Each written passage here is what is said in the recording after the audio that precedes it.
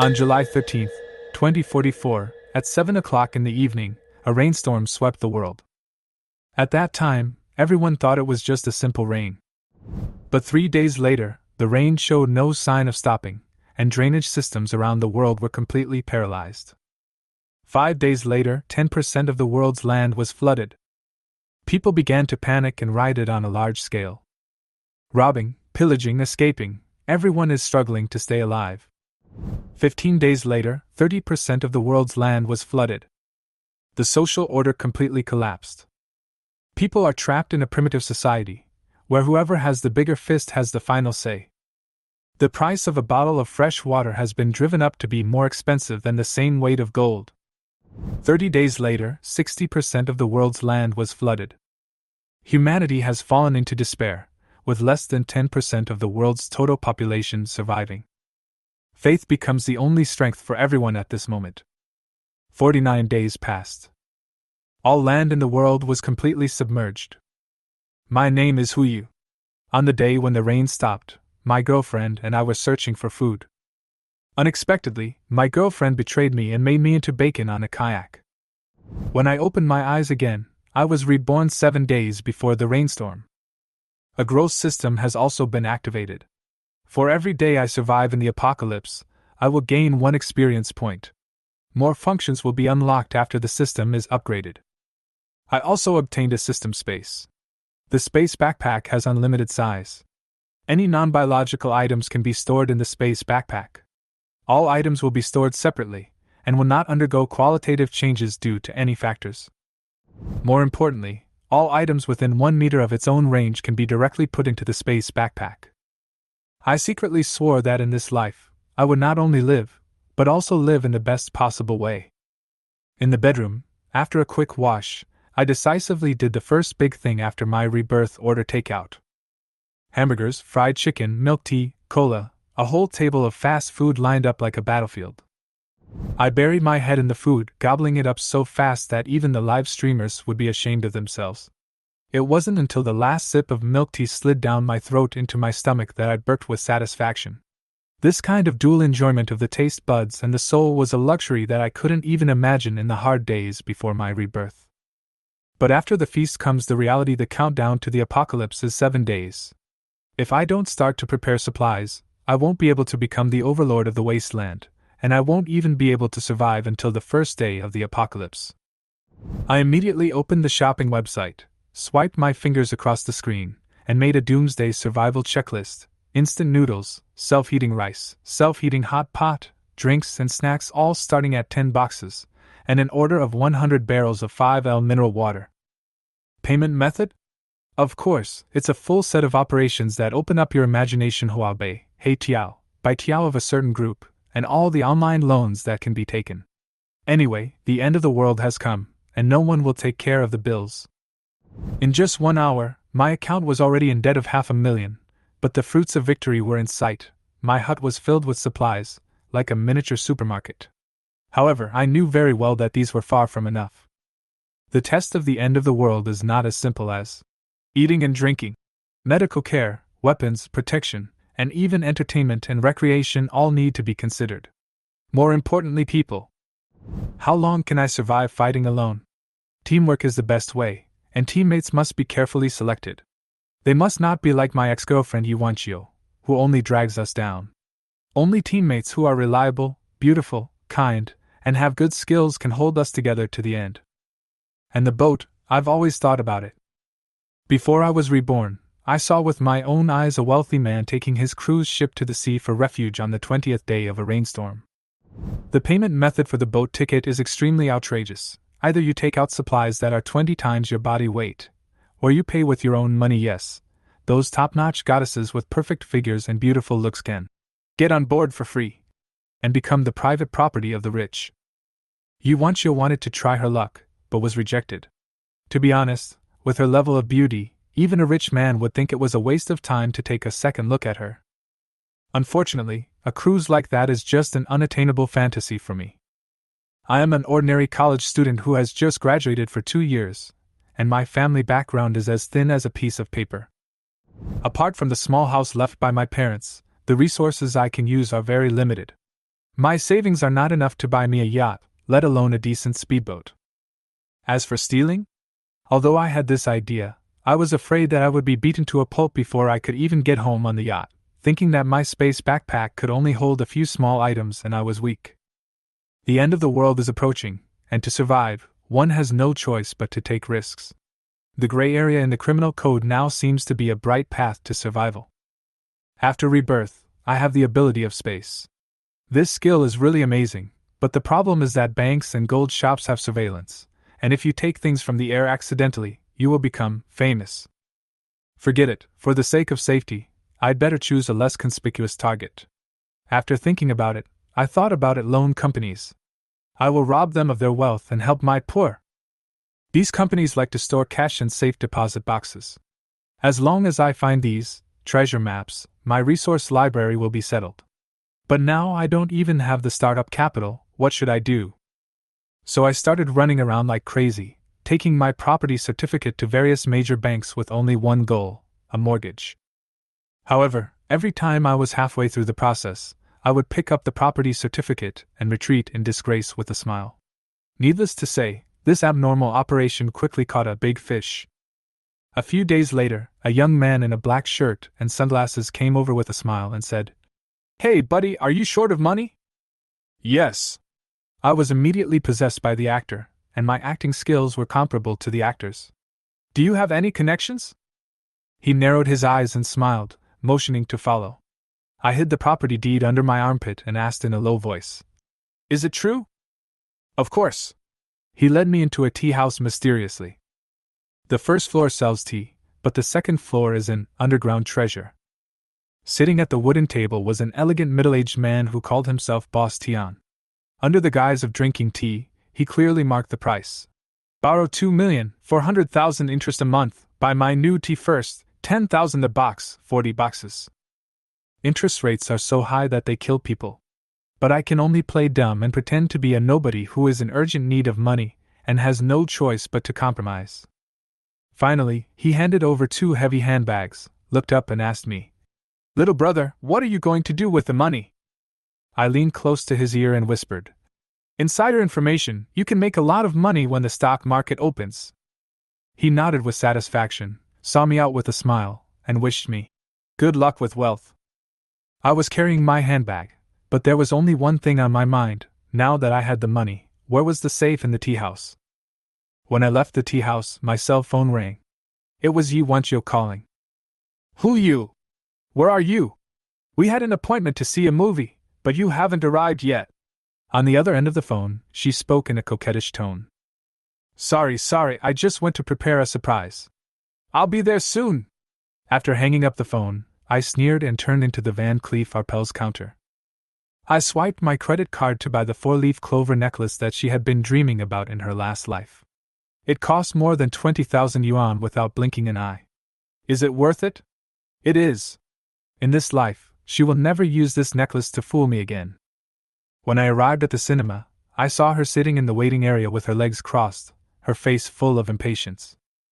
As the elevator door opened, the crisp sound of high heels attracted countless eyes.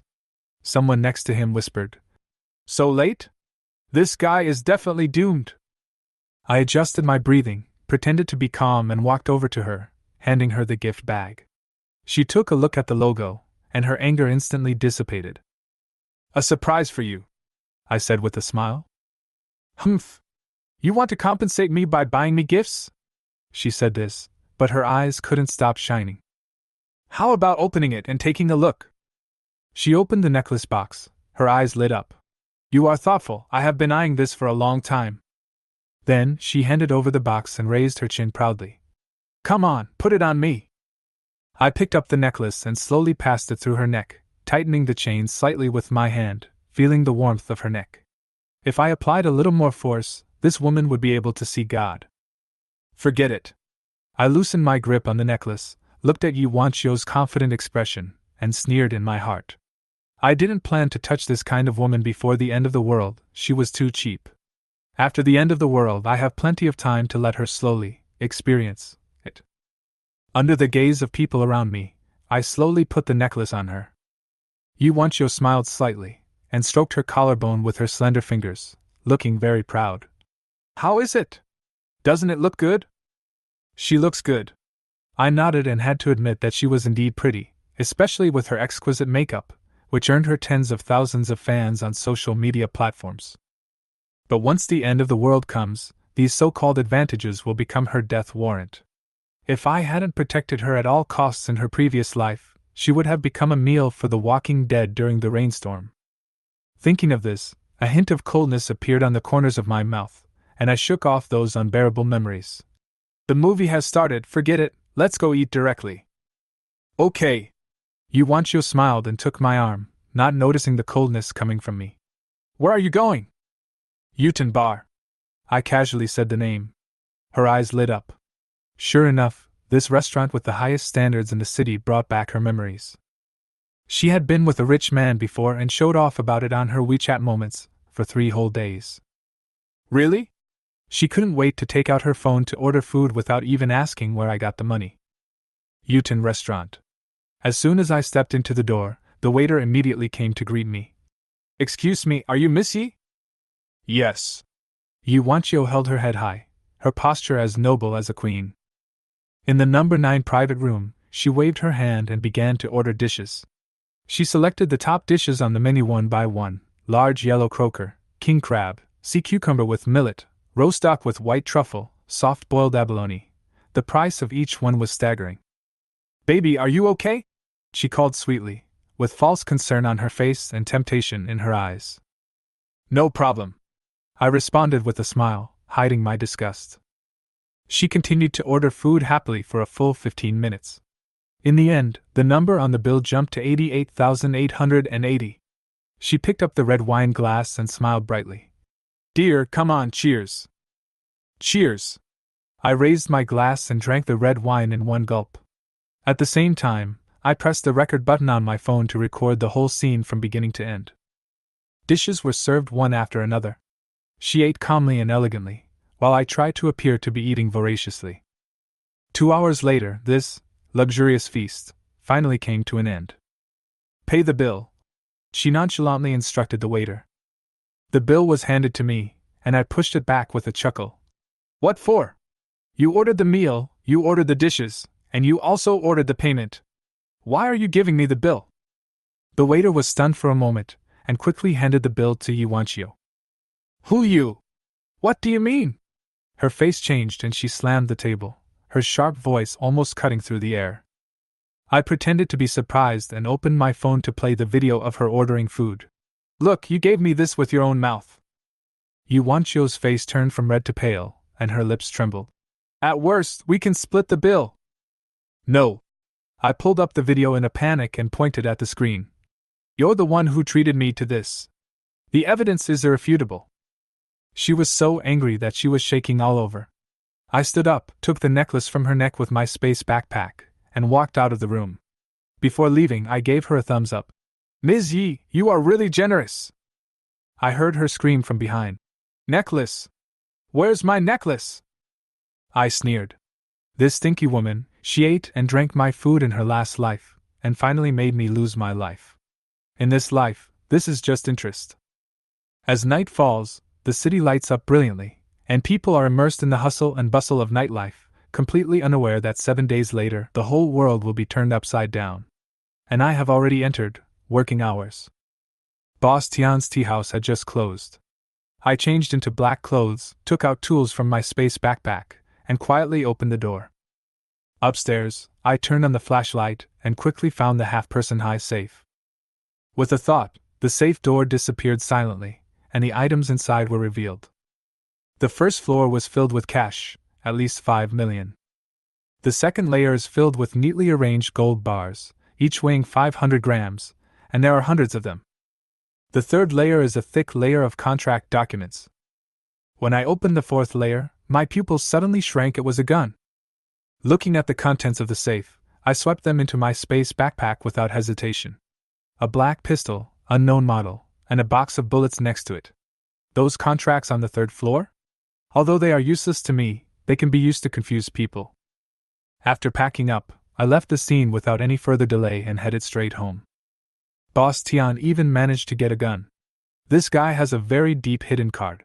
However, now that I have all my equipment, money and weapons, the next step is to consider how to cash in the 500-gram gold bars safely.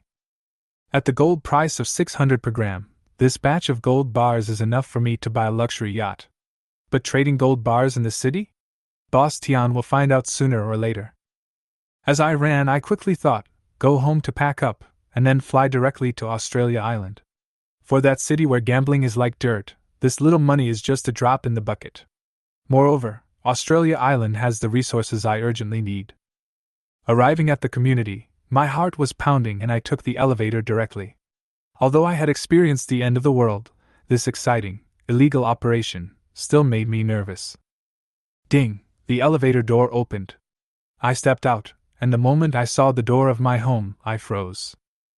10 burly men blocked the door, their arms full of tattoos and their flesh piled up like fierce and evil men. The bald man in the lead was Li Meng. I recognized him. I had heard in my previous life that he was Yi Wanqiu's loyal licker, and was well known in the underworld. Are you Hu Yu? Li Meng confirmed in a low and dangerous voice. Yes, it's me, I responded calmly, walking towards the door at an unhurried pace. If it was before, I might be afraid of them. But now, the fear only comes from the lack of firepower, and I happen to have a gun in my hand. Li Meng sneered and said, Miss Yi asked me to tell you. What did she let me know? Before he could finish his words, I had already pulled out my gun, pointing the black muzzle steadily at his forehead, with a kind smile on my face. The cold touch of the gun muzzle made Li Meng freeze. He was sure that this was a real gun. Hey, big brother, let's talk it over. Can you put this thing away first? Li Meng immediately put on a flattering smile. I didn't move, but tapped his face lightly with the muzzle of the gun.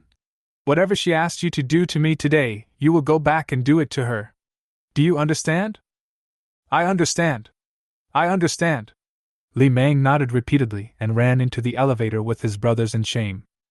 Back in the house, I quickly packed my things and stuffed my daily clothes and necessities into my space backpack.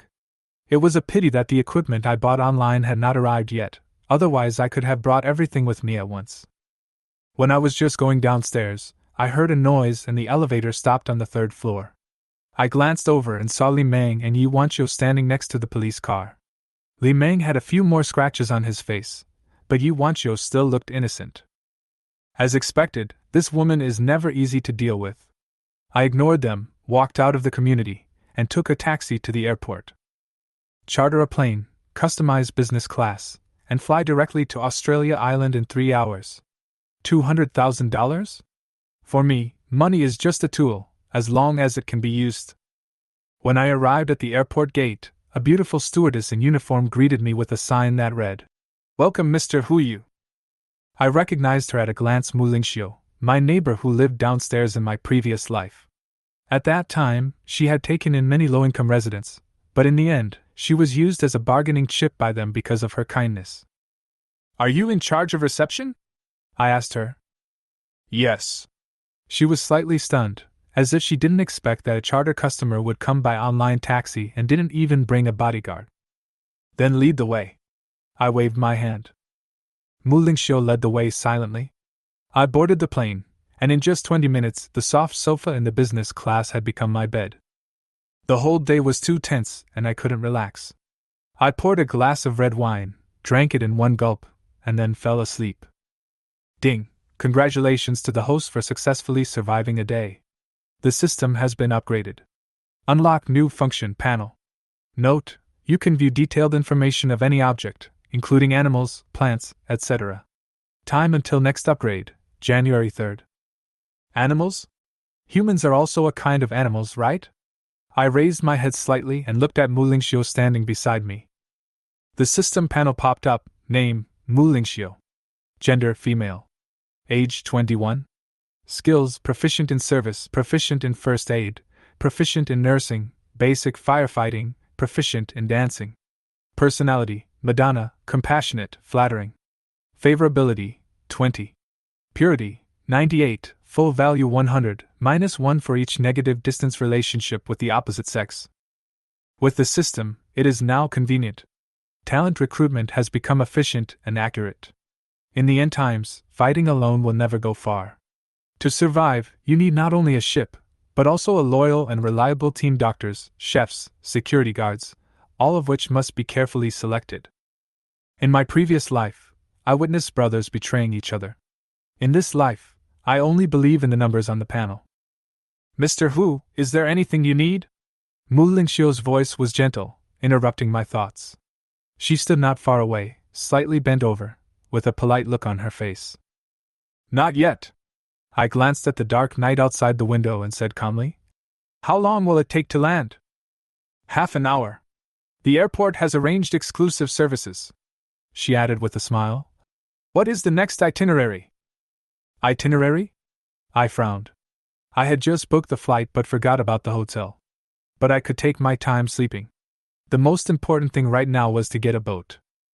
I want to buy a large yacht, I said bluntly. Can you find a seller? Mu Lingxiu paused for a moment and then left.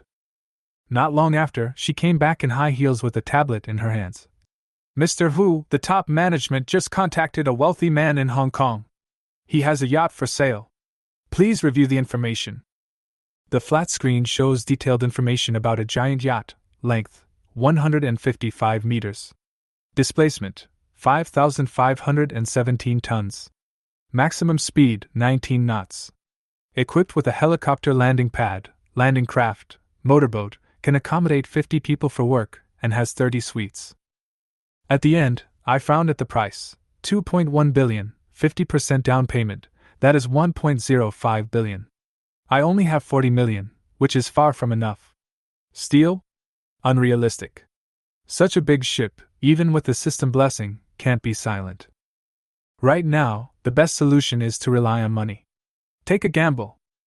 At 1 o'clock in the morning, I stood in front of the casino table, exchanging a gold bar for 300,000 chips. The 3 dice in the dice cup are clearly visible on the system panel. Dice 322.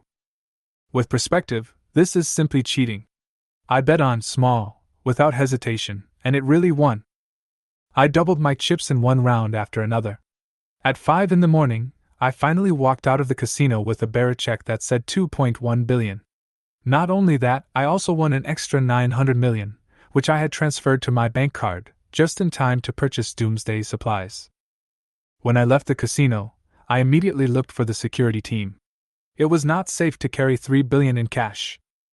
With the introduction of the casino manager, I arrived at a top security company in Macau at 7 o'clock. It provides services to casinos across the island and its professionalism is unquestionable. I want the best, the sooner the better, I said coldly. Within half an hour, 12 muscular bodyguards stood in front of me. The system panels popped up one by one, the favorability was all 0, and the skills were focused on firearms, fighting and first aid. Just then, a man sweeping the floor caught my attention. Name, Qinshan. Gender, male. Age 29. Skills: perfect survival, perfect fighting, perfect assassination, proficient driving, proficient firearms, proficient first aid, proficient swimming, proficient cooking. Personality: daughter slave, loyalty, pride, and loyalty. Favorability 0. There are 3 perfect skills, 6 proficient skills, and the character also has 2 keywords, loyalty and loyalty. He is just a cleaner sweeping the floor? It's you. I walked straight to him. Sensing something, Qinshan slowly raised his head and looked at me. His eyes were calm, but with an edge. After saying this, the whole place fell into an eerie silence. Instead of choosing a top bodyguard, he chose a cleaning lady who sweeps the floor. The expressions of all the bodyguards were different. William's face was ashen and he swore. This is an insult. An insult to us. That's right. James echoed in broken Chinese. You don't understand the meaning of a top bodyguard at all. Tanaka Ichiro even sneered and said sarcastically, Choose a loser to clean up. It's just grandstanding. They were so angry that they almost overturned this unreasonable decision on the spot. But the boss of the security company, Boss He, quickly stepped forward and stopped Tanaka from shouting. Tanaka, don't be rude to your customers. Customer? Tanaka snorted coldly, with disdain on his face. This is an insult to our professionalism. Boss He, I want to terminate the cooperation. His words were sharp and harsh, attracting the attention of the audience. At this moment, Shinshan suddenly said, "You want to hire me?" I nodded, my eyes steady. "Long-term employment, the conditions are up to you." Shinshan glanced at me and said calmly, "I have a daughter and I want to live in the same city with her." "Good. An annual salary of 3 million. Good. A 2-bedroom house. Good. An off-road vehicle with good performance. Good. I won't do anything other than bodyguard duties. Good." He finally nodded. "No problem. Bite." Shinshan's favorability plus 10, now 10. The string of conditions vomited shocked everyone. Especially Tanaka. The expression on his face changed from anger to sarcasm, and finally to flattery. He came over with a smile on his face. "Boss, I am the most suitable bodyguard for you." "He can't." Before I could speak, Shinshan raised his hand to stop me and calmly uttered 2 words. "Back off." Tanaka was so angry that he slashed his palm towards the head of Shinshan. However, the next second, there was a muffled sound in the hall, and Tianzhong fell to the ground, unconscious. Shinshan had no expression on his face and stood in front of me. The gap between exquisiteness and perfection is so huge. I looked around at everyone and said calmly, "I didn't say I would only hire one person. Whoever can surpass him and come to me will receive the same treatment and an annual salary of 3 million. The 11 bodyguards looked at each other and took action without hesitation. The annual salary of 3 million is enough for them to work hard, but their opponent is Shinshan. During the siege, Shinshan's figure was as agile as the wind, and his shots were extremely accurate. The punches and kicks seemed random, but they knocked down the opponent instantly. He even deliberately avoided the fatal parts. If the attack landed on the throat, heart, or brain, there would probably be corpses on the ground. "Boss," he was stunned and murmured, "Our company actually hides such a great master." He immediately came up and said with a flattering smile, "Boss, congratulations on finding the bodyguard you like. The annual salary of 3 million, including commission, only costs 4.5 million per year." I looked at Shinshan. "Should I sign the contract with you or with him?" "Sign with him." Shinshan's tone remained calm. "When I was desperate, he gave me a job." These words made me admire him even more. Shinshan, a man who promises a lot of money. Bite. Shinshan's favorability plus 10, now 20. It was 9 o'clock in the morning when the contract was signed. After changing his clothes, Shinshan stood behind me and asked, "Boss, is the next step going to Ao Island or somewhere else?" I said in a deep voice, "Leave Ao Island in the afternoon and go back to the mainland. A heavy rain is coming, and a tsunami will hit us 3 days later. Instead of looking for another place, we might as well go back to our hometown and ride out the heavy rain. Then I have to pick up my daughter first and take care of some personal matters." "Okay." I handed him my contact information. "It will be done before 1 o'clock in the afternoon. Do you need any money?" "No, your payment has been received." Watching Shinshan leave, I finally breathed a sigh of relief. Next, it's time to purchase weapons. However, as soon as the thought came to his mind, his stomach growled in protest. I turned to look at the casino manager, Manager Yang. "I heard that Ao Island has a lot of delicious food, why don't you take me around?" Manager Yang immediately smiled and said, "Mr. Hu, please come this way."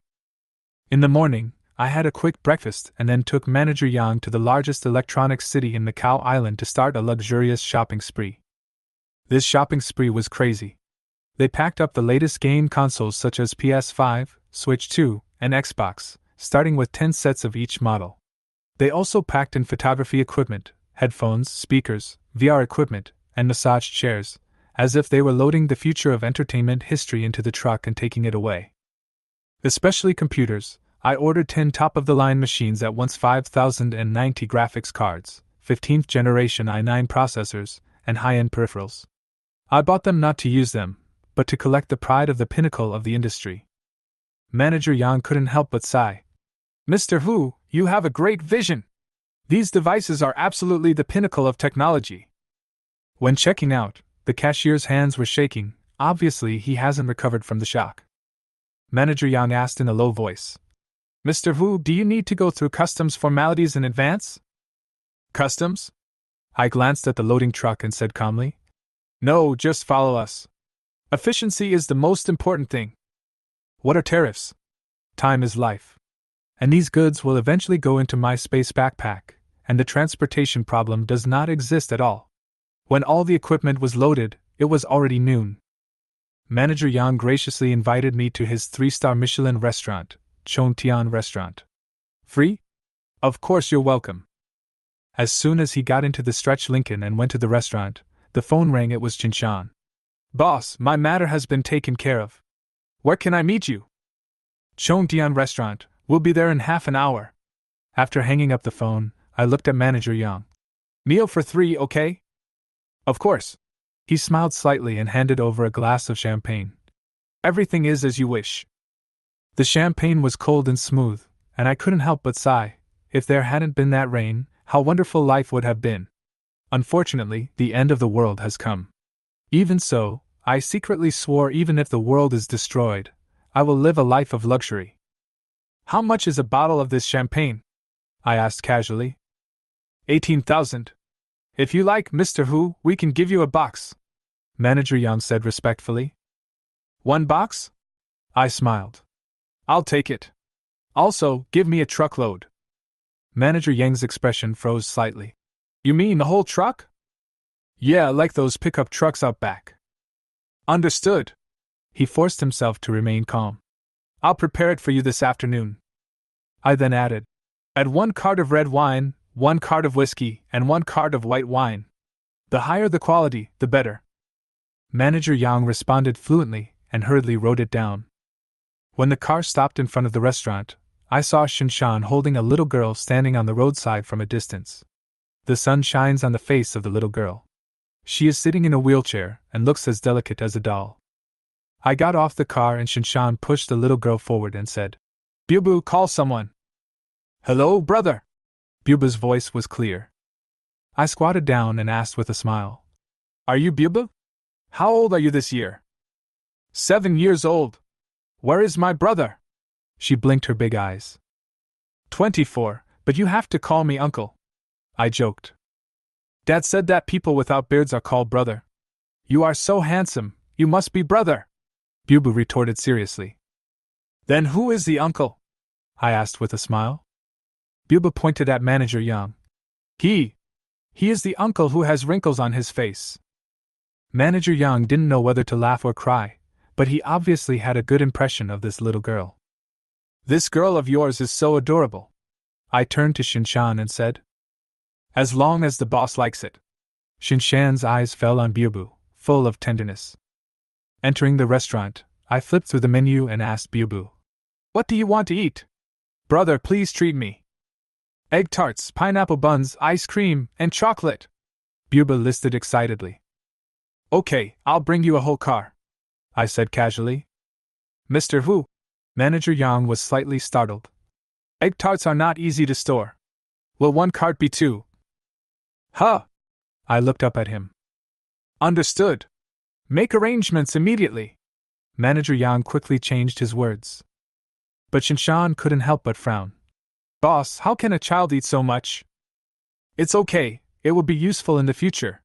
I smiled mysteriously. During the meal, Bubu showed that he was sensible beyond his years, insisting on eating by himself. Qinshan, on the other hand, carefully inspected each dish before letting me use my chopsticks. The little girl is indeed lovable. After I fed her a bite of steak, the system actually prompted that my favorability level increased.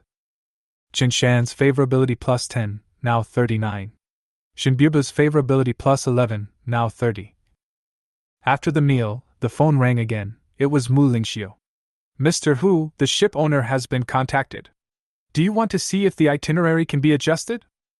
No change. I wiped the corners of my mouth and said calmly, we'll go there right away. It was still the stretch Lincoln, but with Qinshan and Bubu in the car, and the queue of small trucks behind also increased from 1 to 10, making the scene quite spectacular. Bubu's eyes widened and she was stunned. Especially when she heard that 5 of the trucks were filled with her favorite snacks. She couldn't recover for a long time. Qinshan was also stunned for a moment, and then sighed in a low voice. Good guy, do rich people buy things by the truck rate? Buba turned to look at me, his eyes full of admiration, and his favorability score seemed to have soared to 40. But Qinshan frowned, showing a hint of suspicion, and his favorability dropped back to 29. He seemed to be wondering, what am I trying to do? At this time, Manager Yang's voice in the front row interrupted my thoughts. Mr. Hu, the port has arrived. I got out of the car, stretched out my hands towards Bubu, and said in a gentle tone, Bubu, can you please come down, brother? Bubu did not agree directly, but looked at Qinshan obediently, obviously waiting for his permission. Qinshan got out of the car immediately, hugged Bubu into his arms, and said firmly, Boss, you don't need to worry about such a small thing. I smiled, understanding Qinshan's caution. We have only known each other for a day, so naturally he would not let me get close to Bubu easily.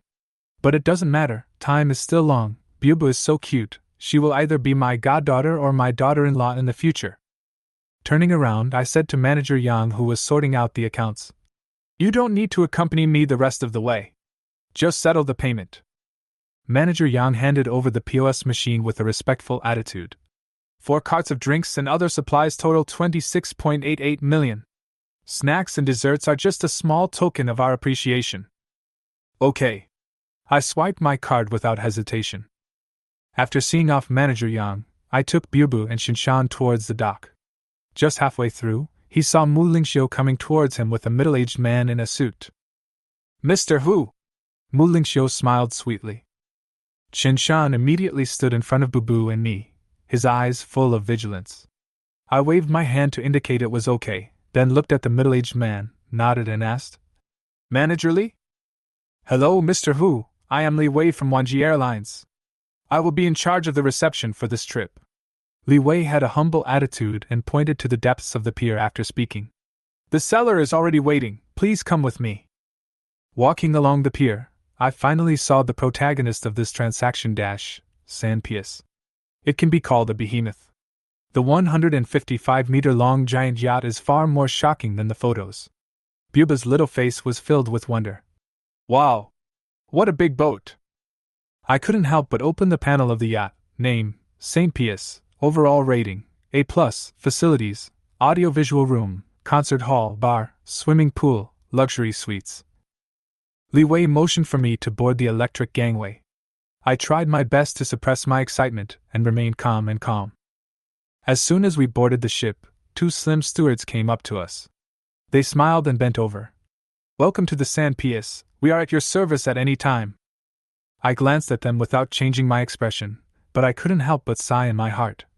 Rich people really enjoy it. Li Wei reminded. Mr. Hu, the captain is waiting for you in the deck reception room.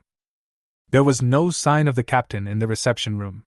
Just as he was wondering, he suddenly heard a sound of water coming from behind him, and a blond man jumped out of the swimming pool. Qinshan reacted quickly and directly covered Bubu's eyes. Children can't watch. Bubu closed his eyes obediently and whispered, Oh. The blond man laughed and walked towards Li Wei. Li! We meet again! Billy! Li Wei shook his head helplessly. Your deal isn't over yet. Billy turned to look at me, looked up and down, and said in a provocative tone, You are the one who wants to buy my St. Pius? How much? I said coldly. 2.1 billion, no bargaining. He grinned, as if waiting to see me shrinking. I directly handed out a cashier's check and said simply, I'll give you the money, and the boat will be mine. Billy was stunned for a moment, then with a smile on his face, he quickly signed the contract and put the check in his arms. Boss, I wish you a happy use. After watching Billy leave, I stood on the deck and my eyes inadvertently fell on the 4 stewards dressed in cool clothes. They noticed it almost at the same time, their eyes lit up, and they walked towards me with sweet smiles. I was careless and couldn't get out of the way. I could only pray silently in my heart that Qinshan would stop them. However, Qinshan stood as steady as a mountain, covering Bubu's eyes with one hand, not moving at all. Brother Shin! Help! I sent out the last signal for help, but it was too late. 4 flight attendants had already rushed towards me, their flaming red lips bombarding me like raindrops. I tried my best to protect my set of short-sleeved shorts with 79 free shipping. My heart almost collapsed, and I almost cried. Finally, Qinshan reacted. He easily picked up the flight attendants one by one and threw them aside. Next time someone pounces on you, you must stop them in advance. I slumped on the sofa, my tone full of resentment. Shinshan looked innocent. I thought you were enjoying it, boss.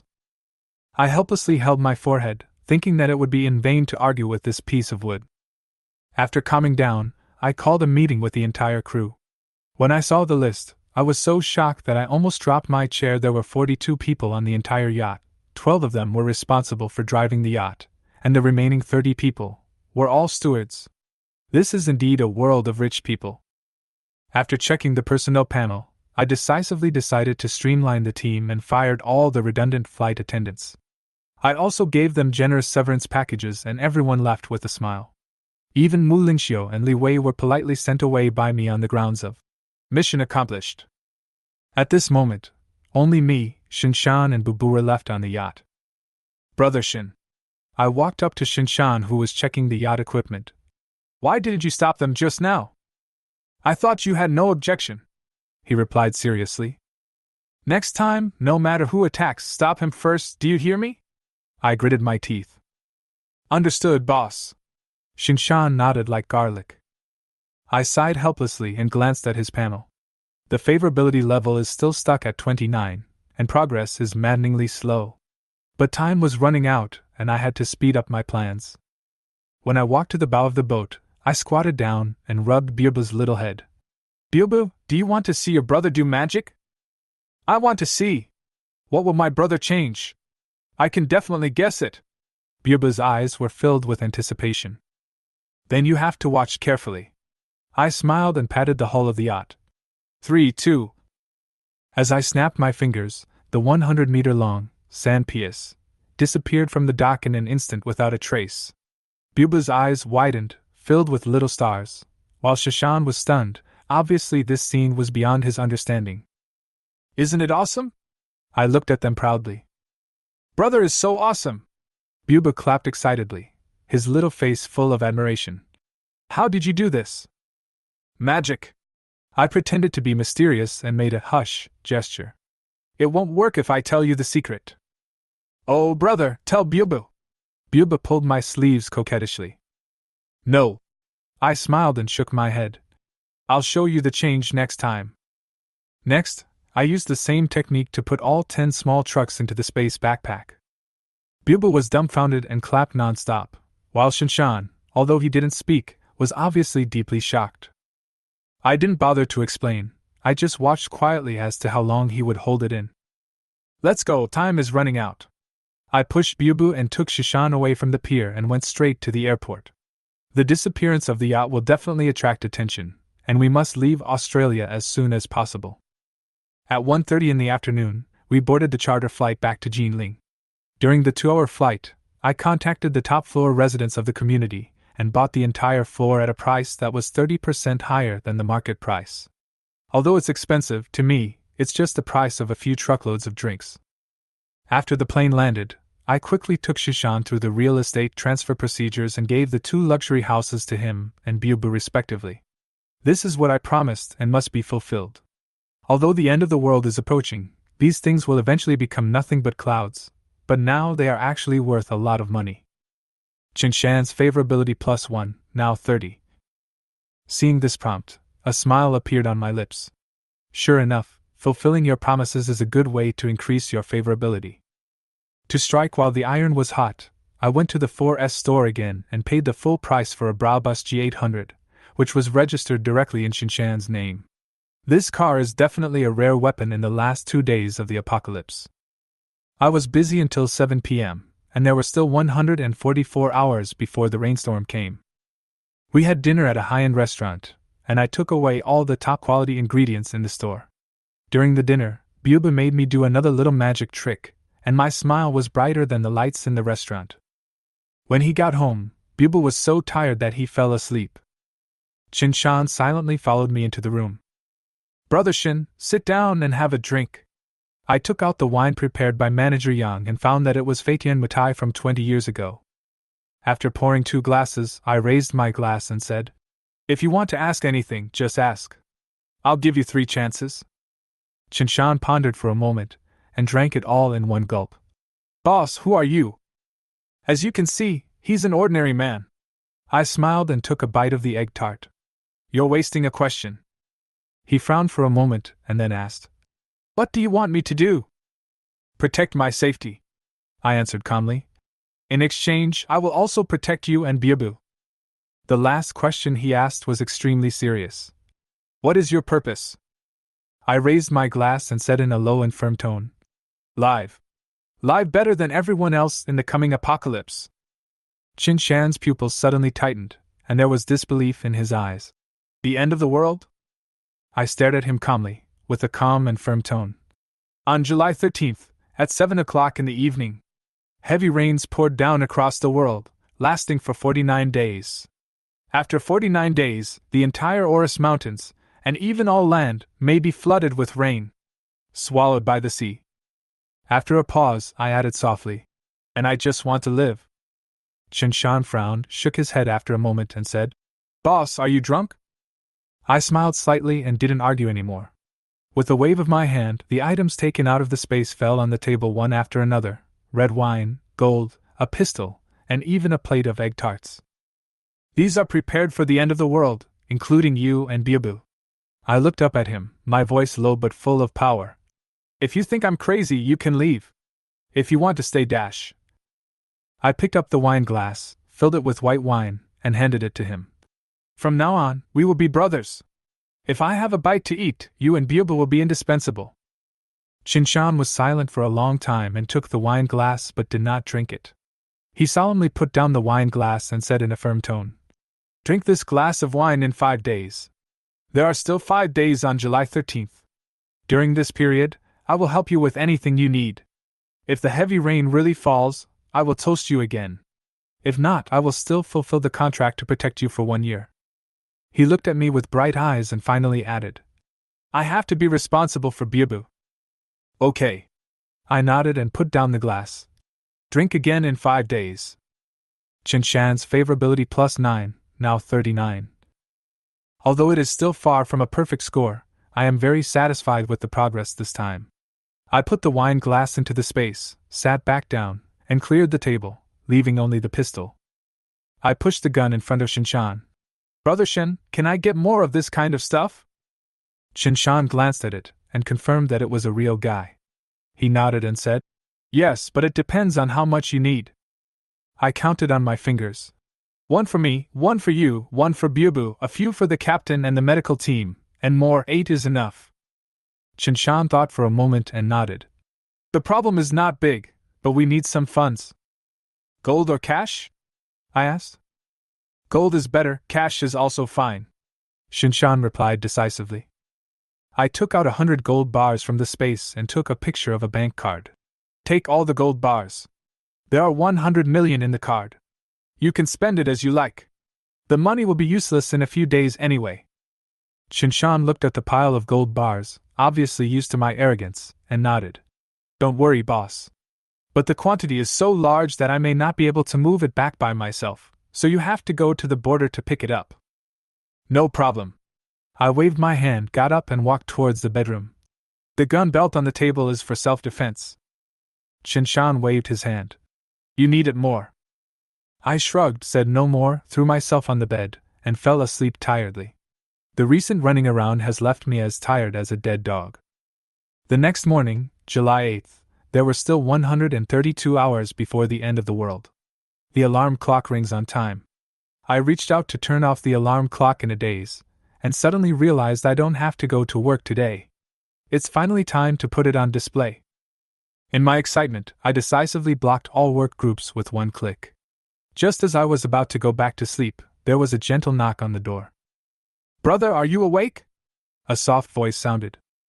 It's Byabu. I had no sleep at all, and stood up and dressed with my aunt's smile on my face. Wake up. Byabu, is something okay? Brother, can you help Byabu? Byabu, can't open the door. Byabu's voice was anxious. I quickly opened the door and saw her sitting in a wheelchair, her face flushed, trying to reach the door handle of the toilet. Her arms were too short to reach. I'll do it. I quickly stepped forward to help her open the toilet door, and then asked cautiously, Bubu, can I go find an ant for you to help you? Bubu turned around and smiled sweetly. No need, brother, Bubu can do it himself. Watching her skillfully maneuver the wheelchair and pull out a catheter from behind, I felt bad. This girl is so sensible. I looked around and found that Shinshan was not there, and there was a note on the table. Boss, I'm going to do some work first. I'll ask you to take care of Bubu for the day. She is very sensible. If you are in an emergency, you can leave her alone at home. See you tomorrow morning? Depend on. This guy Shinshan actually just turned his back on him. I was just thinking about settling the score with him, when the toilet door opened, and Bubu's little face was full of apology. Brother, I'm sorry, can you help me flush the toilet? I can't reach it. I smiled helplessly and rubbed her head. Big brother can help you with little things. After cleaning up, I squatted in front of her and said seriously, Bubu, your leg, my brother wants to take you to the hospital for a checkup. Maybe it can be cured. Bubu lowered his head and whispered, Dad took me to see many doctors, and they all said that Bubu's legs are difficult to treat. It's hard, but that doesn't mean it's impossible. I looked directly into her eyes. Are you willing to try again? She hesitated for a moment and nodded gently. As long as Dad doesn't cry anymore, Bubu is willing to try anything. This girl is so sensible. I took out my cell phone and called the manager of Wanji Airlines. Charter a plane to Yijing today, and the cost is not a problem. No matter how much it costs, I must cure Bubu's leg before the end of the world. And by the way, I will build a medical team. At 9 o'clock in the morning, the atmosphere in Sheha Hospital was particularly tense. At this moment I have the cash power in my hands and a firm belief that everything has to have an explanation. A promise to donate to build a new inpatient building was enough to mobilize the resources of the entire hospital. Chief physicians from orthopedics, neurology, and traditional Chinese medicine gathered together to hold a high-level seminar for Bubu. The conclusion was straightforward and powerful: it can be cured. When I heard these two words, I took action immediately. Experts are abroad? Charter a plane to bring them back. Equipment is out of town. Charter a plane to ship it here. All difficulties are nothing to be afraid of in the face of money. However, at the critical moment when the treatment plan was finalized, a cold voice broke the calm. I object. Everyone looked in the direction of the voice and saw a young female doctor standing out. She was a traditional Chinese medicine practitioner, and her figure was particularly conspicuous among the old professors in the room. Even with her large black-framed glasses, she could not hide her natural beauty. Her tone was calm but unquestionable. The patient is too young. This treatment plan is extremely risky. Not only may it fail, it may also cause serious sequelae. Even if it succeeds, there will be hidden dangers as the body develops. The orthopedic director frowned and retorted, But this is the fastest way. The family members have clearly requested that the operation must be completed within 5 days so that the child can stand up. Why?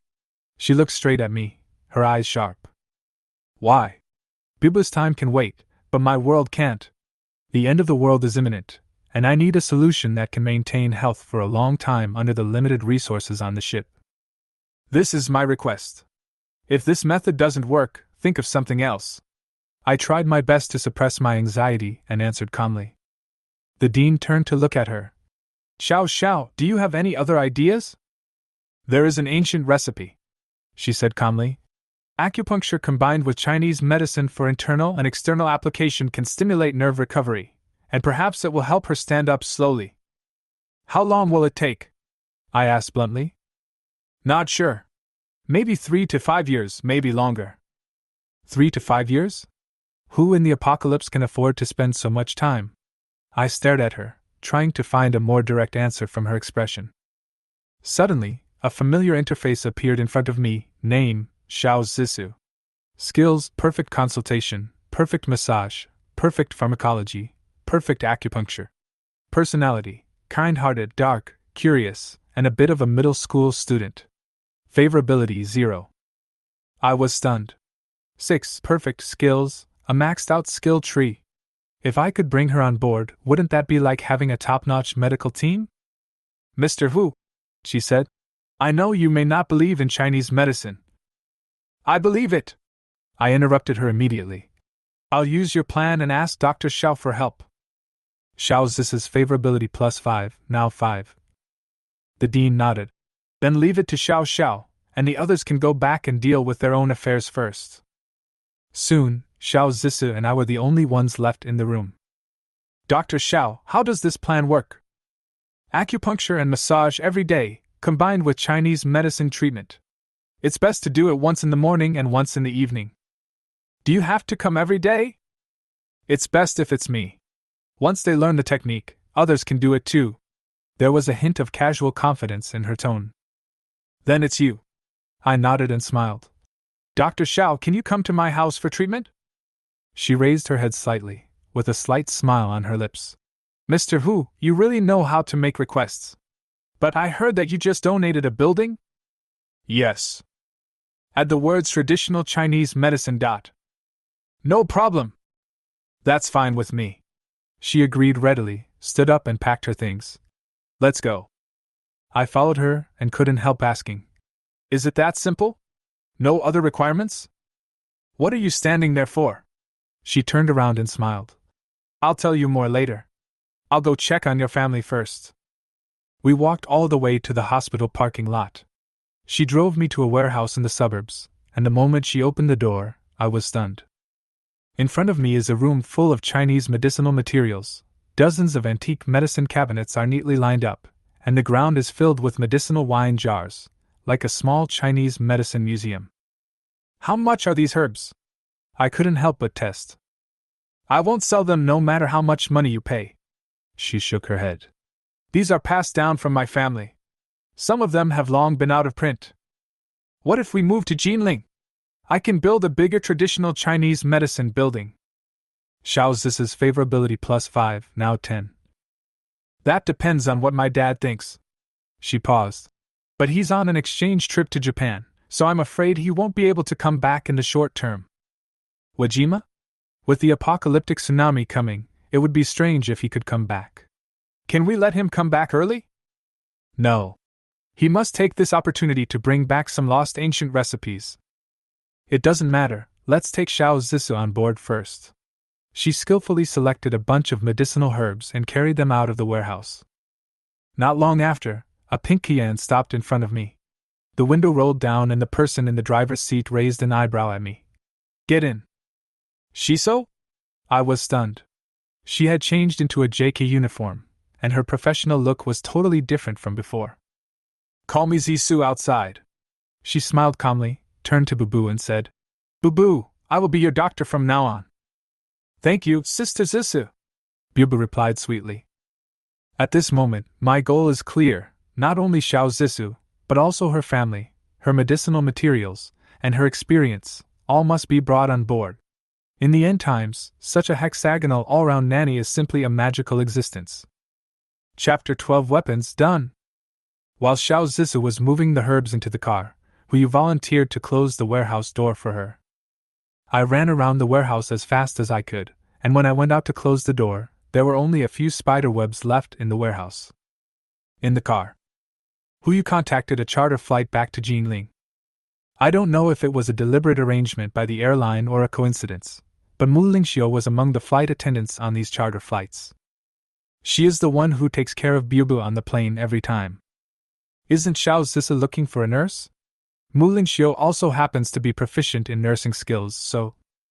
Hu sat on the sofa and looked at Mu Lingxiu, who was teasing Bubu with a small toy. Ms. Mu. Mr. Hu? Mu Lingxiu immediately stood up, with a smile on her face, and responded respectfully. Excuse me, what do you need? I wonder if you would consider changing jobs? Hu extended an olive branch to her, and another flight attendant next to him immediately showed an envious look when he heard it. If you work for a young wealthy man of this level and seize the opportunity, you may very likely become a phoenix. If it were her, she would be happy even to be a cleaner. Mu Lingxiu did not agree directly, but asked, What do you plan to hire me for? Take care of Bubu. Hu did not hide it. You have seen it, Bubu needs a personal nanny. If you agree, you can set any conditions. Here it is again. Xiao Zisu, who was lying on another sofa, glanced at Hu. Could this guy be some nouveau riche? Nanny. Mu Lingxiu was a little hesitant. Putting aside the salary and other things, if she was just a nanny, it would be difficult to get her to give up the job of flight attendant. You can think about it and give me an answer before tonight. Okay, thank you, Mr. Hu, for your appreciation. Hu doesn't necessarily have to choose her, but for the sake of the warm baby, he gives her a chance to choose. Our Lady? This personality trait is not good, but when it comes to taking care of Byobu, there is nothing more suitable than this. The plane landed at 4 o'clock in the afternoon. Hu took the airport car directly back to the community gate. Because it was an old neighborhood, Xiao Zissou just took a look and her expression was dull. He lives right here? Those who take the plane are all chartered. Let alone a detached villa, they should at least have a large flat, right? Isn't this community too old? Could it be that this nouveau riche hasn't had time to purchase a property? Xiao Zissou's mind was full of curiosity about Hu, so she helped him carry Byobu down from the car, and the two of them walked towards the community. As the three of them walked into the community, they heard a discussion in the distance. I saw 3 middle-aged ladies sitting in the pavilion in the community, eating melon seeds and chatting. Hey, have you heard? The guy on the 28th floor seems to have made a fortune and bought all 28 floors in one go. What do you mean by getting rich? Didn't I hear that she was kept by someone? And it was a man who kept her. That's right, you can do anything else at such a young age. Why do you have to do this? Shh! Stop talking, someone is coming! These 3 ants have quite a loud voice. Hu heard everything that was just said. But he ignored it. However, Xiao Zissou's eyes lit up. There's Melon! Her gossiping soul was burning, and she wished she could join this group of ants right now, holding some melon seeds. Just as she was about to move forward, Hu turned his head and looked at her. Dr. Xiao, can Byobu's medicine be ready tonight? That's right. I still have to make medicine. Let's talk about gossip next time. Xiao Zissou turned around and followed. No problem, you can trust me to do the job. That's good. Hu replied and continued forward. In the previous life, this group of ants caused a lot of trouble. They all have a naughty kid in their family, and when they get together, they are a complete group of devils.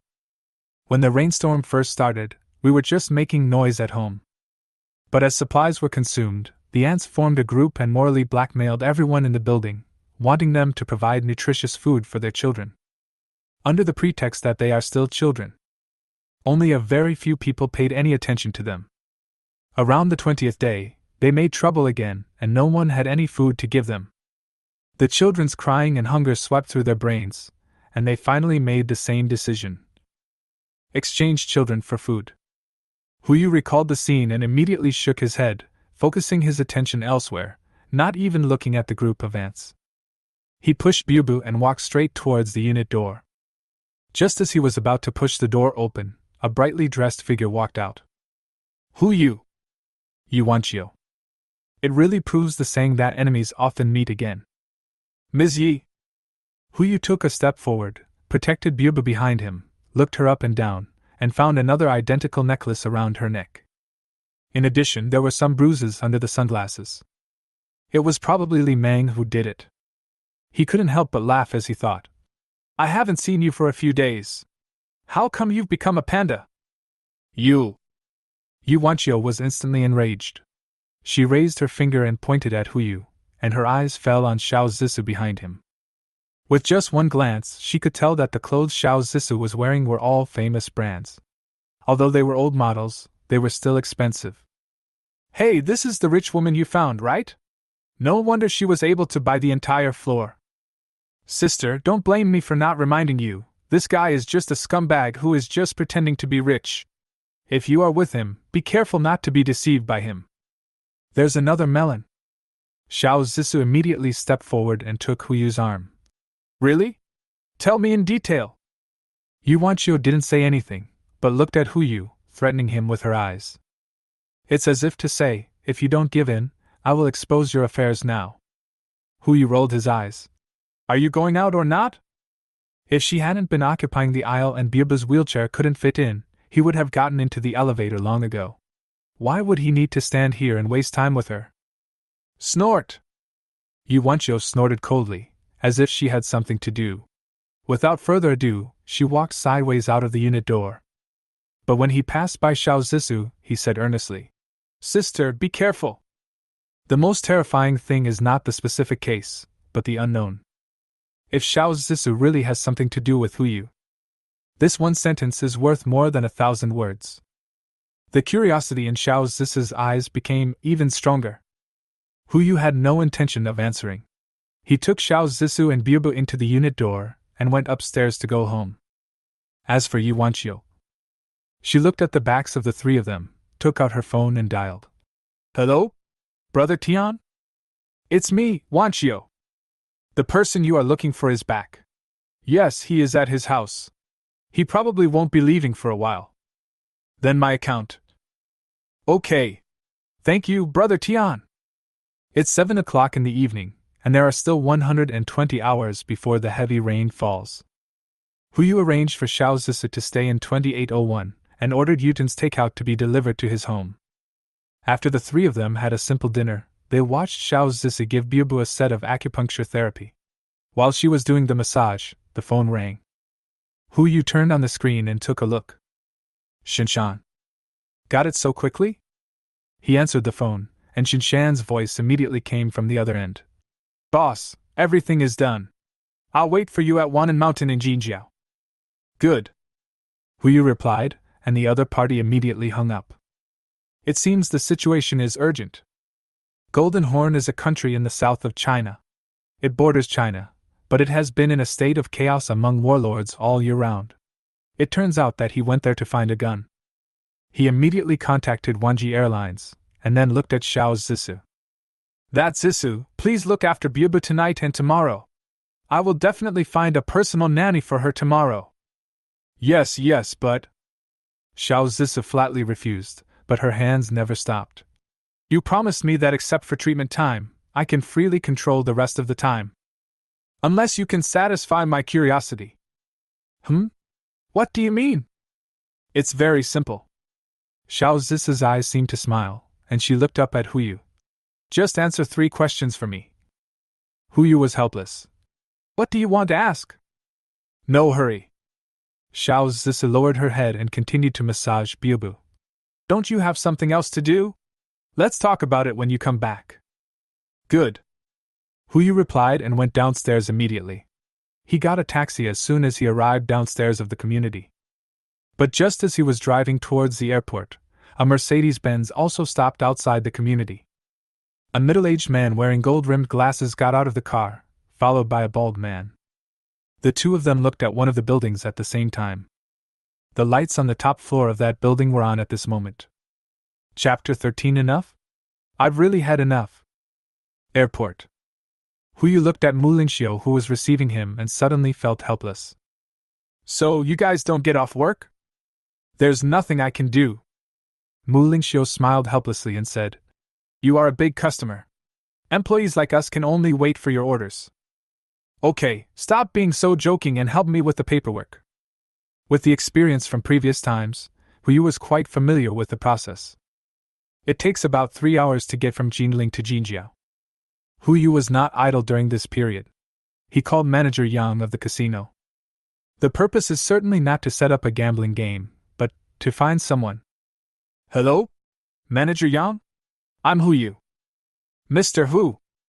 Manager Yang was very surprised. "Are you planning to make an appointment for gambling? I will arrange it for you right away. When will you arrive in Ao Island? I will pick you up." "There's no rush for gambling." Huyu sighed. "I haven't been feeling well lately. Do you know any reliable Chinese medicine practitioners?" "Traditional Chinese medicine?" "Yes, I heard from my friend that there is a Mr. Xiao who has superb Chinese medicine skills. It's a pity that he is now in Wa Island. If you can ask him to come to Jinling to treat me, I think I will return to Ao Island soon." "Is he a Chinese medicine doctor named Xiao?" Manager Yang immediately grasped the key words when he heard it. "Don't worry, Mr. Hu, I will contact my colleagues in Wadao for you right away. If you need it, we can also find a professional doctor to come to Jinling to treat you." "No need, I just want to find this Dr. Xiao." Huyu decisively refused. "Money is not a problem." "Okay, I'll let you know as soon as I have any news." "Wait for your news." Hu Yu hung up the phone and looked at the plane about to take off. For some reason, he felt panicky and subconsciously wanted to call Biubu. Mr. Hu? Mu Lingxiu stepped forward and gently reminded him. Please turn off your cell phone. If necessary, we will provide you with a satellite phone after the plane takes off. No. Hu Yu turned on the airplane mode of his phone and put it aside. What do you think of my proposal this afternoon? Well? Mu Lingxiu was speechless for a while, and finally rolled her eyes and whispered. Mr. Hu, you should be back later, right? Well, what's wrong? I will ask for leave later. If you still see me on the plane, I will go with you after the plane lands. If not, I can only apologize. Good. Hu Yu replied helplessly. Thank you for your understanding. Mu Lingxiu's favorability plus 10, now 30. Hu Yu didn't say anything more. He felt the turbulence of the plane, and gradually closed his eyes. When he opened his eyes again, the plane had landed at the airport.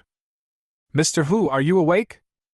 Mu Lingxiu came forward and asked, handing over a hot towel at the right time. Hu Youjie took the towel and wiped his face. What time is it? It's 11 o'clock at night. We have landed at Golden Horn Airport for 10 minutes. Mu Lingxiu smiled and responded.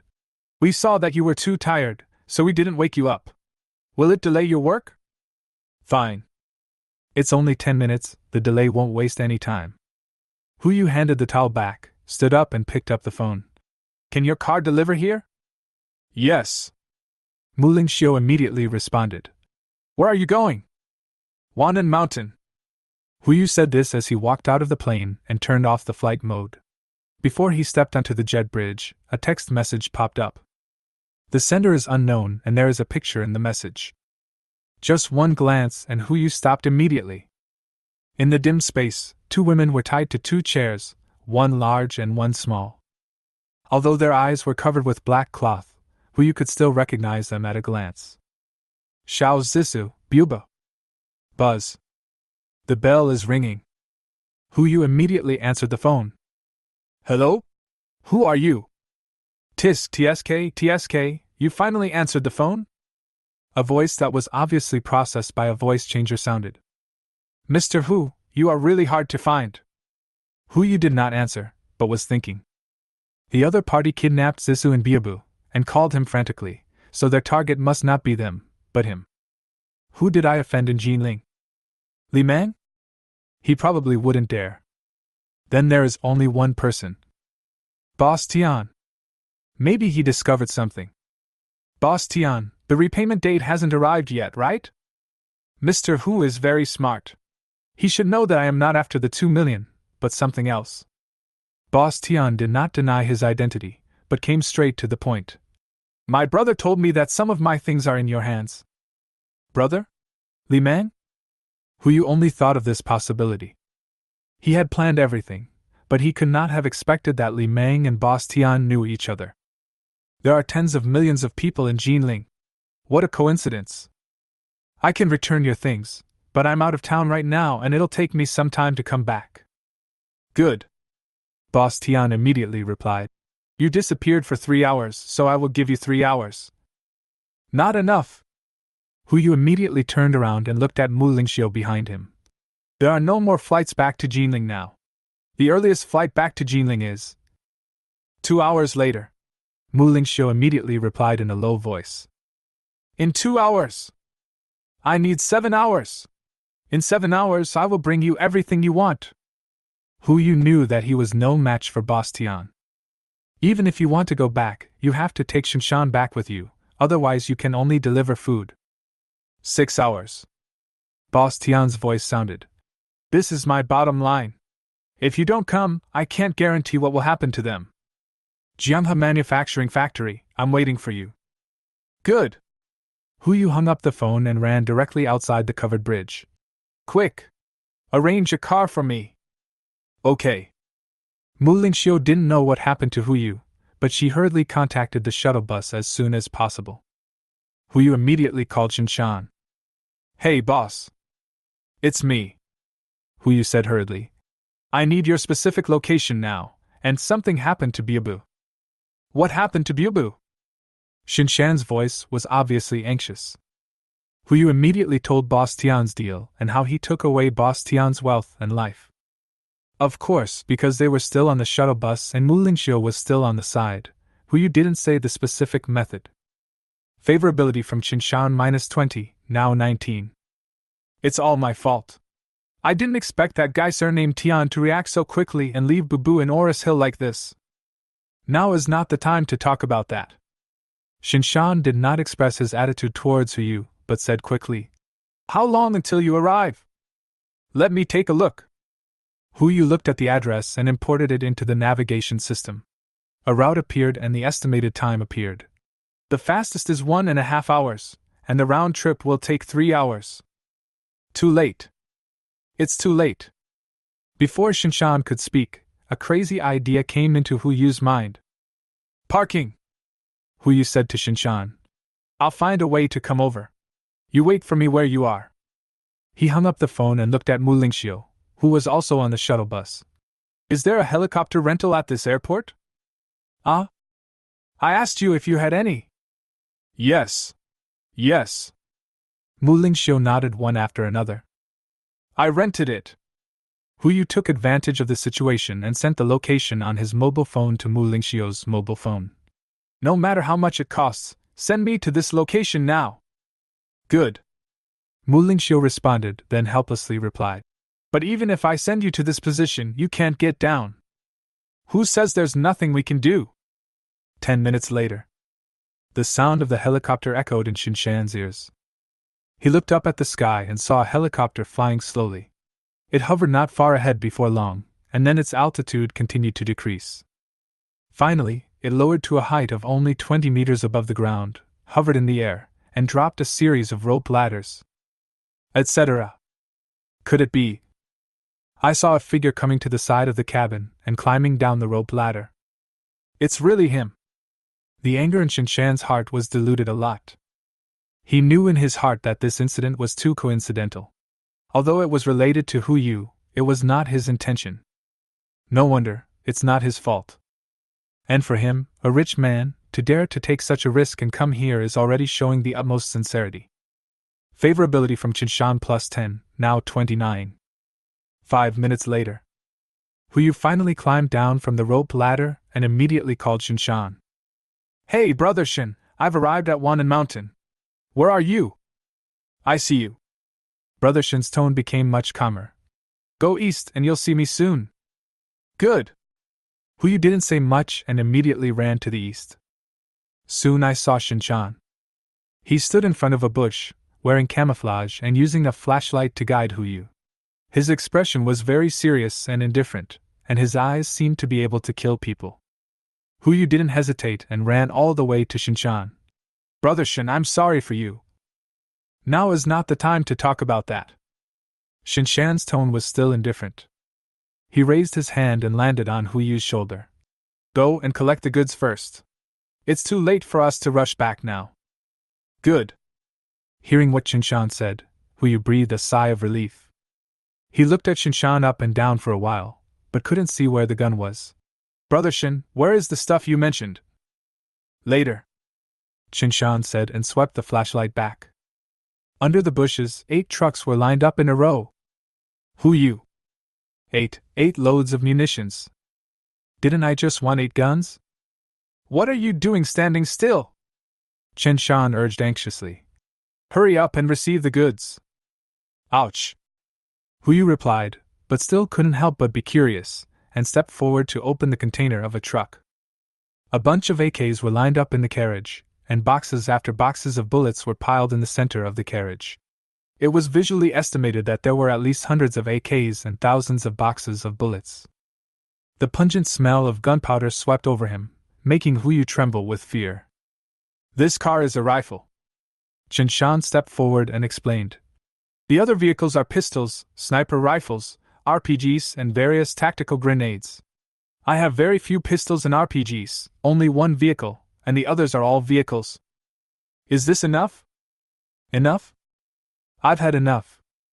These 8 carts of munitions are enough to arm 8 companies. Yu swallowed, not daring to put these things outside. He immediately put them into his space backpack and made the 8 gesture to him again. Brother Shin, didn't I say we would get 8 guns? Ah? Shinshan was stunned and made the 8 gesture. 8 handfuls? I thought you bought things by the truck. This 8 doesn't mean 8 cars? Who is a good person who wants to buy 8 trucks of arms? Huyu complained helplessly, but he had done everything, and the focus now was not on arms, but on Byabu and Zisu. He shook his head and immediately ran out of the bushes. Forget it, let's go back first. With these things, we can save Byabu. No! Not enough! Shinshan started running as he said this. When he passed by Huyu, he picked him up by the waist, carried him behind his back, and rushed towards the helicopter at a faster speed. Boss, I remember you wouldn't mind hiring more bodyguards, right? Let me confirm first, your so-called sum aren't calculated by car again, are they? Chapter 14 Assemble. On the plane back to Jinling. It was already 11:30 in the evening. There are still 5.5 hours left before the time agreed with Boss Tian. Once on the plane, Huyu saw Mu Lingxiu again. But now he was in no mood to discuss the personal nanny with her. He just watched Shinshan holding the satellite phone and calling people one after another. The method is also very concise, with only 3 sentences per phone call. The first 4 phone calls were all, "It's me. Something happened to Byabu. Jinling, meet at the airport within 5 hours." After speaking, the other party will immediately hang up the phone. As for the 5th call, Shinshan thought for a long time before dialing it. The first 2 sentences are the same, only the 3rd sentence is different. Jinling, Jianghe Manufacturing Factory. Everyone on the other end of the phone seemed to know Bubu. Huyu sat across from him and watched. Until the last call was hung up, he did not ask Shinshan what he meant. All right. Shinshan put down the phone and looked at Huyu. Before he could speak, he took the initiative to explain. Actually, Byabu is not my biological daughter. Huyu was stunned. Is it so exciting from the beginning? To be precise, she is the child of my comrade in arms. Shinshan's eyes scanned the table, seeming to be looking for something. Huyu immediately understood. Here comes a bottle of wine, is there any white one? Yes, Mr. Hu. Mu Lingxiu responded respectfully, and immediately brought a bottle of Maotai to the table. The quality of this bottle of Maotai is naturally not as good as the one prepared by Manager Yang, but it is still okay to drink casually. She poured the 2 of them a drink and walked towards the cab in a sensible manner, not intending to listen to the gossip. Shinshan picked up the wine glass and drank it down, then continued. There are 7 people in our team. During an overseas mission, the captain died trying to protect us. Byabu is his only relative. I can't go into details about the specific mission. In short, after that mission, other members of our team were also punished and everyone was expelled from the military. In order to cause some unnecessary trouble, I took Byabu and hid on Ao Island. I thought that with my own skills I could make money to help her get back on her feet. I didn't expect. Shinshan drank another glass of wine. Huyu also knew what happened next. Shinshan was not popular in the bodyguard company. Perhaps he had offended some senior management, which caused him to keep doing cleaning work. And because he had to maintain Byabu's daily expenses, he had no way to resign and had no choice but to bite the bullet and continue working. As for the so-called unnecessary trouble, Huyu still remembered the diagnosis Xiao Zisi gave Bubu at that time. The bullet hit the spine and left and right leg bones. It was quite a troublesome thing. It was probably related to the overseas mission. Boss. Shinshan's eyes were red. He picked up the wine glass and looked at Huyu. I haven't finished speaking, but you should be able to understand what I mean. If you think we, father and daughter, are too troublesome, you can still regret it now. I will find a way to repay you the money and favors. Trouble? What kind of trouble can there be when the apocalypse comes? Brother Shin. Huyu picked up the wine glass and touched it with Shinshan. I call you Brother Shin. Byabu is my niece. It's a family matter. It's no trouble to talk about it. Come on, drink. Good. Favorability from Shinshan plus 20, now 49. The 2 clinked glasses and drank the last glass. I have business to do later, so it's not advisable to drink too much. By the way, Brother Shin, there is something I have to say first. Hu Yu put down his wine glass and looked at Shin Shan seriously. You say. Your comrades may be good soldiers, but that doesn't mean they can be good bodyguards. Whether they stay or not is a mutual choice between the two of us. So you understand, right? Certainly. Shin Shan nodded. Boss, you are very good at giving them this opportunity. That's good. After saying that, Hu Yu closed his eyes and rested his mind, waiting for the arrival of 12 o'clock. Tomorrow is the third day. The system will be upgraded again. I don't know if there will be any surprises. Half an hour passed quickly, and a crisp sound sounded at the right time. Bite. Congratulations to the host for successfully surviving for 3 days and system upgrade. Unlock new features, survival blind box. Note, you will get a blind box every day. After the blind box is opened, you will get random items, creatures, and skill books to help you survive better. Until next upgrade, March 10th. Survival blind box. Hu Yu's eyes suddenly lit up, and he felt that there was an extra black egg in the space backpack. Just crack the egg open to get random items.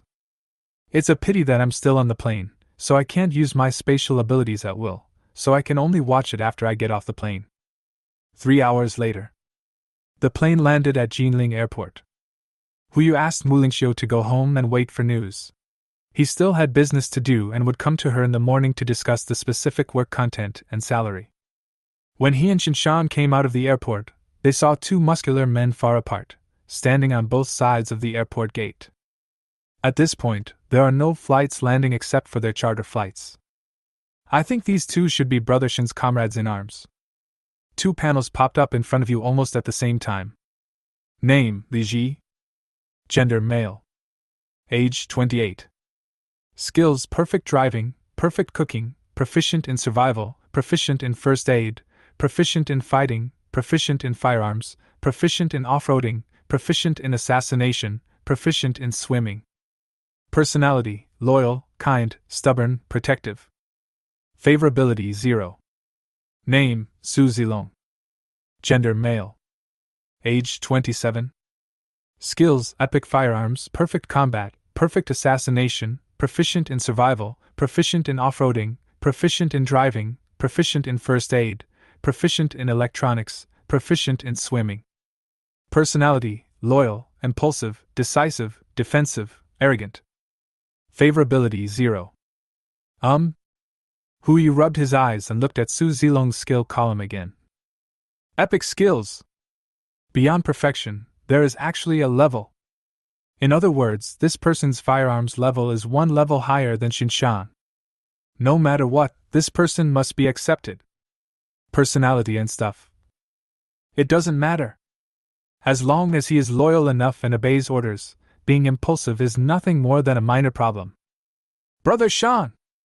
When Li Ji saw Shinshan, he immediately came up to him and complained. Why did you bring this guy here? If I don't come, will it be up to you to save Biaba? Su Zilong also stepped forward at the same time. His tone was extremely cold. Apparently, there was a conflict between the 2. This conflict should not include Shinshan. Okay, now is not the time to argue. Let's talk business first. Shinshan took a step back and introduced Hu Yu, who stood up. This is my boss, and I am now his bodyguard. In addition to Biabu, the person kidnapped this time is also a female friend of his. The favorability degree from Su Zilong is -10, now it is -10. Oh? Su Zilong snorted softly and looked at Hu Yu with dissatisfaction in his eyes. So, Biabu's kidnapping this time has something to do with you. A chill suddenly came over me. Under the scorching heat, Hu Yu shivered. Zilong! Shinshan frowned and stood in front of Hu Yu. We have some things to discuss later. Let's go rescue Biabu first. Snort. Su Zilong snorted coldly and said directly. It's enough for me to go to the address. Since you want to be someone's bodyguard, it would be better for Biabu to be taken care of by me. Just you? Another voice sounded from the gate outside the airport. I saw a pair of twin brothers walking slowly, and the leader sneered. You are not afraid of raising Biabu to be autistic. Autism? Brother, leave it to him to raise him. It's not sure whether Bubu can live to adulthood. Huyu looked at the two people at the door, and two more panels popped up. Name, Zhao Zhong. Gender, male. Age, 28. Skills, perfect first aid, perfect survival, proficient off-road, proficient fighting, proficient cooking, proficient firearms, proficient assassination, proficient swimming, proficient survival. Personality, loyal, heroic, protective, gossipy. Favorability, 0. Name, Zhaoyi. Gender, male. Age, 28. Skills, perfect firearms, perfect fighting, proficient assassination, proficient driving, proficient cooking, proficient first aid, proficient off-roading, proficient swimming, proficient survival. Personality, loyal, heroic, protective, superstitious.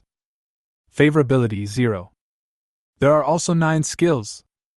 These 4 people, like Shinshan, possess the same 9 skills. The only difference is the perfect skills they have mastered. Li Ji is mainly responsible for driving and cooking. Zhao Zhong is mainly responsible for first aid and survival. Zhao Yi is mainly responsible for firearms and fighting. As for Su Zilong, not to mention the epic firearms skills, combat and assassination are also at a perfect level. This is definitely a big killer. Huyu suddenly wanted to win over others. If these 4 people could all be brought under his command and cooperated with the 8 carts of arms, they would be able to go sideways. Everyone is here. Shinshan glanced at the 4 people and immediately ordered, "Perform the mission first, and then talk about other things." Yes. Even if the 4 people were not united, they all responded in unison at this moment. They immediately lined up in a line and waited for Shinshan's next instructions. Li Ji, Zhao Zhong, Zhao Yi, ride with me. Zilong, drive behind me. Yes. Set off. Shinshan immediately ran towards the parking lot. Everyone else can keep up, but Huyu? He is just a hard worker. Not to mention how long it has been since I exercised. Even if my body is at its peak, it is impossible to keep up with their pace. Li Ji, help! Yes. Li Ji replied, immediately ran back, carried Huyu behind his back, and followed him again. Sorry for the trouble, Huyu said with a blushing face. Li Ji replied without any emotion. It's okay. No. Strengthening physical fitness has to be put on the agenda. It would be embarrassing if I had to rely on these good brothers to carry me when I ran for my life in the future. Everyone gets on the bus. Li Ji threw Huyu to the passenger seat and got into the driver's seat. Position. Huyu immediately replied. Jianghe Manufacturing Factory. Sit down. After Li Ji said that, he stepped on the accelerator. A pushing feeling hit his back, and Big G rushed directly to the suburbs. The speed exceeds 130 per hour. The off-road vehicle driven by Su Zilong behind him kept biting at the back, as if it was racing. That's not right. Didn't Brother Shin make 5 phone calls? Why are there only 4 people here? Huyu turned to look at Shinshan in the back seat, and couldn't help but ask. Brother Shin, isn't there another person? He has already gone. What? There was an exclamation in the car. Zhao Zhong and Zhao Yi spoke at the same time, and even Li Ji, who was driving, was no exception. Brother Shan, did you find that person? Zhao Zhong asked with a trembling voice. What else? Shinshan shook his head helplessly. He is in Jinling. He is the only one who can rush there as soon as possible. Then are we still going? Li Ji asked doubtfully. Zhao Zhong and Zhao Yi also looked at Shinshan at the same time. Go, maybe we haven't gotten together for a long time, so it's time to get together. For a moment, the other 3 stopped talking. Even Li Ji's car slowed down a lot and returned to normal speed, as if he was deliberately avoiding something. The 5th person. Who exactly is this person? Chapter 15, Returning a Green World. Outside the Jianghe manufacturing plant. When everyone arrived, it was already 3:30 in the morning. There is still an hour and a half left before the time agreed with Boss Tian. The Jianghe manufacturing plant is brightly lit at this moment. After Li Ji parked the car, Su Zilong rushed in without waiting for everyone to get out. When almost approaching the gate, a figure stopped at the door. Dust and smoke rolled up. Su Zilong jumped out of the car and walked into the factory with a Tang sword in his hand. "Reckless man!" Li Ji cursed through gritted teeth. "That is," Zhao Zhong also echoed. "If Biabu is still being held hostage, just rush in like this, haha." "Continue." Chen Shan frowned and said, "How dare you scold him when you see him later?" As he spoke, he opened the car door and walked toward the manufacturing plant. Li Ji and others looked at each other and did not dare to refute, so they could only follow Chen Shan and walk inside. Hu Yu is now more and more curious about the last person. As he walked through the dust and smoke and walked into the manufacturing plant, the sight in front of him made him stunned. Su Zilong knelt down. Su Zilong, who possessed perfect fighting and perfect assassination, was half kneeling on the ground, with a woman wearing a red vest behind him. She had her hair tied in a high ponytail and had a very slim figure. She looked to be about 1.7 meters tall, but her weight might be less than 100 kilograms. That thigh is not even as thick as Hu Yu's arm. But such a woman was enough to pin Su Zilong to the ground, making him unable to even stand up. And behind them, a group of people led by Boss Tian were tied up and thrown together, and everyone's eyes, mouths, and ears were stuffed tightly. But Xiao Zissou and Biabu were also among them. They were not rescued, but they were out of danger. The panel pops up instantly. Name: Ancienner. Gender: female. Age: 25. Skills: epic combat, epic assassination, epic firearms, epic off-road, epic disguise. Personality: loyal, cute, heroic, defensive, few words, afraid of strangers. Purity: 100. 5 skills. 5 epics. If they were placed in a card-drawing game, and Qin Shan and Su Zilong were considered SRs, then Ling Xian would be a proper SSR. This woman, could she be the last member of Shen Shan's team? Sienna. Chen Shan stepped forward and said, "Let Zilong go first." "Oh." And Sienna immediately let go and took a step back. "And Sienna!" Su Zilong stood up helplessly and rubbed the shoulder that had just been pressed. "You did it on purpose, right? You knew it was me and you still took action?" And Sienna turned to look at Su Zilong and said in a very calm tone, "You may not be here to save Biabu." "I forget it, I'm too lazy to argue with you." Su Zilong didn't dare to lose his temper with her and went straight to Biabu. "I'll take Biabu away now. Do whatever you like," etc. As soon as Chen Shan finished speaking, and Sienna stood in front of Su Zilong in a flash. It seemed that if he just said, "Kill him," and Sienna would take action without hesitation. "Zilong, calm down first." "I'm calm now." Su Zilong turned to look at Chen Shan. "If you can't protect Biabu, then let me do it. I will never let her suffer this kind of injustice." Chen Shan was speechless for a while. He had no choice but to turn his head and look at Hu Yu. "Boss, please take care of Biabu first. I have something I want to talk to them about first." "Good." After saying that, Chen Shan turned around and walked out of the warehouse. Several other people followed along.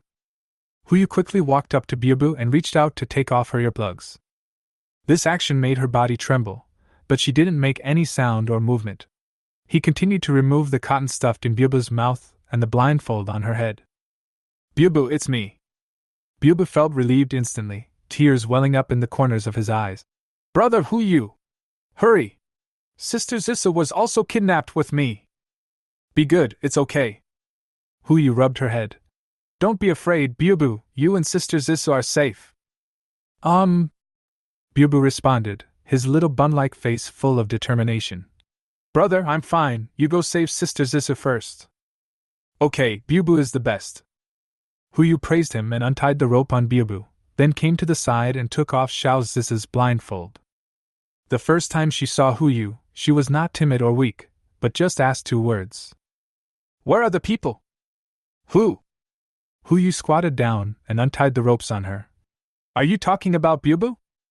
"No, I mean the people who kidnapped us." Xiao Zissa replied, stood up from the chair and moved her wrists. Her eyes instantly fell on the people who were tied up, and she was obviously shocked. Did you do all this?" "Of course not." Hu Yu didn't mean to take credit. He raised his hand and pointed outside the manufacturing plant. The person who saved you is having a meeting outside. I will introduce him to you later.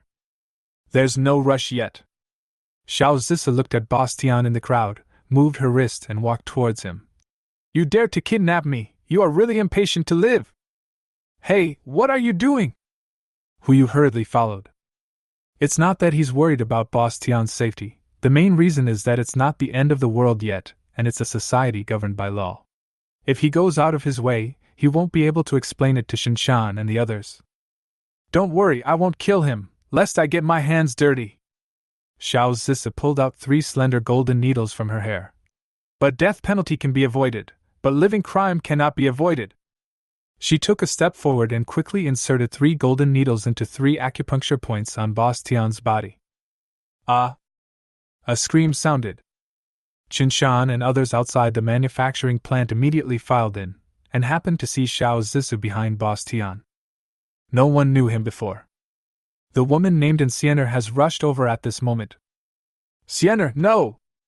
When Shinshan's voice fell, and Xianer stopped. A strong gust of wind came. Her calf was about to fall on Xiao Zissa's face. Don't be impulsive! Hu Yu immediately stood between the 2 women. We are all our own people. If you have anything to say, please speak it up.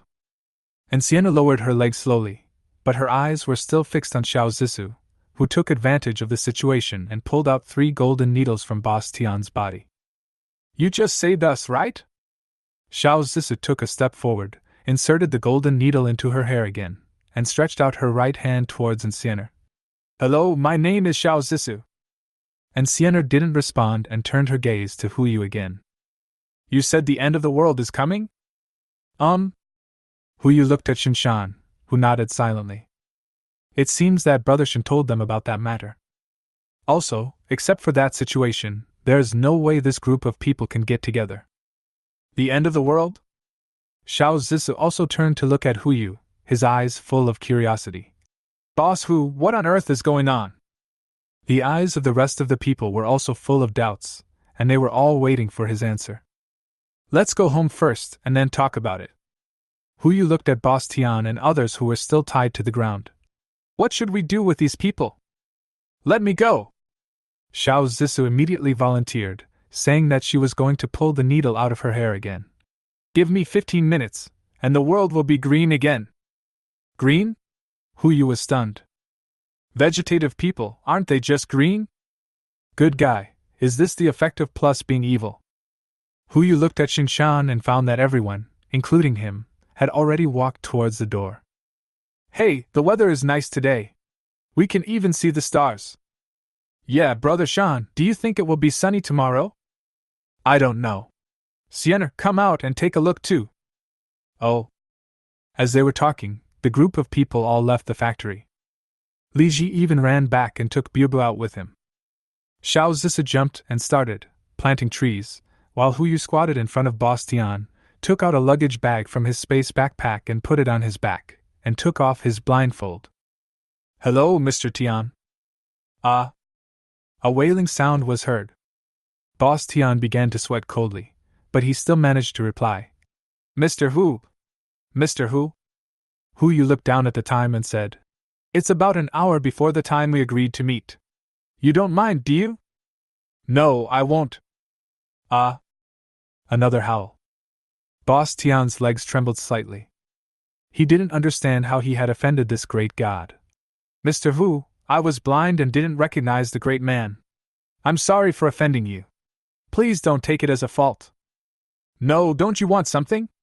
I'll find it and give it back to you. Hu Yu opened the luggage bag and started taking things out. Bang! An AK was lying on the ground. Is this it? Boss Tian was stunned on the spot and didn't even have the chance to shake his head before Hu Yu took out another Desert Eagle. Is this it? No. No. Boss Tian's lips trembled slightly. Hu Yu took out another 98K. Is that this? Not really. It can't be this, can it? Hu Yu said this and simply put the rocket launcher on the ground. Boss Tian, what did you lose? Just tell me directly. How would I know if you don't tell me? Right? Mr. Hu. Boss Tian was completely scared. He didn't know who this person was and how he could come up with these things. Those things are my honor to you. Please let me go. Oh. Hu Yu sneered. There is a saying in your loan bank, what is it called? 9 out and 13 back, right? You kidnapped 2 of my men, and now I'm here to collect the debt from you. Is this how you plan to treat me? Among the contracts he took away, there were also a large number of photos, all of which were of women holding IOUs and wearing scantily clad clothes. Just one person had over a dozen loan contracts. From 5,000 yuan to 150,000 yuan, he still hadn't paid it back. Based on this alone, leaving him half paralyzed would be the lightest punishment, not to mention the kidnapping of Biabu. Then you tell me. As long as it's something that I, Tian Laolu, can do, I will definitely do it for you without any further ado. First, Hu Yu asked in a deep voice. How did you know the things were with me? He had some guesses about this matter in his mind, but he still needed to confirm it. After all, he did not see Li Meng among these people. When he went there before, he specifically looked at the tea room. There are no surveillance cameras installed in the entire tea house, so the problem cannot be with the surveillance cameras. It's Li Meng. Yes, and Yi Wanqiu. Tian Laolu immediately replied. Didn't you use that thing to scare Li Meng? Later, Li Meng found me, and I found Yi Wanqiu, and finally we confirmed that the thing was in your possession. Hu Yu frowned slightly. And what about that woman? It was Yi Wanqiu who called me today and told me that you were back, so I took action. Okay, second thing. Hu Yu interrupted Tian Laolu and continued. From today on, you will live next to Yi Wanqiu's house, watch over her, and don't let her leave this city. You should be able to do this little thing, right? Yes. Of course. Tian Laolu replied quickly. That's good. Hu Yu stood up and looked down at Tian Laolu on the ground. Your body will feel a little uncomfortable after this. If you are obedient, I may help you recover after a month when I am in a good mood. Shiso, let's go. Okay. Xiao Zizi responded and inserted the needle into her hair. The two walked out of the manufacturing plant, Xiao Zizi's eyes full of curiosity. Yi Wanqiu? Is she the woman we saw yesterday? Hu Yu responded. You don't want to tie her up and make her paralyzed, right? That's what I originally wanted to do. Xiao Zizi looked at Hu Yu, as if he was looking at someone of the same kind. But I don't want to think about it now. How? I believe you must have a better way to diagnose and treat her. I want to see it. Chapter 16 Get 100 million. 5 o'clock in the morning. After everyone returned home and put Bubu to sleep, they found an empty room for a meeting. Hu Yu briefly recounted what he had told Shinshan, demonstrated the capabilities of the space backpack, and stated his purpose. After that, everyone introduced each other. After knowing that Xiao Zizi was the doctor Hu Yu paid a lot of money to hire, everyone's favorability towards him, including in Sienna, increased by 10 points. Oops! Xiao Zizi exclaimed immediately. If I had known earlier, I should have brought all the herbs with me. You believe it?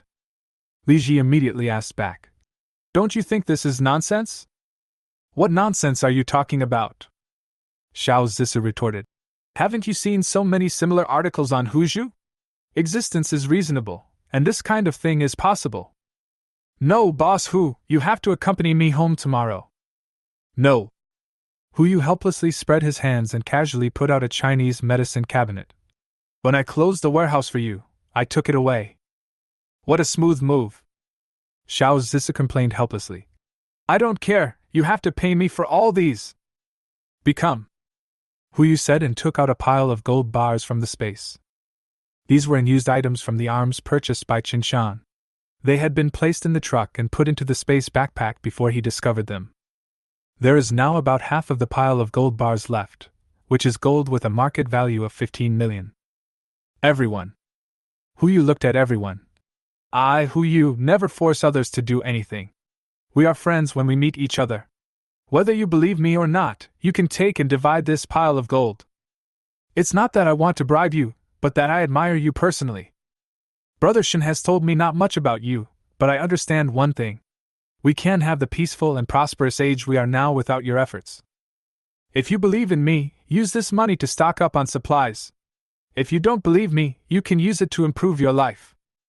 Of course, it would be best if you could stay. I still say that in the end times, as long as I, you, have something to eat, I will never let you go hungry. This promise may seem cheesy, but everyone knows that if the end of the world really comes, this sentence is worth a lot of money. Su Zilong glanced at the gold, said nothing, sneered, and left on the spot. He was already giving Biuba face by sitting here and listening to Huyu finish his words. As for the rest, I'm in. Xiao Zisu was the first to speak. She yawned and walked towards 2801. I'm going to catch up on some sleep first. If the world really ends, I have to stock up on supplies tomorrow. Boss Hu, let's settle the money together when we stock up tomorrow. Good. Huyu didn't expect Xiao Zisu to accept it so smoothly. Yes, after all, she is a middle-aged otaku, so her receptive ability is definitely not weak. As for everyone else, brothers Li Ji, Zhao Zhong and Zhao Yi both looked at Qinshan. Don't look at me, Qinshan said calmly. Boss Hu and I made an agreement that if the rain falls at 7 o'clock in the evening on July 13th, I will be in the same boat with him. The heavy rain has not fallen, and I will continue to protect him for another year. Brother Shan said so count me in. Li Ji volunteered on the spot. We'll wait until July 13th to see if there will be heavy rain. Same for both of us. Zhao Zhong and Zhao Yi looked at each other, and Zhao Zhong spoke. He looked at Huyu and said, Boss Hu, right? This is for Bubu's sake. If the rainstorm doesn't fall and our two brothers turn around and leave, don't blame us for being unloyal. That's natural. Huyu replied and turned to look at Xianer. Xianer, how did you decide? Qinshan asked proactively. Can you eat enough? Absolutely. Huyu responded immediately and took out a large amount of high-end ingredients bought from Yuten and spread them all over the table. But now you still need to cook it yourself? Who of you will cook? Don't eat it yet. Qinshan stood up slowly. Everyone is tired today, why not rest first and talk about it tomorrow? By the way, boss, if there is anything else you need to stock up on, let our brothers handle it. It really does. Huyu immediately started counting. The first thing is food. We don't know how long the ocean will last. Naturally, the more food, the better. The second thing is medicine. Traditional Chinese medicine is far from enough. We also need some emergency Western medicine. Seeds of vegetables and fruits, these things will become absolutely rare items in the end of the world. There are also fuel and fresh water resources. The more of these too, the better. The last thing is power generation equipment, either solar or diesel. If there is anything else you need to add, you can speak up. Everyone looked at each other and heard Huyu reporting these things in succession, and understood how much he had prepared for that day. Leave the food to me. Qinshan spoke first. Li Ji followed closely. Then I'll get the fuel and fresh water. Leave the medicine to me. Zhao Zhong looked at Zhao Yi as he spoke. Leave the vegetables and fruit seeds to Xiao Yi. And Sienna raised her hand and pointed at herself. Me? Power generation equipment? No, you are responsible for other more important things. Qinshan shook his head. I will take care of the power generation equipment. Sienna, you are responsible for protecting the safety of the boss and Bubu. Oh. And Sienna responded calmly.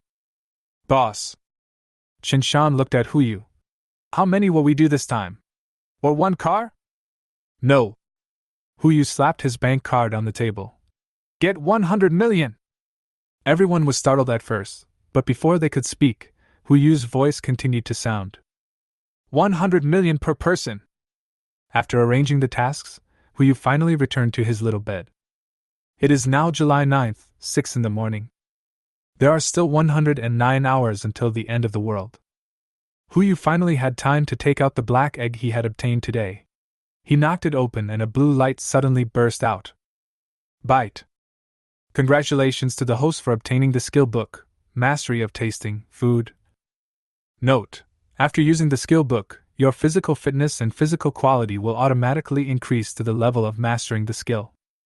The good news is, it's a skill book. The bad news: it seems to be of no use.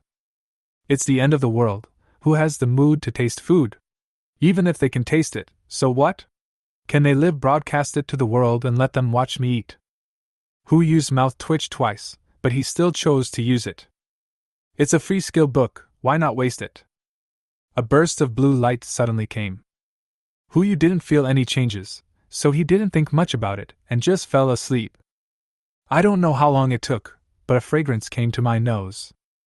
Meaty aroma, herbal aroma, and a strange aroma that I can't describe.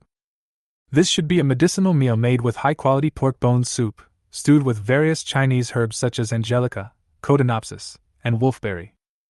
As for that strange fragrance, it seemed to be right in front of me, but I couldn't smell what it was. Hu Yu moved closer and sniffed twice, but still couldn't smell it, so he could only raise his eyelids helplessly. Just one glance, and he jumped back in fright. Chapter 17. People have to bow their heads under the golden needle. A cool and beautiful face is right in front of me. And Sienna. Her eyes and eyebrows are just like Lin Dayu in the world, and just one look at them makes people feel pity for her. Of course, the premise is that you have never seen her take action. Why are you here? Brother Shan asked me to watch you. But you don't have to look at it like that. Hu Yu hurriedly covered himself with the quilt. He has a bit of a quirk. No matter how cold the weather is, he likes to sleep naked. Last night was no exception. No matter how tired I am, I force myself to resist the urge to sleep and take off all my clothes before going to bed. Oh. Lingxian responded, and took out a pair of sunglasses from somewhere and put them on. Is this okay? Hu Yu. What the hell? Do you think that adding a black filter will not make it pornographic content? Hu Yu rolled his eyes helplessly, not daring to say anything more. Turn around first, I'll put on my clothes first. Good. And Lingxian turned around. Hu Yu put on his clothes as quickly as possible and looked at the time.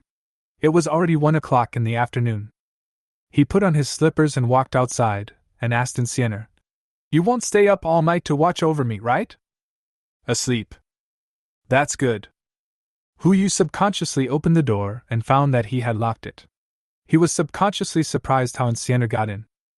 But thinking about her perfect assassination, it was just a matter of opening an ordinary wooden bedroom door. Isn't that easy? He didn't think much about it and said subconsciously, Let's go and eat first. The two walked out of the bedroom. Bubel was the first to react and immediately greeted them. Brother Hu Yu, Sister Sienna. You are awake. Hey, are you awake? Xiao Zissa was busy in the kitchen and looked at the two curiously. How was your time last night? Were you happy? Don't make dirty jokes, the child is still here. Hu Yu yawned, walked to the dining table and sat down. And Sienna is here to protect us, don't tease her. I know. Xiao Zissa said as she placed a pot of broth on the table, along with 4 sets of bowls and chopsticks. I discovered earlier that this girl might be mentally impaired, but her bones and muscles are perfect. She must be born to practice martial arts. Aren't you a Chinese medicine practitioner? Hu Yu stood up and added more rice to Bubu's plate. Do you also know about martial arts? The ultimate goal of traditional Chinese medicine is to maintain health, and the ultimate goal of martial arts training is also to maintain health. They are different paths to the same end. Xiao Zissa also added a bowl of rice to Sienna. But it seems that there is no cure for this disease. I only heard some things from my grandfather. Grandfather? Hu Yu's eyes suddenly lit up. Is he still alive? Invite him to come to Jinling to play for a while. Don't think about it, my grandfather has passed away. Xiao Zissa said unhappily. Today I heard from my dad that a boss named Hu asked him to come to Jinling to see a doctor and wanted me to go see him. Is he talking about you? Why doesn't this count? Hu Yu smiled helplessly and said, Isn't this also for your family reunion? Thank you. Xiao Zissa complained. Then may I ask, how are you going to explain to them the news of the coming of the end of the world? Then we can't just leave them alone, right? It's simple. Xiao Zissa sat down with a smile, added a piece of meat to Biubu, and also picked up a piece for Hu Yu. Boss who has so much money, why don't you build a hotel with a higher floor for them, and then sail a boat to pick them up when the end of the world comes? The room here is actually quite empty, how about? Ding. A golden needle fell on the table. Oops. Xiao Zizi picked up the golden needle and put it back into her hair. I accidentally dropped it. Boss Hu, please continue. What else do you want? Nothing. Hu Yu withdrew a message. He didn't know what Xiao Zizi's intention was, but, when you are under the golden needle, you have to bow your head. We can't let Anciana take action, right? That's good. Xiao Zizi smiled like a flower. Let's eat, and then accompany me to stock up some things later. Good. Hu Yu looked at Anciana, who was standing beside him. She had been standing behind him without moving. She only spoke after Hu Yu made eye contact with her. Is it time to eat? Eat. Oh. Anciana sat down and began to eat with relish. After dinner, Hu Yu called Mu Lingxiu, confirmed the nanny arrangements, and asked her to come upstairs to see him directly. Mu Lingxiu was stunned at first, but after going upstairs and seeing Anciana and Xiao Zizi, she suddenly accepted this setting for some reason. It's just that look in the name, it always makes people feel a little weird. No matter what Hu Yu said, she decided not to call Hu Yu boss, but master. Bubu is also called Miss. Only the addresses for Xiao Zizi and Anciana seemed slightly normal. One is called Dr. Xiao, and the other is called Missin. The tone is just like that of an old maid in a novel about a domineering CEO. Hu Yu really didn't have time to find a second reliable nanny, so he had to leave her alone. He also did not tell her the news that the end of the world was approaching, in order to prevent this saintly woman from spreading the news and causing unnecessary trouble. After signing the employment contract, Hu Yu hired Mu Lingxiu with a monthly salary of 180,000 yuan, and asked her to take care of Bubu 24 hours a day starting from today. I first gave her a year's salary so that she could buy more things for the family. In the afternoon, he took 4 beauties, 3 big and 1 small, out to the street. I drove the Brabus G800 I bought all the way to the Old Street entrance. When they arrived at Kid Square at the entrance of Jinling Old Street, Hu Yu finally understood what Xiao Zizi was planning to stockpile. We strolled from the afternoon until the sun set. Xiao Zizi came as if she was here to purchase goods, and she said only 3 sentences when she entered a counter. It's all included. Send it here. Sometimes, before the salesgirl could react, she handed over a card and said the 3rd sentence. Swipe the card. Soon her bank card was maxed out, but luckily Hu Yu still had another card on her. It was a black card he applied for when he left the casino, commonly known as the Centurion Black Gold Card. The credit card limit is 1 billion. 7 o'clock in the evening. There are 96 hours left until the end of the world. Everyone was sitting in the hot pot restaurant. Xiao Zizi took out a small notebook and crossed out the last line on the shopping list. The down jacket and quilt are also taken care of. Xiao Zizi looked at Hu Yu and patted him on the shoulder with satisfaction. Thank you for your hard work today, Boss Hu. Ah? Still alive, everything is fine. Hu Yu was so tired that he was almost in a trance. He slumped down on the table, not even wanting to raise his head. If he wasn't afraid of embarrassment, he might have let Anciana carry him around. Oh, I'm just prepared for any eventuality. Xiao Zizi smiled with satisfaction. The cosmetics, clothes, and bags she stockpiled today will probably be enough for her to use for the next 800 lifetimes. Don't say that we don't have to talk about these things because the end of the world is coming. If conditions permit, every woman wants to be the most beautiful every day. It's okay. Since I promise you, then I will consider it as my sacrifice to accompany you. Hu Yu said nothing, waved his hand, and started showing off the hot pot. By the way, has the schedule for Uncle and Aunt been decided? It's already been decided. We'll arrive early on the 13th. Do you need me to charter a plane? Don't bother. Xiao Zizi picked up a meatball and put it in her mouth. Because then they will think that I am hooking up with some rich man. You don't have to go pick them up when they arrive. When the day comes, you can go over and explain things. Well, could it be that they picked up this leaky little cotton jacket? Is this how you treat your own parents? Hu Yu was speechless for a while. Okay, I'll listen to you. Mu Lingxiu was holding Bubu and listening at the side, her face full of confusion. What day? Meet the parents? Or are these two planning to get married? What you are waiting for is probably the physical examination report. Then should I be called Dr. Xiao or Madam from now on? Chapter 18. If a car with a B logo is a Mercedes-Benz? 9 o'clock that night. After everyone finished eating the hot pot and went home, they had not received any news from Shinshan and others. Thinking about it, this material worth 100 million is not so easy to get. But today, all the things Xiao Zisa purchased have arrived. Small trucks transporting valuable goods were parked at the gate of the community one after another.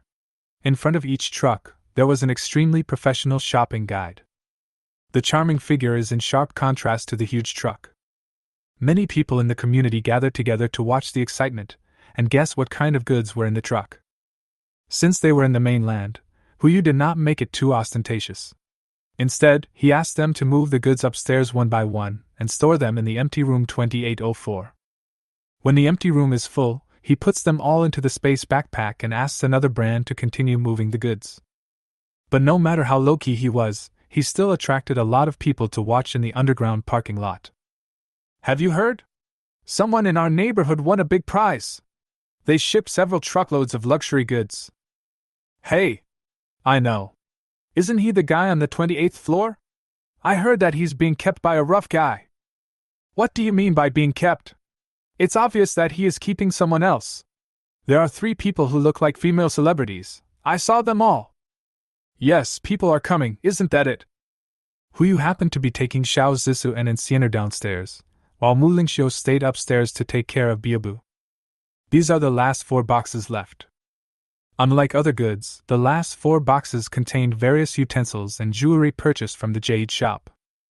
The utensils were what Huyu wanted to buy, and the jewelry was purchased as a side item. He had always liked jade and other things before, but unfortunately he didn't have the money, so the most he could do was buy a small piece of Hetian jade to wear. Now that I have the funds, I saw it while shopping and simply cleared out the stock from a dozen nearby stores. Of course, he doesn't want just any rubbish. Only high-quality items could catch his eye, with unit prices ranging from 6 figures upwards. He also bought a lot of jewelry. There are women on the boat too. They look good in the clothes and it's a treat for their eyes. Of the billions spent today, more than half was spent on this. The other goods were fine, they were just transported back by a small truck and moved upstairs. But there were a few things that the jade shop didn't dare to give away, and they were directly given to Huyu to carry with him. A set of imperial green jewelry, including a crown, necklace, earrings, pendant and bracelet. A set of coxcomb red jadeite is also made into a 5-piece set. There is also a set of mutton fat white jade and a set of top-grade Hetian jasper. In addition to the same 5-piece sets, the 2 sets of jade also include bracelets and jade pendants, a total of 7 pieces. Each of these sets costs well into the 8 digits. Among them, the bracelet and jade pendant made of mutton fat white jade are already worn by Huyu. It is said that jade can nourish people. Since we want to have a healthy life, we also need to maintain our health. Huyu ignored the discussion of the crowd and took Xiao Zissou to the underground parking lot. Come on, I said this car is theirs. Brabus G800, the ultimate G version. This thing is not cheap. What do you think was specially installed on this car? Seeing everyone discussing the car, a little boy jumped out of the crowd, pointed at the Brabus logo, and shouted to the crowd. Grandma, I want this car. Buy it for me. Buy it for me.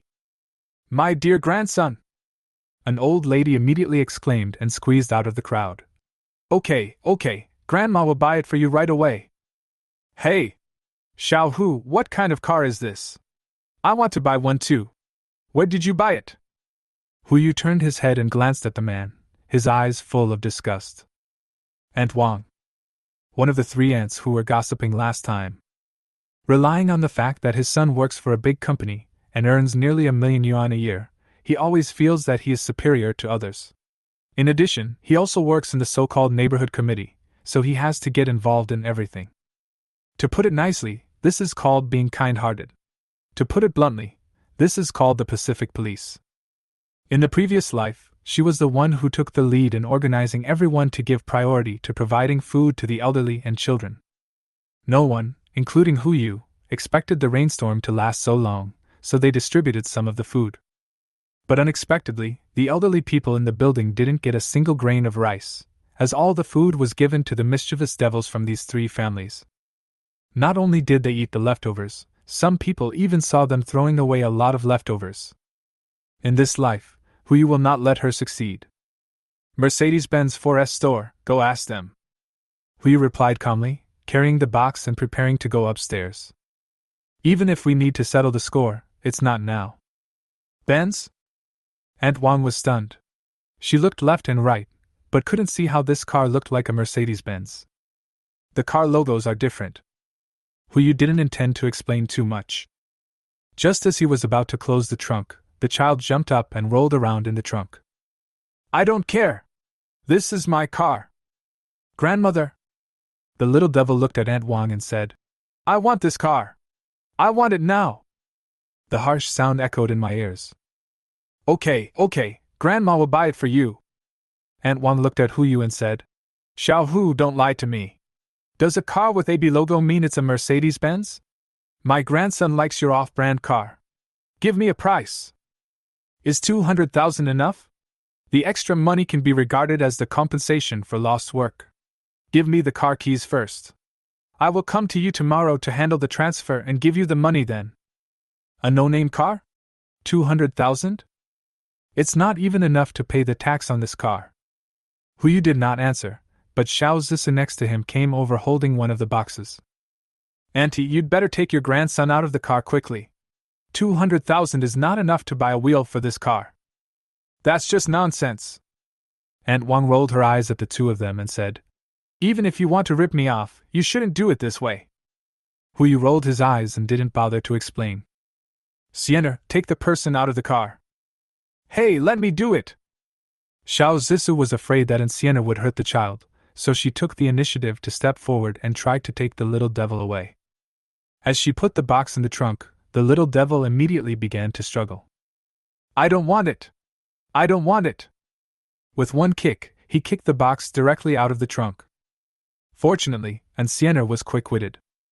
He hooked the box with his instep immediately to avoid serious consequences. Hey!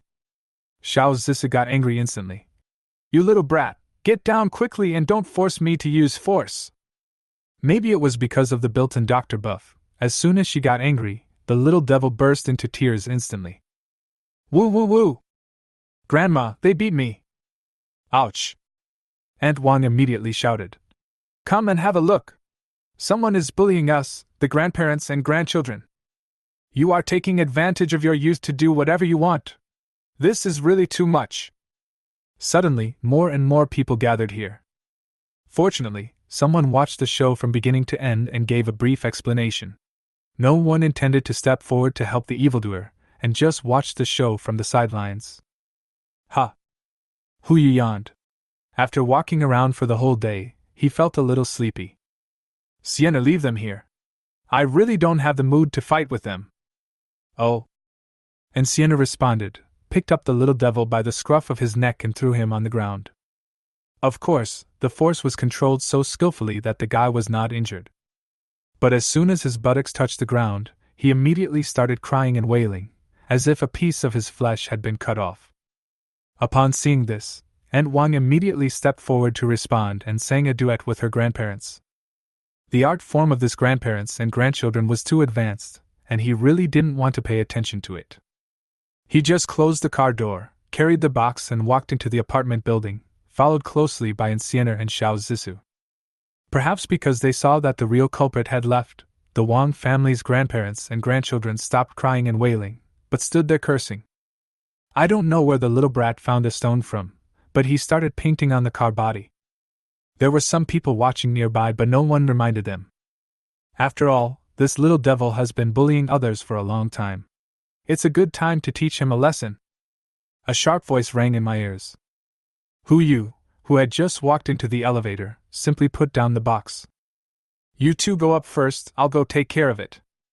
Seeing Huyu walking out of the elevator, Aunt Wang not only did not hide, but even stood in front of the car with her arms folded and took the initiative to speak. What? Have you thought it through? Let me tell you, the paint on your car will be ruined if it's scratched. I don't care about the money.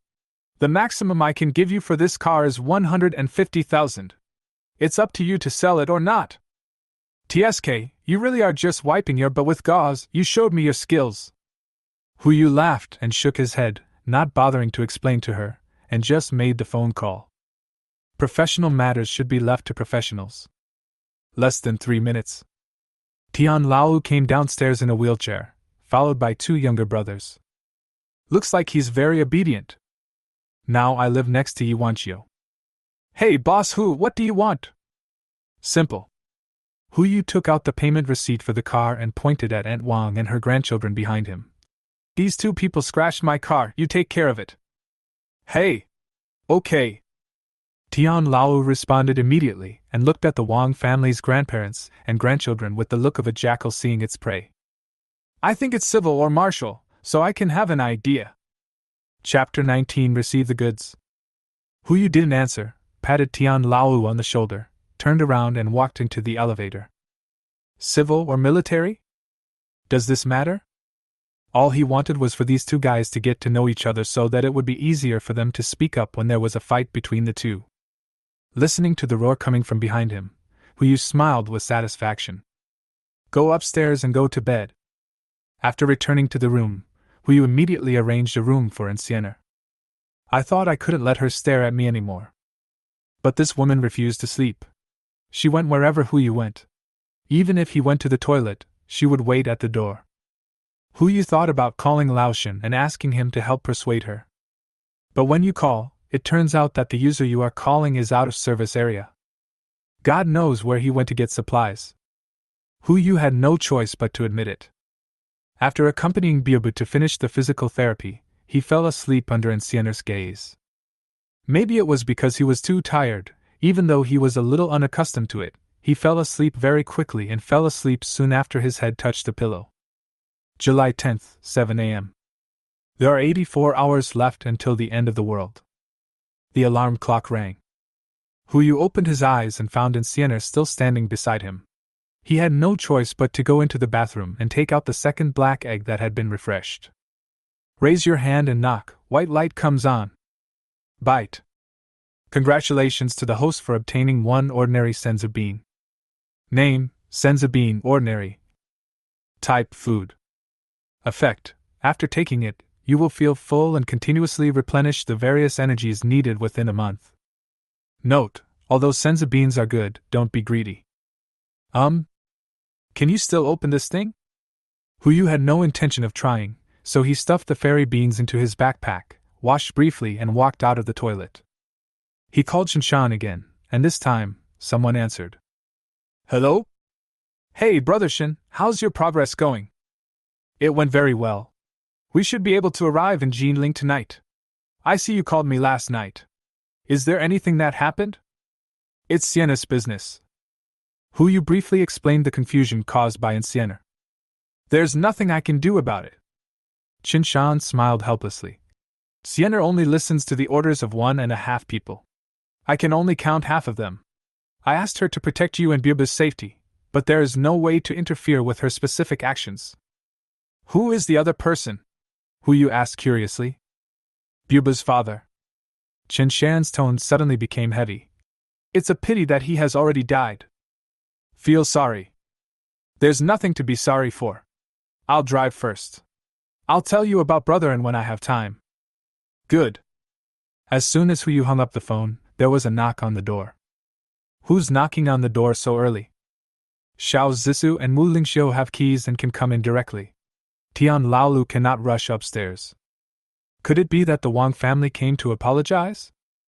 Hu Yu walked to the door, looked outside the door close to the cat's eyes, and was suddenly startled.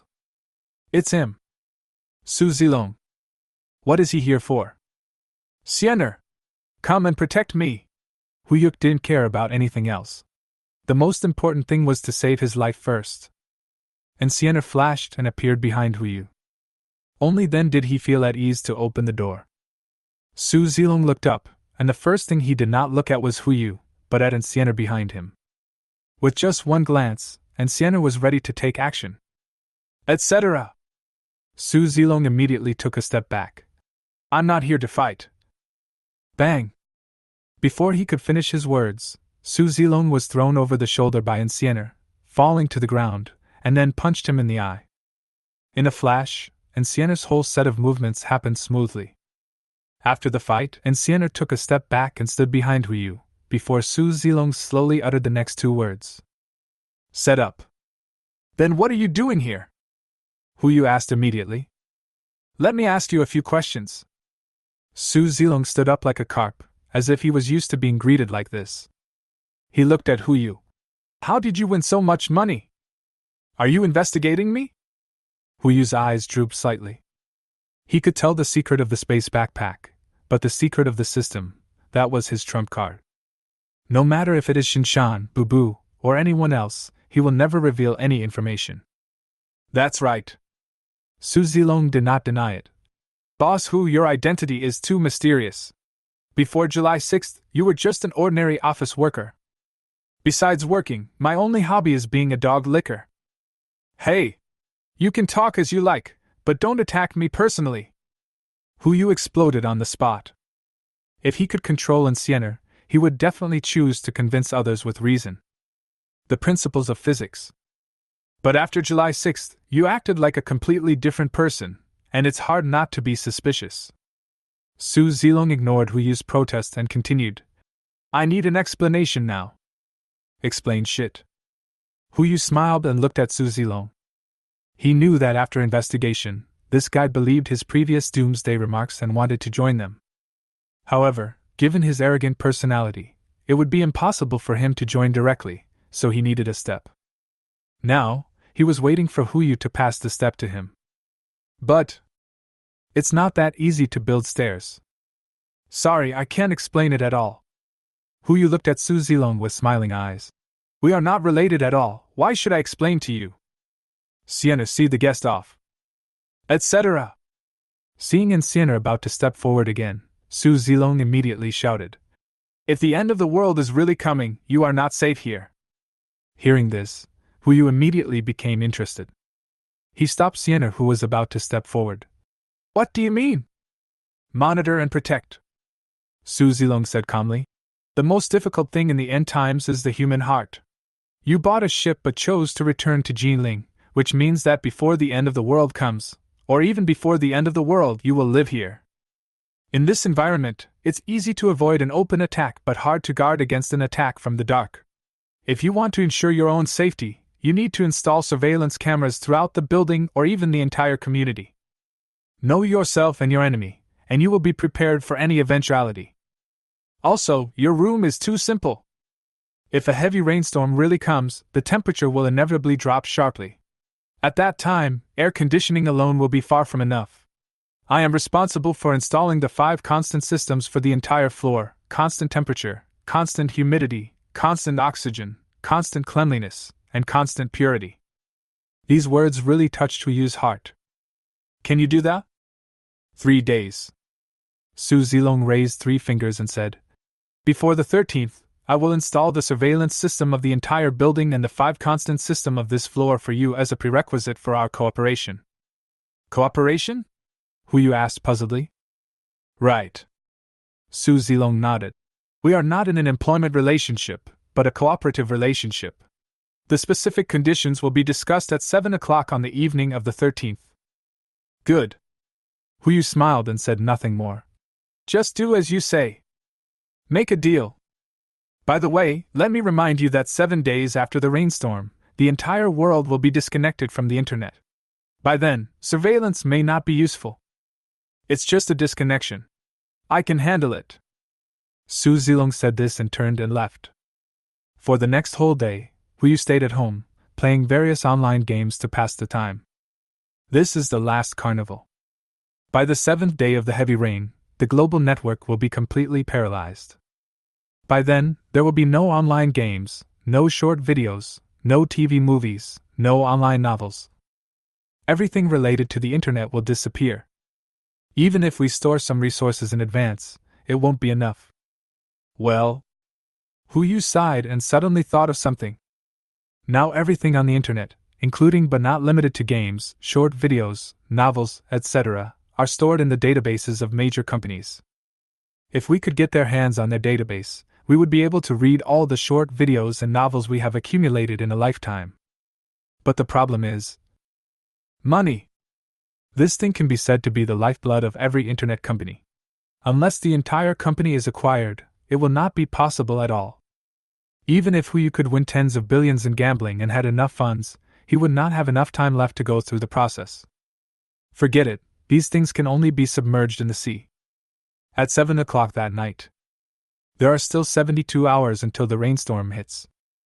Xinshan's call arrived. They all delivered the goods to the suburbs of Jinling and waited for Huyu to receive the goods. Huyu then left the computer and took in Sienna to the underground parking lot. Seeing the brand new babos, he secretly praised Tian Lao for his speed. However, he also knew that keeping such a person around would be a nuisance, and when the end of the world came, he would be held responsible sooner or later. Come to the suburbs. Huyu just took a look and was stunned for a moment. Car. The entire wasteland was filled with densely packed large trucks. A rough estimate is that there are at least thousands of large trucks. Huyu's heart trembled. So much. If I take them all away by myself, I might cause unnecessary trouble. Qinshan came over just in time. He seemed to know what Huyu was worried about and explained. Don't worry, boss, these goods are all scattered, and we are the only people who know about it, so it took so much time. The driver is also trustworthy. Just collect the goods and leave the car here. That's good. Huyu breathed a sigh of relief, stepped forward and began to put those things into his space backpack, while Xinshan's report came to his ears. In terms of food, in order to ensure the diversity of food, in addition to seafood, I bought some of each. As long as it is an edible ingredient on Blue Star, I bought a cart of each. Meat, eggs, and milk are more. Everyday meat, eggs, and milk are all grown in about 5 carts. The various reserves combined are enough to feed 20 people for 50 years. I also bought a cart of various vegetables, fruit seeds, and common special medicines. Xiaozhong also obtained some common medical equipment. Western medicine will also be used normally on the ship. The power generation equipment is also the most advanced, with a truckload of fuel and photovoltaic equipment. As for fuel and fresh water, Xinshan's voice paused, and Huyu also stopped and turned to look behind him. There won't be any problems with these two, right? Fresh water resources aside, fuel is a standard strategic material. When buying in bulk, problems can easily arise. A little bit, but not much. Qinshan smiled bitterly and replied. There are 2,000 tons of fresh water resources in total, all of which are packed in water tankers. If you save some, it will be enough. There is more fuel, about 3,000 tons. Huyu frowned slightly. Not enough water and oil. He checked online and found that based on each person drinking 1.5 L of water per day and consuming 2 tons of water per month, an adult needs to consume 25 tons of water per year. 2,000 tons is only enough for 8 people to live for 10 years. And that ship needs at least 30 tons of fuel to sail for a day, and 3,000 tons is only 100 days of sailing consumption. No. Qinshan frowned and said, As for water, Xiaozhong and Xiaoyi have already contacted the mineral water factory. Their inventory output is about 20,000 tons, and they are already in contact with the shipment.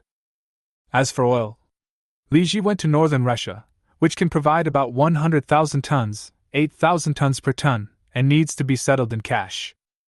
Good guy, this is 800 million. Now Huyu only has about 500 million left. If he wants to buy it, he can only buy 40,000 tons. If you save it, it should be enough, right? Order 40,000 tons of goods. I will go there then. Good. Qinshan dialed Li Ji's phone number and explained the situation here. Huyu has also been busy receiving the goods. He received the last car along the way and suddenly heard something moving inside. Huyu turned to look at Qinshan. What's going on? As he spoke, Qinshan stepped forward and opened the car door. Oh, I bought some small things. With just one glance, Huyu's eyes suddenly darkened. What a little thing! Chapter 20. Get out of the community, you beast! Pigs, cows, sheep, chickens, ducks. The small truck was filled with poultry and livestock other than fish. Each type has 8 heads. Moreover, they are all alive.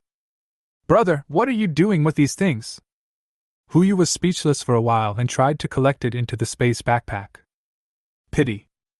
The space backpack only collects the truck, and all the little things in the truck escape. Hu Yu immediately put the car out again. Of course it's breeding. Fortunately, Shinshan has quick eyes and quick hands. He replied casually, while busy loading those guys back into the car. I've seen it, there are still a lot of free spaces on the ship, which can be used to breed these. If we find land, we don't have to worry about sitting on nothing. I have to say that Shinshan is quite forward-looking. No matter how much stuff you stock up, it's just a ration. If these things can be well cultivated at sea, there is no need to worry about the future. You win. Hu Yu gave a helpless thumbs up. But before the end of the world comes, how do we deal with these things? It's simple. Shinshan seemed to have been prepared. Ms. Xiao lives in 2801, you live in 2802, and Bubu and I live in 2803. Isn't there still an empty room? It will take a few days to recover, and it will be fine. Good guys, where do Li Ji and the others live? Shinshan seemed to think of something and rolled his eyes. These things have to be fed, don't you think, boss? It's still you who are ruthless. Just average. Taking advantage of the darkness, Shinshan drove back to the community and drove all the pigs, cows, sheep, chickens, and ducks into the room. Fortunately, the things he bought were all small, not too big, and could barely fit into a room. 10 p.m. Shinshan tried several times, but still couldn't take Sienna away from Hu Yu. He didn't know what was going on with Sienna, but he seemed to recognize Hu Yu and kept following him.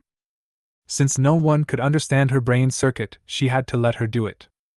This time, Hu Yu had to count tens of thousands of sheep before he managed to fall asleep. July 11th, early morning.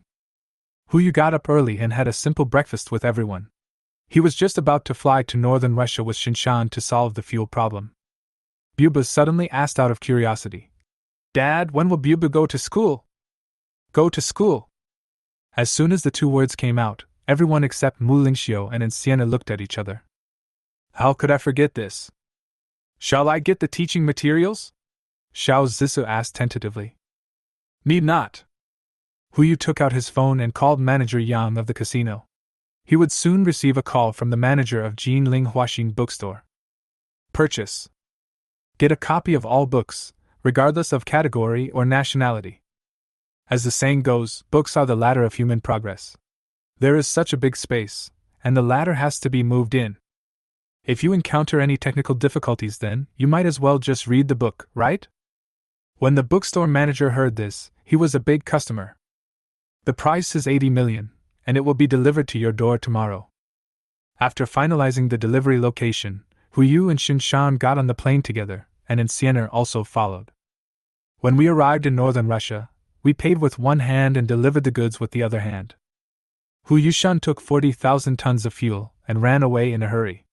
He was afraid that people from northern Russia would discover some clues and be caught growing potatoes in Siberia.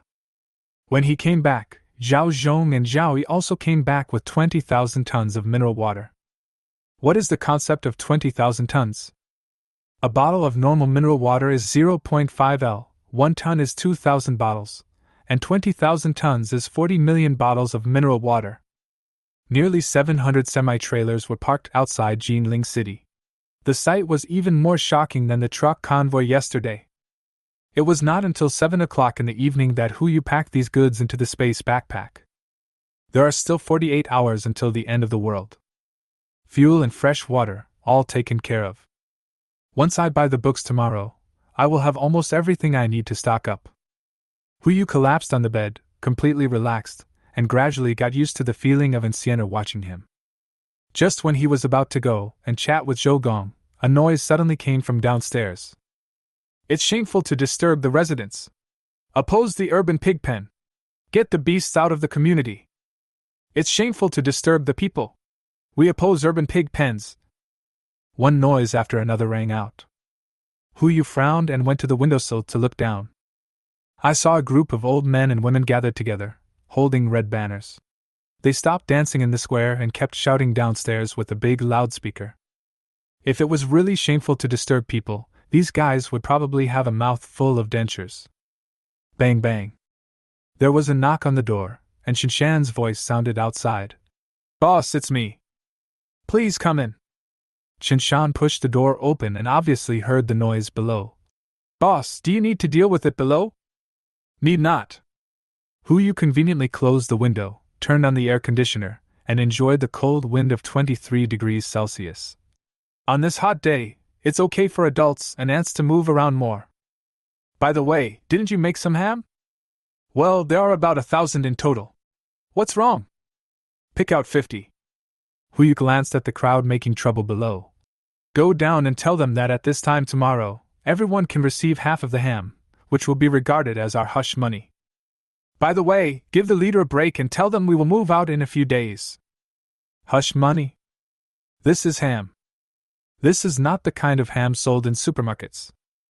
Not only does it contain sufficient salt, but it is also meat that can be stored for a long time. Once the end of the world comes, the price of 1 gram of ham can even be higher than 10 grams of gold. The boss is really kind-hearted. Favorability from Qinshan +1, now 50. Okay, boss, you are quite a nice person. Qinshan responded, turned around and started to go. Yu tilted his head, not being able to understand. Good person? Does this word have anything to do with me? Yes, it is true that the various values of ham are very high. But the prerequisite is that they can use it. If the hams were sent privately, it would indeed help them survive in the apocalypse, but if they were sent in a big way, everyone would only be given half a ham. Once the end of the world comes, the first supplies everyone thinks of will be the ham in other people's hands. As long as you give the ham away, you can distract other people's attention and achieve the purpose of killing someone with a borrowed knife. Is it cruel? It's quite cruel. However, in the end times, if you are not cruel to others, you would be cruel to yourself. Yu looked out the window again and vaguely saw a few familiar figures. Even though they were 28 floors apart, he could still recognize these guys. There are many acquaintances from the previous life here. The reason why he and Yu Wanqiu took a kayak to get through the rainstorm was because on the 22nd day of the rainstorm, a group of people jointly occupied the entire 28th floor, including Yu's house and all the supplies in the house. Among them is Aunt Wang. It is called respecting the elderly and loving the young. They should be given priority to live in high floors. What? Rebellion? Yu wanted to resist, but he couldn't resist the other person who got an electric saw from somewhere. That thing, once the sound comes out, your sanity instantly increases by 300%, and all impulses are strangled in the cradle. Fortunately, Yu Wanqiu got a kayak from somewhere and took Yu out of the 28th floor first. Otherwise, the two of them wouldn't have to connect heart to heart, and they might just become flesh and blood in the pot. At that time, Yu thought Yu Wanqiu had good intentions and was very touched. Later, he found out that she was using him as a reserve food. Thinking of this, Yu couldn't help but shudder. Fortunately, you don't have to worry about it this time. Qinshan was very efficient in his work. Within 10 minutes, there was no sound from below. He went upstairs with the list. He needed to prepare a total of 40 hams. In addition to the aunts and uncles in this building, there were also other aunts and uncles in the community. The leader was naturally the trio headed by Aunt Wang. Yu happily took out the ham and asked Qinshan to deliver it tomorrow, and then fell into a deep sleep. When he woke up, it was already 10 o'clock the next day. A man skillfully went into the toilet, shook off an sienna, and took out the refreshed black egg from the space backpack. Just knock. Bite. Congratulations to the host for obtaining the exquisite sweet spring *1. Name: Li Qian Fine. Type: food. Effect: it can heal some external injuries after taking it. The specific effect depends on the injury and will not conflict with any medicine. Note: it's a little cold when you drink it, so be careful not to get stuck in your teeth. Good stuff. Yu took out the Li Qian directly. It was a bottle of light blue liquid that had no smell, just like mineral water.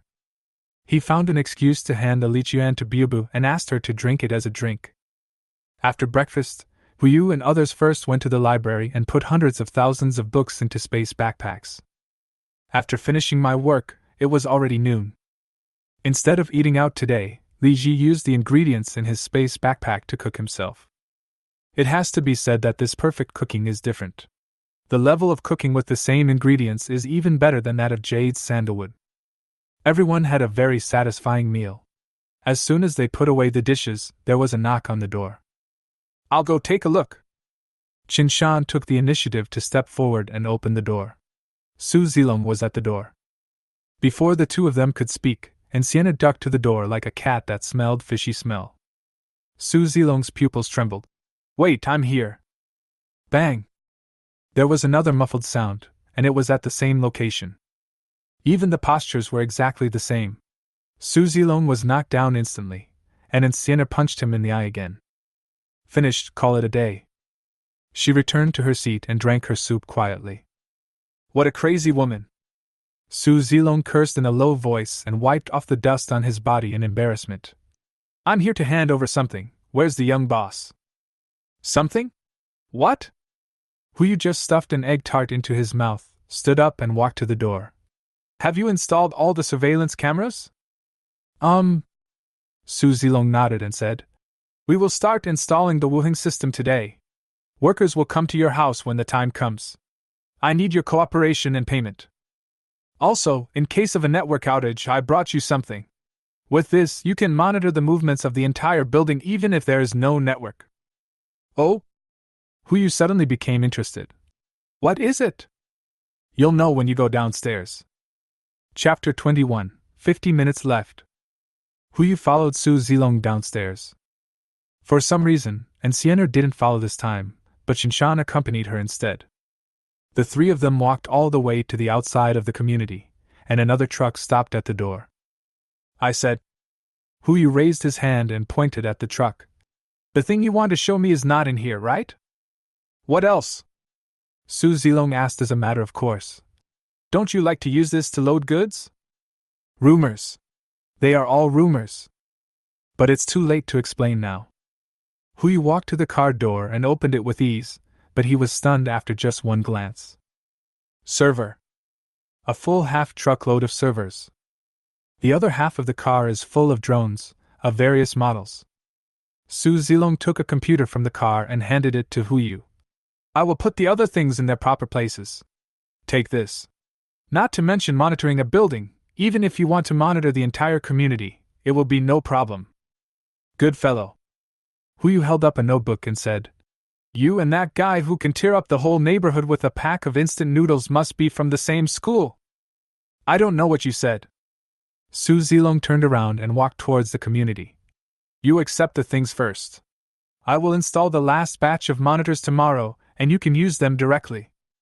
But he had only taken 2 steps when a figure suddenly appeared. Back throw, punch. Done in one go. After Sienna finished the fight, he walked slowly to Huyu's side, as if nothing had happened. Su Zilong stood up and glanced at her fiercely, but said nothing and continued to work. So, what's going on between the two of them? Huyu couldn't help but ask Qinshan beside him. Historical issues. Qinshan helplessly replied. Do you still remember the captain I told you? What's wrong? Actually, in a sense, the captain's death has something to do with Zilong, and Sienna was the captain's adopted daughter, so after his death, Sienna made an oath. As long as I see Zilong once, I will beat him once. Qinshan smiled bitterly. Fortunately, the captain said before that we are all relatives and cannot kill each other. Otherwise, Zilong would have gone down to see the captain long ago. I see. Only then did Huyu understand. No wonder Sienna refused to follow him just now because he wanted to beat Su Zilong one more time. Put away the servers and drones. Everyone went upstairs, and the construction team had already arrived. 20 construction teams, each with 5 people, each responsible for 5 square meters, began to renovate the entire floor. It's 9 o'clock in the evening. There are 22 hours left until the end of the world. The Wuheng system has been completed, and the server responsible for monitoring the entire building has also been set up. Including the Wuheng system, the total cost was 1.2 million. Huyu confirmed the itinerary of Zhao's father and mother with Wanji Airlines and confirmed that they could arrive in Jinling tonight. That night, he did not sleep all night and sat there under Sienna's gaze. If the heavy rain comes as expected tomorrow, then today will be the last Christmas Eve for mankind. In 24 hours, everything in the existing world will be turned upside down. Morality? Order? All of this will make way for survival. There are now 12 people on board. According to the existing resources in the space backpack, it is enough for them to live a life of abundance for at least 70 years.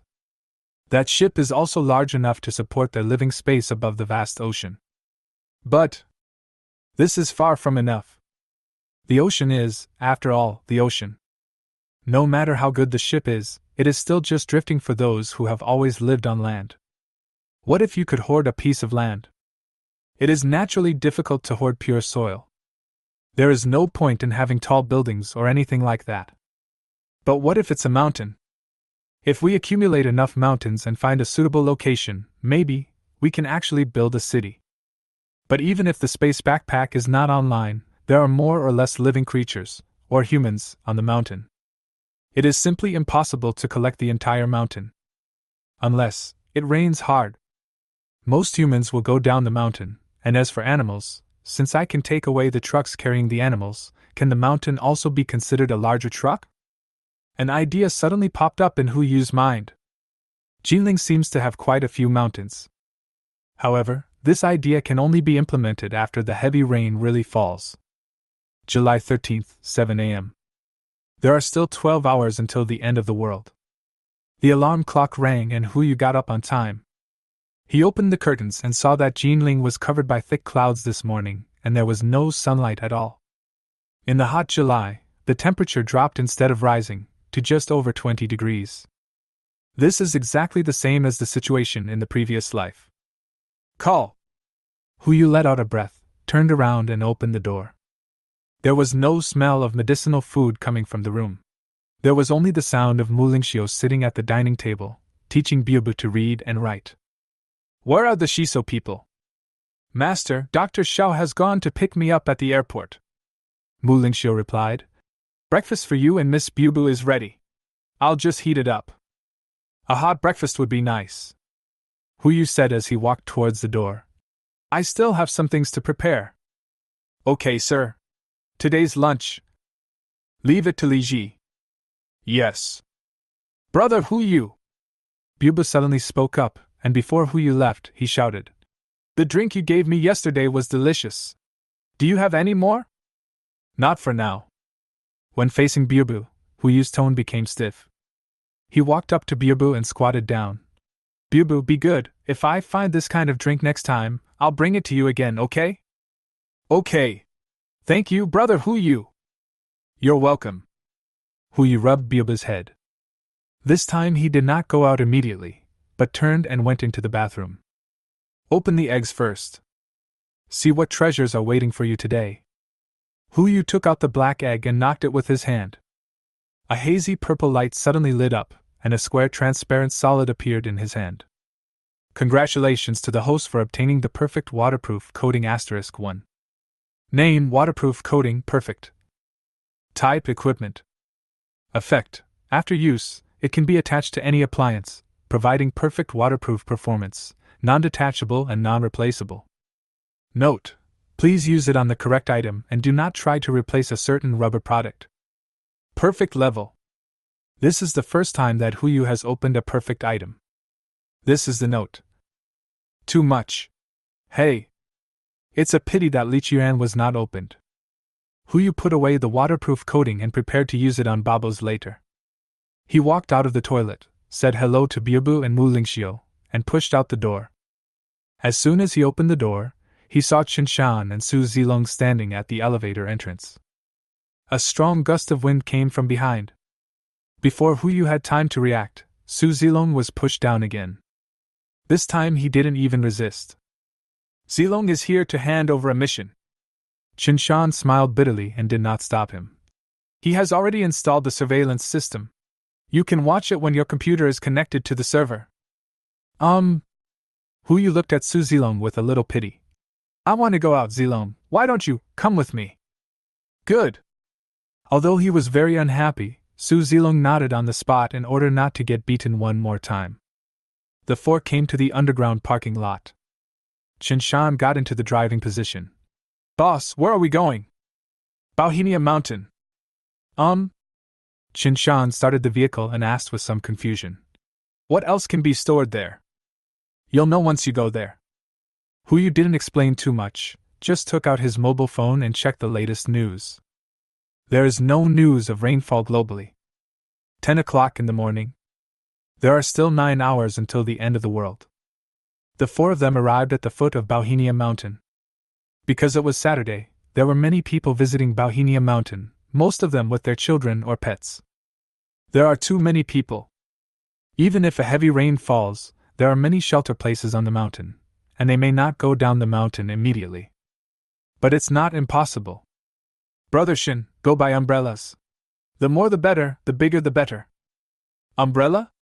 Shin Shan was stunned. Should we buy according to the old rules?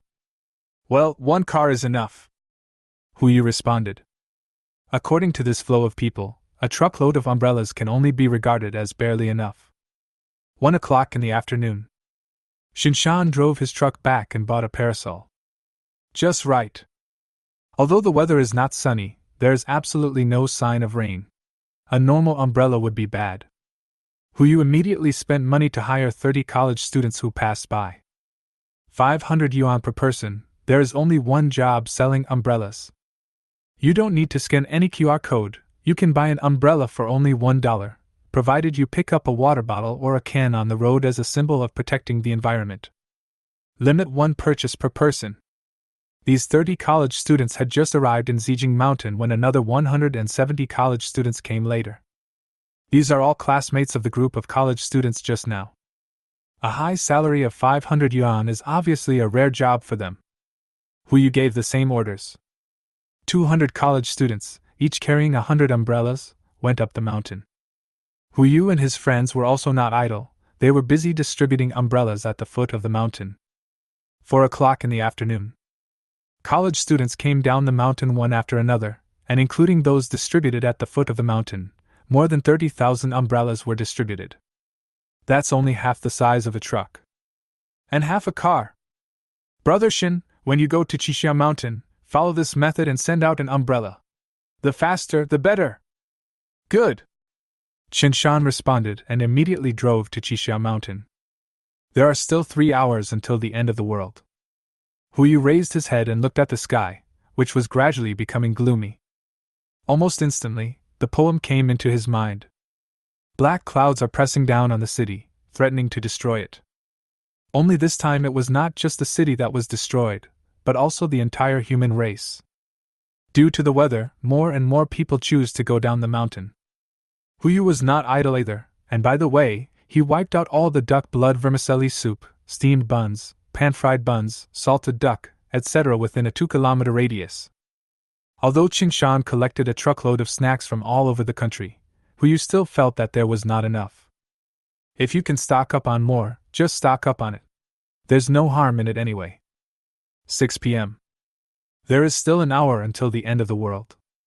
The umbrellas at Qixia Mountain have also been distributed.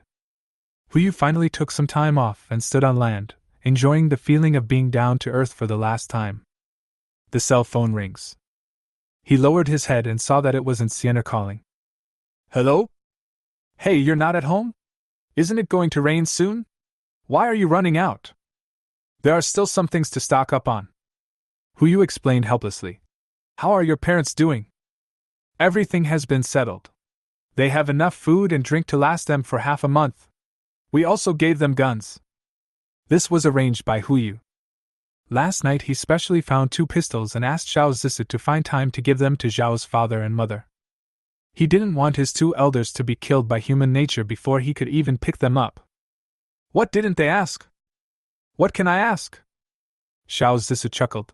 I stuffed the gun into the innermost part of the suitcase. The instructions and explanations are also inside.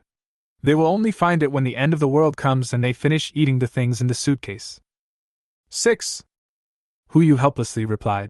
Have you ever thought that if the 2 elders are robbed, will the gun fall into the hands of others? Hey! That's right! Xiao Zisu suddenly realized. Let's not talk about it for now. I will call them as soon as the rain falls. Good. Huyu hung up the phone and continued to look up at the sky. Also, 50 minutes. Chapter 22 Live. The streets were full of people. On the mountain, there is laughter and laughter. Huyu stood quietly at the foot of the mountain, watching all this for the last time. 50 minutes is very long, long enough to hold a class, but also very short, so short that Huyu doesn't even notice, and the time has flown by. 6:30. Qinshan rushed back. He did not disturb Huyu, but stood aside silently, looking towards the sky from time to time. The alarm sounded at 6:59. Huyu didn't hesitate, closed the umbrella and got into the car. "Let's go, get in the car." Qinshan and Sienna followed closely behind. Only Su Zilong didn't get on the bus. He raised his head, as if waiting for the next proof. 30 seconds. Qinshan sat in the driver's seat and dialed Bubu's phone number. "Hey Bubu, are you taking the medicine obediently?" "Yes, when will Dad come back?" "It's time for dinner." "Right away, Dad and brother Huyu have things to do, so they will be back soon." 10 seconds. Huyu sat in the car, rolled down the window, and looked out the window. Dark clouds gradually gathered. There were bursts of thunder, and the dull sound was like the wrath of a god, exploding in the air. 5 seconds. "It's thundering! It's going to rain! Go home and collect your clothes! Go, go!" Luckily someone gave me an umbrella, otherwise I would have been soaked to the skin today. 3, 2, 1. Boom! Heavy rain suddenly fell. Thumb-sized raindrops formed a water curtain in the air and fell to the ground without warning, splashing water all over the ground. The rain still fell. Huyu sighed and looked at Su Zilong outside the car. The two looked at each other. Su Zilong sat in the passenger seat without any hesitation. "Boss Hu, ah!" He had just uttered 3 words when Sienna came up and punched him. "I didn't get on the bus just now, but now I'm on the bus, it's one side again. I'm really..." Su Zilong uttered 3 words and felt his teeth itching looking at Sienna, but he was still helpless. He looked at Huyu and said again, "Boss Hu, I will have a pleasant cooperation with you in the future." Huyu made a nasal noise. He's not in the mood for relationships right now. This was supposed to come, but it came. Under the heavy rain, people ran away from the mountains with umbrellas. He sat in the car and used the waterproof coating he had just obtained on the car. He took out his cell phone and started a group chat. 7 people, Qinshan, Xiao Zisu, Li Ji, Zhao Zhong, Zhao Yi, Su Zilong, and Sienna were all included in the group chat. He thought about it and finally pulled Mu Lingxiu in. A small group of 9 people. Huyu sent a message inside. "Close the doors and windows, turn on the Wuheng system, and connect it directly to the generator. We will be back in 3 hours at most. There is no need to wait for us to eat." Several people, headed by Qinshan, immediately replied, "Received," in the group. Xiao Zisa asked in the group, "Aren't you ready to come back? The water will flood your car in 3 hours." "It's okay, it can't be flooded." Huyu replied and didn't look at the phone again. Half an hour later. Rainwater has destroyed the entire city's drainage system, and water has begun to accumulate on the surface. Global News is reporting on this strange rain. But so far, no one has discovered or announced this horrible fact. It's raining all over the world. Almost everyone thought that the rain might stop soon. At the same time, it also includes people on the mountain. Most people have already gone down the mountain. Only a very small number of people huddled on the mountain, holding umbrellas in their hands, and refused to go down the mountain. They believed that the heavy rain would stop soon. Huyu also knew it, so he didn't move. Another half hour passed. Not only did the rainstorm not stop, it became heavier and heavier, even forming rain fog. The visibility at this time is less than 1 meter. The original accumulated water was almost 10 centimeters deep. Su Zilong couldn't wait any longer. He looked at Huyu. "Boss Hu, what are you waiting for? Why don't you go back quickly?" "Almost," Huyu replied. No cars had come down the mountain for half an hour. An hour has passed at this time, and those who have not come down yet can no longer come down. Heavy rains can cause cable cars to malfunction, the soil is soft and visibility is reduced to less than a meter. If we go down the mountain now, it would be like a blind person trying to get down the mountain without any help. This is simply impossible. There is only one outcome they face. Starve. Huyu pushed the door and got out of the car. The heavy rain was accompanied by strong winds, making him somewhat unsteady on his feet, and he could only half lean on the car body. "Boss!" Shinshan didn't know what he wanted to do, so he could only shout. "What do you want to do? Get in the car!" Huyu didn't answer, just squatted down. Hands put on the ground. "Close your eyes and think." Huyu stood up. There was still a hazy mist in front of his eyes, but he could clearly feel that there was nothing in front of him. Bauhinia Mountain was put into his bag. Just as he was about to get in the car, there was suddenly a lot of noise in front of him. "What's going on? Aren't we hiding from the rain? What about the pavilion? Hey! Don't squeeze! Mom! These sounds are people who are still on the mountain. It seems that after collecting the mountain, the creatures on the mountain will appear in front of you." The noise grew louder and louder. Huyu ignored it and got on the bus immediately. Without wiping the rain off his body, he looked at Shinshan. "Let's go to Qixia Mountain." "Good." Shinshan seemed to have thought of something and immediately replied. "Drive and follow the navigation route all the way towards Qixia Mountain."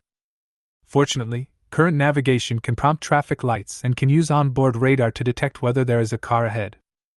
Even with this visibility, Shinshan was confident that he would not crash. "Etc."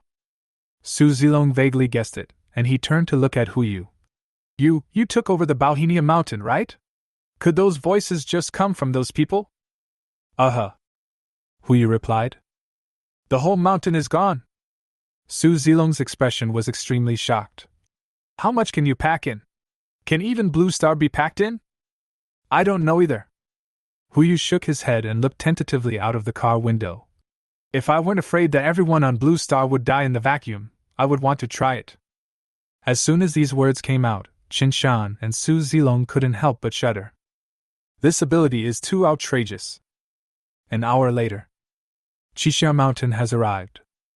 Since this is a paid scenic spot, many people received a notice from the scenic spot and went down the mountain directly after the heavy rain fell.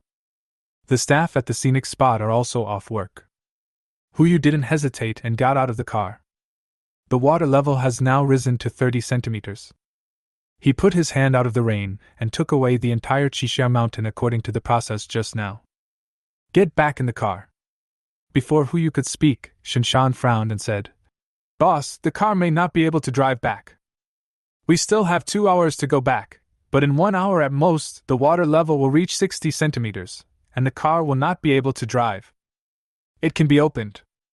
Huyu completely believed in the system. "Just drive it, and nothing will happen." "Good," Shinshan replied and started the vehicle. As the rain got heavier, more and more cars started to stop working. 9 p.m. The water level reached 60 centimeters. What is the concept? It is equivalent to the height of 2 mineral water bottles stacked together. Even if you are 1.8 meters tall, the rain can still reach your thighs.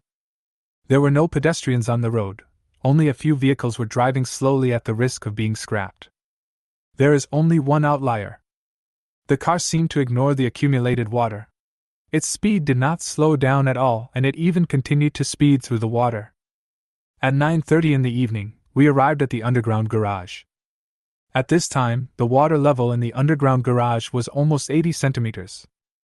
Not to mention the chassis, even the tires of this car are still dry. Before the crowd had time to be shocked, they hurriedly went into the stairs and started climbing. Elevator? That thing is definitely not usable anymore. Isn't it the 28th floor? Climb. Shinshan didn't wait for Huyu to speak, and directly carried him behind him and started climbing with a heavy load. In less than 6 minutes, we arrived at the 28th floor. Huyu opened the door and saw the people gathered together. The moment I saw him coming in, a warm breeze hit me. Except for Boo, everyone stood up and paid attention. They know. If it weren't for Huyu, they would have been caught off guard by this rain. Survive, it is possible to survive. But life. Naturally, it won't be the same as before. What are you doing? Sit down, sit down.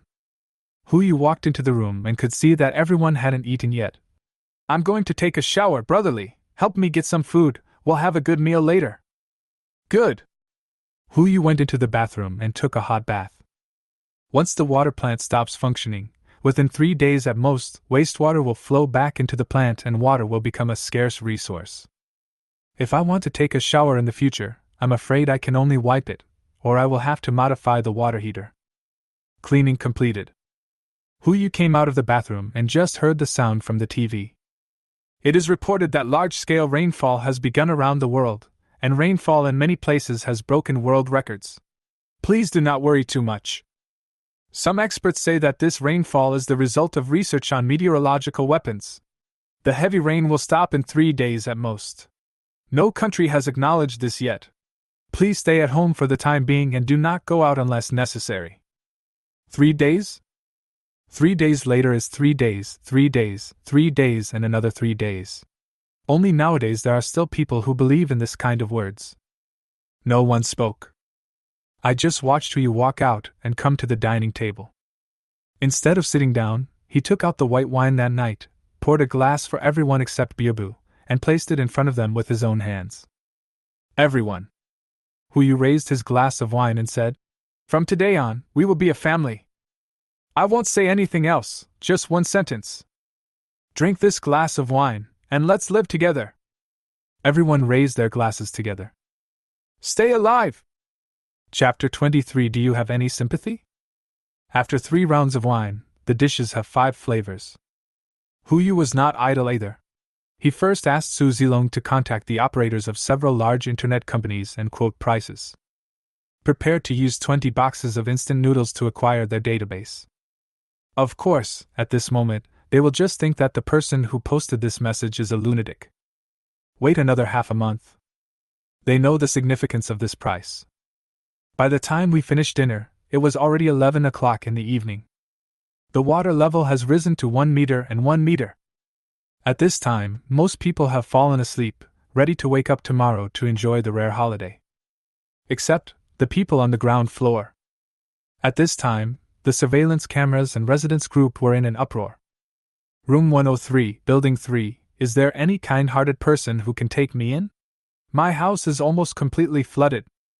Room 104, Building 3, my family is the same. There are 2 elderly people at home. We are willing to pay 1,000 yuan per room per day. Please help us. In surveillance. In the corridor from the first floor to the second floor. 2 families, 6 people standing together, all wearing short-sleeved shirts, their bags filled with gold, silver and other valuables, nothing else. In July, even if there is a rainstorm, the temperature is still above 20 degrees, so there is no need for any warm clothes. If I remember correctly, there are only these 2 families on this floor. Room 103 is occupied by a brother and sister who came to the city from other places to work. The sister is lame and the brother usually works on a construction site. Room 104 is occupied by a family of 4, a couple and the man's parents. No one took in number 104, who was in trouble, so the whole family lived on the stairwell. In the end, only one man survived. As for the 2 siblings in number 103, Huyu turned and looked at Mu Lingxiu, who was also sitting at the table. In the previous life, she was the one who took in 2 siblings, and her ending was so tragic. Master, why are you looking at me? Mu Lingxiu asked with a blink. Fine. Huyu asked curiously. Those 2 siblings look so pitiful, do you think we should save them? Everything is up to you, master. If you agree, you can put them in my room. Huyu exclaimed in surprise. It seems that Mu Lingxiu's Madonna syndrome can be cured. Then forget it. Huyu shook his head and tentatively took out the ice cream from the space. Just as he was about to put it into his mouth, he was discovered by Xiao Zisu beside him. Stop! As soon as she finished speaking, she flashed to Huyu's side and snatched the ice cream from his hand. Dashukan, what are you doing? You just got caught in the rain, and now you want to eat something ice cold? Confiscated. As she said that, she took the ice cream away, sat next to Huyu and started licking it, looking completely natural. The corner of Huyu's mouth twitched. Before he could come to his senses, Mu Lingxiu added with an aunt's smile. Miss really cares about the master. A chill came over me.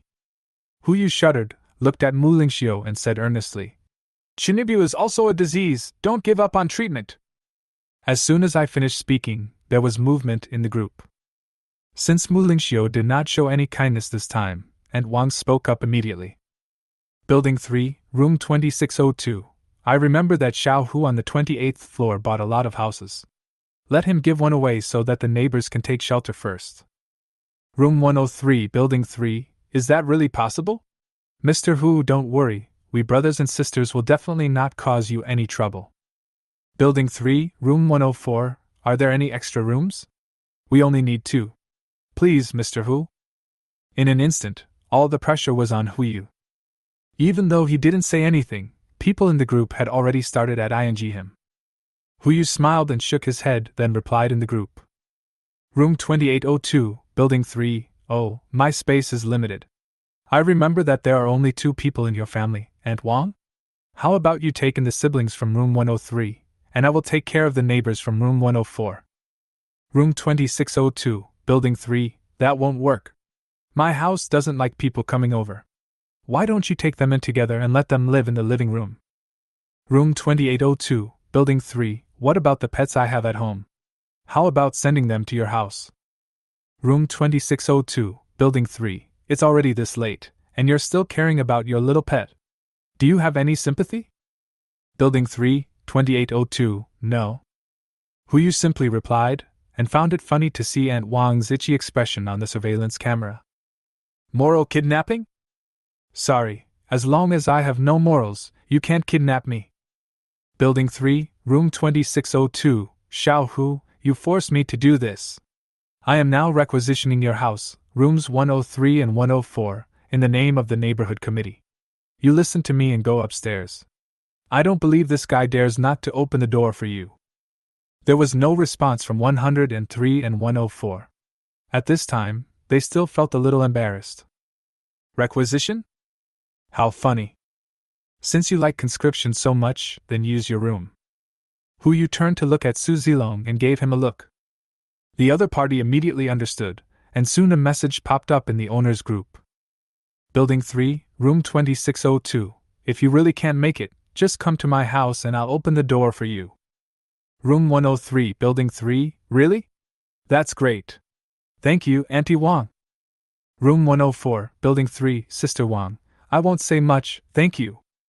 Building 3, room 2802, wow, Auntie Wang is so generous.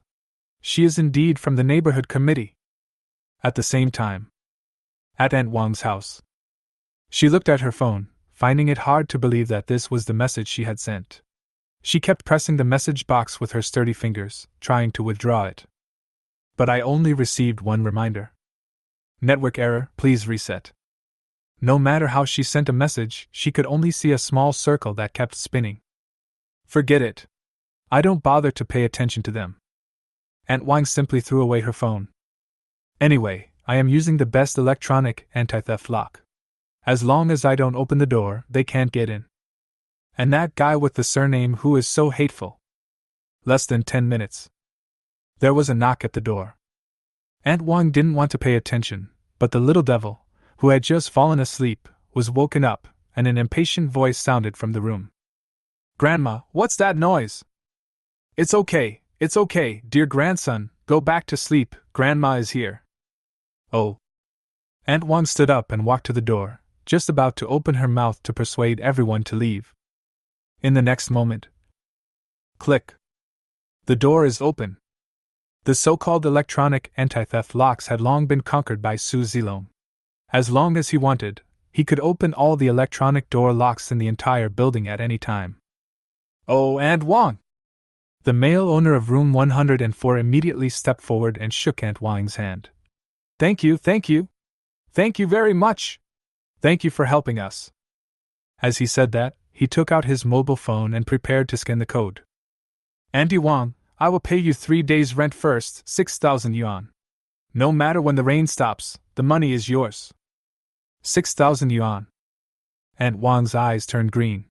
She simply took a step back, put away the annoyed look on her face, and took out her mobile phone. We are all neighbors, what's the point of talking about money? Come on, just scan this. Okay. The man scanned 6,000 yuan and was welcomed into the house by Aunt Wang with a smile. We have one room left in our house, and we might need you two to stay in the living room. Aunt Wang said immediately after receiving the money. $6,000 and still living in the living room. Just as the hostess was about to speak, she was stopped by the host. Okay, we're fine. That? The brother and sister immediately came forward. Can we live in the living room too? You.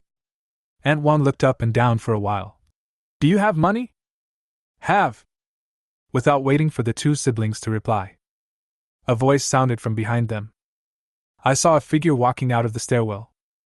Shinshan walked towards the crowd holding a stack of cash, totaling 20,000. He handed the money to the two brothers and sisters and said with a smile, Mr. Hu on the 28th floor knows that Ms. Wang is kind-hearted and is willing to take you in. Please give Ms. Wang the rent specially sent to her.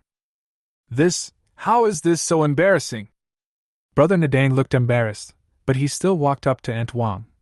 Aunt Wang, look. If you have money, you can only live in the living room. Aunt Wang took away 20,000 yuan, turned around and walked into the room. Hey! How can 4 people live in this living room? The hostess of that house immediately said. Our 6,000 yuan is enough for 2 rooms. Then I don't care. Aunt Wang had already collected the money and walked towards her vacant room. Don't make any noise. I'll disturb my grandson when he sleeps. I'm going to kick you out. The two families looked at each other and stopped talking. People have to bow their heads under the eaves, which is vividly expressed in this sentence. They were about to go to Shinshan and ask Mr. Hu if he could provide a room, but they found that Shinshan had already left. No matter what, as long as we can evacuate for the time being. Heavy rain continued to fall. By 7 o'clock on July 14th, the water level had risen to 2.7 meters. This rainfall rate can be said to be extremely terrifying. But for some people, as long as the water doesn't reach their feet, it's no big deal. Of course, this does not include Tian Laolu, who lives next door to Yi Wanxiu. As soon as Huyu's alarm rang, a private message popped up. Building 3, Room 303, Boss Hu, I want to join you. Chapter 24. If you want to live, follow me. Tian Laolu. This guy is able to make a name for himself in the Jiling circle, so he must be a smart person. Huyu frowned slightly as he looked at the message, probably because he had guessed something. Thinking about what I had been doing recently, I was afraid that I couldn't hide it from him. He definitely wouldn't want someone who does things without any bottom line like this. But it's okay to have some fun.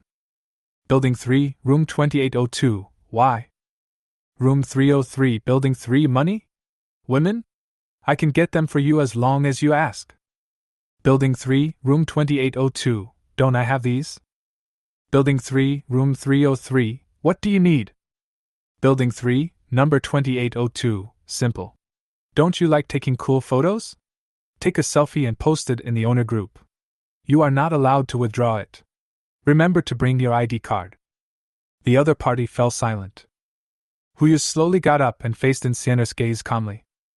He put on his autumn clothes, went into the bathroom to wash up briefly, and took out the black eggs he had refreshed in the early morning. Just knock it open with a toothbrush. A dazzling golden light exploded instantly. Ding, golden legend! Congratulations to the host for obtaining the legendary Heart of the Ocean *1.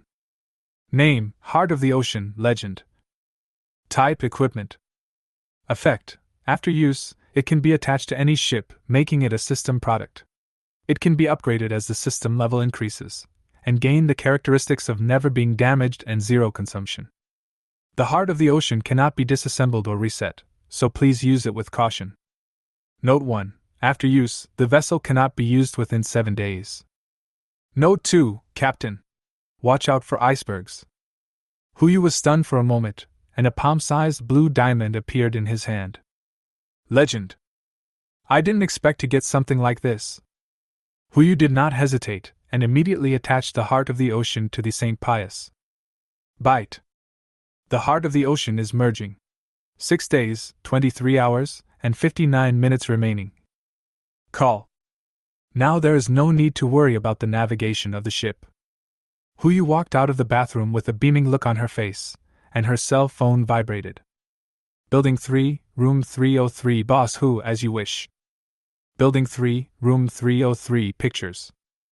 Oh. Hu Yu just took a glance and immediately clicked delete. This kind of thing is too disgusting. Room 2802, Building 3, Boss Tian, you are even more disgusting than I thought.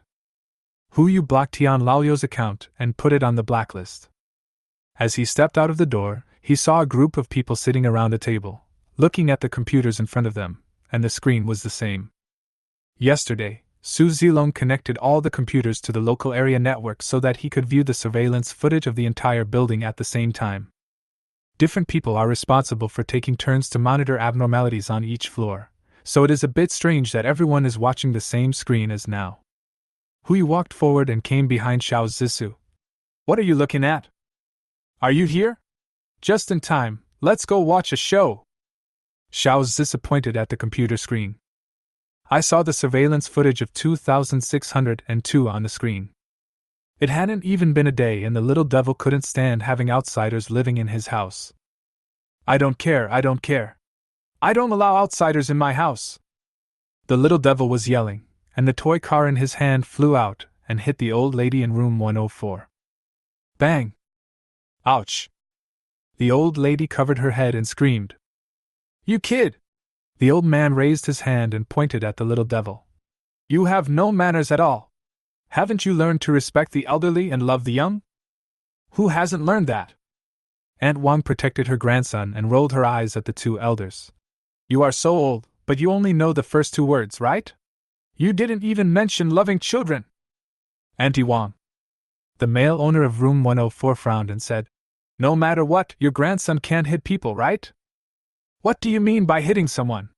This was just an accident. Aunt Wang stiffened her neck and said, He's just a child. After these words were spoken, everyone was speechless. After all, I'm still living under someone else's roof.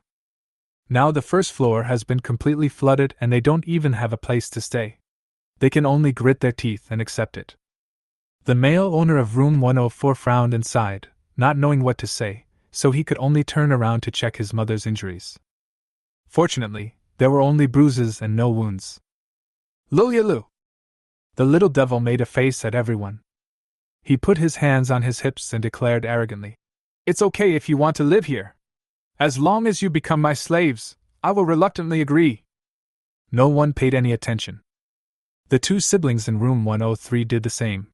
They just sat at the dining table and watched everything silently. Last night, one of them slept on the table, and the other used chairs to make do for the night. What? Sofa? This position naturally belongs to the couple from room 104, how could it be their turn? Aunt Wine was very unhappy with everyone's silence. Hey, didn't you hear me? My grandson has spoken, is he deaf? My dear grandson wants you to play house with him, hurry up. Aunt Wang put her hands on her hips and glared at them. Do you still want to stay here? Auntie Wang. The man in 104 frowned and stood up. We paid you a lot of money, there's no need for you to do this, right? I don't care. Aunt Wang sat down on the sofa with her legs crossed. If you agree, you can continue to live here. If you don't agree, I can just return your money. Oh yes, and you too. Aunt Wang turned around and looked at the brother and sister in 103. I won't return the money to you. It was given to me by Xiao Hu as a gift. You can stay here if you want. The two siblings looked at each other. The younger sister slowly shook her head, as if she didn't want to live here, but as a brother, he could only force a smile and squatted down to get in front of the little devil. Little boy, can I play with you? Bang! A crisp sound was heard.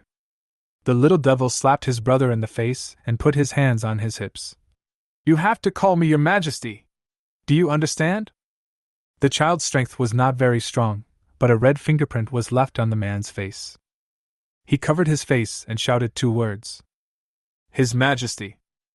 That's right. Aunt Wang smiled like an auntie and looked at the others. Look, it's just playing house with a child, how difficult can it be? You guys can be dogs if you want. I won't serve you anymore. The woman in room 104 shouted and pulled her man away. Li Chang, let's go! Li Chang remained unmoved. He still had a smile on his face, and looked at Aunt Wang servilely. Aunt Wang, it's okay for us to play house with your grandson, but today's food. This is easy. Aunt Juan held her head high and said, "The meat and vegetables are all in the refrigerator. If any one of you can cook, go and make some. You won't be treated badly." "Hey, thank you, Aunt Wang." Li Chang smiled and walked up to the little devil. "Your Majesty, what would you like to eat today?" "Pork ribs. I want to eat." "No, I want to eat pork ribs." The little devil laughed happily, as if he hadn't had so much fun in a long time. He pointed at Li Chang's wife and said, "You, come and be my horse. I want to ride a horse." "Ride your mother!" Li Chang's wife yelled angrily. "Li Chang, are you going to leave or not? If you don't leave, then I will leave." Li Chang ignored his wife and knelt on the ground. "Your Majesty, what's so good about riding a woman? We men should ride men. Come on, get on my back." "Li Chang, you are really crazy." Li Chang didn't say anything, but carried the little devil on his back, kneeling on the ground and crawling continuously. Bang! Xiao Zissa raised her hand and slammed the table, looking at Hu Yu. "These two grandparents are going too far. Do they really think they are the emperor?" Don't worry. Hu Yu narrowed his eyes slightly and watched the scene with a smile. "Evil will be punished by evil, just wait and see." The whole building has 28 floors, and excluding the two families who have been asked to leave, there are a total of 72 households. Among them, there are very few who are as saintly as Mu Siyue. When social order still existed, they all wore their own masks, using order to cover up the tyranny in their skin. Once order collapses, the tyranny that has been suppressed for decades will suddenly erupt. Aunt Wang? Among this group of people, she can only be regarded as a minion.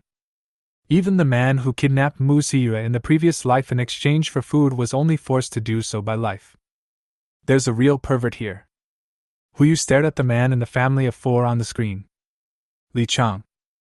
A very ordinary name, he has a very ordinary appearance, and a very ordinary family background, but it was such a person who actually sat in the position of the host. The resources of the entire building are under his control. Even when Hu Yu and Yu Wanqiu were escaping, they had already started building the ship.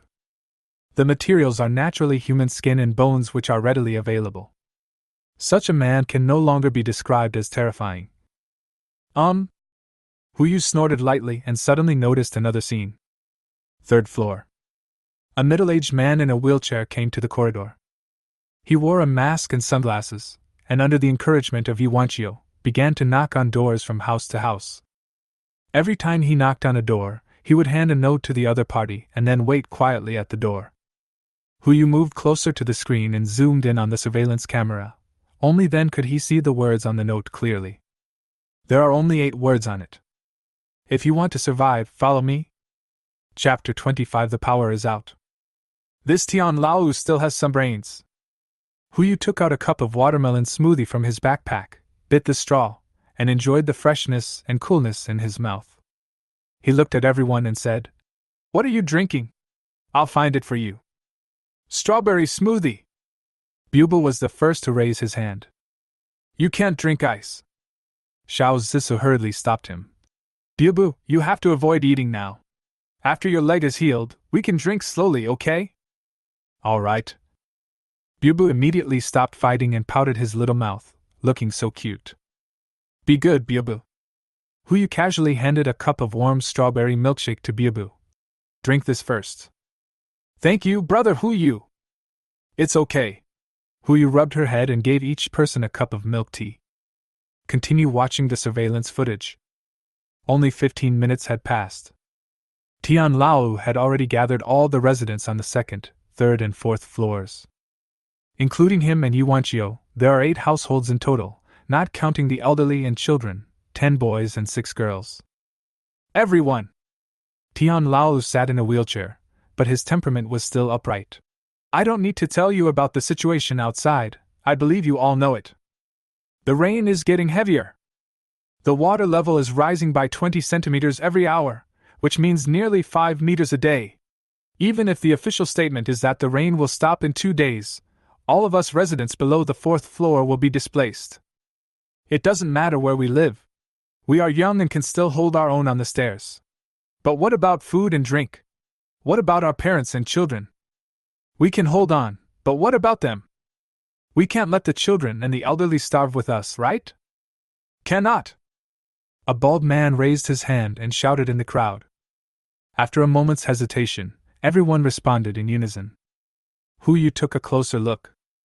Well, isn't that Li Meng? Why is this guy here too? Wait, could he be with Yuanqiu? This is going to be fun. Under Li Meng's instigation, everyone quickly united and prepared to follow Tian Lao's orders. Brother Tian! Li Meng stood in front of the crowd and asked Tian Lao. Just tell me, how can we avoid going hungry? It's very simple. As Tian Lao spoke, he turned on the flashlight on his mobile phone and shone it behind him. There were several pieces of frozen meat, some vegetables, 2 bags of rice and a bucket of peanut oil. This is all the food we have at home. I am taking it out now to share with everyone. I also hope that everyone can take out the food at home and give priority to our elders and children so that we can get through this difficult time together. That's true. A voice came from the crowd. But the meat and vegetables we have stored are not enough to eat. Yes, and there is also the place where we live.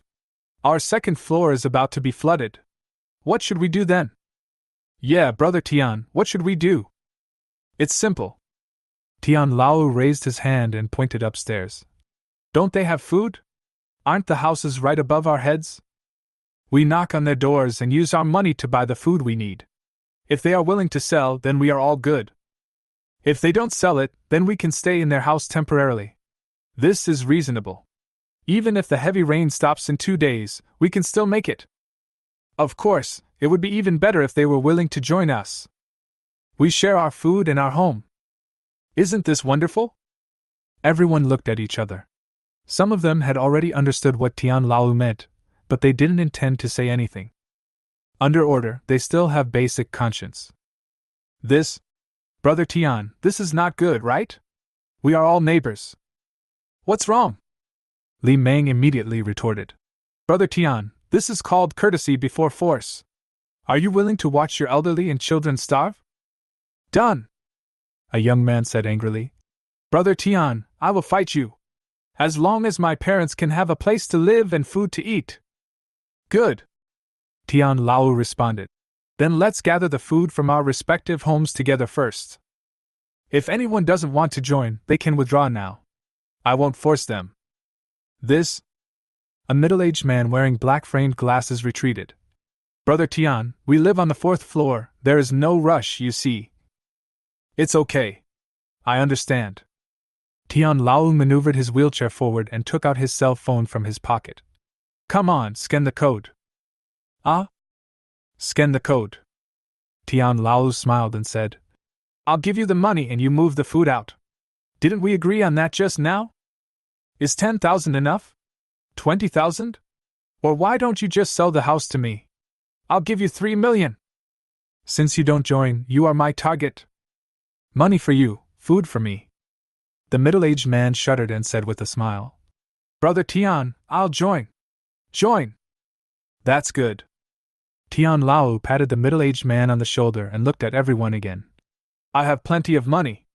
As long as you help me get through this, I will give everyone a red envelope that will satisfy you. Good. Brother Tian, tell me, where is our first target? Why don't we go to the 28th floor?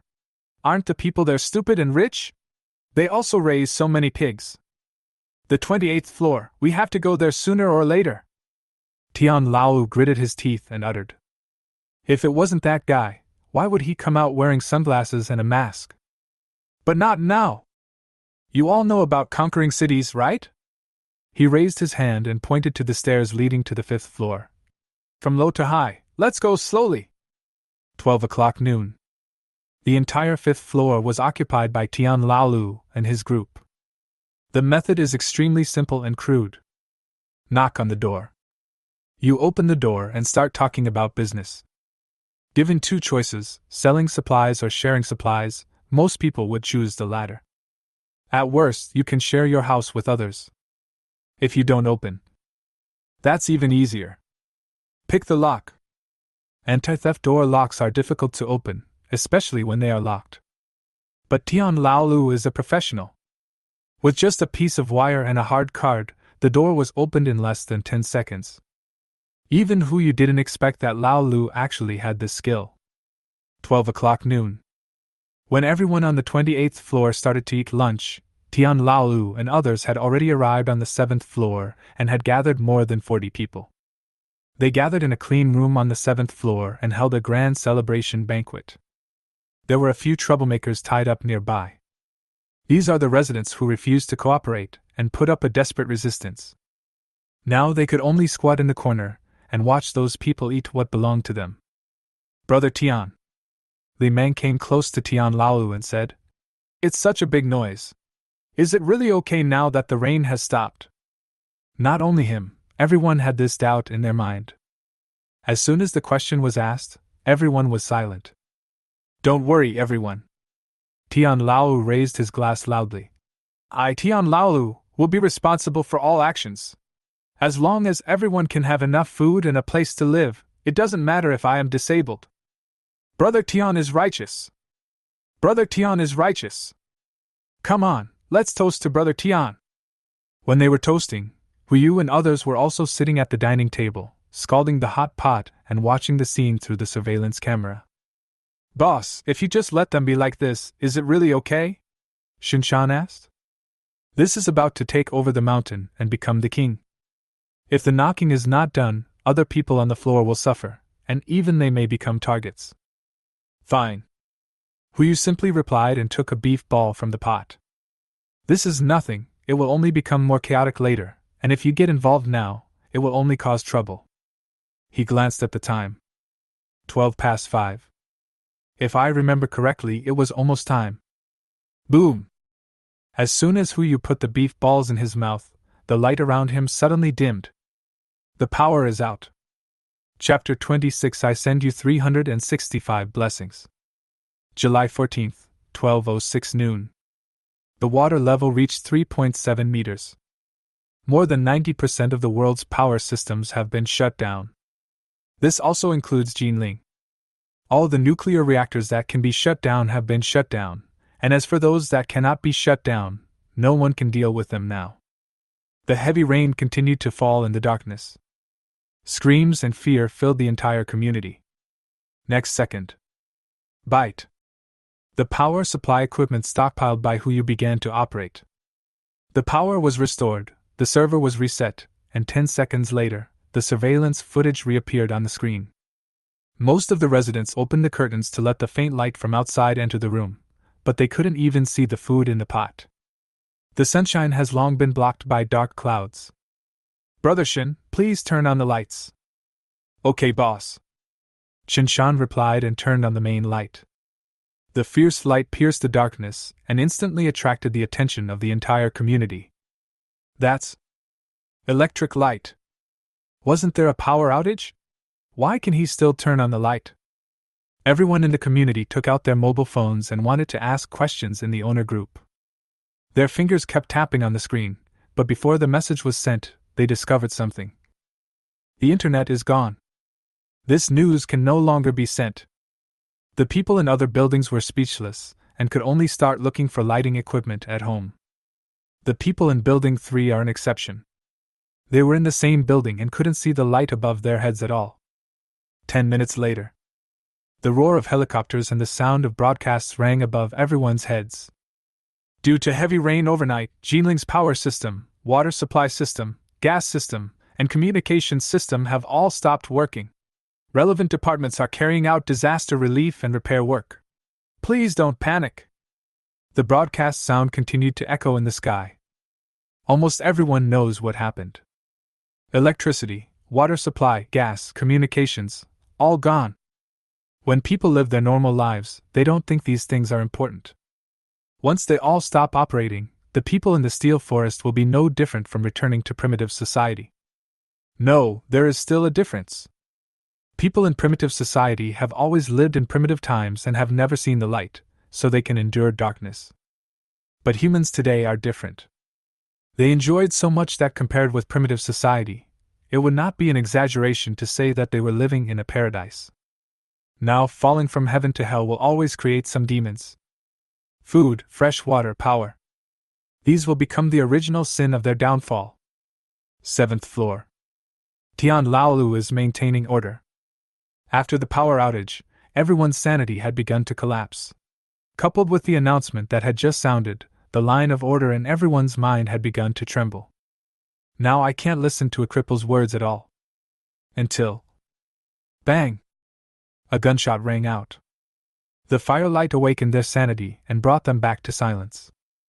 Tian Lao turned on the flashlight on his mobile phone, attracting everyone's attention. I still prefer you to keep quiet. He spoke calmly, holding a flashlight in one hand and a gun in the other. Now, I will issue the first order. It's an order, not an opinion. Carrying supplies. Li Mang, take 10 people with you to move all the usable supplies downstairs upstairs, and the rest of you follow me. Yes. Li Mang responded, and then asked, Brother Tian, where are we moving to? Move it upstairs, the higher the better. The power is out. Tian Lao also knew that the rain might not stop. Even if I could stop, it wouldn't be after 2 days. What he has to do now is to seize the time.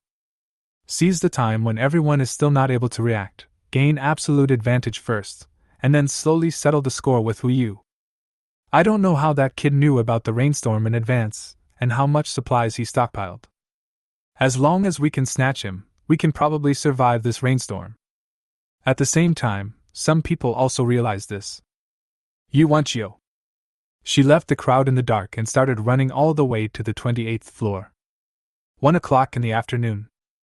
Yu Wanchio ignored the noise downstairs and finally reached the 28th floor. She raised the flashlight and was stunned on the spot. Alloy door! She had only seen this door in a bank vault. Forget about prying it open, even using C4 to blow it up might not work. How much has this guy prepared? Who you? Yu Wanchio rushed over and started knocking on the door. It's me! Open the door! The voice echoed in the stairwell, but there was no response. Who you? I know you can hear it. Yu Wanchio kept shouting. You even install the door like this. I don't believe you didn't install surveillance. I just want to talk to you. Is that not even allowed? Chat? The voice came from the door. A screen lights up. Hu Yu was seen with half a cup of watermelon smoothie in his hand, curled up on the sofa, playing Candy Crush on a tablet. He didn't even lift his eyelids. Do you want to talk about water margin or the Three Kingdoms? We are having afternoon tea. You start the conversation and I will talk about 50 cents. Lamp? Yu Wanchio exclaimed in surprise. How do you have electricity? That's a good question. If you've studied junior high school physics, you should know there's something called a generator. Very good. Yu Wanchio's face was full of joy. Hurry up and let me in. Why? Hu Yu reached out, picked up an egg tart from the table and brought it to his mouth. There was a crackling sound as teeth cut through the puff pastry. This made Yu Wanchio swallow her saliva. From the time the rainstorm started until now, she has only eaten a bowl of instant noodles. This is the reward I got for serving Tian Lao. This guy actually had afternoon tea at home. Gulp. Yu Wanchio swallowed her saliva and said, I'm telling you, Tian Lao wants to deal with you and has brought people to fight you. I'm here to tip you off. He can pick locks and has a gun in his hand. Let me in quickly, I have a way to help you stop them. Oh, I see. Just you know? Yu Wanchio was stunned. She never expected Hu Yu to have this attitude. Yes, I should thank you for giving me the news. Hu Yu got up from the sofa, took the camera from someone, pointed the screen at the coffee table, and started to select. Egg tarts, scones, macarons, tiramisu, even pan-fried buns and shrimp dumplings are on the table. This afternoon tea is a fusion of Chinese and Western flavors. What should I give you as a reward? All is fine. Anything goes. Yu Wanchio had no intention of going in, she just hoped to stuff everything on the table into her mouth. Never mind. The camera turns. Hu Yu faced the camera again. You are of a level like me, you will definitely look down on our afternoon tea, so I'd better give you my blessing. Bubu, come and sing a song for your sister. Here are 365 blessings. Okay, brother. Bubu replied, cleared his throat, and started singing on the spot. There are 365 sunrises in a year. I send you 365 blessings. The childish singing voice echoed in the stairwell. Yuanchio's smile froze instantly. Who? You. What do you want me to do? The camera turns. Huyu's face appeared in the video again. Miss Yi, you don't like it? Then it's okay for me to sing a song for you myself. No, thanks. Yuanchio still wanted to struggle. Huyu, can you please let me in? I know there are many empty rooms in your house, I just need a place to stay. That Tian Laolu is a complete pervert. Help me. Help me, no matter what, I can do it. Oh? Huyu raised his voice and said, Can you do anything? Yes. Anything is fine. Yuanchio lowered her head and pretended to be shy. Don't worry, I will take good care of you. Then let's leapfrog. Frog jumping? Yuanchio was stunned. Yes. Huyu pointed behind her and said, From here, frog jump all the way to the second floor, and then jump back from the second floor. As long as you can do it, I will let you in. Okay. Wait for me. Chapter 27. I have never seen such a shameless person. Yuanchio immediately squatted down, put her hands behind her back, and began to leap towards the 27th floor. He seems to be quite honest. But in the surveillance footage, she had just jumped to the 27th floor when she stood up straight and spat towards the 28th floor with a look of disdain. Oh. Huyu sneered. He knew that this woman would not be so stupid, and her gesture of weakness just now was just a disguise. If she were really let in, there would be only one outcome. This snake will find the best time to bite him. Zilong. Huyu looked at Su Zilong. This guy was working out not far away, and seemed to be trying to defeat Insienner. I remember you installed screens on every floor, right? Hold head high. Su Zilong replied. Why, you want to negotiate with them? Negotiation? It's too early. Huyu walked forward and handed him his phone with a smile. Pass on the picture just now. I think Tian Lao must be worried when he found out that someone is missing. I thought you were really going to let someone in. Su Zilong took the phone and started operating it. Don't even mention that she didn't do a frog jump. Even if she did, I would just let her do it again. You are a devil. Thank you for the compliment. In times like these, angels will go to heaven soon. 1 minute later. The surveillance footage outside the 28th floor was played in a loop on all floors of the 3 buildings. Especially the first scene. Can pick locks and has a gun. All residents above the 7th floor began to be alert. Cat's eye, seal it. Block the keyhole with the key and lock it twice. Finally, use the refrigerator, sofa, and TV to hold the door firmly shut. Triple insurance. Not to mention breaking into the house and picking the lock. Even if you use an electric saw to saw it, it will take a long time. Tian Lao stood in front of the door of 801, his teeth almost broken, and he couldn't think of any other way to open the door. Resentment is surging in my chest. Who? You. Damn this guy. That is to say, he is now hiding in that turtle shell and there is no way to find him, otherwise, hee. But it's okay. Tian Lao took a step back, pushed his glasses down on his nose, and his mind gradually calmed down. He has inquired about it. There are now 10 people in Huyu's family. Not only have they accumulated a lot of resources, they have even bought a boat.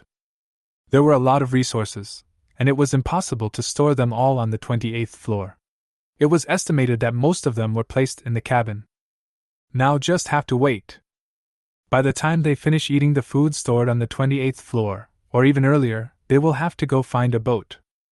Therefore, as long as we can occupy the floor closest to the water surface, we can cut off their way to survival. Now the resources on the 6 floors combined are enough to feed 20 people for 10 days.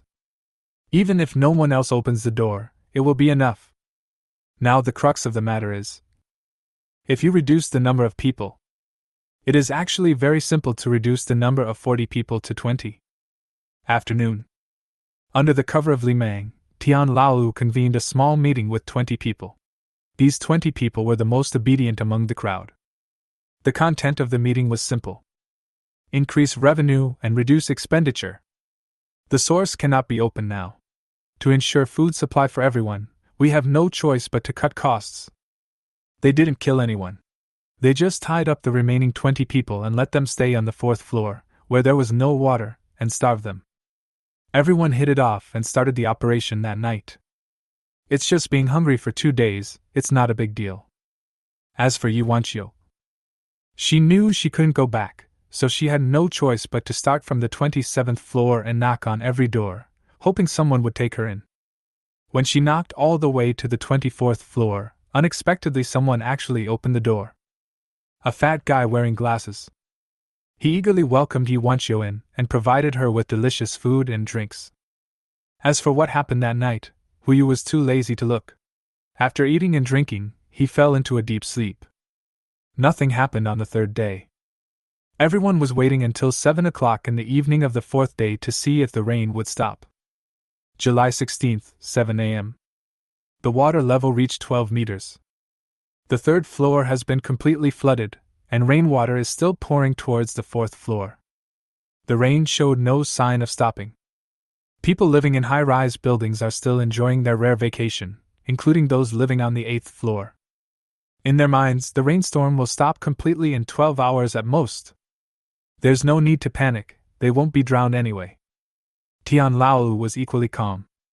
He knew very well that what was needed now was to conserve his energy rather than engage in useless frenzy.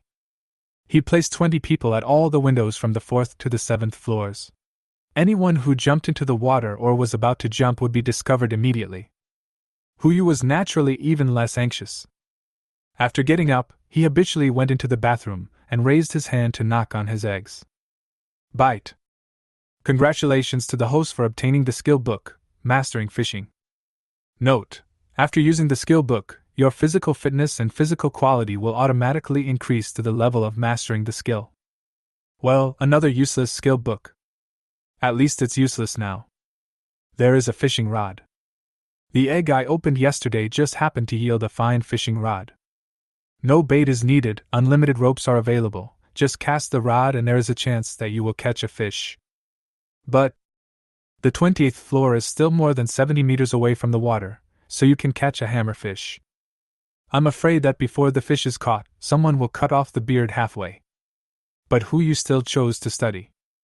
He clearly felt that the strength of his arms and lower limbs had increased a lot, but it was not useless at all. After washing, Huyu walked out of the room. At this time, Xiao Zissou was already preparing breakfast. Li Ji was on the side, Mu Lingxiu was teaching Biuba how to read and write, Su Zilong was still working out, Shinshan was squatting in front of the monitor, Zhao Zhong and Zhao Yu were standing at the window, staring at the rising water level outside the window. Hey! Huyu walked to Zhao Zhong and Zhao Yi and looked down from their sight. What are you looking at? Thinking about how to fish. Zhao Zhong smiled and replied. Brother Shan told us that there seems to be no river fish among the things he stocked up. So my brother and I were thinking about catching some fish to give Bubu a balanced nutrition. Zhao Yi agreed from the side. It's a good thing, but it's a pity that there is no fishing rod. Even if there is, you can't catch it. Shinshan replied from the side. This floor is too high. It will be about the same in a while. It's time to eat. Xiao Zissou conveniently placed the last bowl of medicinal food on the table. Come on, Bubu, it's time to eat. Don't worry about the fish, let's eat first. Huyu led several people to the dining table. Let's eat something light this morning. In addition to the medicinal food prepared by Xiao Zissou, Huyu took out 5 baskets of shrimp dumplings, 5 baskets of chicken feet, 3 baskets of steamed buns, and even freshly fried dough sticks and soy milk from his backpack. No way. There are 6 bodyguards at this table, and their appetite can basically be calculated as that of 2 people. You have to prepare more. Just as everyone was about to take their seats, there was a knock on the door. Judging from the sound, it didn't come from outside the door, but from the alloy door. Who is it so early? Huyu took out his cell phone and checked the surveillance footage. All I saw was a face full of resentment appear on the screen. Aunt Wang? That's not right. If I remember correctly, Aunt Wang will start leading her team to collect food rations door to door tomorrow. How come this life starts today? Yes, they should be the 2 households at 103 and 104. There were 6 more people for no reason, and they wanted to eat their fill, so the food rations were naturally consumed quickly. Xiao Hu! I know you are here! Aunt Wang's voice rang out at the door. Hurry up and hand over the food. I saw it in the video the day before yesterday. You stuffed so many people into my house, don't think you can just ignore it. Hurry up, don't make me wait impatiently. Hee hee. Hu Yu sneered. Are you still impatient? Do you think you are the second cousin of the Jade Emperor? He simply turned on the video and pointed the camera at the desktop. After the other party saw clearly what was on the table, he pretended to have taken the wrong shot and apologized repeatedly. Oh, is that Aunt Wang? What do you want from me? You. Aunt Wang uttered a word, and without thinking it was troublesome, she put her hands on her hips and repeated her request. Hurry up! Take out everything I want! And bring me some of the things on your table, my grandson wants to eat them. Hey, Aunt Wang, I don't know what you are talking about. Hu Yu picked up a shrimp dumpling and stuffed it into his mouth. We don't have much to eat. It's just enough to fill our stomachs. How can we give you more? What's not much? Aunt Wang got anxious on the spot. If you don't eat, it's over? They are just young people, they are not starving. My grandson is still growing. At worst, I can return it to you when the time comes. Look at what you said. Hu Yu patted his chest and said, as the saying goes, a person grows fast at the age of 23. I am also growing. You. I have never seen such a shameless person. Hey, you'll see me today. Hu Yu held a steamed bun in his mouth and blew hot air out of it. Auntie Wang, don't be angry. If you get high blood pressure, there won't be any medicine to treat it for you. After that, the video was hung up. While Hu Yu was enjoying his delicious breakfast, he could still hear Aunt Wang's impatient knocking on the door. It's already the 16th, and their food must have been exhausted.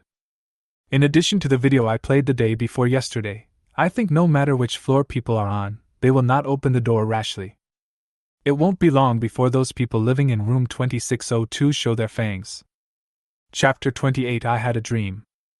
Noon, 12 o'clock. A riot broke out on the 26th floor. Get out! Get out now! You are a bunch of losers who only know how to eat and don't know how to find food. Either you bring me some food or I will let you continue to live here. Or get out of here now. Aunt Wang held a kitchen knife and forced the 6 people in rooms 103 and 104 to leave. This scene should normally appear in another day. However, because of the appearance of Tian Laolu, everyone felt the crisis. Not to mention making excuses for food, even opening the door to a stranger is impossible. This led to Aunt Wang's emotional breakdown. Auntie Wang, calm down. Li Chang stood in front of his parents and wife and said, we can skip one meal. It's okay. The rain will stop soon. Don't get excited. Put down the knife first. Brother Zhang, please say something. Yes. No problem. The man in room 103 also said quickly, Auntie Wang, aren't you just worried that there won't be enough food? We can go without food, as long as you don't kick us out. Really? Real. Li Chang and the man at 103 responded at the same time. Just eat a few less meals. As long as the rain stops tomorrow night, everything will be fine. Okay then. Aunt Wang said this, but she still held the knife in her hand. You two, and that old man, the 3 of you leave my house now. I will let your sister and your family live here. You two go to the stairs and wait until the rain stops. If someone comes upstairs on the way, I will open the door for you later. This? Li Chang hesitated. No bargaining. Aunt Wang immediately made a decision. You 3 men, if you threaten me, what should I do? I'm doing this to protect myself. I can go out. Li Chang thought for a moment and said, but my father is already over 70 years old and has difficulty walking. Aunt Wang, please let him stay. No, son. Father Li shook his head. I'll go out with you. The 3 of them left the house without thinking too much. Bang! The door to 2602 is closed. Aunt Wang started cooking for herself and her little grandson. I really only cooked for 2 people and didn't cook anything for the old lady in room 104 and the lame woman in room 103. As for those 3 people, they are now squatting in the corner of the 27th floor. Once they detect any movement, they will knock on the door and go into 2602. You said?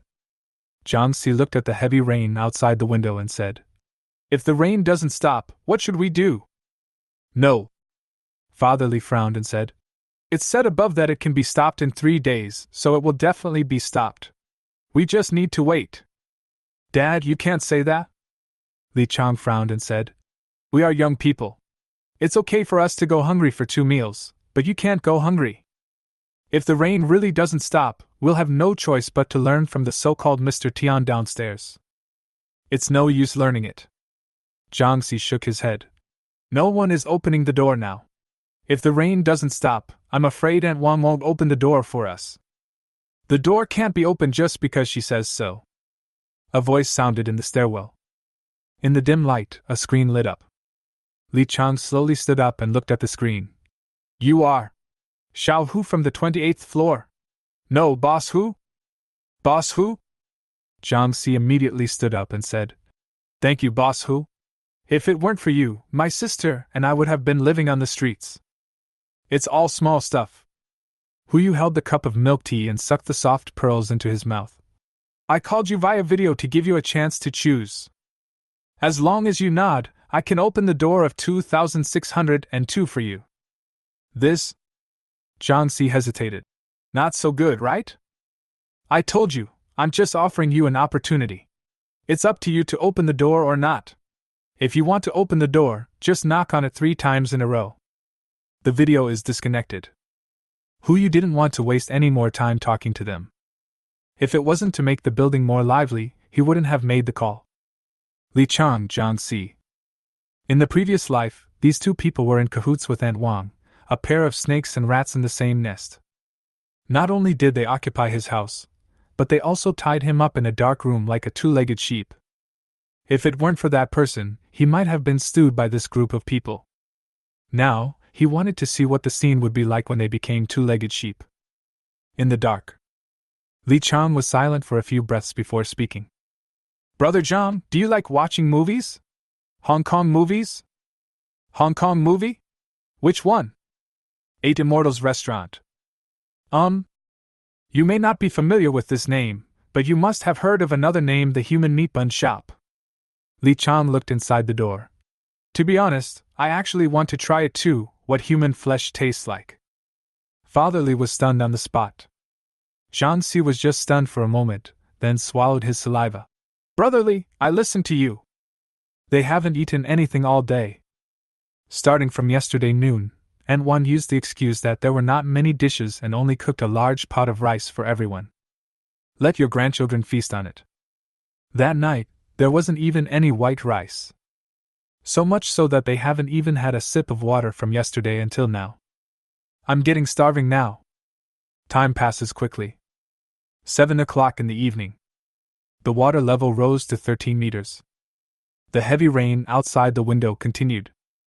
The radio did not sound. Everyone looked up at the sky and their hopes gradually faded.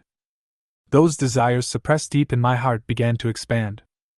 Li Chang, who was sitting on the stairs on the 26th floor, stood up. He patted his father on the shoulder, walked towards 2602, and knocked on the door. Andy Wang, the rain doesn't look like it's going to stop. Please open the door for us and let us in. There was no sound from inside the door. After a while, Aunt Wang's voice came from inside the door. You can come in if you want. Go find some food. Once you find some food, I'll let you in. Andy Wang, is it really not possible? Li Chang's tone was filled with pleading. How about this, if you want to put my dad in, I will go find food with Brother Zhang. No! Aunt Wang refused quite firmly. Li Chang had no choice but to shake his head, turned to give Zhang Si a look, and knocked on the door 3 times. Then Aunt Wang, I can only apologize. Click. The door lock was opened again. Almost at the same time. Hu Yu, who was watching the live broadcast on the 28th floor, immediately took Biubu away and handed her to Mu Lingxiu.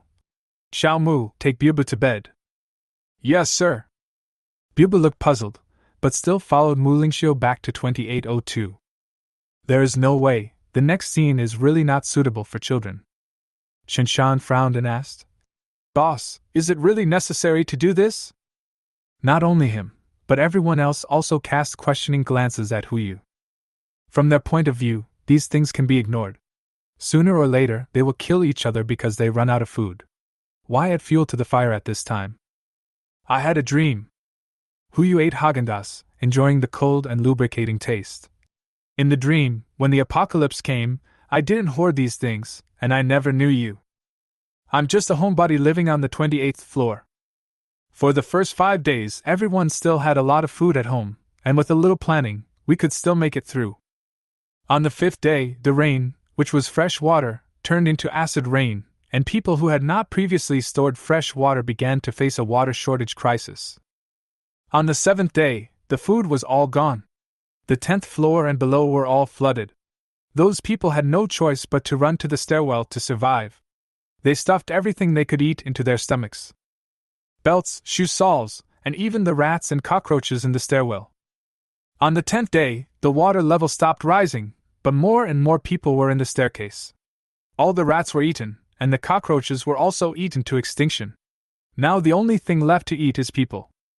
Some people starved to death, but he saved the rest. On the 18th day, the water level rose again, and there were fewer and fewer people in the staircase. The survivors found an electric saw in the room and started looking for people door to door from the 17th floor. On the 22nd day, they found the 28th floor and sawed open the door of my house. At that time, I was hungry and there was no food left in the house. I begged them to let me go, but they didn't answer. They just threw me into a dark room with other people in it besides me.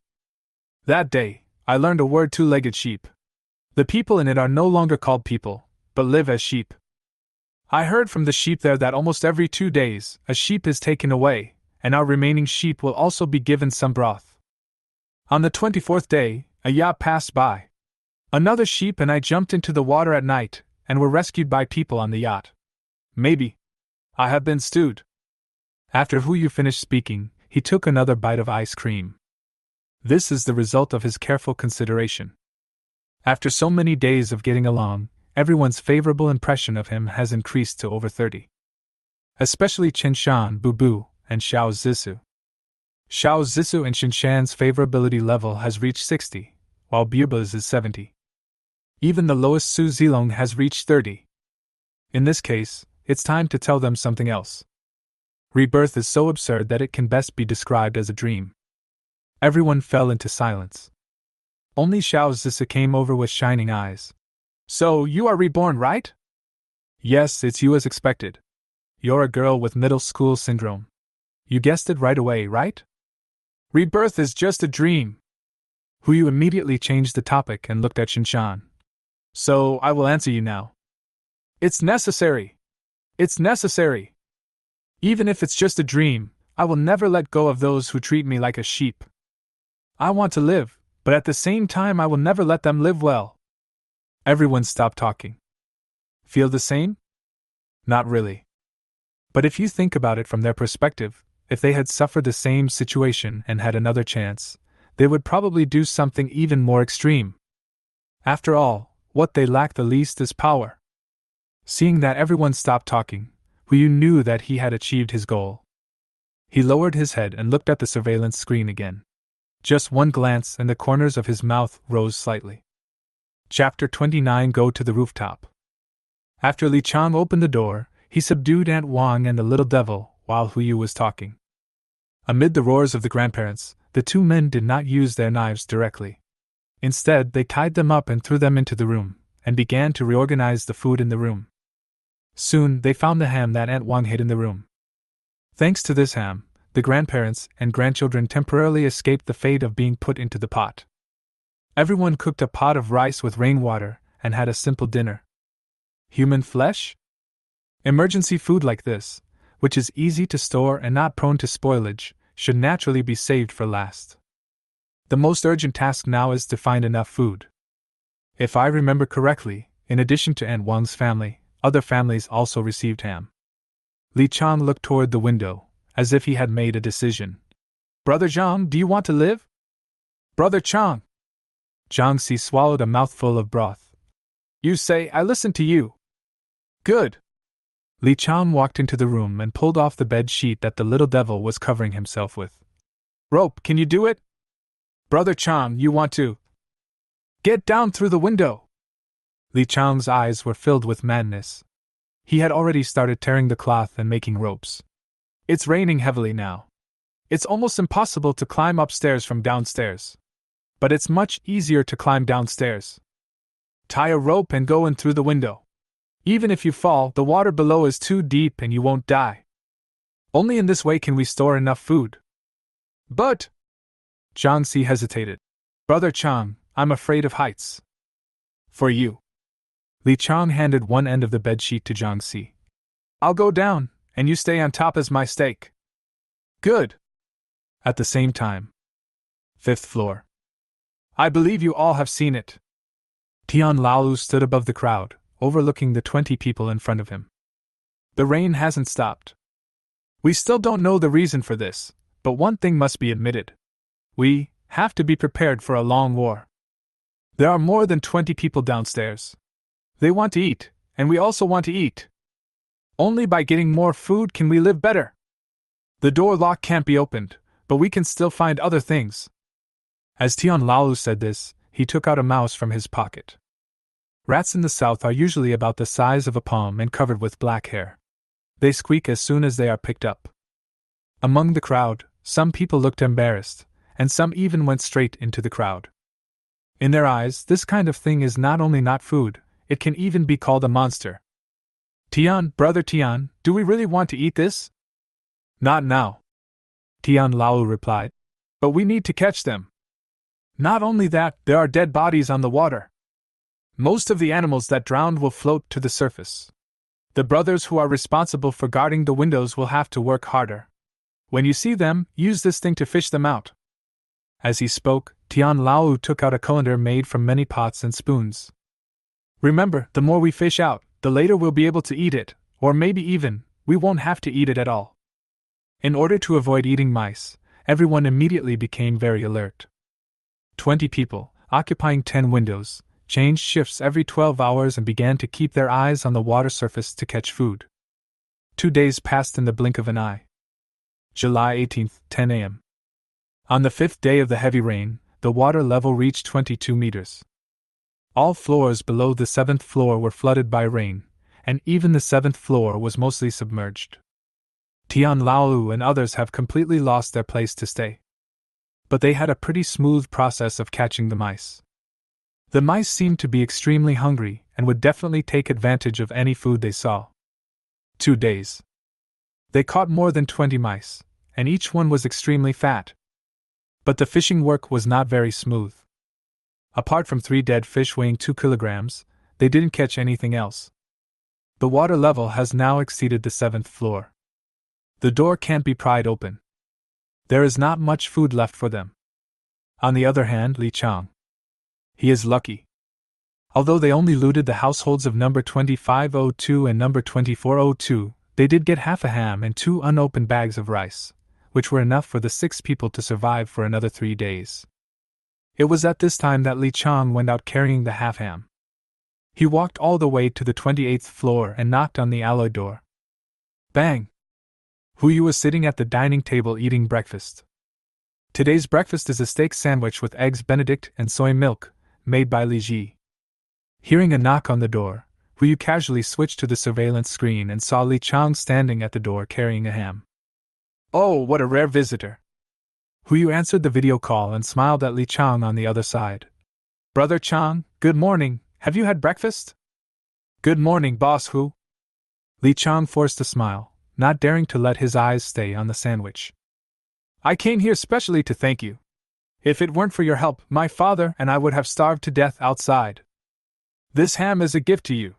If possible, I would like to ask you to give us some fresh water. Oh, a gift? To put it simply, it is an exchange. Today is the 5th day of heavy rain. The rain has changed from fresh water to corrosive acid rain. People who did not store fresh water before are now not only unable to eat enough, but even drinking water has become a problem. Ham? You can eat it, but after eating it will speed up the consumption of water in the body, and the more you eat, the thirstier you will be. This is also the reason why Hu Yu chose to give this as a gift to Aunt Wang and others. From a rational point of view, ham would definitely be stored by them as their final food. But if it is stored for 5 days, the ham will be completely ruined. Don't eat, I'm hungry. Eat, I'm thirsty again. Even if they stuffed the ham into their mouths, there would probably be no saliva to help them chew, and they would eventually choke to death. Fresh water, right? I do have some left at home, but as for the ham. Hu Yu turned the screen of his phone and aimed it at the window. There was a row of hams drying there, at least dozens of them. Li Ji was slicing some meat and preparing to have it with fresh hami melon as afternoon tea today. What do you need? Li Chang said calmly. As long as I have it, I can exchange it. Including your life? Li Chang fell silent. The reason why he worked so hard was just to survive. How could he possibly sacrifice his life for it? Just kidding. Hu Yu knew he would not agree. It's up to you to keep things or not. I won't give you fresh water. After saying that, he stood up and stretched himself. Without avoiding Li Chang, he directly asked Shin Shan. Old Shin, are you ready to take a shower? I'm still waiting to take a shower today. Immediately. I'll make sure it's done tonight. Ding. The screen went dark. In the darkness, Li Chang was the only one standing in the stairwell carrying the ham. He held the ham tightly, thought for a long time, and finally went all the way downstairs. 27th floor, 26th floor. All the way to the 7th floor. Tian Laolu and others heard the sound of footsteps and immediately got ready to take action. When they saw Li Chang carrying ham alone downstairs, everyone's eyes turned green. Who is Boss Tian? Li Chang stood on the stairs with a smile on his face. A wheelchair was pushed out from the crowd. I am. Are you looking for me? I'm here to give you a gift. Li Chang presented the ham with both hands. In the dim space, the sound of swallowing saliva continued to be heard. Tian Lao thought for a moment, and finally held the ham in his arms. What's this brother's name? Li Chang, Boss Tian, just call me Shaoli. Brother Li. Boss Tian narrowed his eyes slightly. You are not here just to give gifts, are you? Boss Tian is smart. I'm here to cooperate with you. Oh? How do we cooperate? Food, fresh water. Li Chang got straight to the point. Boss Hu from the 28th floor once sent hams to people in our community. Most of them were from our building. We still have at least 20 hams like this in our building. Now that they have no fresh water, the ham has become their food reserve. We will split the looted ham 50 to 50. That's true, but Brother Li, this door, we can't open it. Door, I have a solution. Fresh water and ham. I want a quarter. Tian Lao frowned. How do you know I have fresh water? First of all, none of your lips are chapped, and if there's no fresh water, you'd have smashed this ham in my face, right? Really? Tian Lao didn't know how long the rain would last, so just in case, he collected enough fresh water. Ha ha! I like working with smart people. Tian Lao immediately stretched out his right hand. Deal! July 18th, 12 noon. The water level was close to 23 meters, and the 8th floor was half submerged. Before Tian Lao's men could even saw the door, the people on the 8th floor had already run out. I can't bear it. I can't bear it at all. Seeing new partners joining, Tian Lao decisively took away their food and confiscated it. The obedient ones stay in the team, the disobedient ones. Tie them up and put them at the back of the team. Brother Tian. Li Mang frowned, looking at the rising water level, and asked tentatively. How far do we have to go to get here? Why not, just go to the 28th floor directly. I can't go. Before Tian Lao could speak, Li Chang replied. There is an alloy door on the 28th floor that cannot be cut open with a saw. I suggest you go to the 27th floor. Just listen to Brother Li. Tian Lao immediately made the decision. Go to the 27th floor. 2 o'clock in the afternoon. The group successfully occupied the 27th floor. There are 3 households on the 27th floor. In addition to Mu Lingxiu, who originally lived here, 2 other families were tied up and thrown to the end of the team. After occupying the base, Tian Lao held a brief meeting at 2702. He had just called Li Mang and Li Chang together, and before the meeting officially started, he heard a rumbling sound coming from upstairs. That seems to be the sound of mahjong. They were struggling on the brink of life and death downstairs, but the guys upstairs actually had the leisure to play mahjong. Brother Aqiang. Tian Lao pointed upstairs and asked, "What do you think of them? There are a lot of supplies, but they are hard to get. So it can be done?" Li Chang nodded. "Isn't there a rooftop above the 28th floor?" "Rooftop? You mean descending from the rooftop?" But now it's acid rain." Li Mang frowned and asked, "Who dares to go up to the rooftop now?" "As long as you wear thick enough clothes, it won't be a problem." Li Chang immediately stood up and said, "I can go up, but I need 3 more people, 2 to act as stakes, and 1 to accompany me down." "Okay, I'll be your stake." Tian Lao raised his hand and placed it on Li Chang's shoulder, then looked at Li Mang. Then I'll come along too." Chapter 30, Monster. At the same time.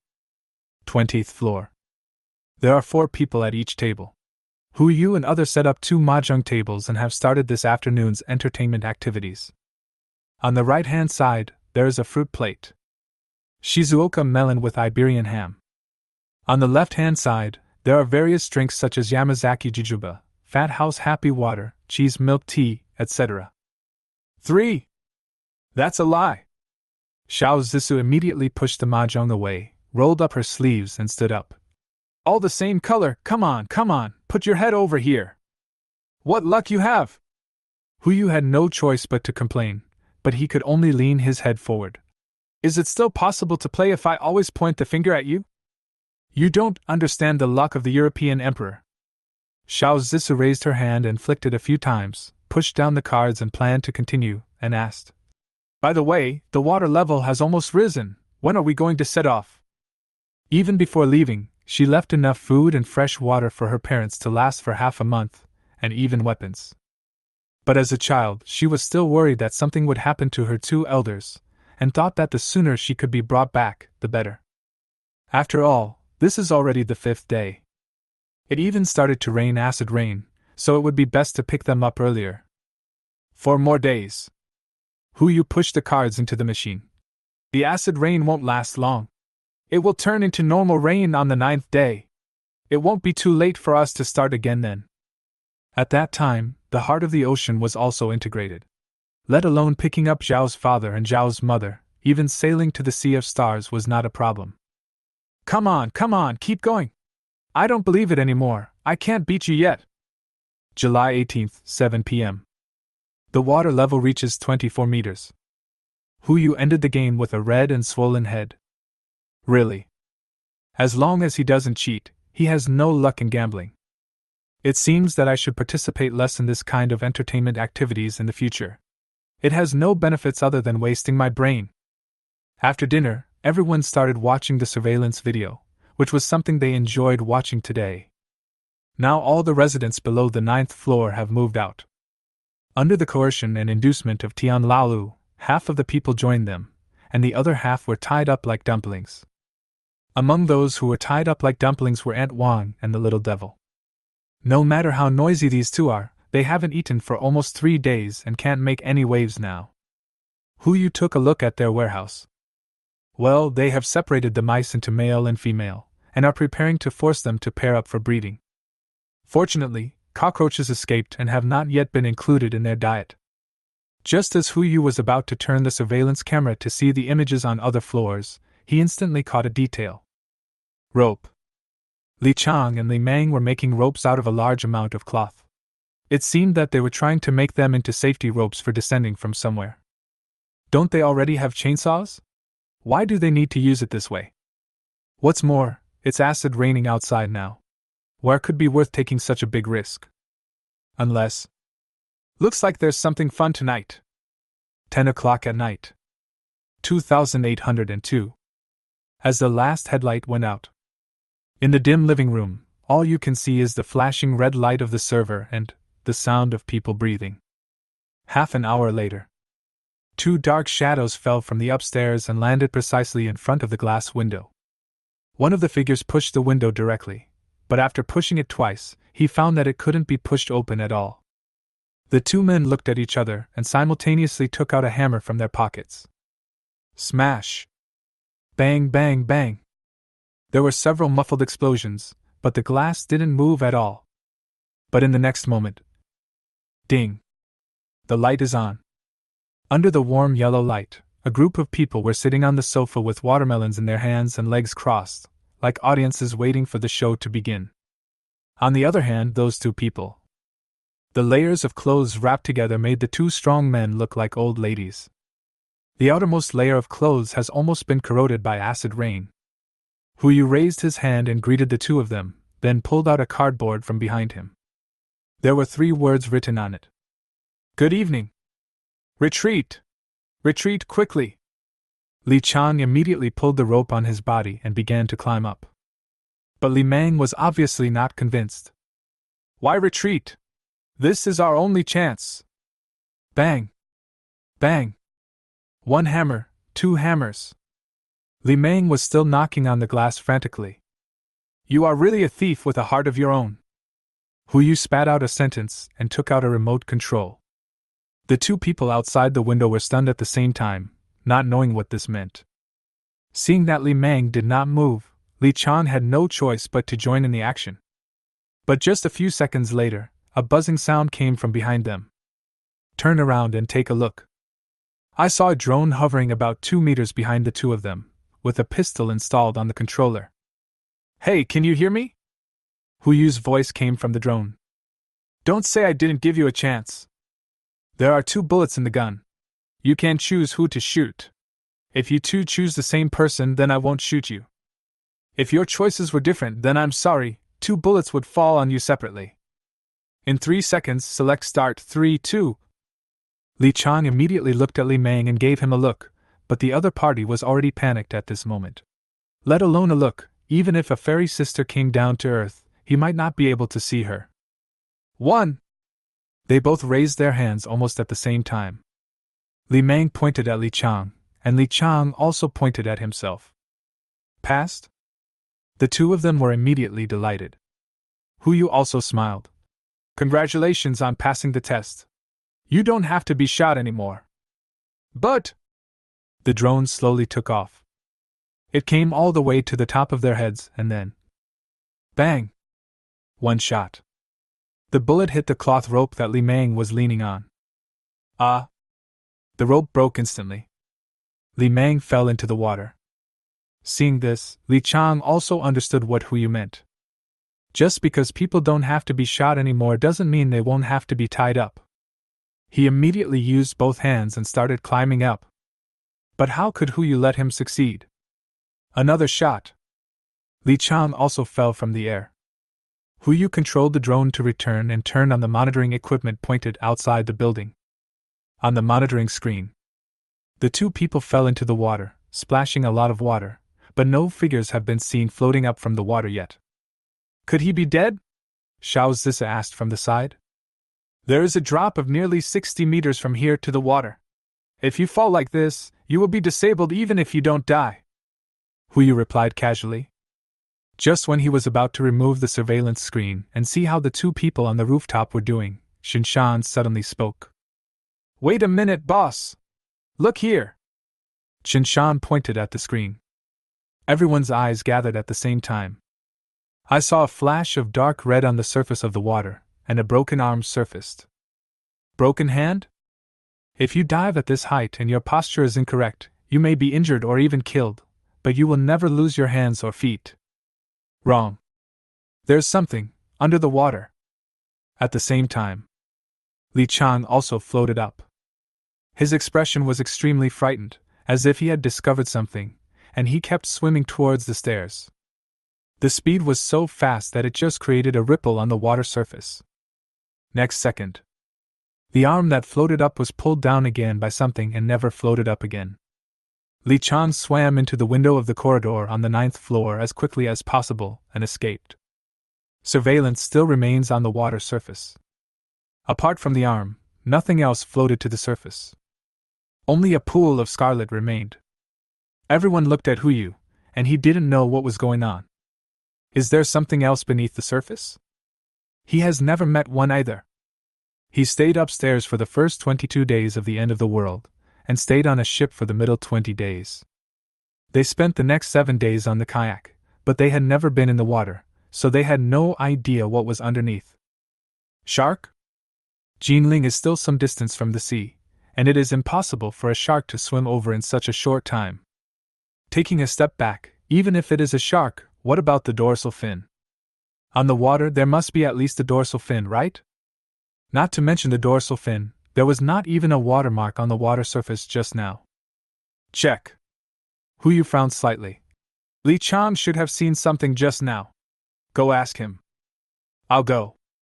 Shinshan immediately said. I will go downstairs now and bring him up. Need not. Huyu turned on the surveillance camera on the 9th floor. I can do it. On monitoring. Li Chang huddled in a corner of the passage, his eyes fixed on the water, as if he had experienced some great terror. Li Chang, what did you see? Li Chang did not respond, his body shaking continuously. Li Chang! Can you hear me? Monster! Monster! Li Chang raised his head and looked at Huyu in the video, his eyes gradually turning red. His body suddenly stopped shaking, and then he suddenly pounced forward. Ouch! Chapter 31, Eating People. The screen was destroyed. Huyu frowned as he looked at the picture taken from another angle. His brows couldn't help but furrowed. Li Chang. No, he should not be Li Chang now. It is now pouncing on the screen and biting it, as if trying to pull Huyu out of the screen. But that is obviously impossible. But even if the screen fragments scratched its mouth and its fingers left bloody marks on the concrete wall, it still had no intention of stopping. Zombies? Xiao Zisa frowned and said, Have you seen this kind of thing in your dream? Huyu shook his head. If he had known that zombies would appear, he would never have stayed in such a place. Just fly directly to the nearest uninhabited island to live. You know, the entire Jinling has a population of over 9 million. Even if half of them starve to death and a zombie crisis breaks out, there will still be more than 4 million zombies. Just 8 trucks of weapons, is that enough? I'm afraid even 8 armies may not be enough. How about I go down and take a look? Shinshan suggested again. Need not. Huyu frowned. Currently, this thing should be contagious, and we don't know how it spreads, so it's better to be careful. What now? Li Ji's face was full of worry. We can't let it stay down there like this, right? If other people are infected, can our alloy door outside prevent it? Snort! Su Zilong snorted coldly. That is a bank-standard explosion-proof door. Let alone zombies, even 10 RPG rounds can't destroy it. Hey, what about the 100 rounds? Zhao Zhong said sarcastically. There are about 100 people down there. If some monster comes out, can your alloy door protect it? Okay, stop arguing and see what happens first. Huyu interrupted everyone. When the monster found that it could not take food out of the wall, it stopped trying and instead hunched over and walked up the stairs. 10th floor. There are 10 people responsible for guarding there to prevent the people on the 9th floor from coming out and being unable to suppress them in time. When Li Chang came up the stairs, the flashlight immediately shone on its face. Who? The monster didn't answer, but subconsciously raised his arms to cover himself. Yeah, it's brotherly. The man immediately turned off his flashlight and took the initiative to greet him. Why are you coming up from downstairs, ah? Without waiting for the man to finish his words, Li Chang pounced on him. Take a bite. Blood splattered all over the ground. Eat people! Seeing this, the other 9 people didn't dare to delay at all and ran upstairs immediately. Li Monster Chang did not chase after it, but just squatted on the ground, enjoying the delicious food he had just captured. Case solved! This thing must be a zombie! Xiao Zisa was very excited, and didn't show any fear or panic at all. Instead, her tone was filled with curiosity. Boss Hu, can you do me a small favor? Huyu vaguely guessed something. Tell me first. After determining the transmission route, I want to catch one to study it. You see. When everyone heard this, they looked at Xiao Zissou with somewhat different eyes. Why, no! Xiao Zissou raised her head and asked back. I am contributing to the development of traditional Chinese medicine. This is a brand new subject. Okay, research is fine, but not now. Since there are new friends joining the building, we can't just keep the news to ourselves. Hu Yu controlled the surveillance screen and broadcast the surveillance of the floor where Li Chang was to other floors. Suddenly, the sound of gnawing on large bones spread throughout the building. People's hearts were instantly in panic. Those who had not left the room began to strengthen their defenses. Those who have already left the room kept running upstairs. Who cares whether you hold on or not? There is a man-eating monster down there. Only then did Tian Lao bring Zhang Si down from the rooftop. Originally, he planned to find someone to rescue Li Chang and Li Meng immediately, but when he arrived at the 28th floor, he saw the scene that Hu Yu was broadcasting to the people in the entire building. That thing, is Li Chang? It's just a drop of water, how did it become like this? Tian Laolio's eyes were full of disbelief. If 9 people had not come upstairs to report it soon, he might have really suspected that this was a fake picture. Pity. It's all true. He rushed to the 28th floor and knocked on the alloy door for the first time. Boss Hu! Help! Hu Yu switched to the video call function of the alloy door, took a look at Tian Lao who had not had time to change his clothes, and laughed out loud. This guy clearly had signs of corrosion from acid rain. Obviously, he was on the rooftop just now. Hey, isn't this Boss Tian? Hu Yu yawned and pretended to fall asleep. It's so late, what do you want from me? Or are you going to come and clean the windows of my house? Bang! Tian Lao fell off the wheelchair and knelt on the ground. Boss Hu, I know I was wrong. I should never have had such evil intentions. You saw what happened down there. Please help me. Anyway, you don't want such a monster in our building, right? Please help me. Help the other innocent people in the building. He is gambling. I bet that Hu Yu will use him as a gun, so I'll kill that monster first. After all, no matter what, he had to go downstairs. That ship that cost 2.1 billion to buy must be used eventually. As long as you bet right, at least you can get some assistance. Oh, innocent? Hu Yu sneered. Who isn't innocent? You want to steal my things, and now you want me to help you. Am I not innocent? Yes, it's my fault. Tian Lao knelt on the ground and began to kowtow. I kowtow to you to apologize. Please make a promise. As long as it is something I, Tian Lao, can do, I will do it. Simple, don't you have a gun? Hu Yu immediately said. Go downstairs and shoot at that monster until all the bullets are gone. As long as you can do it, no matter whether the monster is dead or not, I will give you a chance to come in. Really? Tian Lao looked up and asked tentatively. After all, he had been tricked into posting a nude photo, so he had to be careful. Believe it or not. Hu Yu hung up the video and continued to observe Li Monster Chang's movements through the surveillance. This guy seems to be full. After eating the unlucky guy's upper body, he did not continue eating, but sat next to the unlucky guy's lower body, with his head hanging and shaking continuously. Seems like he's sleeping? Sleeping after eating? Could this be a pig spirit possessing him? No matter what, this is also an opportunity. It depends on whether Tian Lao can seize it. Soon.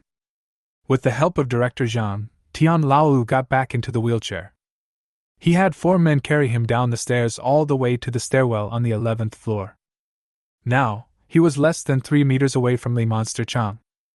As long as he fired, with his marksmanship, he would be able to hit the opponent. Of course, the premise is in a bright environment. It's dark now.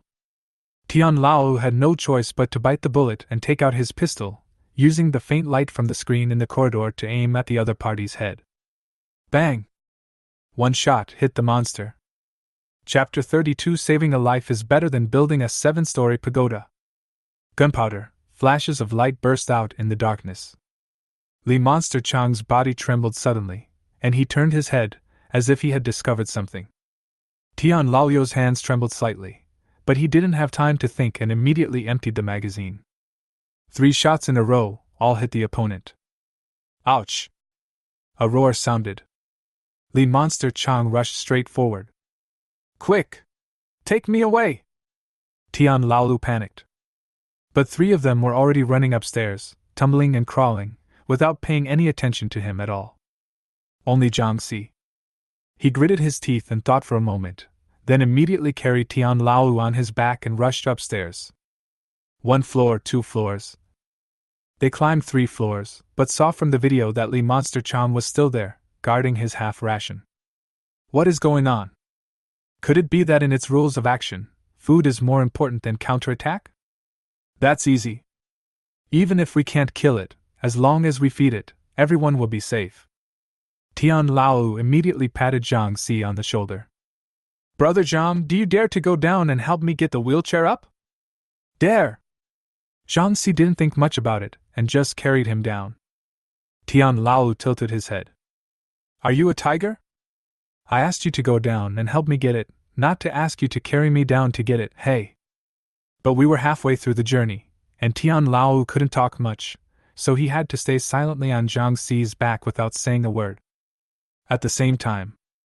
28th floor. Hu Yu frowned and looked at the surveillance camera. Naturally, everyone saw the scene just now. He looked at the people behind him. What do you think? There were 4 shots in total, hitting the neck, arm, abdomen, and chest respectively. Chen Shan frowned and said, although these 4 places are not fatal, they are not still capable of movement. Xiao Zisi also added. There was blood flowing out of the wound, and the color was dark red. The bullet obviously penetrated the internal organs. Unless the creature does not require energy from its internal system, it will die within half an hour at most. Click. Kaka. While everyone was talking, the crisp sound rang out again from the stairwell. Li Monster Chang started eating again. Quick, drone! Shine a strong light on it and see what it is doing, Xiao Zisi said hurriedly. Good. Su Zilum walked to the window, controlled the drone to start landing, and came all the way to the window of the stairwell on the 9th floor. Strong light illuminates the entire stairwell. Li Monster Chang was seen frantically gnawing on the food in front of him. Even bones would be chewed into pieces by him and swallowed down his throat.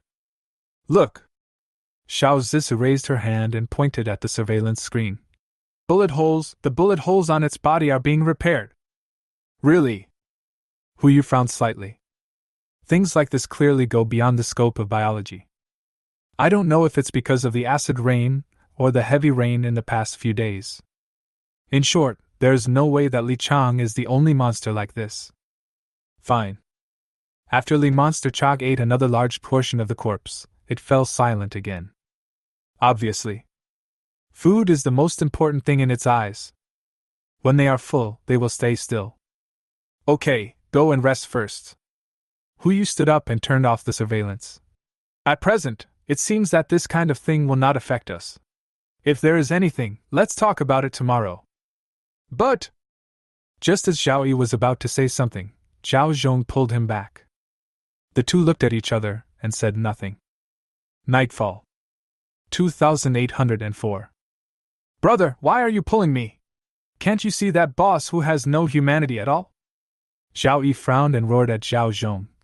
It's fine that he didn't take other people upstairs because of insufficient food, but now there's a monster down there, and he doesn't care? It's not that I don't care, it's that I can't care. Zhao Zhong raised his hand and placed it on Zhao Yi's shoulder. Brother, since we 2 brothers are valued by Boss Hu and want to live a carefree life in the end times, we should listen to Boss Hu. Just listen carefully to whatever he tells us to do and don't try to meddle in other people's business. Bullshit. It's all bullshit. Zhao Yi raised his hand and said, there are so many innocent people down there. I can watch them starve to death because the food is not mine. But I can't bear to see them being killed by monsters, because I clearly have the ability to save them. Brother, saving a life is better than building a 7-story pagoda. So what do you want? Another voice sounded. The 2 brothers turned their heads at the same time and looked outside the door. Su Zilong was leaning against the door, his tone slightly provocative. Go out? If you want, I can let you downstairs now. Okay. Zhao Yi's neck stiffened. Let me go now, I will go down to save people, and you will stay here like turtles. Zhao Yi! Just behave yourself! Zhao Zhong roared angrily, then looked at Su Zilong. Zilong! Hey! Don't yell so affectionately! Su Zilong interrupted the other party and stepped aside to make way. It's no use telling me what you want to say. A figure slowly walked out from behind him. Who you? He was wearing a bathrobe at this time, and Enciena was following behind him. Bang! Before he could say anything, Su Zilong was punched by Enciena again. I said, Who you? Looked at the two of them. As long as you want, you can leave at any time. I will never stop you. Let go of the desire to help others and respect their fate. This is the most useful thing Hu Yu learned in his previous life. Since you want to meddle in other people's business, then go ahead. It's impossible to stop it. Good! Zhao Yi responded and immediately clasped his fists towards Hu Yu. Thank you, Boss Hu, for your understanding. When I come back, I will definitely. What's coming back? Hu Yu asked back, and then as if he had thought of a joke. Zhao Yi, you don't think that you can come back after you leave here, right? If you don't come back, then don't come back. Zhao Yi hesitated for a few breaths, then frowned and said, Boss Hu, see you later. Boss Hu! Zhao Zhong also pulled his younger brother along. He knew that once he left Hu Yu, even if his brother could survive, he would never live a carefree life like here. Hunger, illness, human nature, each one can take his life. Please give me one more chance. One day, give me one day, I promise I will convince him. Brother! You don't need to persuade me. I will never follow such an inhuman person. If you want to follow me, it's up to you. Human nature? Hu Yu narrowed his eyes and sneered. Haha, what did you just say? Human nature? You're telling me about human nature? Okay. Then I'll show you what true humanity is. He took out an AK from his space backpack and emptied the magazine of bullets, leaving only 3. He threw the gun into Zhao Yi's arms. There are 3 bullets in it. With your marksmanship, you can definitely shoot it in the head. If you shoot its head off, not only the zombies, but also Godzilla will die. Go down now and save those people. See if you will become their savior or something else. Go now. Wait until you understand what human nature is before you talk about human nature. Good. Zhao Yi stood up with his gun in hand. Zhao Zhong wanted to stop him, but Hu Yu turned to look at Su Zilong, who immediately understood and stopped him. It was obvious that Zhao Zhong was no match for him at all. Brother! Don't be confused. Elder brother. Zhao Yi came to the door and turned to look at Zhao Zhong. Brother has more important things to do. I will pick you up after I have organized the downstairs. After saying that, he turned and left. Hu Yu opened the alloy door remotely, and after watching him leave, he closed the door again. Su! Zi! Long! Zhao Zhong roared, and while Su Zilong was retreating, he turned over and pressed him down, punching him in the face. Hey, you're still excited! Su Zilong immediately prepared to take real action. All right. Hu Yu frowned and spoke, then took a step back and hid behind Enciena. Zhao Zhong, if you also want to go down, I can give you a chance now. Zhao Zhong didn't say anything. He knew in his heart that if he left again, the 2 brothers would never have a chance to come back. So, he just lowered his head and said nothing. Okay, let's go to bed first. We can talk about it tomorrow. Hu Yu yawned, turned around, and took Enciena back to 2802. Chapter 33, Show Them Your Strength. Hu Yu returned to the room and lay on the bed. When he turned on the surveillance again, Zhao Yi was still at the door, and in front of him was Tian Lao, who had escaped the disaster. There is no doubt that this guy must be here to make Hu Yu fulfill his promise. Seeing this guy knocking on the door continuously, Hu Yu ignored him and just closed his eyes. Sleep! Until dawn, the alarm clock rang. July 19th, 7 a.m. The water level reached 26 meters. Hu Yu picked up his phone and glanced at the surveillance camera. There was no one in front of the alloy door. Now everyone gathered on the 27th floor. Tian Lao was sitting in front of the crowd, introducing Zhao Yi. It looked like they had just come downstairs. Hu Yu got up, went into the bathroom to wash up, and cracked open today's black egg. Ding! Congratulations to the host for obtaining one ordinary senzu bean. This thing again. It seems that I used up all my luck when I drew the heart of the ocean last time. Today, in the past 2 days, all I got were senzu beans. Now he has 4 senzu beans in his backpack, which is enough for an ordinary person to eat for 4 months. Huyu put it back into his backpack, washed up quickly and walked out. Everyone at the table is having breakfast. Except for Xiao Zisu, Mu Lingxiu and Su Zilong, who looked normal, everyone else was a little depressed. Obviously, they already knew about Zhao Yi's affairs. What's wrong? You look listless. Huyu walked to the table and sat down, asking knowingly, Didn't you sleep well last night? No one spoke. Only Bubu spoke.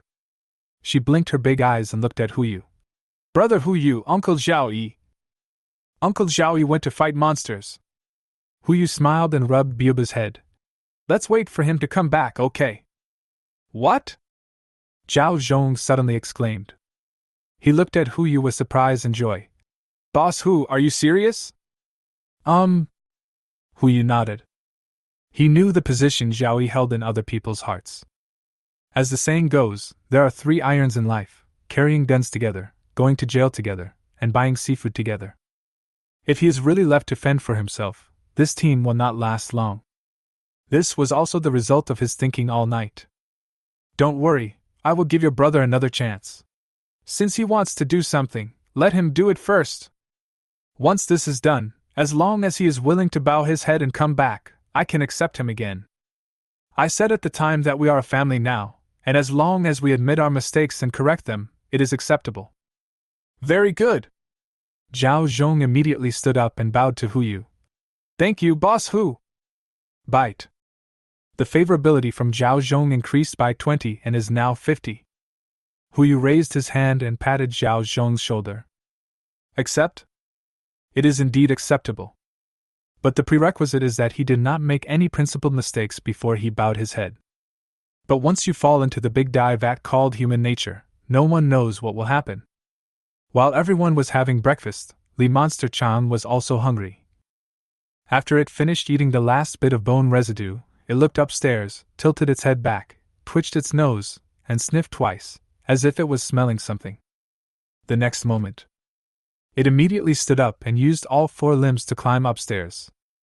This scene was not only seen by Huyu and his group, but also by Tian Laolu and others downstairs. Hurry! Brother Zhao, the monster is coming! I've already told you that I'm not your brother. Zhao Yi frowned and replied.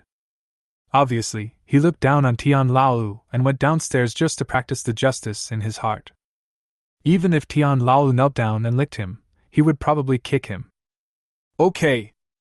Tian Laolu seemed to realize this as well. Anyway, you came downstairs to deal with this thing, right? I'll leave it to you.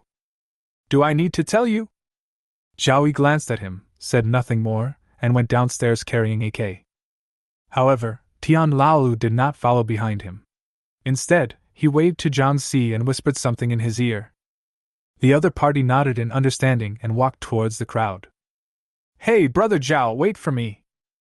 Tian Laolu then called the other 4 people and followed with the wheelchair. Several people walked all the way to the stairwell from the 10th floor to the 11th floor. At this moment, Li Monster Chan was lying at the door of the 10th floor, constantly hitting the door with his body. One after another. The originally intact security door had now been completely dented. It smelled food inside. Just break the door open and you can have a good meal. Just a little bit, the last bit.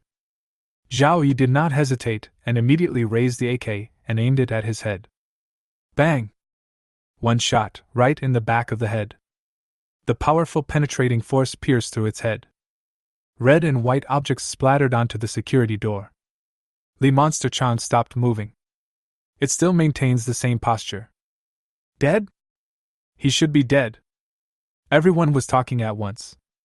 Just as Zhao Yi was about to go forward to check. Ouch!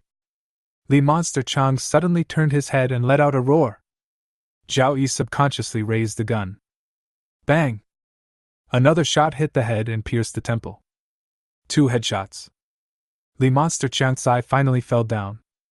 He's probably dead now. Zhao Yi was also quite frightened just now. He put away his gun and did not move forward rashly. Tian Lao looked at the people behind him and said, "Send 2 people to take a look and collect the bodies." 2 brave ones looked at each other and decided to go forward. After all, the 3 guys who dared to abandon Boss Tian and run away yesterday have now been tied up and thrown on the 26th floor. They don't want to be one of them. The 2 of them walked forward slowly, tentatively. After confirming that the other party was really not moving, the 2 of them breathed a sigh of relief. "Very good!" Tian Lao smiled excitedly. "Brother Zhao, thank you for saving us. Now don't rush upstairs, let us treat you well, and it won't be too late to go back later." "All right." Zhao Yi did not refuse. He looked down on Tian Lao, but he also disliked Huiyu. Isn't it the end of the world? Even if the sky collapses at the beginning, he can still lead everyone to survive. Let's start with this meal. You guys move the bodies upstairs, don't pollute the water source. Tian Lao gave an order, and then took Zhao Yi upstairs. Brother Zhao, please. 1 o'clock in the afternoon. Hu Yu and others started to eat lunch, and Tian Lao Lu and others also started the celebration banquet. In order to entertain Zhao Yi, Tian Lao Lu even took out the wine he had collected earlier.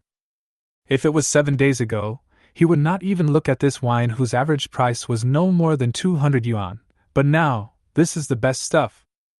After 3 rounds of drinking.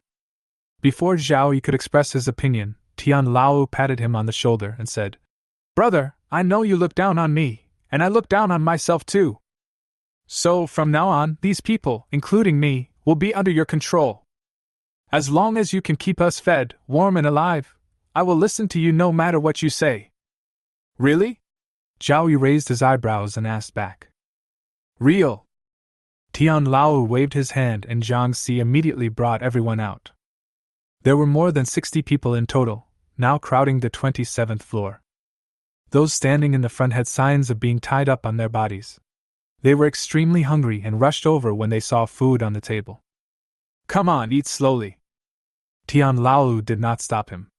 Instead, he controlled his wheelchair and took a step back. He even took the initiative to deliver the food to the other party. He looked at Zhao Yi, his eyes reddened. "Brother Zhao, you've seen it too, we haven't had an easy time. But there's not enough food. What else can I do? It's a good thing you're here now. So you speak, and we all listen." "Right." Zhang Si also shouted in the crowd. "You speak, we all listen." Zhao Yi didn't say anything, just looked at the crowd who were eating voraciously. After a few breaths, he made a decision. "Okay. As long as you listen, I will definitely take you to live. Zhao Yi! Zhao Yi!" Tian Lao immediately raised his arms and shouted Zhao Yi's name at the top of his lungs. The crowd also responded. Zhao Yi looked at the scene in front of him and suddenly felt light all over. Once upon a time, he was just a member of the team. After leaving the team, he was just Zhao Zhong's younger brother. And now, he has his own name. Zhao Yi. In that case, I will definitely keep you alive. Zhao Yi raised his head and looked upstairs. Show them your life. Chapter 34 Leading a Pig. July 20th. The 7th day of heavy rain. The water level reached 31 meters this morning. The 11th floor was more than half flooded.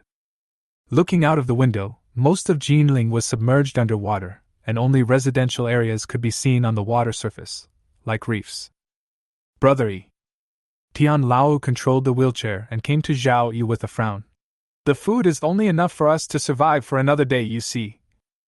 Since yesterday, Tian Lao took the initiative to hand over the power to Zhao Yi. The food itself is not a big problem.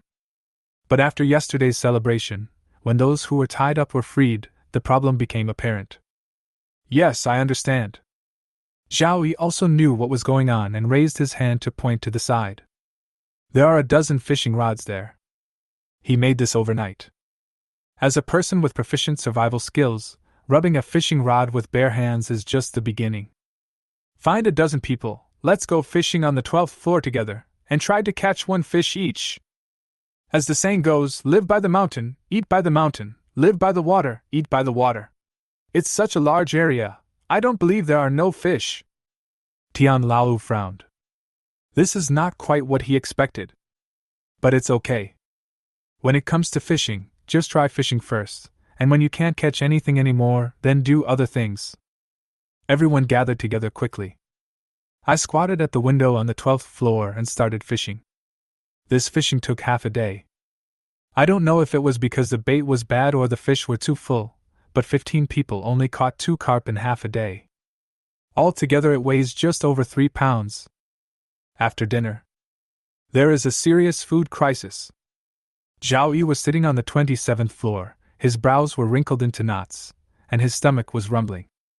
In order to allow others to eat more, he has not eaten enough since yesterday. Wait, what does that smell like? Zhao Yi's nose twitched as he smelled the scent of beef hot pot from the window. Apparently, dinner time had already started upstairs. Tonight's dinner should be hot pot. He swallowed. If he hadn't come downstairs, he would have been boiling M7 marbling beef by now. Brother Yi. Tian Lalio's voice sounded. He slid over alone in a wheelchair. What's up? It's still a matter of food. Tian Lao whispered. There are too many people. Now the people on the 12th floor have also escaped. The food they brought out is not enough for them to eat.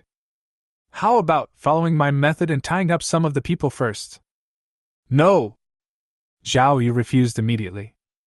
If he wasn't the one making the decision, he could have ignored it, but now it was his turn to make the final decision. How could he continue to kidnap people?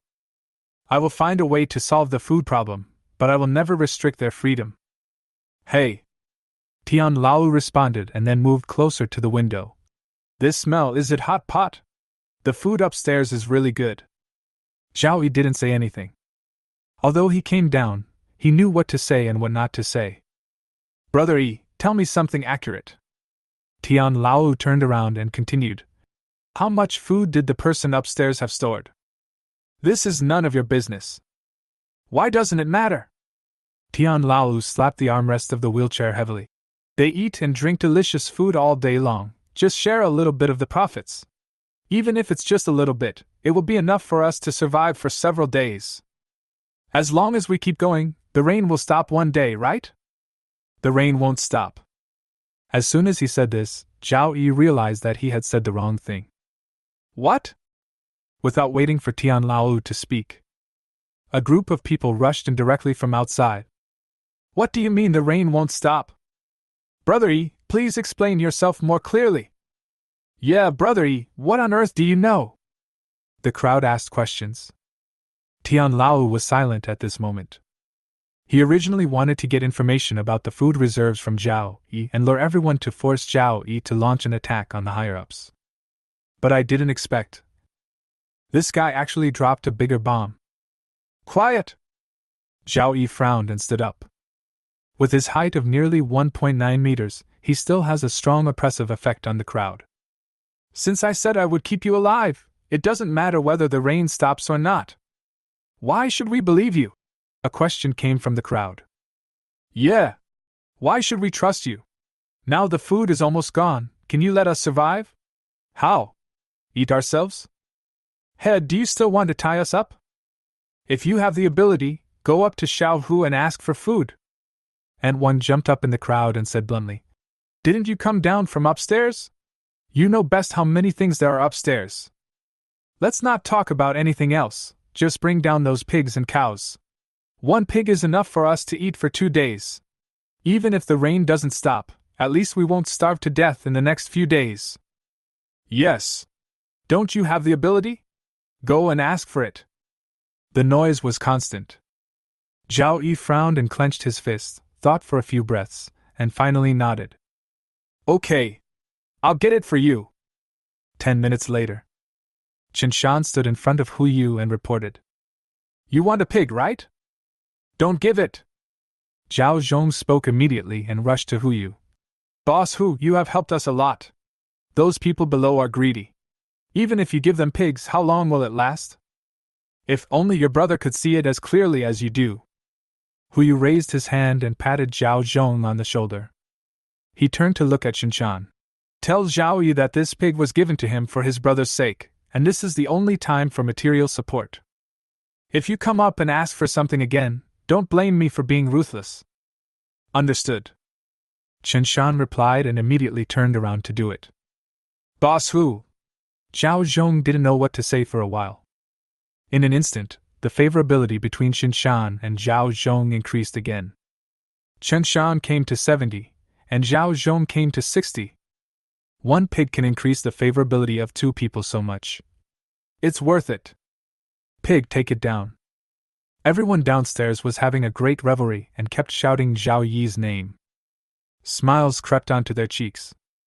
Killing pigs, storing meat, storing blood, even the pig hairs were saved one by one, ready to be used as fuel. The entire 27th floor is so lively. But Zhao Yi knew that this excitement was only temporary. Once the pork was gone, they would face new difficulties.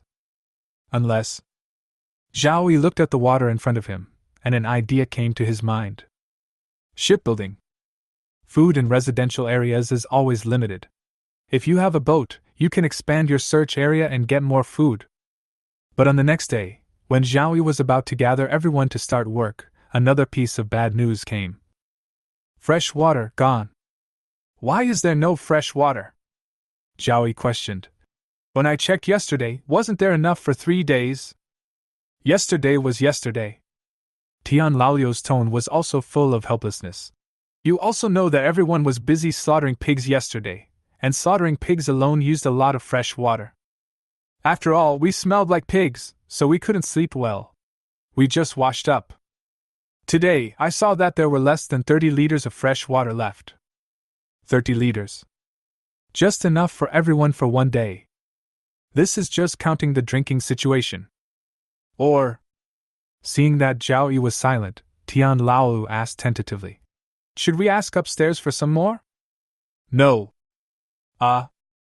Just as Zhao Yi was about to refuse, a sharp scream suddenly came from the door. He and Tian Laolu looked at each other and rushed out immediately. As soon as they reached the door, they saw 2 monsters lying on the ground, gnawing on something frantically. Aren't those 2 the ones who dealt with Li Chang's body at that time? They all wore gloves and masks before handling the body. Could it be that the transmission route of the virus can bypass gloves and masks? Get out of the way! Move back! Zhao Yi shouted and took out the AK again. But before he could shoot, Tian Laolu stopped him. Etc. Everyone turned their eyes to him, their eyes full of confusion. 1 bullet can't kill 2 monsters. Tian Lao looked at Zhao Yi and said, Brother Yi, I only have 1 question for you now. Do you want to take us alive, or just to prove your usefulness? Of course I want to keep you alive. Okay then. Tian Lao raised his hand and pointed forward. Then let me take care of these 2 things. Chapter 35 Brother Yi will definitely save us. July 21st. 6:50 in the morning. The alarm clock didn't ring, but there were some noises coming from outside the house. Hu Yu yawned and frowned slightly. Judging from the sound, it doesn't sound like it's coming from the living room, but rather from somewhere farther away. It should be an alloy door. He opened his phone and was stunned. In the surveillance video, 2 monsters similar to Li Chang were hitting the alloy door. Although it looks unshakable on the surface, every time they hit it, the alloy door will make a sound. On them, there is a note with only 2 words written on it. Freshwater. It's really amazing. Hu Yu got up immediately, didn't even open today's black egg, opened the door and walked out of the bedroom. Open the door.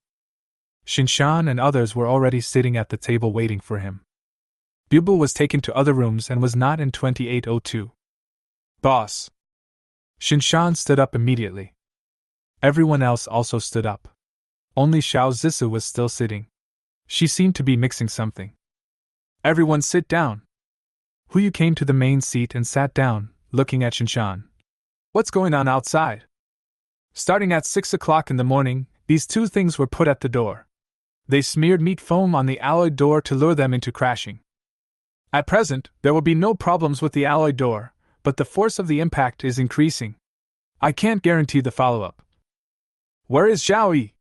Hu Yu looked at Zhao Zhong. Not him. Zhao Zhong immediately spoke. It's Tian Laolu. He made the decision to put these two monsters at the door. I'm asking about Zhao. What did he do? He did not agree or refuse. Shinshan sighed, his tone a little low. Then what is he doing now? On the 13th floor, I'm fishing. It seems I don't want to care about the things above. Just barely passing. Huyu spit out a sentence. He looked at Zhao Zhong and asked, Do you remember what I told you? Remember. That's good. Huyu glanced at everyone and said, Let's not talk about Zhao first. The people downstairs wanted a pig, we gave it to them, and now they want more and are ready to break in. Break through the door. What do you think we should do? Fuck it. Xiao Zisi spoke immediately. She pushed the can in her hand forward and said, Use a drone to carry this stuff and spray it over where they live. In less than 3 days, they will all die of dehydration. Huyu was stunned. He didn't expect Xiao Zisi to react so strongly, so he subconsciously asked, What is this? High-strength laxative. Xiao Zisi raised her head. Now they don't have fresh water and can't replenish water. With this thing, hee. They still want to eat our pigs? If they eat them, they have to be pulled out by me. 6. Huyu gave a thumbs up, then looked at Shinshan and others. What about you? What do you think? I will not offend others unless they offend me. Su Zilong was the first to speak. Boss Hu, we all support your decision. That's right. Shinshan and others also nodded one after another. The moment those two monsters were placed in front of the alloy door, those people downstairs were already their enemies. Good. Huyu responded and then asked, So, Zhao, what do you think? As soon as this sentence was thrown out, everyone was speechless. Xiao Zisi also sat back and stopped talking. Since no one is talking, just ignore it for now. Huyu knew. After all, Zhao Yi has a comrade in arms and brotherly relationship with them, and with himself, it has only been a few days. It is obviously unrealistic to expect them to express their opinions under such circumstances. Deal with the matter outside the door first. I'll go. Zhao Zhong immediately stood up and said, Boss, give me the gun, I'll take care of it. Need not. Huyu said calmly. Those two people moved Li Chang's body and became like this, which means that the thing is contagious. Our people can't go out. But we can't just let them keep crashing into each other, right? Xiao Zisi asked back. Isn't there a drone? Huyu raised his lips slightly.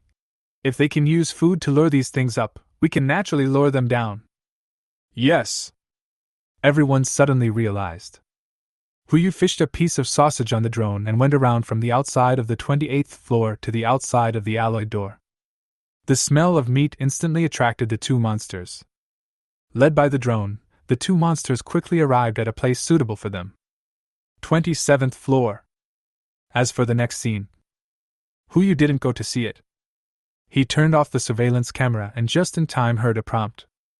Bite. The fusion of the Heart of the Ocean is complete, and the ship name will be automatically updated to Heart of the Ocean. The system level detected is 3. The Heart of the Ocean automatically becomes an epic ship. Item: Heart of the Ocean Epic. Type: Large luxury yacht. Facilities carried: anti-ship torpedoes, Epic; anti-aircraft missiles, Epic; anti-ground ship guns. Additional abilities: Epic Speed, Epic Drainage, Epic Protection, Epic Water Combat. It's finally over.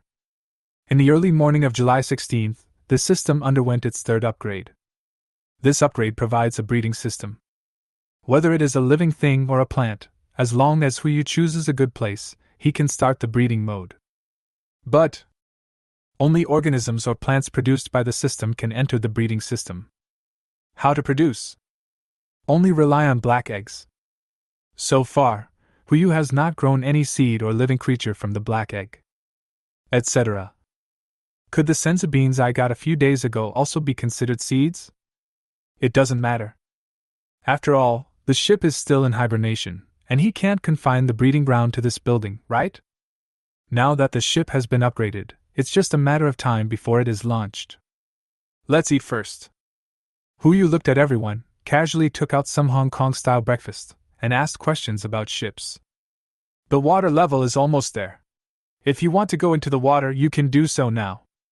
Xiao Zixu, who was about to reach for the shrimp dumplings, was stunned. She subconsciously wanted to speak, but noticed the looks on the other people's faces, and finally said nothing. If she were to tell her, the sooner she leaves here, the better. She still has to pick up her parents. But now, Zhao Yi is still downstairs. It would obviously be unrealistic for Shinshan and others to abandon him and leave like this. Now that Hu Yu is bringing up the matter of going into the water, it actually means one thing. Zhao Yi's matter cannot be delayed, it is best to resolve it now. Tomorrow! Before Shinshan could speak, Zhao Zhong took the lead and said, Boss Hu, please wait for us until tomorrow. At 7 o'clock tomorrow morning, if my brother is still stubborn, we will set off immediately. Good. Hu Yu immediately agreed. In fact, he didn't plan to leave at this time. The acid rain will stop tomorrow. If we set out now, even if the heart of the ocean can withstand the acid rain, the environment will not be easy. It's better to rest more in this room. After breakfast, everyone still turned on the surveillance. The 27th floor was a mess. 2 monsters sat in the middle of the room, with 4 corpses piled next to them. One is Aunt Wang, the other is Little Devil, and the other 2 are Li Chang's parents. Obviously, this is not the result of a monster attack, but the result of people's selection. Hu Yu searched the surveillance video and finally found Tian Laolu and others on the 24th floor.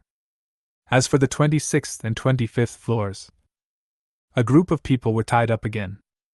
It was used as a natural fence between them and the monsters. In Tian Laolu's opinion, this floor was obviously not safe enough, so he moved the base down 2 floors. Then, another familiar face appeared. Yuanqiu. Her face was ruddy, and she didn't look hungry at all. As for the fat man who opened the door for her earlier, Hu Yu glanced at the crowd several times but didn't see any trace of that person. Maybe it's because I'm shy, or maybe I'm already connected to someone. Now she is standing behind Tian Laolu and is responsible for pushing the wheelchair again. The crowd at this moment is discuss how to deal with the current emergency. I have an idea! Yuanqiu suddenly spoke. Everyone's eyes instantly fell on her. Didn't you say that someone came down from the 28th floor? Since he was able to get out of the 28th floor, he might know how to get in. Even if he doesn't know, the 28th floor is willing to give him a pig for his sake. Then, killing those 2 monsters shouldn't be a difficult task, right? This? Zhang Si frowned slightly. Ms. Yi, you may not know that the guy below, we are no match for him. You are not, but something is. Yuanqiu raised her lips slightly and pointed her finger above her head. They can't open the alloy door, but humans can always beat them, right? Everyone's eyes suddenly lit up. Everyone started discussing it. That's right. Brother Yi only has 1 bullet in his gun. He can't possibly do anything. But isn't it a bit bad to treat Brother Yi like this? What's wrong with that? He's just too useless. You can't say that. Isn't Brother Yi doing this for our own good? I think he will understand us. Yes. Let's go find Brother Yi. In the crowd, shouts of Brother Righteousness were heard one after another. They quickly reached an agreement. Although the process and means are somewhat inappropriate, but Brother Yi, you will definitely save us. Chapter 36. I'm sorry. People are always very smart. Even if they cannot defeat the monsters, they can come up with many means and methods to make it do things according to people's ideas. The fishing rods that Zhao Yi made for them came in handy. People put the meat on the fishing rod and led the monster down the stairs, and soon it reached the 13th floor. The sound of people's footsteps echoed on the empty stairs. Zhao Yi, holding the fishing rod, frowned. He didn't look back, but he knew what was about to happen. Come out and talk. Brother Yi is indeed Brother Yi. Tian Laolu's voice echoed in the stairwell. Amid the sound of rain, it seemed a little blurry. But Zhao Yi could still hear it clearly. But there's no need to come out. There are 2 things blocking my way, which is a bit inconvenient. What do you want to do? Zhao Yi held the fishing rod, but his heart was no longer on the float. It's very simple. Tian Laolu's tone was relaxed, as if he had it all planned out. Aren't you going to save us? We are in trouble now. If you can get the door on the 28th floor to open and let us live together, wouldn't that save us? I said I will only save you in my own way, it's you who don't. Your way! Before Zhao Yi could finish his words, Tian Lao roared. What's your method? Fishing? Or catching fish? How many people are there in a building? Just a few fishing rods. Do you think you can get enough to eat? According to me, you are sick. A very serious disease. Tian Lao knows. If you talk to Zhao Yi nicely, there's no way he will agree to open the door. It's only a matter of time before we fall out. Instead of wasting time, it's better to get straight to the point. I'm putting this out there. There are two options. One is that you take us upstairs now. Even if you don't have a way to open the door, I do. The second one. Brother Yi, you don't want to fight this thing in a physical fight, do you? In the rain. Zhao Yi still didn't look back. He stood at the windowsill, shaking his head and smiling bitterly. At this moment, he understood what human nature was. A little bit of rice is a favor, a big bit of rice is a grudge. These 6 simple words seemed easy to say, but when he truly understood their profound meaning, he realized how difficult they were. Boss Hu, you are right. The reason why human nature is called human nature is because it is different from morality. I was wrong. Zhao Yi raised his head and looked at the camera on the 13th floor. A smile formed from the corner of his mouth. He knew they were watching. Thank you, Brother Shan. It's you who gave me this opportunity. Li Ji, boy, don't shrink back for no reason. Don't let me look down on you. And you, Su Zilong. I won't submit to you. No matter what, I won't submit. Boss Hu, thank you. 28th floor, panic. As soon as these words came out, everyone understood what Zhao Yi wanted to do. Zhao Yi! Hu Yu immediately turned on the microphone. Don't do anything stupid. Fuck it. Zhao Zhong also yelled angrily. What do you want to do? Come back here. Do you hear me? Elder brother. Zhao Yi laughed even more. Follow Boss Hu carefully in the future, and don't make the same stupid mistake as me. Brother, I won't be able to take care of you anymore. You have to take good care of yourself when you are alone. It's best to find me a sister-in-law as soon as possible. I will still be your brother in my next life. Quick! Come downstairs. Hu Yu immediately opened the metal door. Before he could recover, Zhao Zhong, Chen Shan, Su Zilong, and Li Ji all rushed out. Only Sienna was still standing beside him. I'm sorry for you. On the monitoring screen, Zhao Yi turned around and uttered one last sentence. Jump into the water. Bang! Water splashes. The people who had just rushed out of the 28th floor stopped. They stood at the top of the stairs and looked at the surveillance video playing in the corridor. Under the water, a black shadow floated. Younger brother! Zhao Zhong roared. Judging from what has happened before, even if he survives entering the water, the things under the water will make Zhao Yi look less like a human and less like a ghost. This is no different from being dead. But in the next moment, a human head floated up. Zhao Yi's expression was full of horror. He kept swimming towards other buildings. There seems to be something terrifying below. Hu Yu frowned, and then continued to zoom in on the surveillance footage. The last time it was dark and it was raining heavily, so we couldn't see clearly what was happening under the water. Although it was also raining heavily this time, at least it was during the day. That is, black shadow. No, to be precise, it was a large black shadow. They followed closely behind Zhao Yi, speeding up continuously, as if they wanted to wrap him up completely. School of fish? Or something else? No matter what it is, let's just give him a fucking shot first.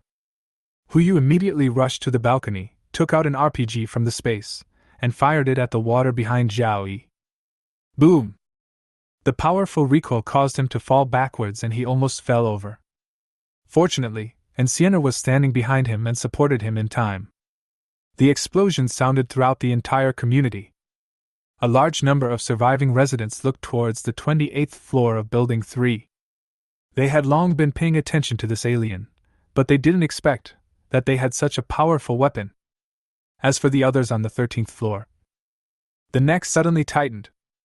Flames exploded on the water, shattering the last bit of hope in their hearts. There's even a rocket launcher. How dare you break into the 28th floor? One shot can send everyone to heaven collectively. The smoke cleared. The black shadow under the water suddenly disappeared, but no fish carcasses floated up. I don't know what's down there. But one thing can be confirmed. The speed of the black shadow has slowed down.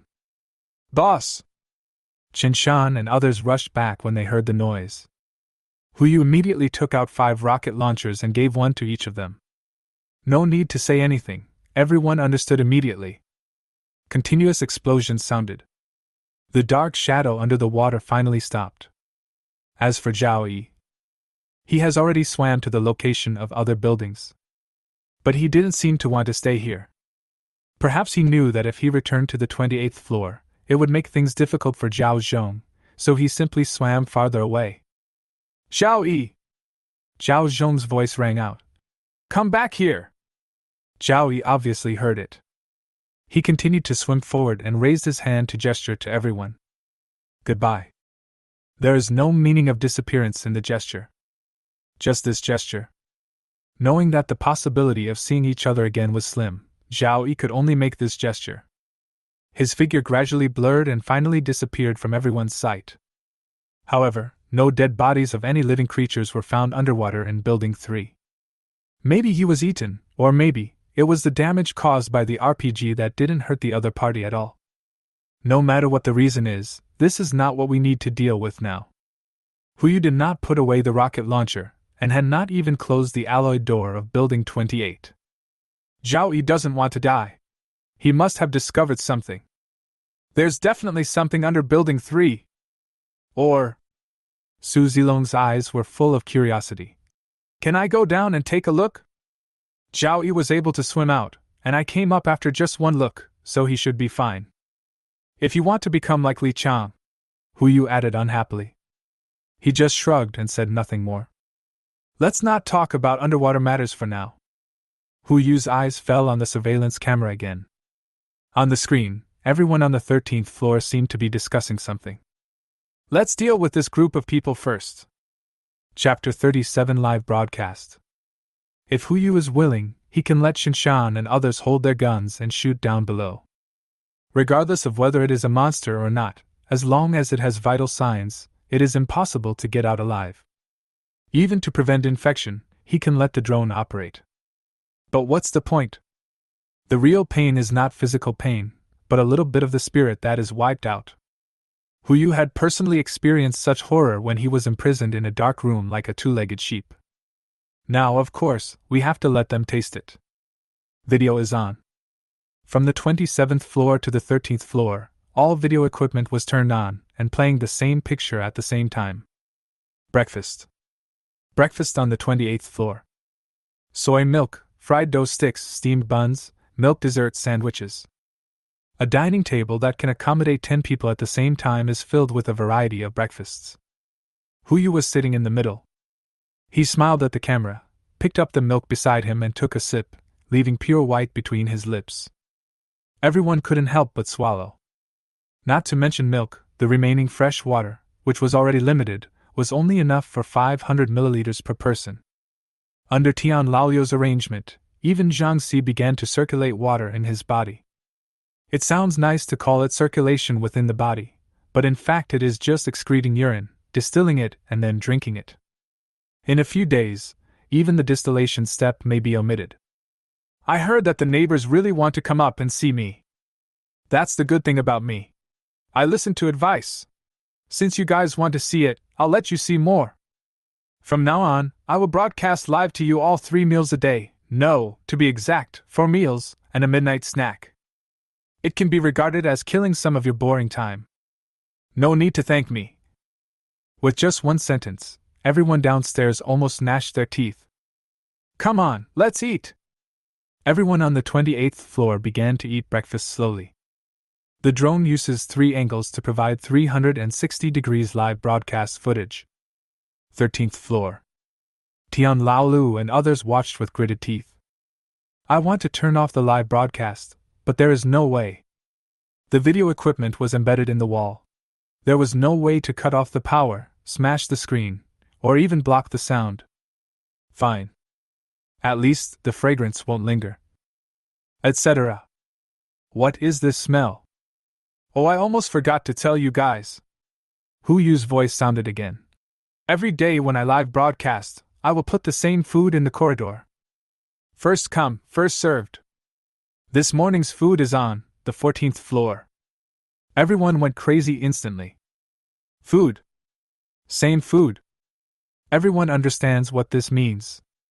They immediately swarmed towards the 14th floor. As for Tian Laolu, there was no way a man sitting in a wheelchair like him could compete with those guys. But there were still two people who didn't move. One is Yuanqiu, the other is Zhang Si. They stood behind Tian Laolu, not because they didn't want to snatch it, but because they couldn't do it. If we rush forward now, we will only become cannon fodder. Brother Tian, what should we do now?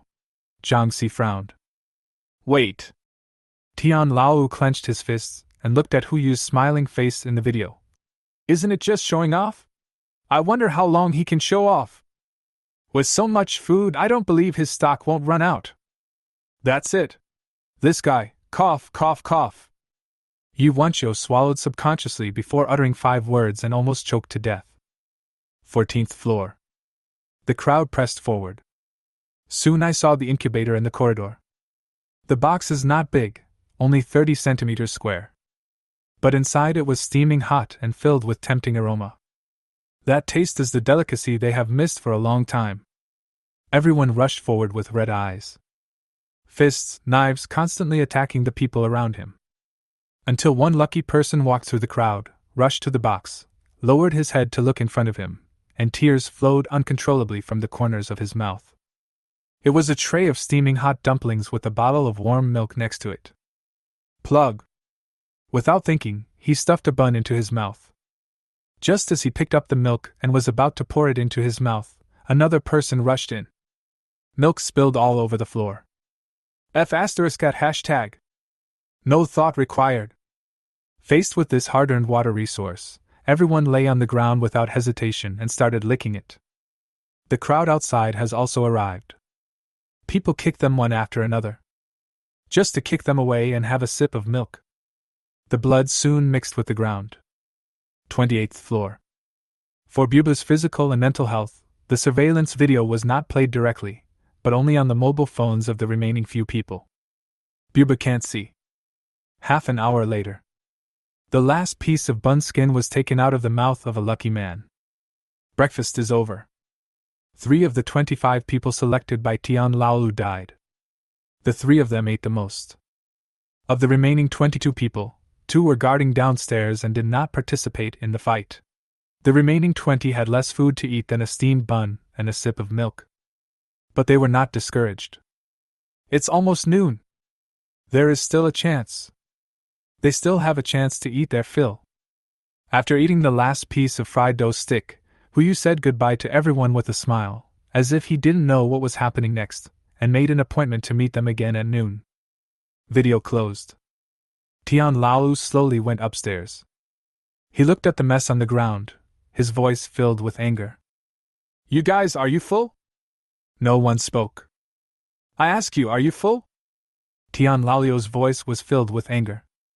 He knew that Hu Yu's move was ruthless, but it was an open conspiracy, and could not be defended against at all. There are only 2 ways to regain control of the situation. Or bring greater benefits to everyone. This is impossible. Resources need to be allocated reasonably. Or so cruel. The latter option is the only one available to Tian Laolu. He still has a trump card in his hand. Those 2 monsters. Brother Tian, we are really hungry, one of them said. You can't blame us.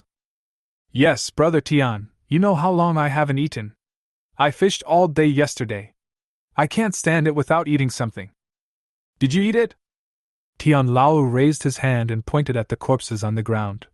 The people who were eaten are all lying there. Everyone bowed their heads and remained silent. I understand you want to eat. Next time, if there are any resources left, give them to me immediately. I will ensure that they are distributed fairly and reasonably. If not. Tian Lao turned his head and looked behind him. The two monsters were now full and had lost their appetite. They were now like pets, following the meat on the fishing rod and being hooked forward. Understood. We all understand. Yes, Brother Tian, don't worry, it's noon. We will definitely bring the things to you at noon. Everyone promised with confidence. But Tian Laolu knew that this was just a promise. Noon. A new round of live broadcasts begins. Because they wanted to know the airdrop location as soon as possible, everyone didn't dare to miss it for a moment. So much so that the residents who had been huddled in the building were also staring through the peephole. I kept praying in my heart, hoping that the airdrop would refresh in front of their door. By the time Hu Yu and the others finished lunch, their stomachs were already rumbling. Just a piece of news was thrown out by Hu Yu. Food, on the 27th floor.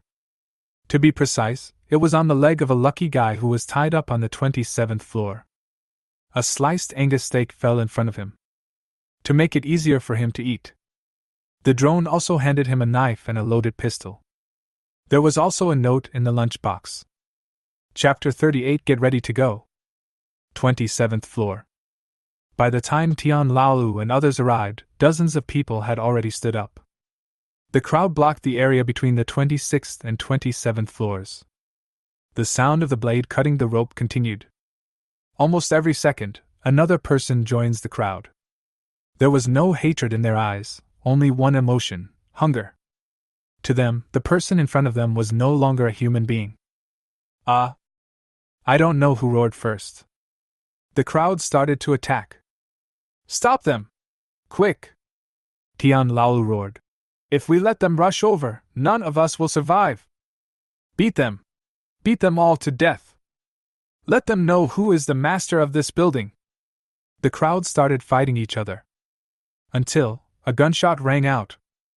Everybody stopped at the same time. Those who had been tied up began to move back. I saw a young man walking out from the crowd. There was still some black pepper sauce left over from his meal at the corners of his mouth, and his eyes were fixed on Tian Lao. Just an hour ago, the two monsters were hungry again. This time, the tribute that Tian Lao handed over was his mother. Tian Lao panicked. He felt a clear murderous intent boiling before his eyes. Brother, let's talk.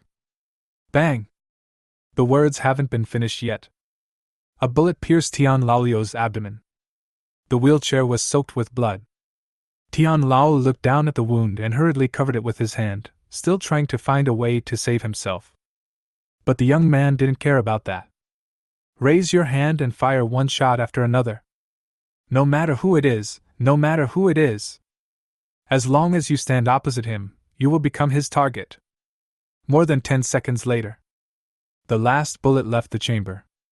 The young man's arms kept shaking, and there was no one standing in front of him. Only one wailing was left. Snap! The gun fell to the ground. The young man's body went limp, and he collapsed to the ground, sobbing and letting out a roar. Ah! The sound echoed throughout the 3 buildings. Makes silence even quieter. Gulp! In the silence, a swallowing sound was heard. Someone is hungry. No, to be precise, a lot of people are hungry. Coincidentally, there were a lot of foods lying all over the place in front of me. A middle-aged man picked up the knife next to the young man and walked towards the food. An old woman turned around and began looking for a pot. Several middle-aged women walked through the crowd and headed downstairs, looking for suitable dismemberment tools. More and more people are taking spontaneous action. They are all hungry. Only the young man was still squatting there, with the steak he had just eaten still in his stomach. Etc. He seemed to remember something and immediately stood up to stop everyone's behavior. Everyone turned to look at him, and he took out a piece of paper. This is given to me by the 28th floor. Do you guys want to take a look? Everyone was stunned and gathered together. There are 2 words and a sentence on it. Boat ticket? The young man's tone was full of disbelief. With this ticket, you can bring any number of people to join the fleet, enjoy food and accommodation without worries, But cannibals are not allowed. Do you think this could be true? People laughed. No one took this matter to heart. Don't eat meat? Fart.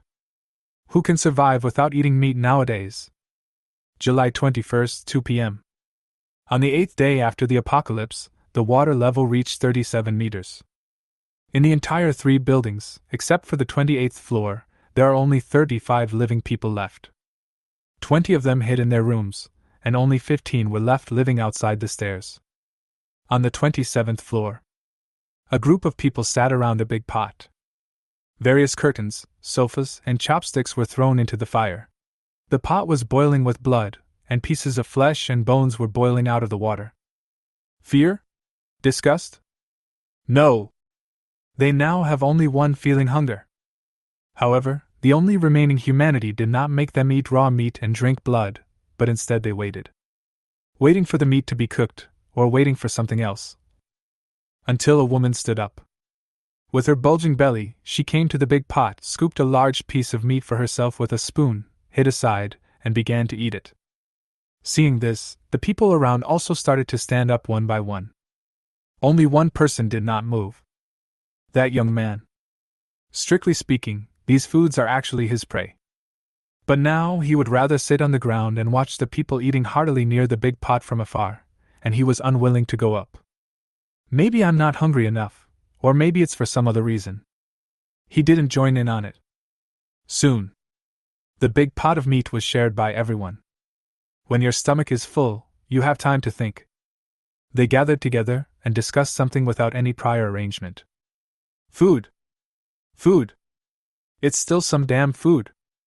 People who have been hungry understand the value of food better than those who have never been hungry. Like the pot of meat just now, they can cook it 4 more times. But this is far from enough. A word that Tian Lao had said came to their minds. Increase revenue and reduce expenditure. If open source is not easy, then cut costs first. A new small group was formed, consisting of only 5 people, one of whom was the middle-aged man who picked up the knife. He took the knife and swung it at the young man first. The reason was simple: he was the only one who didn't sit next to the big pot. They still had a glimmer of hope in their hearts. Wait until the heavy rain stops and return to society, as a human being. People like the young man who have not become a ghost but know the identity of a ghost obviously cannot survive. Next come the elderly and the weak. The screening mechanism is exactly the same as that of Tian Laolu and others. 7 o'clock in the evening. The 27th floor was full again. 10 people were tied up in the stairwell, while the other 5 began preparing dinner for the day. Until a sudden voice sounded. Everyone turned around and saw a dark shadow reflected in the stairwell. Everyone's attention is attracted. A group of figures walked out slowly and looked at the people in front of them. It's someone on the 28th floor. They are coming down. The 5 men immediately stood up, some holding chainsaws, some holding knives, and it seemed that they would pounce on each other and fight in the next second. Even if there are guns on the other side. Half an hour ago. 20th floor. No one has any appetite today. Except for Birba, who took some medicinal food and a few bites of desserts, no one ate anything. Monitoring, they saw it from beginning to end. Even the battle-hardened Shinshan and others only felt nauseous. Even Huyu is the same. He had seen the same scene on that ship before, and every time he saw it, his stomach would turn upside down. That time, there was only one choice before him. A glass of extremely viscous red wine, a meaty deer steak, and the temple of the 5 internal organs roaring in protest. But this time it's different. Instead of choosing, he started formulating options. Huyu stood alone in front of the window, watching the heavy rain in front of him, and took out a glass of red wine and shook it in his hand. At 7 o'clock tomorrow morning, the acid rain will turn into normal fresh water. Although there will be no rainfall, navigation will not be a problem. The next route has been almost planned. Just this afternoon. The news came via the radio through a certain voice, a certain message, and a certain hand. They are willing to sell the database. As for the price, the 3 parties had surprisingly consistent opinions. Face-to-face negotiation. 3 coordinates were sent. As long as Huyu can come to them, the price of the database can be negotiated. The nearest coordinate is in Pengcheng. According to Li Ji's calculations, the entire route is 635 nautical miles, and the heart of the ocean can reach a maximum speed of 20. If nothing unexpected happens, it will take at least 32 hours of full-speed sailing. We also need to pick up Xiao Zis's parents on the way.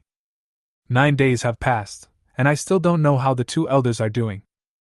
Bang! There was a knock on the door. Who is it? It's Xiao Zisu. Hu Yu turned around, walked around, and Sienna, who was standing not far behind him, walked forward and opened the door. Xiao Zis's eyes were red, obviously she had been crying. You are... Puff. Xiao Zisi suddenly threw herself into Hu Yu's arms. Tears flowed down his shoulders. I was wrong. I was really wrong. I shouldn't have let them live outside alone. Hu Yu. Xiao Zisi raised her head, tears streaming down her cheeks. Please help me, let's set off tonight, okay? I don't dare to leave them outside. Shall we leave early? To be honest, Hu Yu could understand Xiao Zisi. If his parents were still alive and not around at a time like this, it would be strange if they were not worried after witnessing the horror of human nature. It's still acid raining outside. What's underwater is also still unclear. He originally planned to use a rocket launcher to clear the way early tomorrow morning, bomb it for 2 hours before sailing. Hu Yu. Xiao Zisi raised her head, her eyebrows slightly lowered, her eyes full of longing. Please! Go and wake them up, and set off when they're ready. Very good! Chapter 39. Go downstairs. 7 p.m. Everyone gathered on the 28th floor. Everything that needs to be packed has been packed. However, since the water level is too far away from the 28th floor, if we let the boat down now, no one would dare to jump directly except Shinshan and others. If you want to board the ship, it's best to get to the 14th floor before boarding. So, they have to go downstairs. In fact, Tian Laolio's prediction was correct. If he really followed his plan and strictly guarded the upstairs, it would indeed be difficult for Hu Yu and others to go downstairs now. But now, on the 27th floor, there was only a ragtag group of people left. Even so, preparations still have to be made. After Zhao Zhong and Li Ji broke up, there was Mu Siyue in the middle, who was responsible for leading the group of little pets, Su Zilong in the front to prevent emergencies, and Xiao Zisu, Bubu and Hu Yu in the front. Bubu had fallen asleep after acupuncture. In this state, she might not wake up even if there is a thunderstorm outside. At the front are Qin Shan and Sienna. Everyone carries a gun in case something unexpected happens. When everything was ready, the alloy doors slowly opened. Everyone started walking downstairs. There were chopping sounds downstairs and footsteps upstairs. As the sound got closer, both voices stopped. The moment he saw Hu Yu and others, the young man tied to the ground immediately stood up. He stared at Hu Yu, his eyes full of desire. Longing for a chance to live. Hey, the coward is willing to come down! The middle-aged man in the lead was carrying a chainsaw and staring at Hu Yu fiercely. I thought you still had a lot of food? Why, have you finished eating now? Do you know how to go downstairs? Don't worry, we will accept you. If only. The middle-aged man looked at Sienna in front of Hu Yu, and Xiao Zisu beside him. They have been feeling very depressed these days. These two beauties are the standard type of beauties that are a feast to the eyes, the best of the best. Oh. Hu Yu sneered and moved aside to make a small gap. Show the little pets following behind you. Pigs, cows, sheep. These things alone are enough for them to eat for a month. Why? Seeing this, one of them immediately yelled. You obviously have so much food, why don't you take it out? Why don't you share it with us? We can totally survive together. Why? Hu Yu took a step down. He crossed Chishan Mountain and came to the front of the team, looking at each other. Zhao Yi, do you all still remember? He gave up the chance to live and chose to go downstairs just to save you. And what about you? What did you do? Weird, I'll kill it for you, pig, let you eat it. But you are not satisfied and want more. More. Why? The middle-aged man holding the knife rushed forward and asked Hu Yu. Then why do you do so? We just want to survive. We are forced to do these things. Why do you blame us? Don't you dare say you wouldn't do the same thing if you were in our situation. Huh, the same thing? Hu Yu sneered and turned on the video play button. The screen on the 27th floor lit up, playing the afternoon feast. Every person, every face, and the way they wolfed down their food were all clearly recorded on camera. Is this what you are talking about? Everyone fell into dead silence. Some of the people who were tied to the ground saw this and immediately leaned over and vomited. Even if the others didn't vomit, their faces were pale at this moment. Everything that fate has given me has already been secretly marked with a price, Hu Yu said calmly. I gave you the opportunity, but you didn't cherish it. Some people are confused and have not yet figured out what opportunity is. But someone thought of it. That note. Bullshit, you want to return the boat ticket? If there is a boat down there, we won't be able to see it? That's right. What do you mean by free food and lodging? I think you just don't want us to eat the meat and plan to eat it yourselves. What nonsense! I think they are just starving. That is. The crowd was noisy and noisy. Hu Yu doesn't like to talk much. He just looked at everyone and said something. Whether there is a boat or not, you will find out if you follow me downstairs. After saying that, Hu Yu walked in front and started going downstairs. Everyone looked at each other. To be precise, the 5 people standing there looked at each other and nodded at the same time. Go! Go check it out. Everything has an answer. Me! I'm going too! The young man on the ground immediately shouted. I am the only one who has not eaten human flesh. You should take me on board. Still getting on the boat? I see you are struggling to get on the Kong. The middle-aged man kicked him forward, obviously not taking his words seriously. Hu Yu just glanced at him and walked towards the 26th floor without saying a word. This is his plan. Curiosity is also a kind of human nature. If he wanted to, he could let Shinshan and others fight their way out. There were only 5 people. Even without guns, even Li Ji could kill them. But it's not good to beat and kill too much. Hu Yu didn't want to see blood on the way downstairs, not only for Birbu's physical and mental health, but also to prevent certain infectious routes. It's always better to be careful. That's why I designed this little note.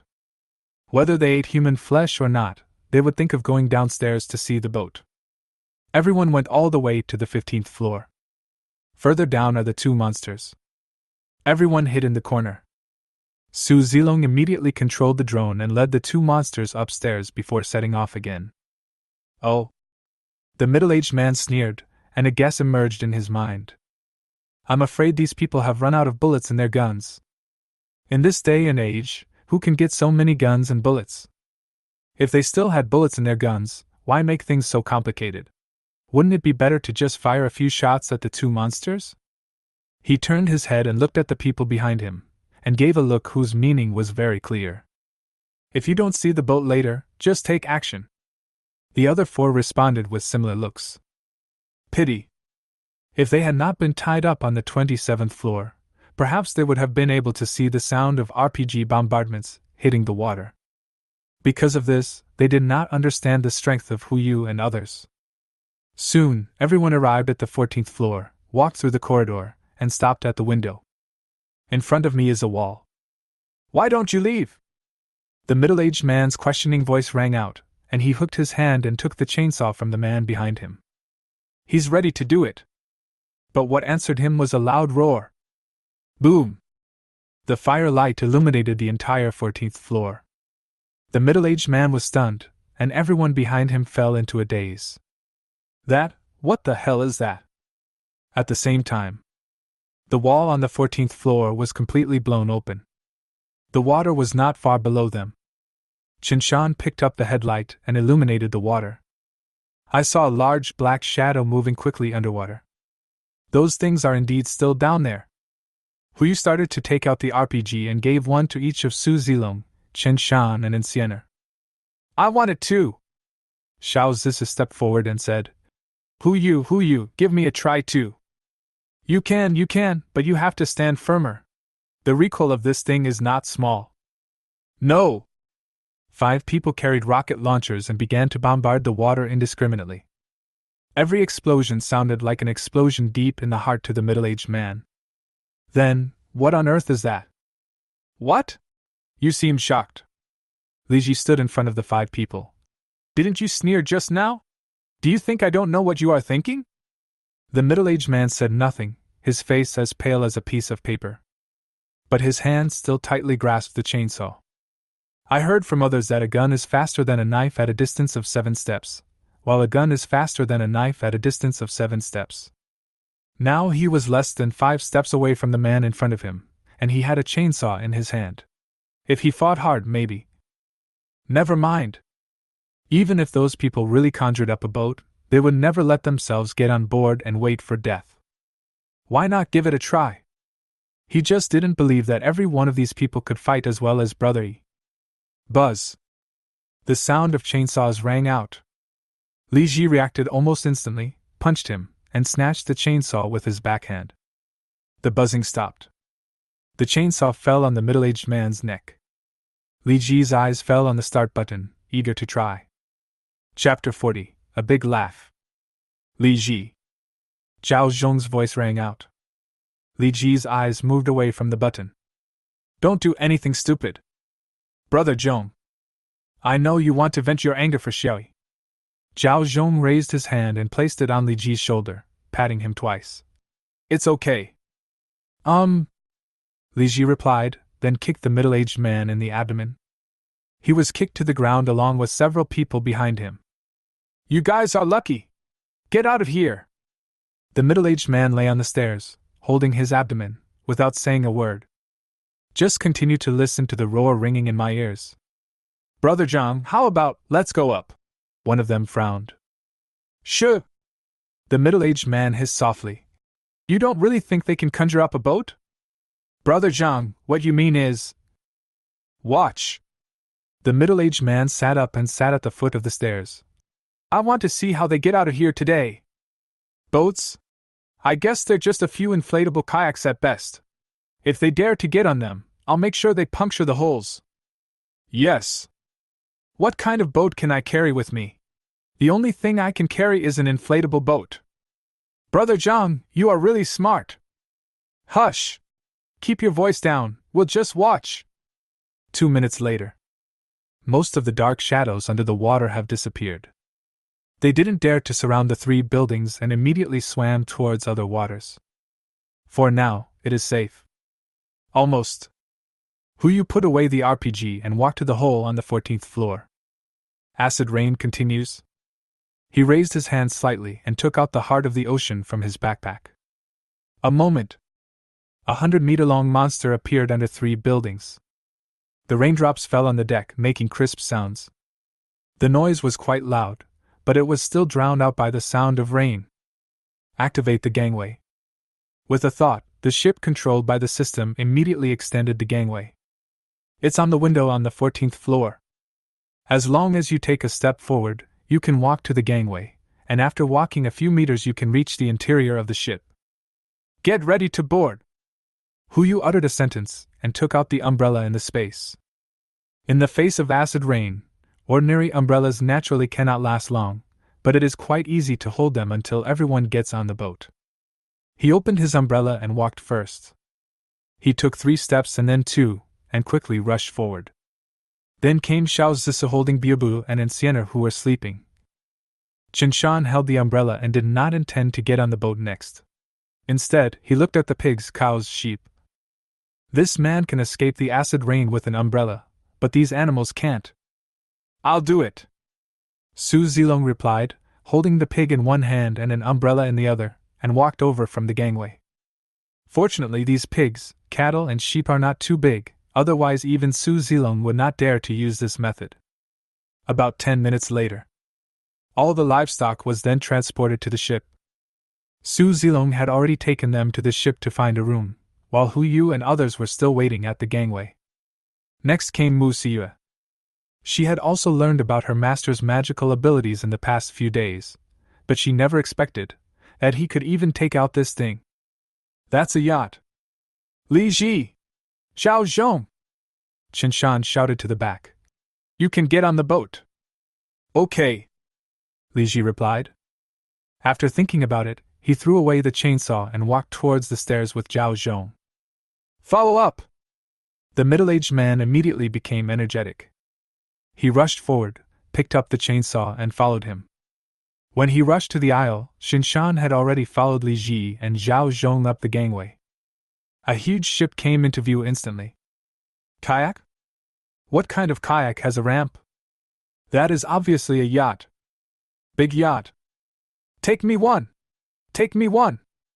Before the middle-aged man could recover, someone had already rushed over. I haven't eaten much meat. Can you please bring me one? Fart! You're the one who eats the most. Take me with you. I can work like a slave for you. I can do anything for you. Unfortunately, the gangway was taken back. They could only lean on the window and watch the ship drift away. That's right! The middle-aged man exclaimed. The 28th floor! Now that they're gone, is the 28th floor empty as well? The food? Yes. The others also came to their senses. They immediately rushed to the 28th floor. But just as they passed the 16th floor, the two monsters smelled the food and immediately pounced over. The middle-aged man took the electric saw and waved it wildly, and actually dismembered the two monsters. The five of them rushed to the 28th floor at once, stepping on the corpses of the two monsters. But the moment they went upstairs, they were all stunned. The alloy door is gone. There was only a hollowed-out wall. Going further in, there's only empty space. The walls, the floors, all gone. All that was left was the concrete floor and the concrete platform above. The wind blew in. The middle-aged man stood there, his body trembling uncontrollably, and he slowly uttered a sentence. Ghost! There's a ghost! July 21st. 8 o'clock in the evening. The water level is close to 39 meters. A yacht nimbly passed through the buildings, and white lights came on, illuminating Jinling at night. This was the only light they had seen in days. Countless people leaned against the windows and screamed at the top of their lungs. Hey! There's someone here! Help me! Please save me! Boat! How could there be a boat here? The sound is very loud. Even drowned out the sound of rain. But the sound is also very small. It was so quiet that the people in the boat couldn't hear it at all. After Huyu sets the destination, the heart of the ocean will automatically navigate according to the route and avoid obstacles along the way. The breeding system also began to be covered. Location: right on the deck. After the covering was completed, a small greenhouse appeared out of nowhere, and the livestock were driven inside and the matter was solved. In order to celebrate the first day of sailing and also to better welcome Zhao's father and mother, everyone decided to prepare a big meal. Put the ingredients into the kitchen. Li Ji and Qinshan started to get busy. Huyu's brought Xiao Zisu and Incienner to the deck. Looking around, the lights of thousands of homes that used to be on are now only a few lights flickering in the windows. The sound keeps echoing. It's impossible to save her. It's impossible to save her at all. Even after merging with the heart of the ocean, the entire ship is enough to accommodate hundreds of people, which is only the number of people in a building. And in front of us, there are dozens or even hundreds of buildings. How is it possible to save everyone? Especially after the Zhao Yi incident. The word helpful seems to have been erased from their dictionary. Half an hour later. Amid the roars of the crowd, the yacht sailed to the downstairs of the Yuten Hotel. This is the most luxurious hotel in the whole of Jinling. The building is 33 stories high. Yuten, where Huyu and his friends had eaten before, is also a prominent restaurant in this hotel. The moment the yacht approached, the entire Yuten began to boil. Especially those on the 15th and 16th floors. They were all dressed as waiters, waitresses, or chefs. Some of them who were on the 16th floor even broke the window and jumped out, wanting to jump directly onto the boat. Unfortunately, the ship has not come close yet. The man fell directly into the water. It didn't float up again. It looks like there's something beneath the water here too. Huyu frowned. He didn't expect there were still so many people in the hotel. Which floor did you book for your uncle and aunt? Xiao Zis's mouth twitched, and she looked up. Top floor. You are really being a big shot now. Chapter 41. Are all the people gathered? Su Zilong. Hu Yu turned his head to look at the cabin and shouted. Hey, come on! Su Zilong responded and ran out. After experiencing what happened with Zhao Yi, his favorability towards Hu Yu is now second only to Shinshan, Biubu and Zhao Zhong, and has reached 59. Just a little short of reaching 60. Boss Hu, what's going on? I'm studying the ship. Stop studying it now. Come up with me later to pick someone up. Okay. By the way, there is also Zhao Zhong. Hu Yu looked behind him. At this moment, Zhao Zhong was looking at the water through the porthole, not knowing what he was thinking. When he heard Hu Yu calling him, he jumped up immediately. Boss Hu. You stay on the boat. Don't let anyone get close except those coming up the gangway. Okay, I will definitely fulfill your mission. Hu Yu controlled the ship and slowly approached. Soon, the gangway was set up in the corridor on the 14th floor. Before he could even walk up, the crowd had already started crowding onto the gangway. It is still raining acid rain at the moment. That group of people wanted to get on the boat even at the risk of being corroded by acid rain. But Hu Yu didn't tolerate it either. He casually picked up a shotgun, raised his hand, and fired a shot into the air. Boom! Everyone was stunned. After a moment, the crowd immediately retreated. Rush? If it were in the past, when they had no hope, they might still have given it a try. But now, hope is right in front of us. How can I rush? Seeing that everyone had made way for them, Hu Yu took Xiao Zisu and walked out. In addition to the two of them, Su Zilong and Insiener also followed behind them. Since we don't know the specific situation in the Yuten Hotel, it is safest to bring both of us with the highest force levels. The four of them walked all the way to the 14th floor and entered the hotel through the window. Hu Yu glanced at everyone.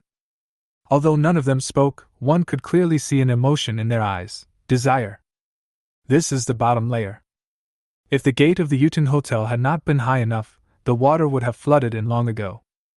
But they still stay here. There is probably only one reason. Oppression. Oppression from above. In other words, there was enough food in the hotel, otherwise, they would have been tied up upstairs and used as slaves. Hu Yu glanced at everyone and said calmly, Do you want to live? Think. The roar suddenly resounded throughout the entire 14th floor. Well, I can give you a chance.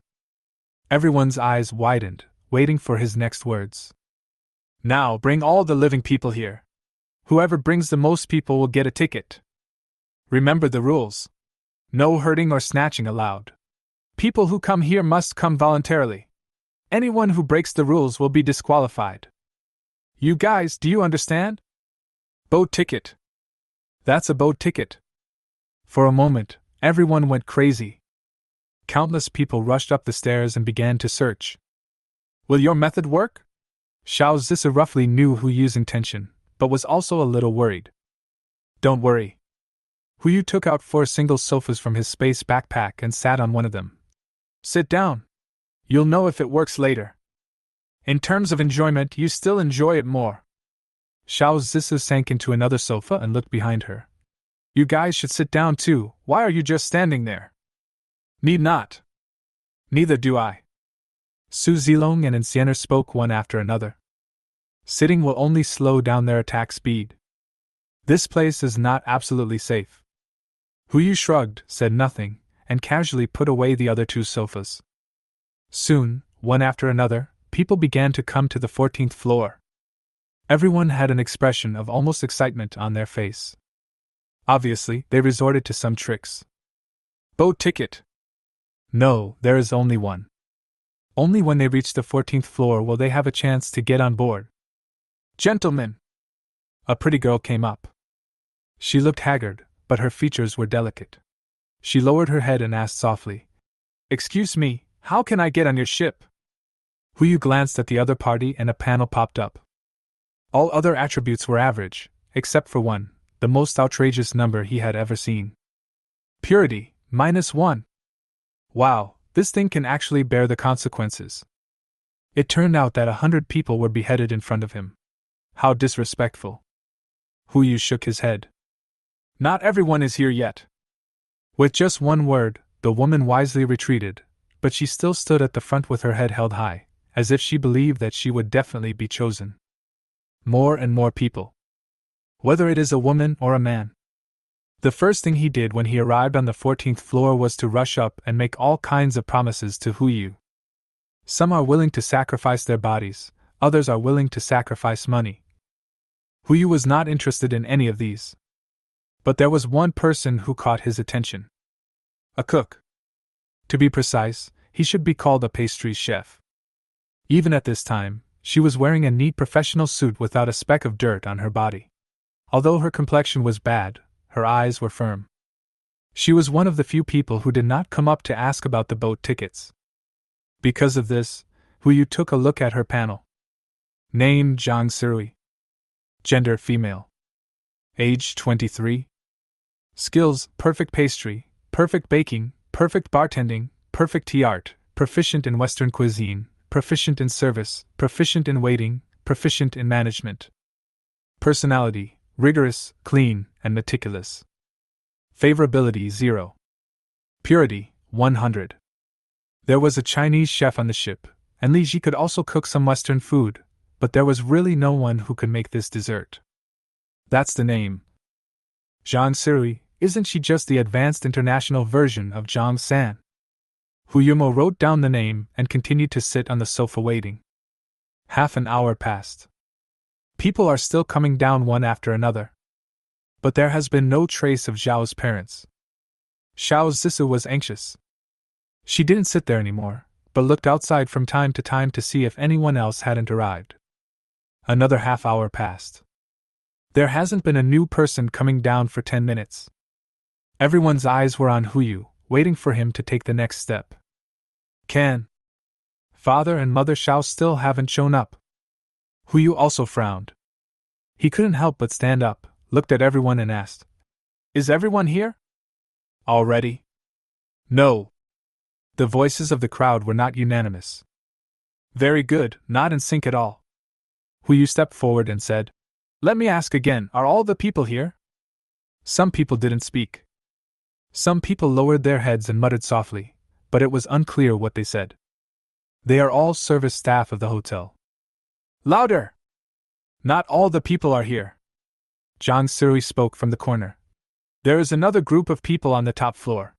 They took most of the hotel's resources up there and blocked the top floor. Right now, I guess I don't even know someone is coming. Okay, case solved. It seems that no matter where it is, after something like this happens, everyone wants to stockpile supplies and occupy the high ground first. I just don't know how Xiao's father and mother are doing. Very good. Hu Yu looked at Zhang Sirui and asked knowingly, What's your name? Zhang Sirui. Well, do you have any idea how to get them down? Have. Zhang Sirui uttered a word, and after a few breaths she slowly spoke. But why should I help you? Chapter 42. Do you want to try it? A chance to get a ticket. Hu Yu gave his conditions. Even if it is just an opportunity, and not a real ticket, it is enough to make everyone fight for it. Good.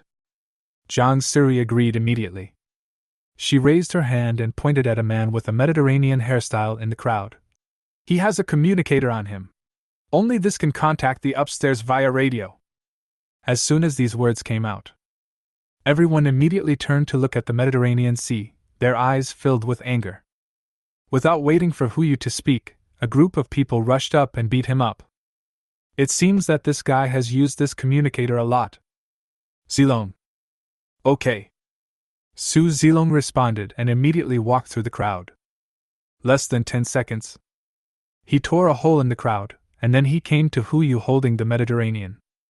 First, sir. Mediterranean hid the communicator and looked at Hu Yu with eager eyes. I can give you the communicator, but I want a boat ticket. Oh. Hu Yu sneered. Su Zilong raised his hand and hit the other person on the back of the head. Mediterranean fainted directly and the communicator was easily obtained. Just as the communicator was taken out, Zhang Sirui spoke again. Let me do it. I'll make sure everyone on the top floor can get downstairs. Interesting. Huyu held the communicator and handed it to Jiang Sirui. Congratulations, you are one step closer to the boat ticket. Thank you, sir. Jiang Sirui bowed in response, then pressed the communication button and said only one sentence.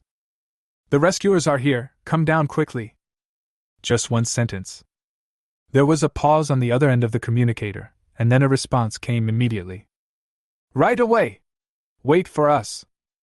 If this kind of lie happened normally, it would definitely not fool those cunning people on the top floor. But now, the boat was parked right under the Uton building. There are lights on the boat as bright as day, so no one is blind. When hope appeared before them, how could they not believe it? 15 minutes passed. A group of people came down from upstairs.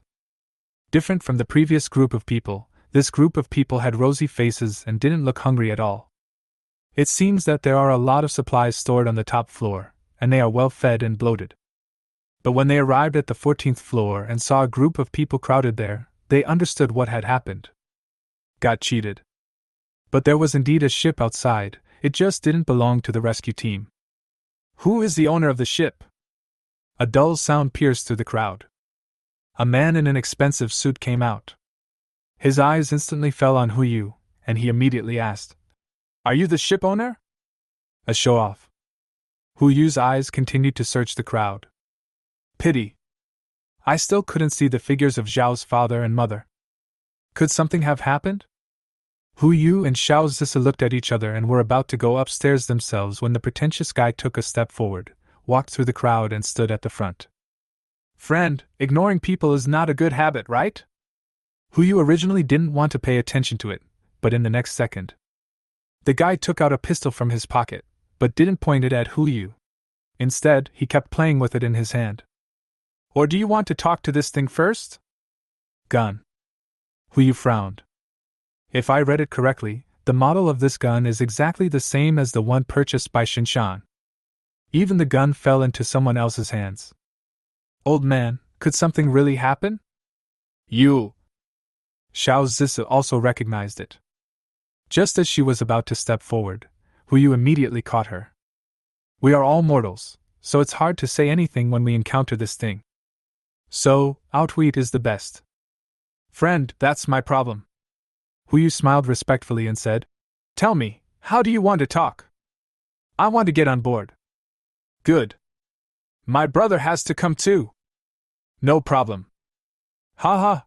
Brother, you're such a nice person. The pretentious guy laughed wildly a few times. But after laughing, he did not get on the boat directly, but asked Huyu, Brother, aren't you afraid that I will take your place after I get on the boat? You have a gun. Huyu spread his hands and shrugged. What else can I do? But you need to keep me. Without me, the ship can't leave. Just now, when he sat on the sofa, he thought the spray gun was in the way and put it away. So when the pretentious person showed up, I didn't feel he was a threat. You're sensible. Then I'll spare your life. I'll wait for you on the boat. The pretentious criminal smiled indulgently and walked towards the window with more than 10 people behind him. Let's go! Su Zilong wanted to take action immediately. But he caught a glimpse of Huyu shaking his head slightly, signaling him not to act rashly. And Sienna saw the same thing. The few of them had no choice but to watch the dozen or so people walk past them and step onto the gangway. The pretentious guy seemed to have some concerns. He was not the first to board the boat, but let everyone else go first while he stood next to Huyu. His hand rested on Huyu's shoulder. Brother, what's your name? From now on, we are brothers. If you call me brother, I will guarantee that you will have food and shelter in the future. Huyu. Huyu. Huyo? Ha ha ha, your name is quite ugly.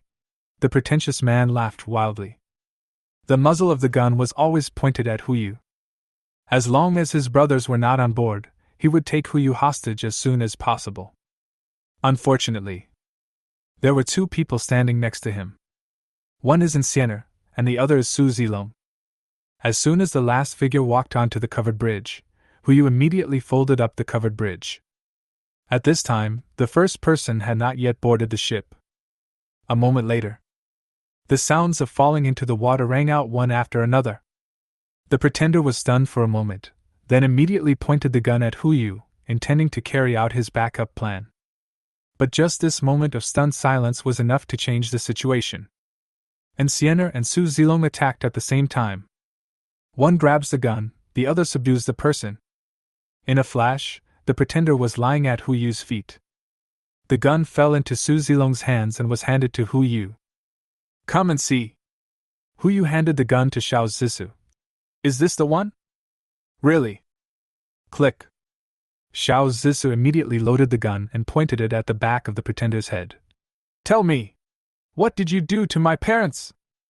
Your parents? The pretentious guy was stunned. Who are your parents? How the hell should I know? Where did you get this gun? Huyu asked. In the hands of a middle-aged couple. The pretentious criminal seemed to remember something and said, Let me go. Otherwise, you will never know where they are in your life. You. Xiao Zisu was so angry that she pulled out the needle on the spot. Okay. I'll see if you tell me or not. No need to bother. Huyu spoke calmly. He reached out, grabbed the pretender's head, lifted his head up, and looked at the people in front of him. I'll only ask you once. If you don't tell me, then I'm sorry, but I'll let them deal with you. I'll give a ticket to anyone who can come up with a way to get you talking. Do you want to try it? Chapter 43. Steal the boat. People with malicious intentions will always think of things that may not happen in the most vicious way. Since this guy was able to occupy the top floor, it meant that he had used many tricks on the people downstairs. If he falls into Xiao Zisu's hands, the worst that can happen is that he will be threatened with death. But if it falls into the hands of these people, death may only be a luxury. I say! The pretender spoke immediately. He spoke immediately. It's upstairs. In the innermost room on the top floor. I locked them in. When Xiao Zisu heard this, she wanted to rush out of the crowd on the spot. Fortunately, Huyu reacted in time and grabbed her immediately. No matter what, they couldn't leave the 14th floor. Based on his understanding of human nature, if any of them left, the crowd would inevitably block them inside. Even with guns, we may not be able to stop them when they are about to go crazy. Even if you finally get on board, it will take a lot of effort. Zhang Siri. Huyu looked at the woman, then at the guy who brought the most people down. And you? Boss, my name is Chinchong. The man immediately bowed and smiled apologetically. What do you want? Now you two are the only ones who have the chance to get the tickets. Go up together and bring the person down to me, and then you can cash in your tickets. You understand me? Clear. Chen Chong responded, ignored Zhang Sirui, and went straight upstairs. Zhang Sirui also followed, without any hurry and maintaining proper demeanor. These two people are undoubtedly the most reliable among the crowd. Needless to say, Zhang Sirui was able to strictly discipline herself in this environment, keep her clothes clean and well-fed, without sacrificing her health. Then her methods are obviously convincing enough. Don't forget, she came down from upstairs, and she knew exactly who had the communicator to the top floor. It was she who just spoke and led everyone down from upstairs. To sum up, there is only one possibility. The person in power upstairs is a pretentious person, then the person in power downstairs is her. And he is not the one in power in the open, but the one in secret, otherwise the pretentious guy would never believe her talk of rescue. As for Chinchong, he was able to thrive on the 14th floor and no one dared to snatch the spot he had found, which showed that he was a smooth person. One is smooth and the other is in power. It is enough for the two of them to go upstairs and find someone. Really. 15 minutes later, the two men brought the two elders down from upstairs. The old couple were dressed in rags, looked pale and thin, and it was obvious that they had been hungry for several days. But they are still full of energy and spirit, and you can tell they are extraordinary at a glance. Judging from their appearance, they are at least 70% similar to Xiao Zisu. A blessing in disguise. I hope Mr. and Mrs. Xiao are still alive. Huyu immediately stood up and went to greet him. Dad, Mom! Xiao Zisu also exclaimed. You are all okay. That's great. Shiso? Girl! The two old people were also stunned. They immediately walked through the crowd and the kneeling criminals and came in front of everyone. Girl, why are you here? Of course we are here to pick you up. Xiao Zisa pointed at the yacht behind her. See? A big yacht. As she said that, she immediately pulled Huyu over and said, This is the ship owner, Boss Hu. You should know this, Dad. Uncle, Aunt. Huyu bowed respectfully, greeted them, and glanced at the two elders' panels. Really? As long as the skills are related to traditional Chinese medicine, the two elders are epic level. However, Mao's father focused more on diagnosis, pharmacology, and acupuncture, while Hao's mother focused more on medicated diet, nourishing conditioning, and massage. It can be said that the two complement each other, and are completely the ultimate plus version of Xiao Zisi. Boss Hu? Father Xiao was stunned for a moment, as if he remembered something. It's you? It was you who asked us to come to Jinling? Wait. You asked us to come to Jinling, isn't that just? Uncle and Aunt. Huyu doesn't want to expose too much in front of others. He immediately interrupted Father Zhao's guests and said with a smile, You guys go on board first. We have prepared a dinner for you two on board.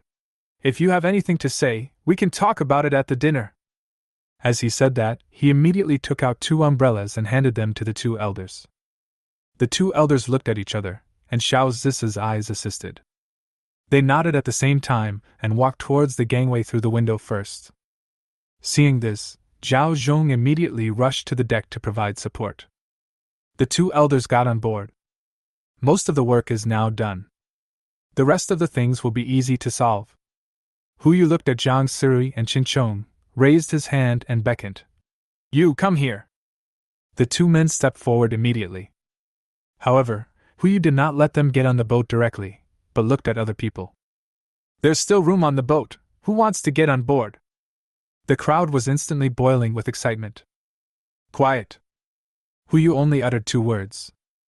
The excitement just now disappeared in an instant, as if it had never appeared. I don't keep useless people on my ship. Anyone who has the ability, please step forward. The first woman who came to see Huyu just now stood up and threw him a seductive look, not hiding her intentions at all. Huyu didn't even look at her, but looked at Qin Chong. Do you think she is suitable? Qin Chong's eyes rolled. With his intelligence, he naturally understood that Huyu didn't want the other party to get on the boat, but he had to be the bad guy. Not suitable. Then you are not suitable either. Huyu spat out a sentence and shook his head. Your ticket is gone. Why? Qin Chong roared, but the result was already determined. Clever? Smart people are good, but they are not suitable for boarding a ship. What Huyu needs is an obedient, capable, and smart person, not just a smart person. This tactfulness may allow him to survive in the apocalypse. But he would never be allowed to appear on Huyu's ship. Why? I want an answer. Qin Chong wanted to rush over, but was picked up by Su Zilong and thrown into the crowd. The woman's eyes suddenly lit up. Just as she was about to step forward, Huyu looked at Zhang Siri again. Do you think she is fit to go on board? Not appropriate. Zhang Siri gave the same answer. But Huyu smiled. Very good. Huyu pointed to the gangway behind him and said, Let's get on board. Thanks. Zhang Siri was stunned for a moment, then took the umbrella from Su Zilong and walked towards the gangway. Every step she took was like walking on thin ice. But in the end, he still made it to the boat and did not fall into the water like the group of people just now. Why? Qin Chong roared. Everyone's answer is the same, you are treating them differently. I let her on board because she has boundaries. Huyu looked down at Qin Chong and said, As for you, you are too smart, so you should just try to survive on your own. After saying that, he held an umbrella and walked towards the gangway with Xiao Zisu. Fuck, how clever! Qin Chong roared, and then shouted. Brothers, follow me. Let's take the boat away from him. Let's see if he dares to be so arrogant. Bang! A gunshot rang out. Although it didn't hit them, it was enough to help them regain their sanity. There is a 99% chance of dying if you rush forward, leaving a 0.1% chance of successfully seizing the ship. Don't rush forward. I won't die. At least not now. As long as you wait, there is still hope. Everyone stopped, especially Chinchong. He clenched his fists and stared at Hu Yu's departing back. The crisis is over. Seeing this, Su Zilong turned around and prepared to leave. But Enciener took out a pistol and shot Chinchong in the middle of his eyebrows.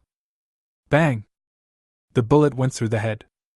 Hu Yu and Xiao Zissou turned their heads at the same time, their eyes full of shock. First. This was the first time that Enciener took the initiative to act beyond orders. Chapter 44 Black Egg Trio. Hu Yu was stunned for a moment. But he soon came to his senses. Although he didn't understand why Enciener shot, he didn't feel sorry for someone who dared to point a gun at him. Just surprised.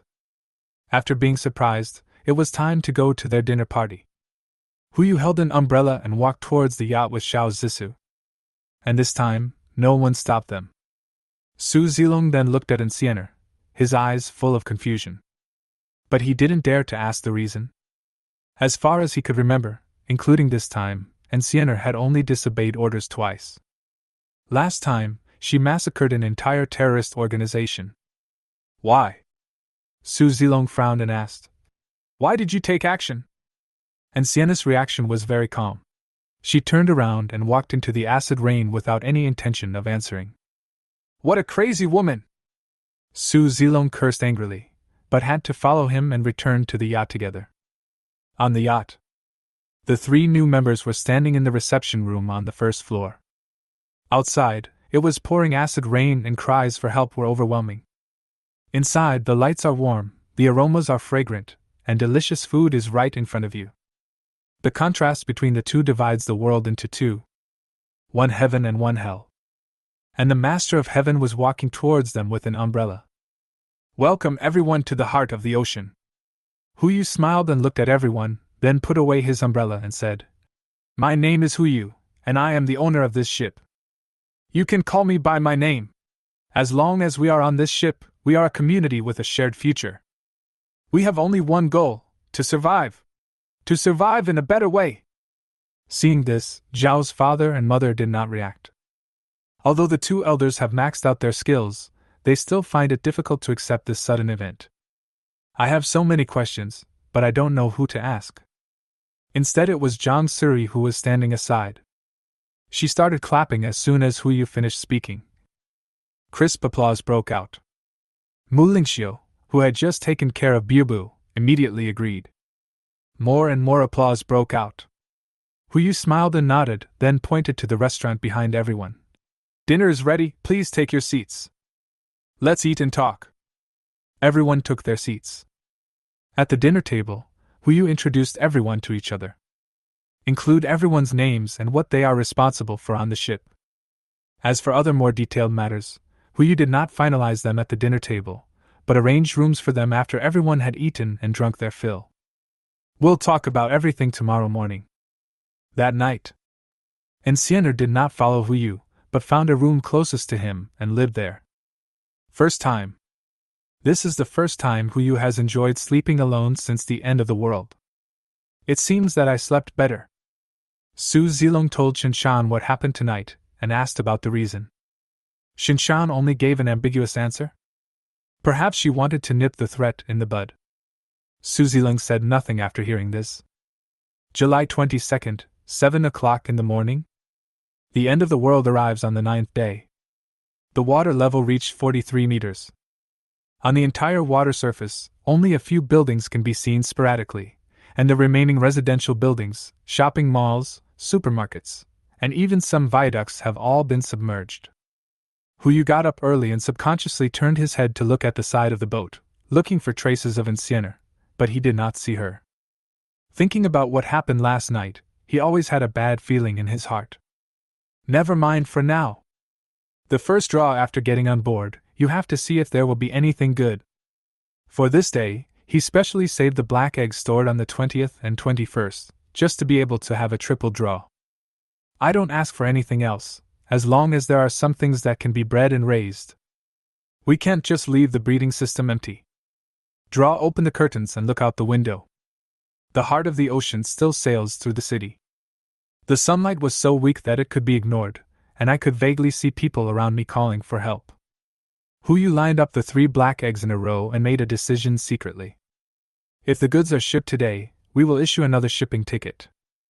Of course, the prerequisite is to meet sufficiently excellent talents. If it doesn't ship, forget it. Everyone, if you want to get on board, please bless me to ship the goods. Hu Yu raised his hand and knocked. The first black egg shattered and purple light burst out. Bite.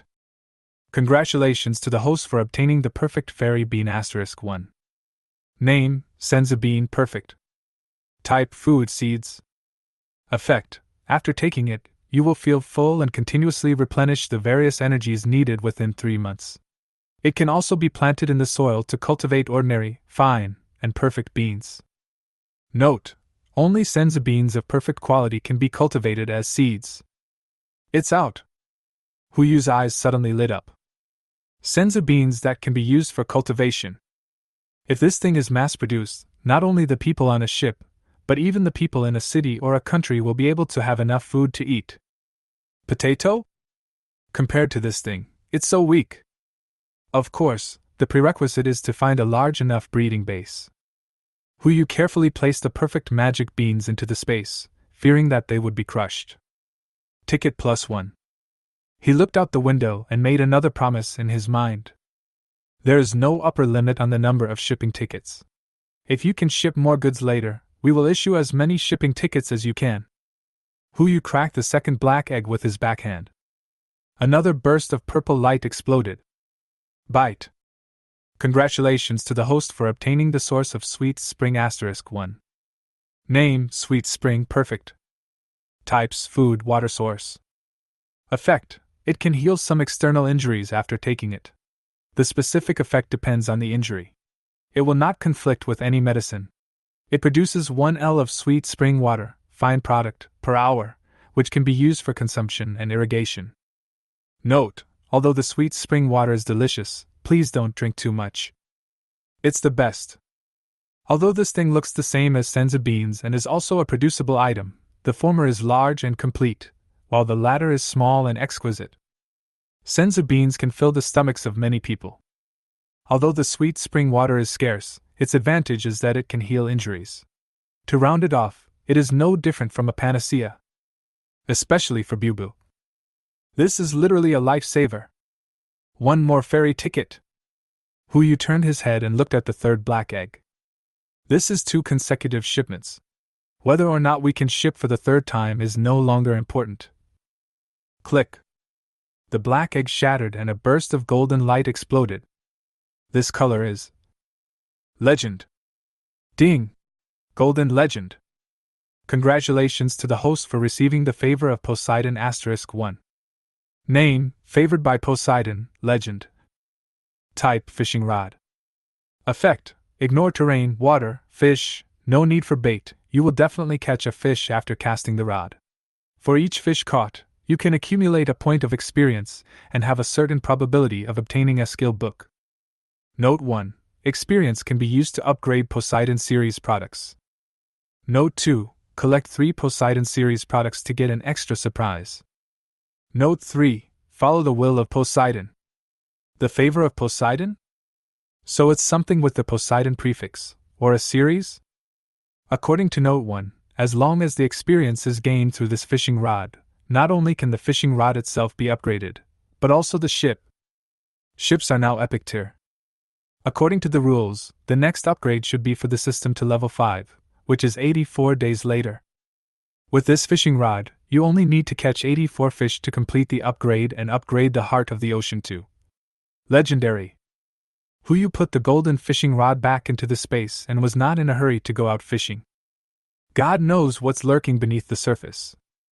100% hook. If some kind of monster is caught, will the safety on the boat be lost? If you want to fish, you have to make sure it's safe. Let's go out and have breakfast first. Should we eat Western food or Chinese food today? Hu Yu walked to the door thinking about it. Before he could push the door open, a force came from the door. Bang! Qinshan opened the door with a panic look on his face. No, it's not good! Something happened! What's up? Huyu frowned slightly and asked hurriedly. Shinshan is the most stable person, and even he is so panicked. Could it be Godzilla emerging from the water? Chapter 45 Fishing. What's going on? Huyu was also a little unsure and asked hurriedly. Yes, you will know when you come out and see it.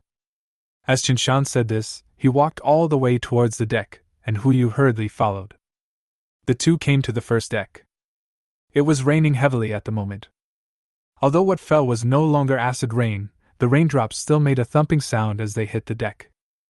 But even so, the shed on one side of the deck was still crowded with people. Except for Byabu and Mu Lingxiu, who was responsible for taking care of her, everyone on the ship gathered around the shed. Even including Zhao's father, Zhao's mother, and Zhang Sirui, who had just boarded the ship. Could it be that something happened to those animals? Everyone give in, boss Hu is here. Shinshan held an umbrella and led Huyu into the crowd. The crowd immediately moved aside, exposing the greenhouse. Just one glance, and Huyu stayed where he was. Cattle, the same animals. The only difference is the quantity. Giving birth. Except for the 3 pairs of pigs, the other 4 pairs of animals all gave birth to cubs. And every one of them is ripe enough to be slaughtered. Even if it is a coincidence, it is not such a coincidence. Every kind of animal gives birth to cubs. This can no longer be described as outrageous.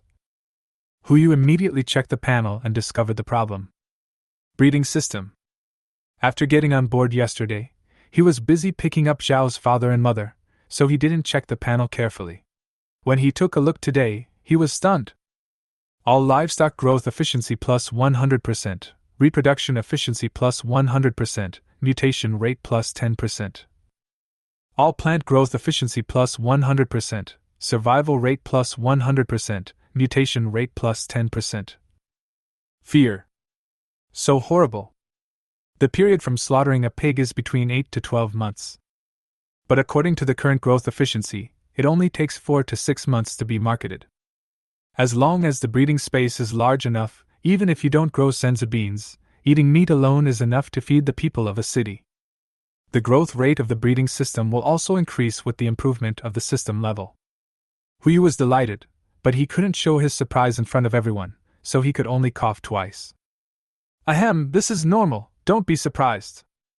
Let's go back and have breakfast first. There are still things on the ship that you need to think about. When everyone heard this, they knew it was not a coincidence, nor was it a bad thing, so they said nothing more and immediately returned to the cabin to prepare breakfast. Except Xiao Zisu. Boss Hu, just promise me. Breakfast time. Xiao Zisu kept pestering Huyu. I'll dissect one, even if it's a chicken. Miss, aren't you a Chinese medicine practitioner? Huyu smiled bitterly. Why are you doing dissection? It's really unnecessary. I studied medicine, so I also know some biological knowledge. Xiao Zisu immediately explained. This is a biological miracle. You can dissect one and wait for the rainstorm to end. This is the hope for mankind to continue the flame of civilization. Hope? If Xiao Zisu really performed an autopsy, and she couldn't find out the cause, she would definitely do a comparison. Over time, it is only a matter of time before the existence of breeding space is discovered. Not to mention whether there will be land after the rainstorm ends. Even if land will reappear, he will not let others know about this breeding space. Once exposed, I don't know how many people will scramble for it. For those ambitious people, anything that can shorten the growth time of livestock by at least half is like a magic weapon. However, Huyu is not worried about Xiao Zisu, whose favorability level has reached 50. Let's do this. Huyu took out the perfect fairy bean. Plant this seed. When it blooms and bears fruit, I will let you dissect one of the chickens. This is... Xiao Zisu took the fairy bean and examined it carefully. Beans? I've never seen beans that look like this. Are you sure it can take root and sprout? Certainly. Huyu immediately uttered 2 words. You will know after you plant it. All right. Xiao Zisu nodded in agreement and held out her little finger. Pin it. Okay, pinky promise. Finished breakfast. Huyu was not in a hurry to go fishing, but chatted with Zhao's father and mother alone for a while. I answered some of the two elders' questions and improved their favorability at the same time. Because their entire family was brought on board, the two elders' favorability level quickly reached 30. By the way, who you also talked about in Sienna's situation. Let the two elders have a good rest, and then help out when you have time. Her condition yesterday was obviously not right. The way the two elders looked at him was the same as the way they looked at their son-in-law, and they almost took out the red envelope for changing their name. Huyu quickly ended the topic and called Zhang Suri over. Since letting her on board yesterday, her favorability has only fluctuated once. That time, it only rose by 10 points. After the conversation, Huyu briefly introduced the rules on the ship and assigned her the task of preparing breakfast and afternoon tea every day. As for lunch and dinner, she and Li Ji took turns. Just prepare one meal per person every day. Zhang Suri readily accepted it, and as for the rest, that was a no question. The favorability rating remains unchanged. This man looks like an unfamiliar wolf.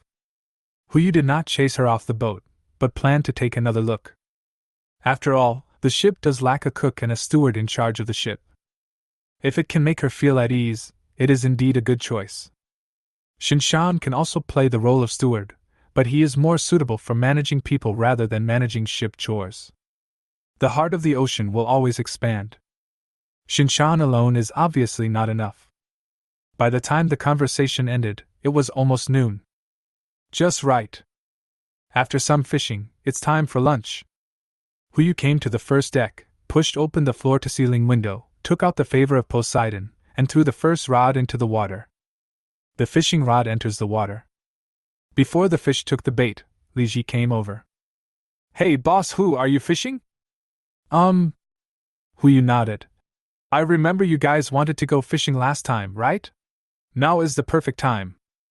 Hi, that's the Zhao Zhong brothers. Li Ji folded his hands, picked up a stool, and sat down. I don't like fishing, I just like eating fish.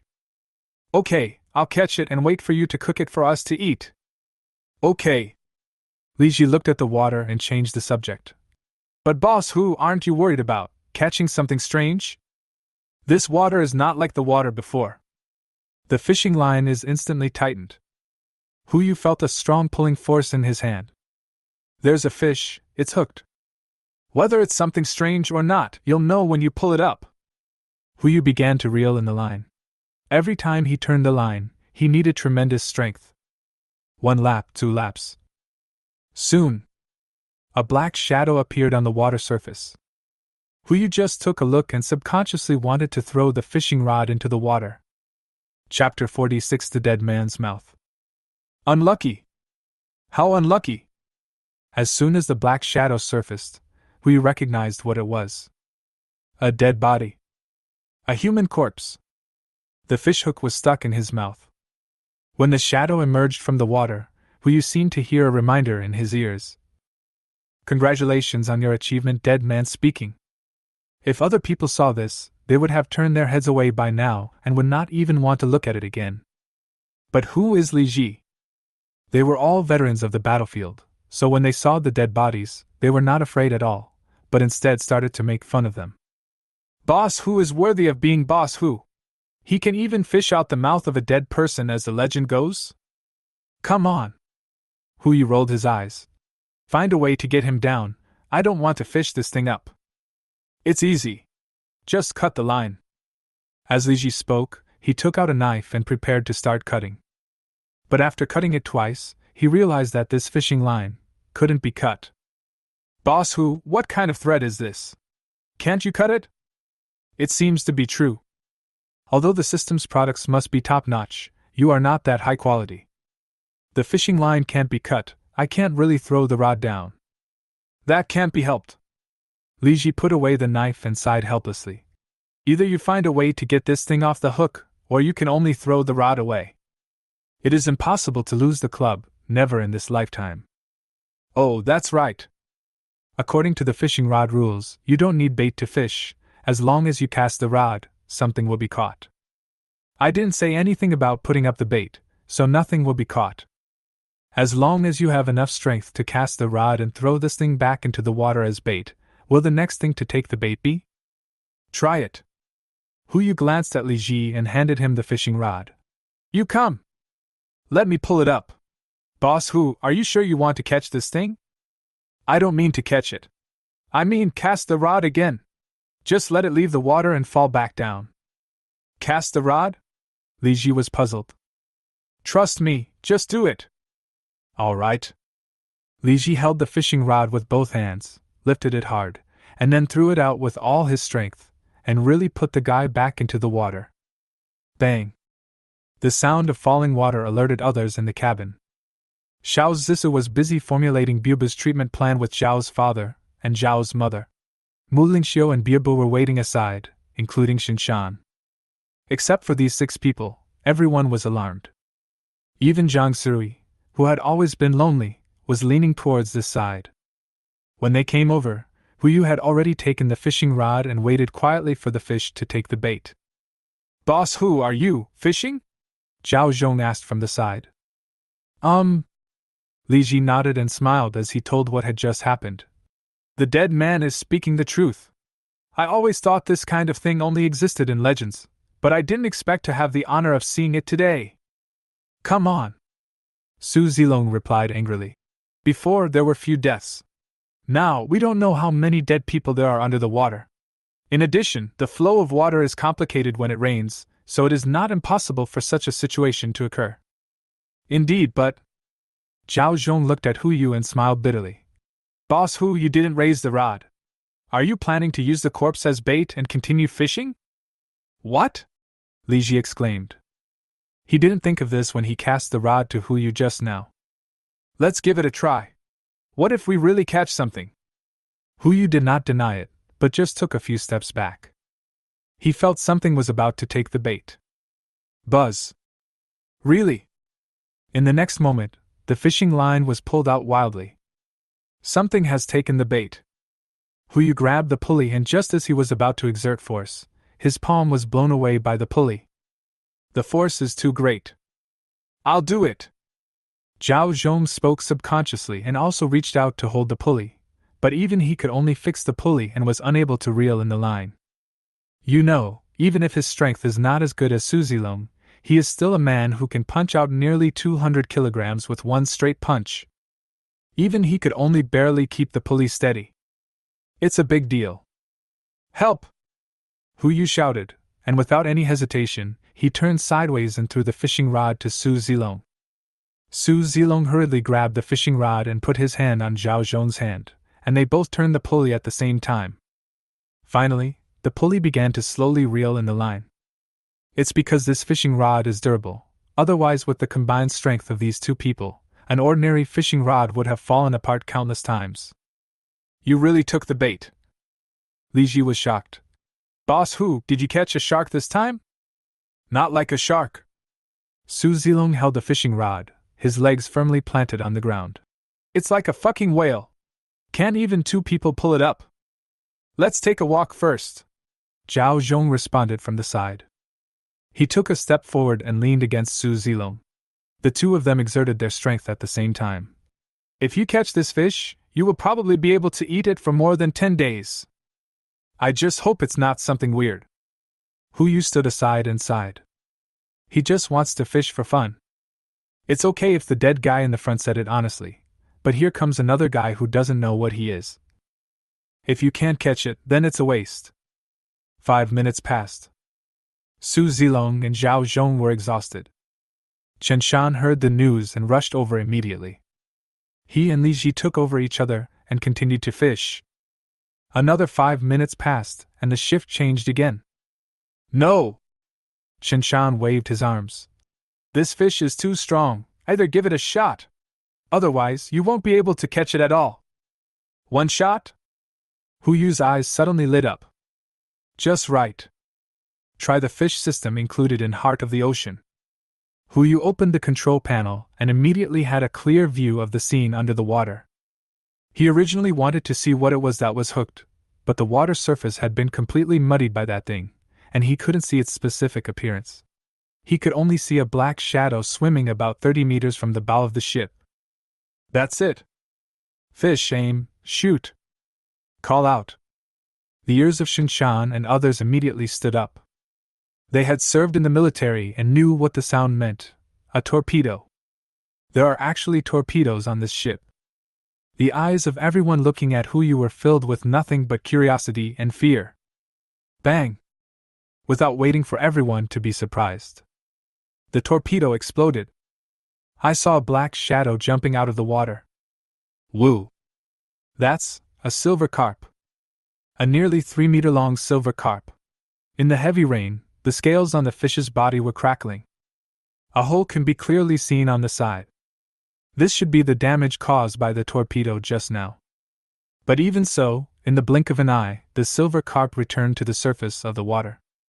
Keep struggling.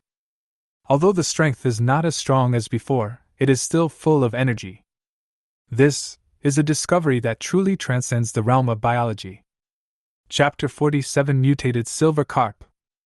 Half an hour later, the giant silver carp was finally pulled onto the deck. The price was that Shinshan and Li Ji were exhausted and collapsed on the deck, breathing heavily. Hu Yu immediately checked the panel of this thing. Name: Giant Silver Carp, Mutation. Type: Fish. Status: Dying. Description: Mutated organisms born after being contaminated by rainwater. They are not contagious. Note: What? You don't want to eat, do you? Mutations. If rainwater can cause fish to mutate underwater, then, if humans come into contact with this water source, will the same situation happen?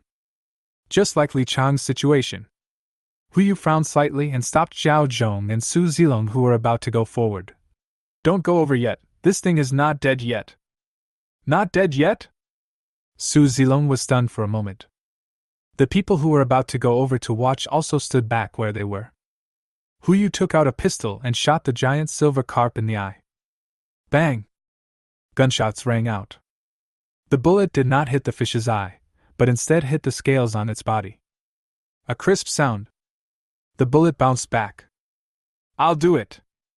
Su Zilong took a step forward and fired again. This time the bullet successfully hit the fish's eye and penetrated into the fish's brain. The silver carp, which had been motionless, started flapping its wings again. Fortunately, the heart of the ocean is big enough. No matter how it flapped, the boat didn't move at all. Only when the lavender blood flowed out did the giant silver carp gradually calm down.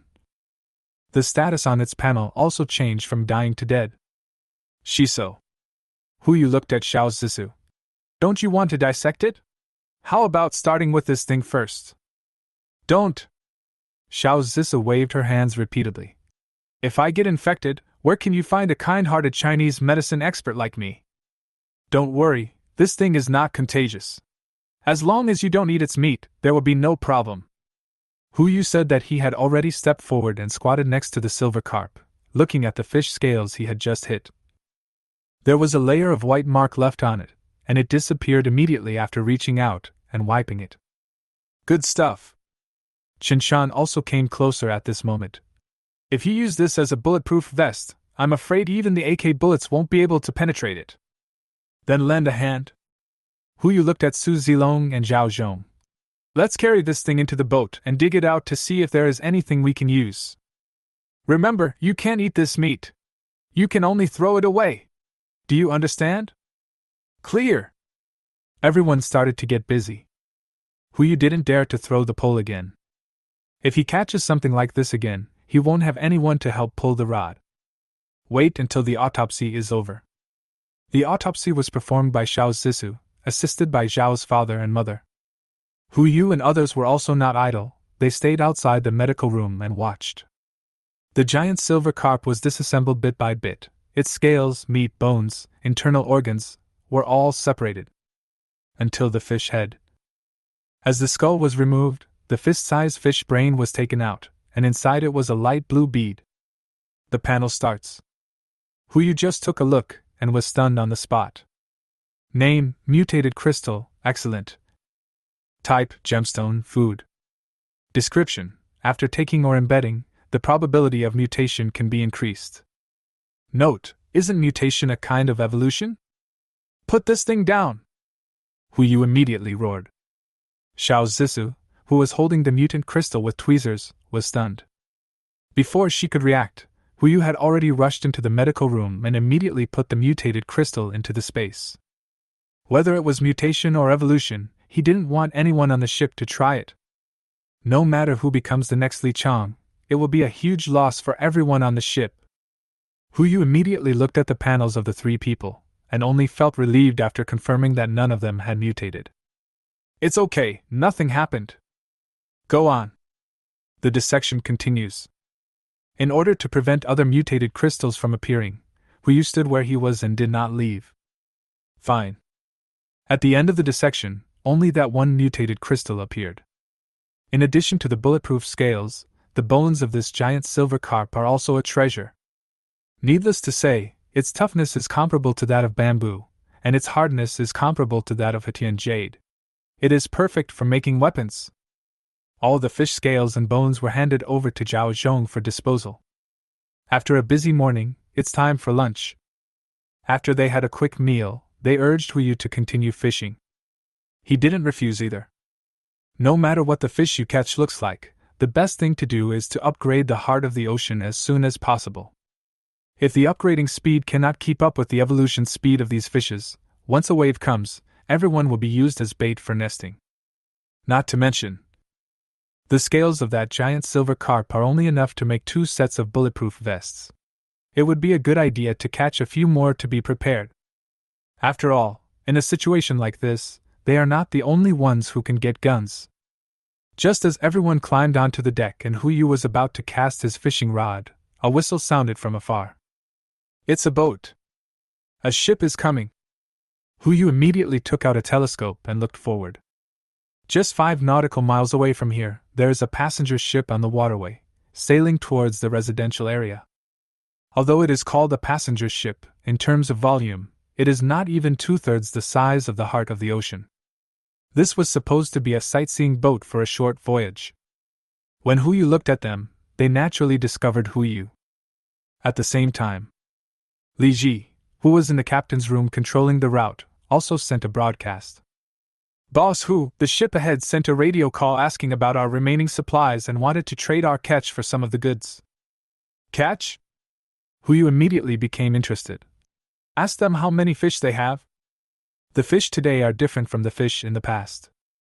If the fish these guys have are the same as the mutant silver carp, then the fish scales and bones can both be used as materials, and they can only make money by exchanging them for some food. Soon, Li Ji gave an answer. 500 kilograms of fish! They want to exchange it for 70% of the weight of meat, or 50% of the weight of food. Can? Yu nodded in agreement. Let them come over. I want to see the catch first, and then decide the specific price. Trade fish for supplies? This is understandable, but this statement sounds familiar. He seemed to have heard it in his previous life. Okay. Li Ji responded, began to send a radio to the ship, and then responded. The other party asked us to stop the boat first, and they came closer. Good. Yu also put away the fishing rod and looked at Qinshan. Hide the things that shouldn't be there. Good. Qinshan nodded, naturally understanding what he meant. Everything else is easy to say. At worst, just put it in the cabin. If it doesn't work, just put it back in the space backpack. There is only one thing that is difficult to handle. Greenhouse. This thing is built on the deck, and the enemy will definitely find it as long as they sail over. The only way is to put up a curtain first. He, Su Zilong and 2 others immediately took action and temporarily removed a large amount of umbrella cloth to cover the greenhouse. Soon, the ship came towards them. As the other party got closer, the appearance of the people on the boat became clearer and clearer. Yu took a look and frowned slightly. This ship doesn't look familiar, but the people on this ship look somewhat familiar. Chapter 48 Robbery? In heavy rain. The ship was getting closer. 100 meters, 80 meters. It didn't seem to have any intention of stopping and kept moving towards the yacht. This posture doesn't seem like he wants to trade. On the contrary, it seems like I want to board the ship. Boss Hu, this situation is not quite right. Qinshan frowned slightly and warned. I know. Yu frowned, with a trace of hatred in his eyes. He recognized it. In his previous life, he had seen this group of people on the boat. At that time, he and Yuanchio were rescued by a yacht. They worked as waiters on the boat, and each of them was given one fish to eat every day. But on the 40th day, the yacht encountered a fleet of ships. The other party also used the exchange of supplies as an excuse to let them stop the ship and start approaching. Upon hearing this, the ship owner at the time was attracted by the conditions proposed by the other party. The price is that the yacht is seized. Yu and Yuanchio took advantage of the chaos to put down their kayaks and were able to escape in the heavy rain. Unexpectedly. These guys actually started this kind of business now, and they even met them. Yu waved his hand, and 5 AKs and 5 RPGs appeared on the deck. Non-combatants evacuate, the rest get their weapons. When everyone heard this, except for the 5 people from Shinshan, everyone ran towards the cabin. There were only 6 people left on the deck, including Yu. Boss, why don't you go in too? Shinshan asked with concern. Need not. Yu shook his head. If I go in, who will they discuss business with? Shinshan nodded and stopped talking. 50 meters. The ship's engine finally stopped. Relying on the inertia of the water flow, it began to slowly approach the yacht until it was less than 5 meters outside the heart of the ocean. Cables were thrown from below and hooked on the side of the heart of the ocean. Bite. Warning! Warning! The ship is under attack. Activate the protection system? There is also this thing? Yu had no choice but to wait and see. He casually took out a sofa and lay back. Just looking at those cables. That group of people are still useful to him. What if this protection system is too powerful and they are all killed? Wouldn't that be a waste? Get on board! The sound of rain was mixed with a heavy sound. The cable was straightened instantly. Obviously something is climbing up. Click. At the same time, a crisp sound rang in Huyu's ears. That was the sound of bullets being loaded, the muzzle of the gun pointed at the cables. Less than 10 seconds. The first figure climbed up. The other person was wearing a raincoat and climbed onto the deck. When he turned around, before he could say anything, he saw 5 black gun muzzles pointing at him. The corners of his stiff mouth twitched slightly. He immediately fell to his knees, raised his hands, and said nothing. Hey!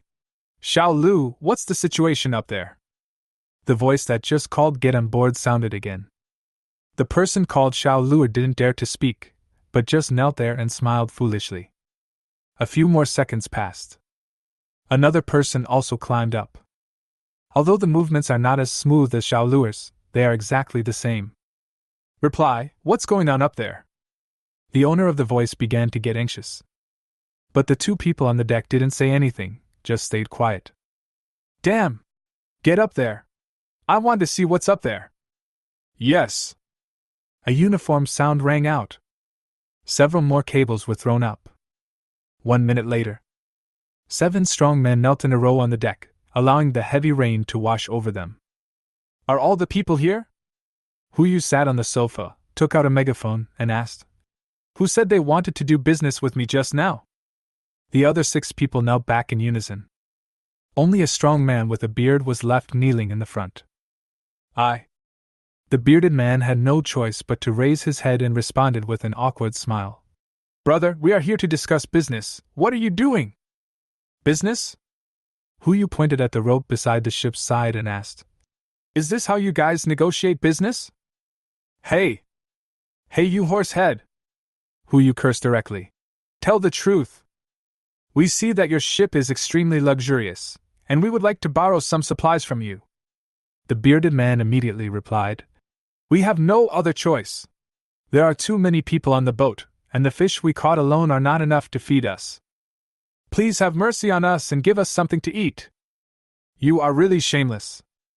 Li Ji complained on the side. Robbery is robbery, but after being caught you still want to ask for supplies? There's nothing wrong with being thick-skinned.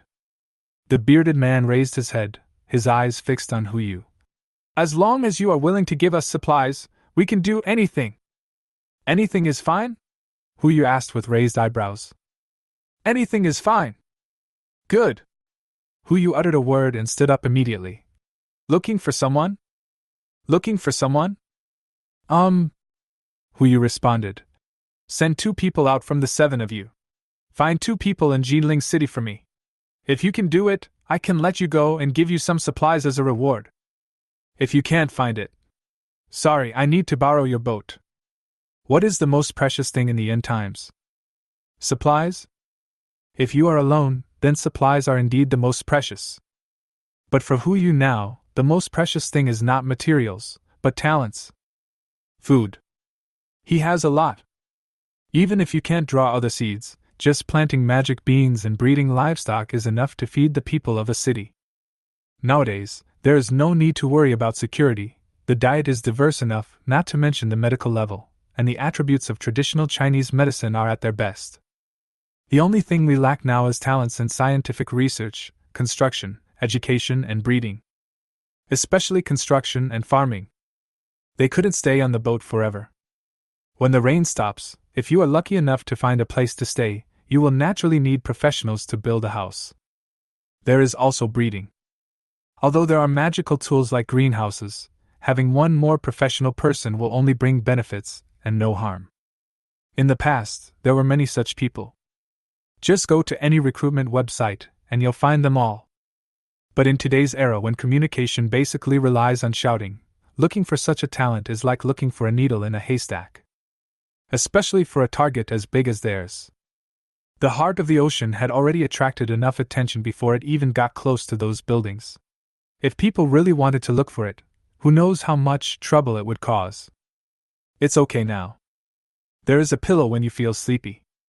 People who dare to rob are all ruthless in their bones, so it is natural that they can achieve twice the result with half the effort when they go looking for someone. Hu Yu was not worried that they would run away on the motorboat.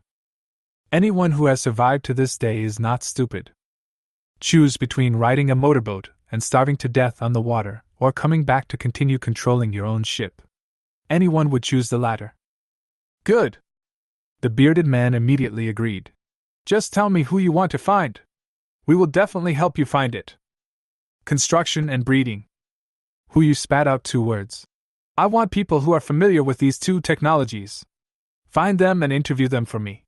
As long as they pass, I can give them appropriate places on board. This? The bearded man was embarrassed. Boss, if you want to find a specific person, it's fine. Just give 2 characteristics. I can't just shout at the top of my lungs. You don't have to raise your voice. Hu Yu casually threw 2 loudspeakers in front of them. Remember, you only have 3 hours. If you don't find it after 3 hours, then I'm sorry. Good. The bearded man responded, stood up, picked up the megaphone, and turned to look at one of them. Xiao Lua, come with me. Li Ji, take them to ride a jet ski. Yes. Li Ji responded, then looked at the 2 of them. Follow me. The 2 men with beards looked at each other, and hurriedly followed them into the cabin. When they passed by Hu Yu, they did not forget to nod. As for the other 5 people. After the bearded man left, Hu Yu looked at Shinshan. Tie them up first, so they don't get caught in the rain and die. Yes. Shinshan glanced at Zhao Zhong, and the 2 walked to the deck in the rain and started working. Hu Yu looked at the ship floating next to the yacht, and couldn't help but feel curious. Zilong, come with me for a walk. Huh? Where to go? Su Zilong asked in confusion. Ship. Hu Yu stood up, put on his raincoat, and walked towards the cable. According to the bearded man, there were too many people on the boat, and he had no choice but to resort to this last resort. He wanted to see how many people were on the boat. Chapter 49, Little Captain. If it were an ordinary place, and Sienna alone would be enough to protect us. But this is going to someone else's base. It's better to be more vigilant. Su Zilong took the lead and slid along the cable to the deck of the ship. He raised his gun and took a quick look. After confirming that there was no danger, he gestured upwards. Hu Yu then started to move and slid down along the cable. Next up is Sienna. 3 people boarded the ship. There was no one on deck. There were only some fishing rods and some makeshift fishing nets. The catch is stored in the fish barrel nearby. Those fish are small in size, but there are many of them. Each bucket of fish weighs at least 10 kilograms. If there were only 7 people on board, that would be more than enough food. Bang! There was a muffled sound from the cabin, as if something had fallen to the ground. The 3 of them turned to look at the cabin at the same time. Huyu turned his head and gave a look, indicating that Su Zilong should take the lead. Su Zilong nodded in understanding and trotted over with the gun in hand. Came out of the cabin door. One kick! Bang! The cabin door was kicked open. The wind and rain are pouring back. Su Zilong took advantage of the situation and walked in, pointing the gun forward, but there was no other movement. After counting the breaths, he walked out, lowered his gun, and looked somewhat helpless. What's going on? Huyu asked with a frown. Su Zilong shook his head slightly. Boss Hu, you should come and see it yourself. Huyu stepped forward quickly. When he came out of the cabin, his expression was even more interesting than Su Zilong's. Helplessness, speechlessness, and powerlessness, written all over his face. Child. All children. A group of mostly elementary school students were gathered in a circle at this moment, with the older boys guarding the outside and the younger ones and some girls surrounded inside. There are dozens of them. Huyu's paws suddenly felt numb. As the saying goes, the little brats eat the father out of his laurels. No wonder Beard and his friends catch so many fish but still can't eat enough. Boss Hu, what should we do? Su Zilong asked. Damn it! If I had known, I would not have boarded this ship. If I hadn't seen it, it would have been fine. But now that I've seen it, I can't just ignore it. Among this group of children, the oldest is no more than 10 years old. The youngest is only 7 years old. This is just the age of elementary school. Close the door first, don't scare the child. Good. Su Zilong closed the door. But because of his big movement just now, the door was kicked in and could only be barely covered. Boss Hu, what should we do? Don't talk yet. Huyu rolled his eyes. This guy always has his own ideas and never listens to other people's opinions. Now that I'm faced with this hot potato, I know to throw the problem away. Originally, he wanted to completely eliminate the group headed by the bearded man to prevent future troubles. But now the cabin is full of children. If we really wipe out the root of the problem, what should we do with these children? Also beheaded? That's definitely impossible. Or stay? Urban construction also needs fresh blood, otherwise what they build with just a few people would not be called a city but a village. But he was also afraid that there might be a devil in there. It is not uncommon for a single rat dropping to spoil the whole barrel. Huyu pondered for a few breaths, and suddenly an idea flashed in his mind. Got it. Even though I just took a quick glance, I could tell that those children had lost a lot of weight due to hunger, and their clothes looked extremely loose. He took out a box of egg tarts, opened the door, flipped the box open and pushed it inside. At this time, the egg tarts were still freshly out of the pan, and the aroma of eggs wafted through the air, filling the cabin. Boss Hu, aren't you a little too stingy? Su Zilong couldn't help but complain. Just one box? It would be nice to give more. You know nothing, just watch quietly, Huyu replied unhappily. There are only 4 egg tarts in this box. There are definitely not enough points. He just wanted to see what choices these guys would make when faced with temptation. If a fight breaks out, he won't care about these people. If they did not fight, but chose to leave the egg tarts to the weak, then he would keep his promise to the bearded man and leave them some supplies. As for other things, he won't care anymore. But what happened next was beyond his expectations. Through the crack in the door, Huyu could clearly see a child walking towards him.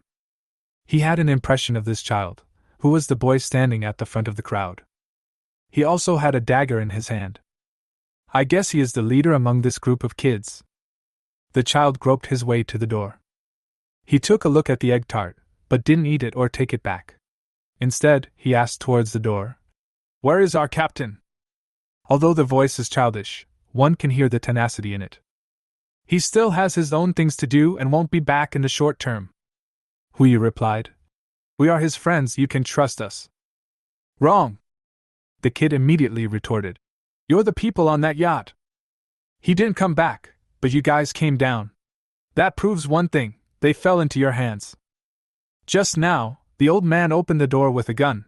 You wanted to kill us, but then you realized we were children, so you didn't do it. This box of egg tarts should be used by you to test us, right?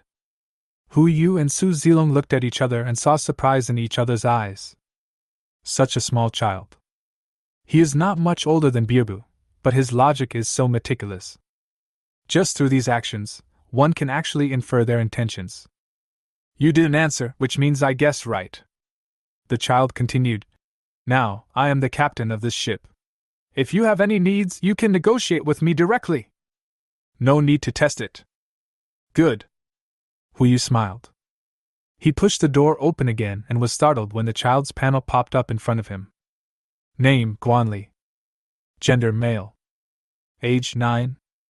Skills, mastery of leadership, mastery of speech, mastery of debate, basic combat. Personality, meticulous, suspicious, leading, benevolent, grateful. Favorability, -20. This man is simply a natural-born leader. 3 masters and 1 basic. There are also skills related to leadership. These skills actually appear in a child? Even his character is extremely remarkable. This is in the last days.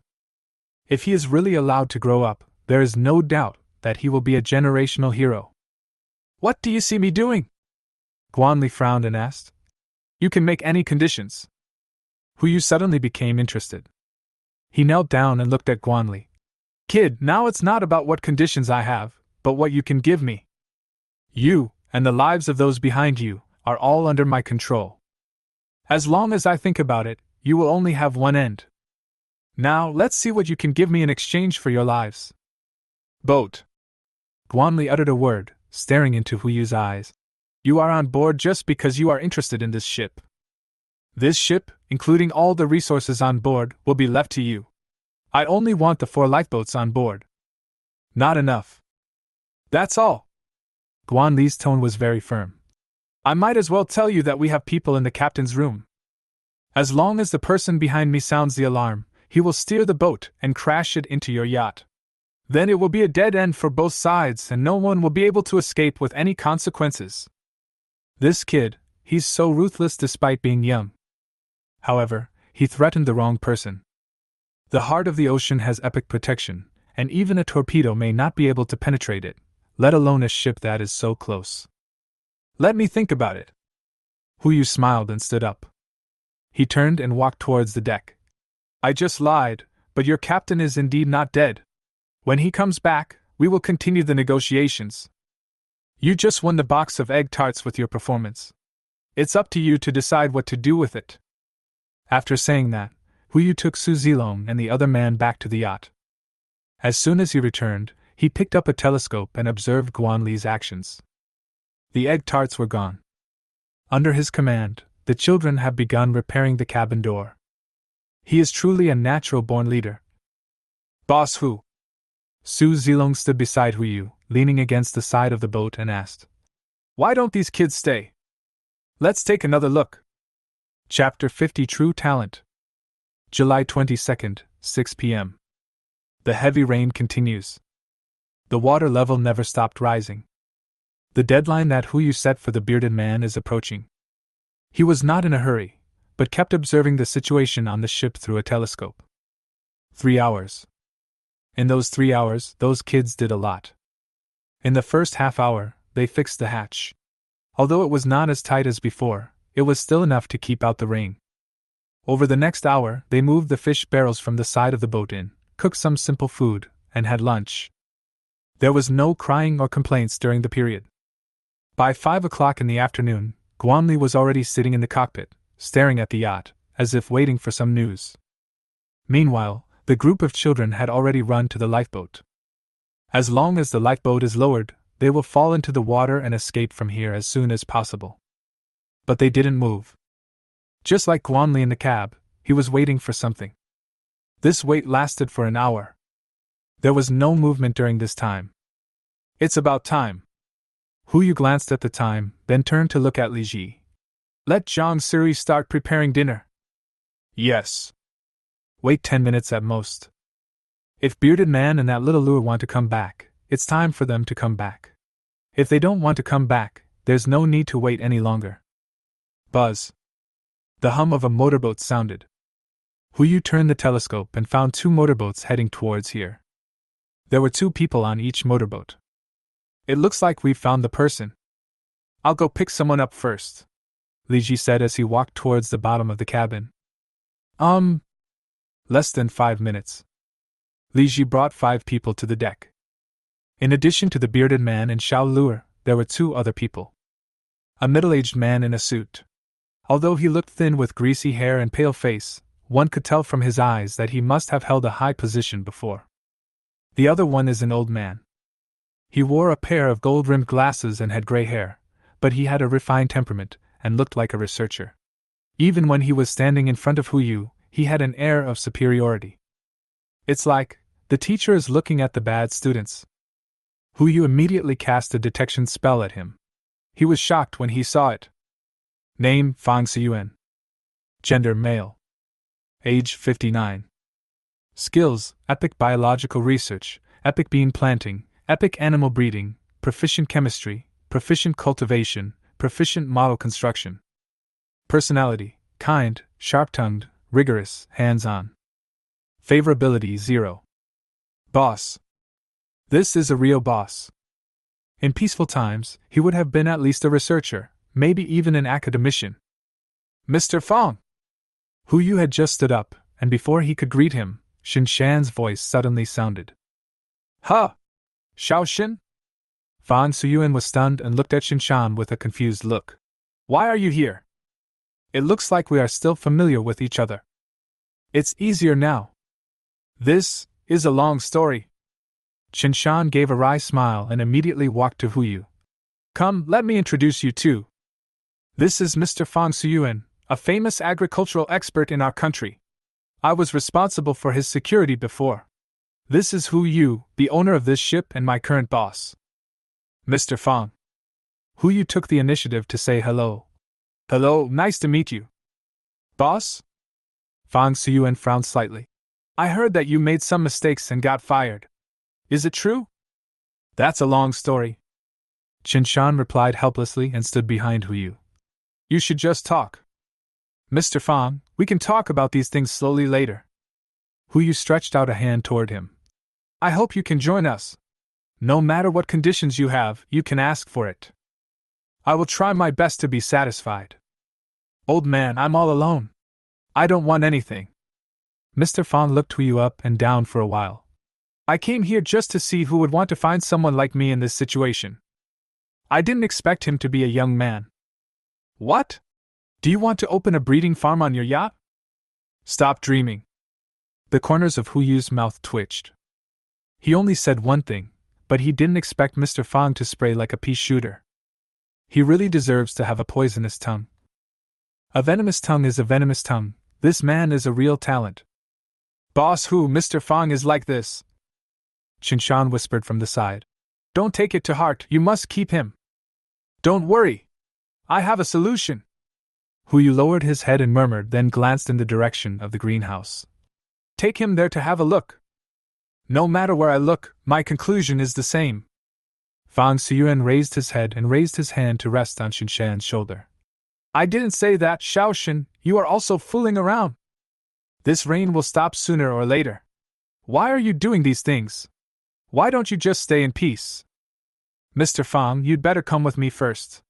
Xin Shan said helplessly, leading Fang Siyuan towards the greenhouse. Yu stayed where he was and looked at the other person in front of him. The panel pops up. Name, Li Wantu. Gender, male. Age, 39. Skills, proficient in management, basic drawing, basic construction, and basic carpentry. Personality, arrogant, complacent, and high-minded. Favorability, 0. Boss Li Wantu took the initiative to speak. His tone was just like that of Mr. Fang just now, even more arrogant. I heard that you are hiring here? Recruit people, not trash. Yu replied casually, not wanting to waste time on such a person. He looked at the bearded man and said, Just throw it away wherever you found it. Why are you looking for such a rookie? Hey! The bearded man didn't know what was wrong with this man, but he still lowered his head and responded. Why? Li Wantu refused to accept the news. You are the ones who brought me here. You have to take responsibility. Why do you want to abandon me after just one look? Why? Hu Yu sneered. Because I'm the ship owner. Li Ji showed the guest away. Don't bother, I'll do it. The bearded man smiled and stepped forward, holding Li Wantu in his hand. Brotherly, take us downstairs, I'll throw this man back. You're so sensible, Li Ji praised with a smile. Let's go. You don't have to go. Hu Yu glanced around and looked at Xiao Luer. Just let Xiao Luer go. I have something else to talk to you about. Hey! The bearded man responded and kicked Xiao Luer on the butt. Hurry up, come back quickly. Okay, boss. Little Lu responded and immediately followed Li Ji down to the cabin. Before Hu Yu could speak, the bearded man came up to him and asked respectfully. Boss Hu, what do you want? What's going on with the child in the cabin? Hu Yu asked directly. This is a long story. The bearded man sighed and subconsciously searched his pockets, but found nothing. Seeing this, Hu Yu casually threw a bag of Hitiangxia to him. Thank you, Boss Hu. The bearded man's eyes lit up when he saw this.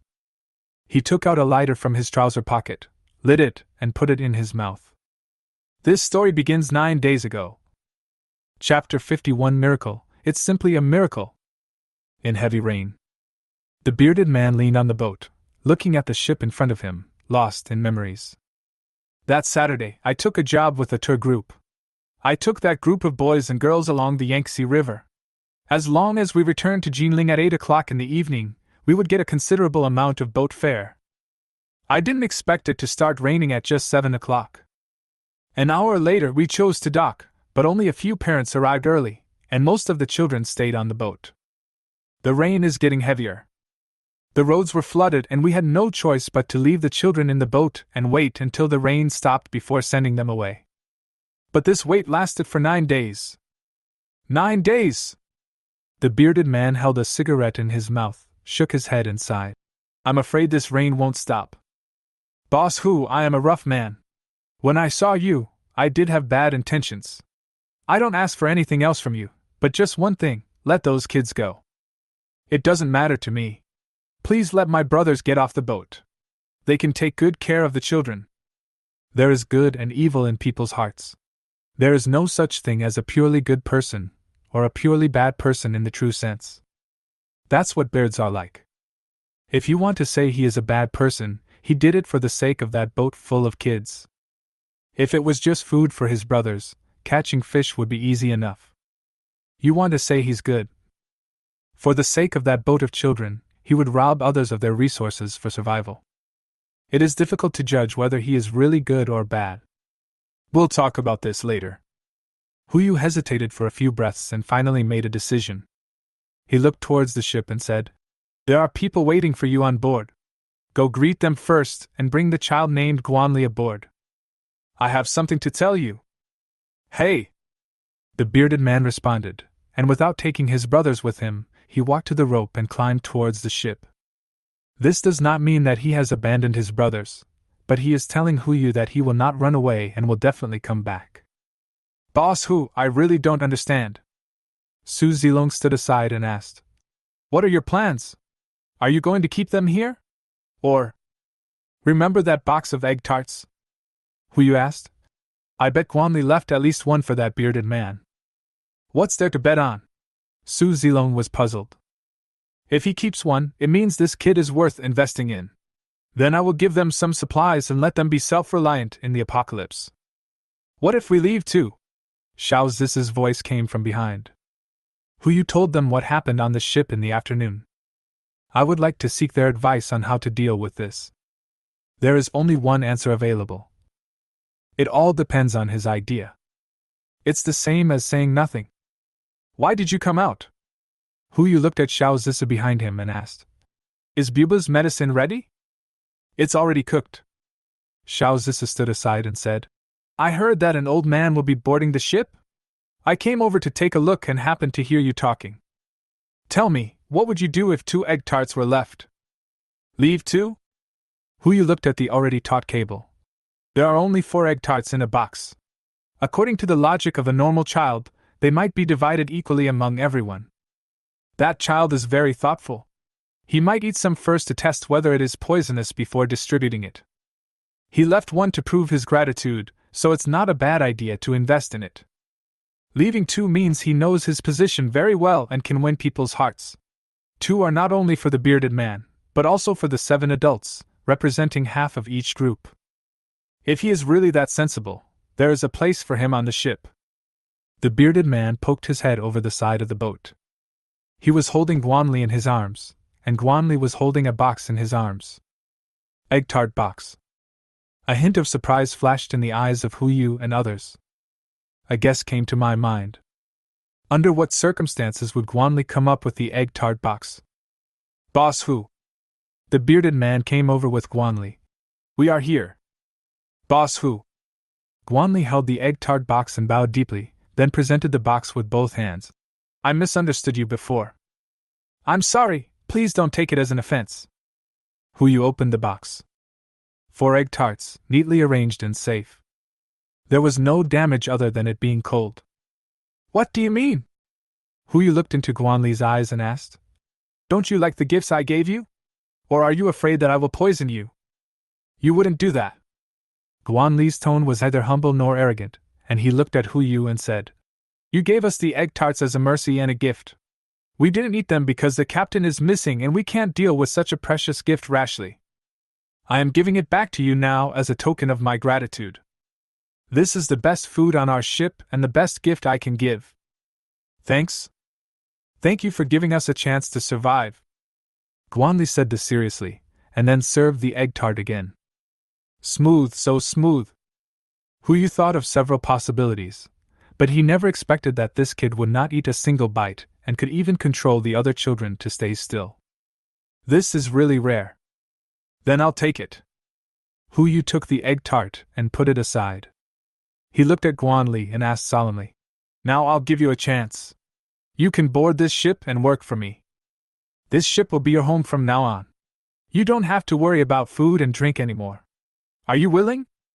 No. Why? Guanli raised his head and stared at Huyu. My coming here will be of little benefit to you. My leaving will be a disaster for them. It's hard to imagine. These words actually came out of the mouth of a 9-year-old child. Huyu raised his hand, placed it on his head, and rubbed it gently. If it was Boo Boo, she would squint her eyes in enjoyment. But Guanli didn't move. His eyes continued to stare at Huyu, as if he wanted to imprint him in his mind, and his eyes were like a wolf. If such a person is not recruited under your command, he will become a great threat if you encounter him in the future. He should know. When he stood in front of Huyu and said those words, there were only 2 possible outcomes for him. One is to stay on the boat, the other is to leave your life on the boat. But even so, he still chose to refuse. There is only one reason. Force. He wanted to force Huyu to keep more people. They can all stay. Huyu gave in. First of all, he really did have a heart for talent, and secondly, if a city was really built in the future, it would indeed need new forces. Children are far more loyal than those adults. Real! Guanli exclaimed. Including the captain? They can be together. Since we have already accepted dozens of people, we don't mind having a few more. However, there are still conditions. Huyu looked at the bearded man. First of all, let me make one thing clear. I will take you in and provide you with food and resources. But the premise is that you are not allowed to board the ship. Except for those kids, you can only drive the boat as a frigate and follow the yacht. Is that acceptable? Accept it. Absolutely accept it. The bearded man nodded repeatedly. What kind of condition is this? At a time like this, it would be good enough to be able to keep one's life, not to mention that he would provide food and resources, which was a great thing.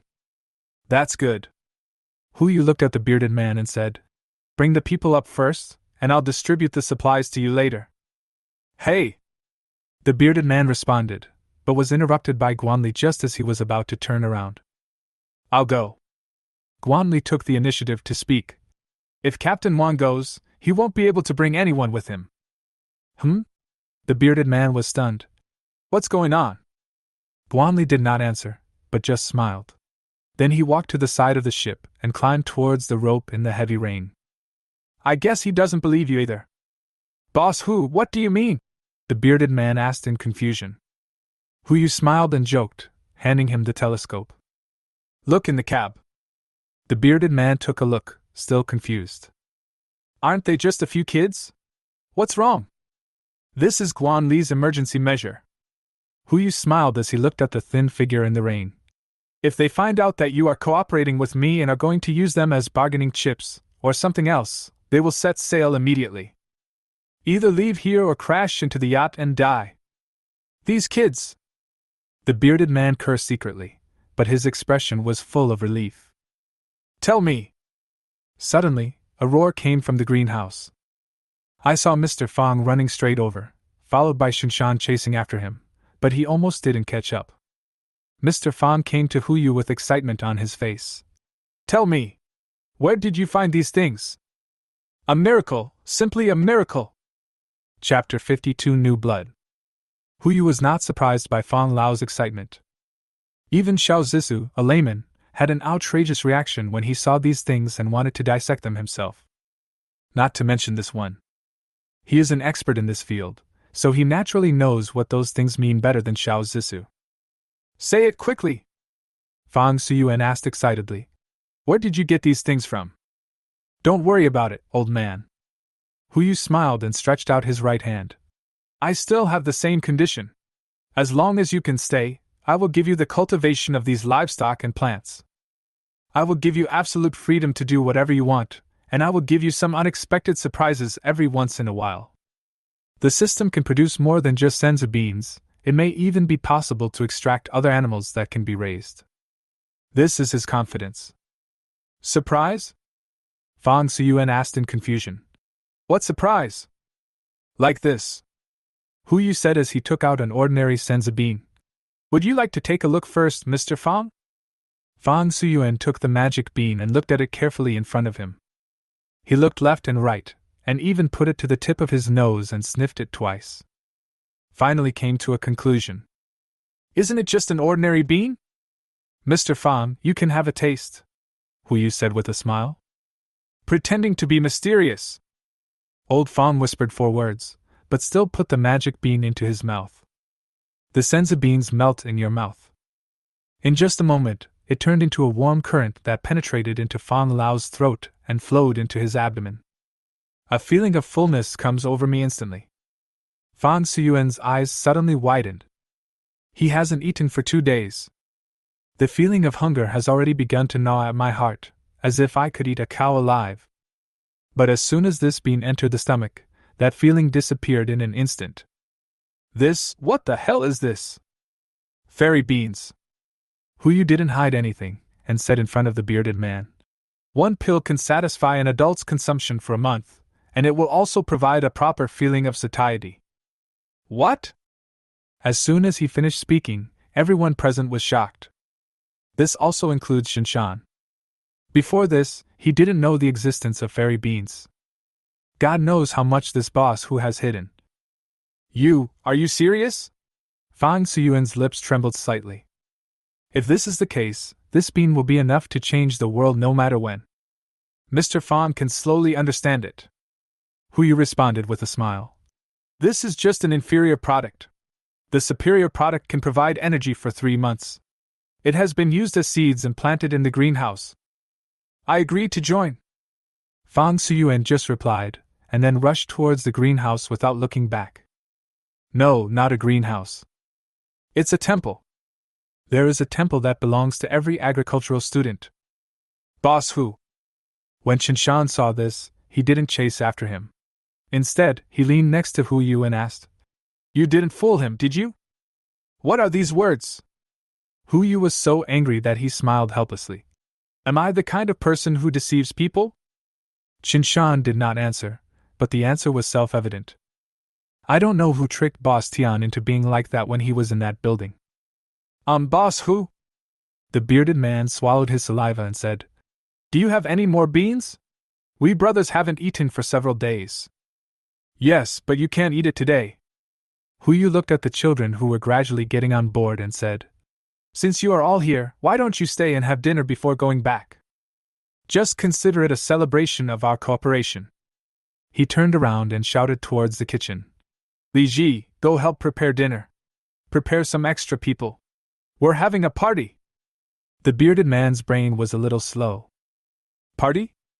If we just eat senza beans, it wouldn't be considered a party, right? Could it be that? Is there still a lot of food stored on this ship? Half an hour later. The scene before him answered the bearded man's doubt, but it also raised another question for him. Boss Hu, how many things have you hoarded? After the evolution of the heart of the ocean, the entire first-floor cabin is 140 meters long. In addition to the 40-meter bar, kitchen, indoor swimming pool and viewing balcony, there is also a 100-meter reception room. Now it is filled with all kinds of food and drinks. From pan-fried buns to zaiqinglong, small steamed buns with a filling, from cupcakes to macarons, every kind of food is freshly baked. Even the soup dumplings were still steaming. These things, even if prepared 10 days in advance, would still take a lot of effort. But now, it's only half an hour. A party is held like this. The children filed in and began to gobble up the food frantically. They were no exception and stuffed whatever they saw tasted good into their mouths. I was afraid that the illusion before my eyes would disappear in the next moment. There was only one exception. Guanli. He was holding a box of egg tarts, the one that had just gone cold, and was standing outside the party, watching silently. Pick up one and eat half of it in one bite. Huyu noticed him and waved to him. The other person ate the other half of the egg tart and walked over slowly. Captain, do you have something to talk to me about? Guanli asked respectfully. His favorability towards Huyu has risen to 20, and his tone is no longer as sarcastic as before. There are so many things, and you only eat this? Eat this first. Guanli responded calmly. We can't waste it, right? Do you think they'll be wasted? Huyu asked deliberately. The reason why he held such a party was not because there was too much food to eat, but because he was preparing for observation. Yes, he did promise to keep all the children. But how they will be treated if they stay will depend on their own performance. This is the first test. If anyone wastes food, sorry, you will be failed. Then he will be thrown on the ship and live with Beard and the others. Won't. Guanli replied confidently. Anyone who has ever been hungry knows how precious food is. I want to hear the truth. I already said hello to them before getting on the boat. As expected of you. Huyu replied, didn't care anymore, and started eating his dinner. Since Guanli has already said hello, this party is bound to not be wasted. 10 p.m. The party is over. Shinshan finally persuaded Mr. Fang to go back to his room and get ready for bed, and he would study it slowly tomorrow. Su Zilong took the 7 bearded men back to the ship and allocated the first batch of supplies to them. They were all fresh ingredients and fresh water, enough for the 7 of them to eat for half a month. Mu Lingxiu was responsible for arranging a room for each child and handed the records compiled today to Huyu. As Guanli said, every child did not waste any action. 2/3 of the things from the party were still left, and every single one of them could be recycled and preserved, as clean as a swarm of locusts. Xiao Zizi began to study late into the night to prepare tomorrow's teaching materials. After all, as the only talented student on the ship besides Mr. Fang, faced with so many children, she has to take the responsibility of educating them. After listening to the report, Huyu yawned and fell asleep. Early the next morning, when he walked to the balcony, the Feng Shui treasure land, ready to continue yesterday's good luck and create something good. The scene before him made him stunned. There were a lot of ripples on the water. That's a person. Someone is swimming over. Chapter 53. If you don't want the face you give me, then you can't blame me. In the heavy rain, there were crowds of people on the water, using swimming rings, wooden boards, or mattresses. After all, anything that has buoyancy can be used by them. One after another they swam towards the yacht. Through the balcony, Huyu discovered that many people were approaching the edge of the yacht or ship, trying to climb up.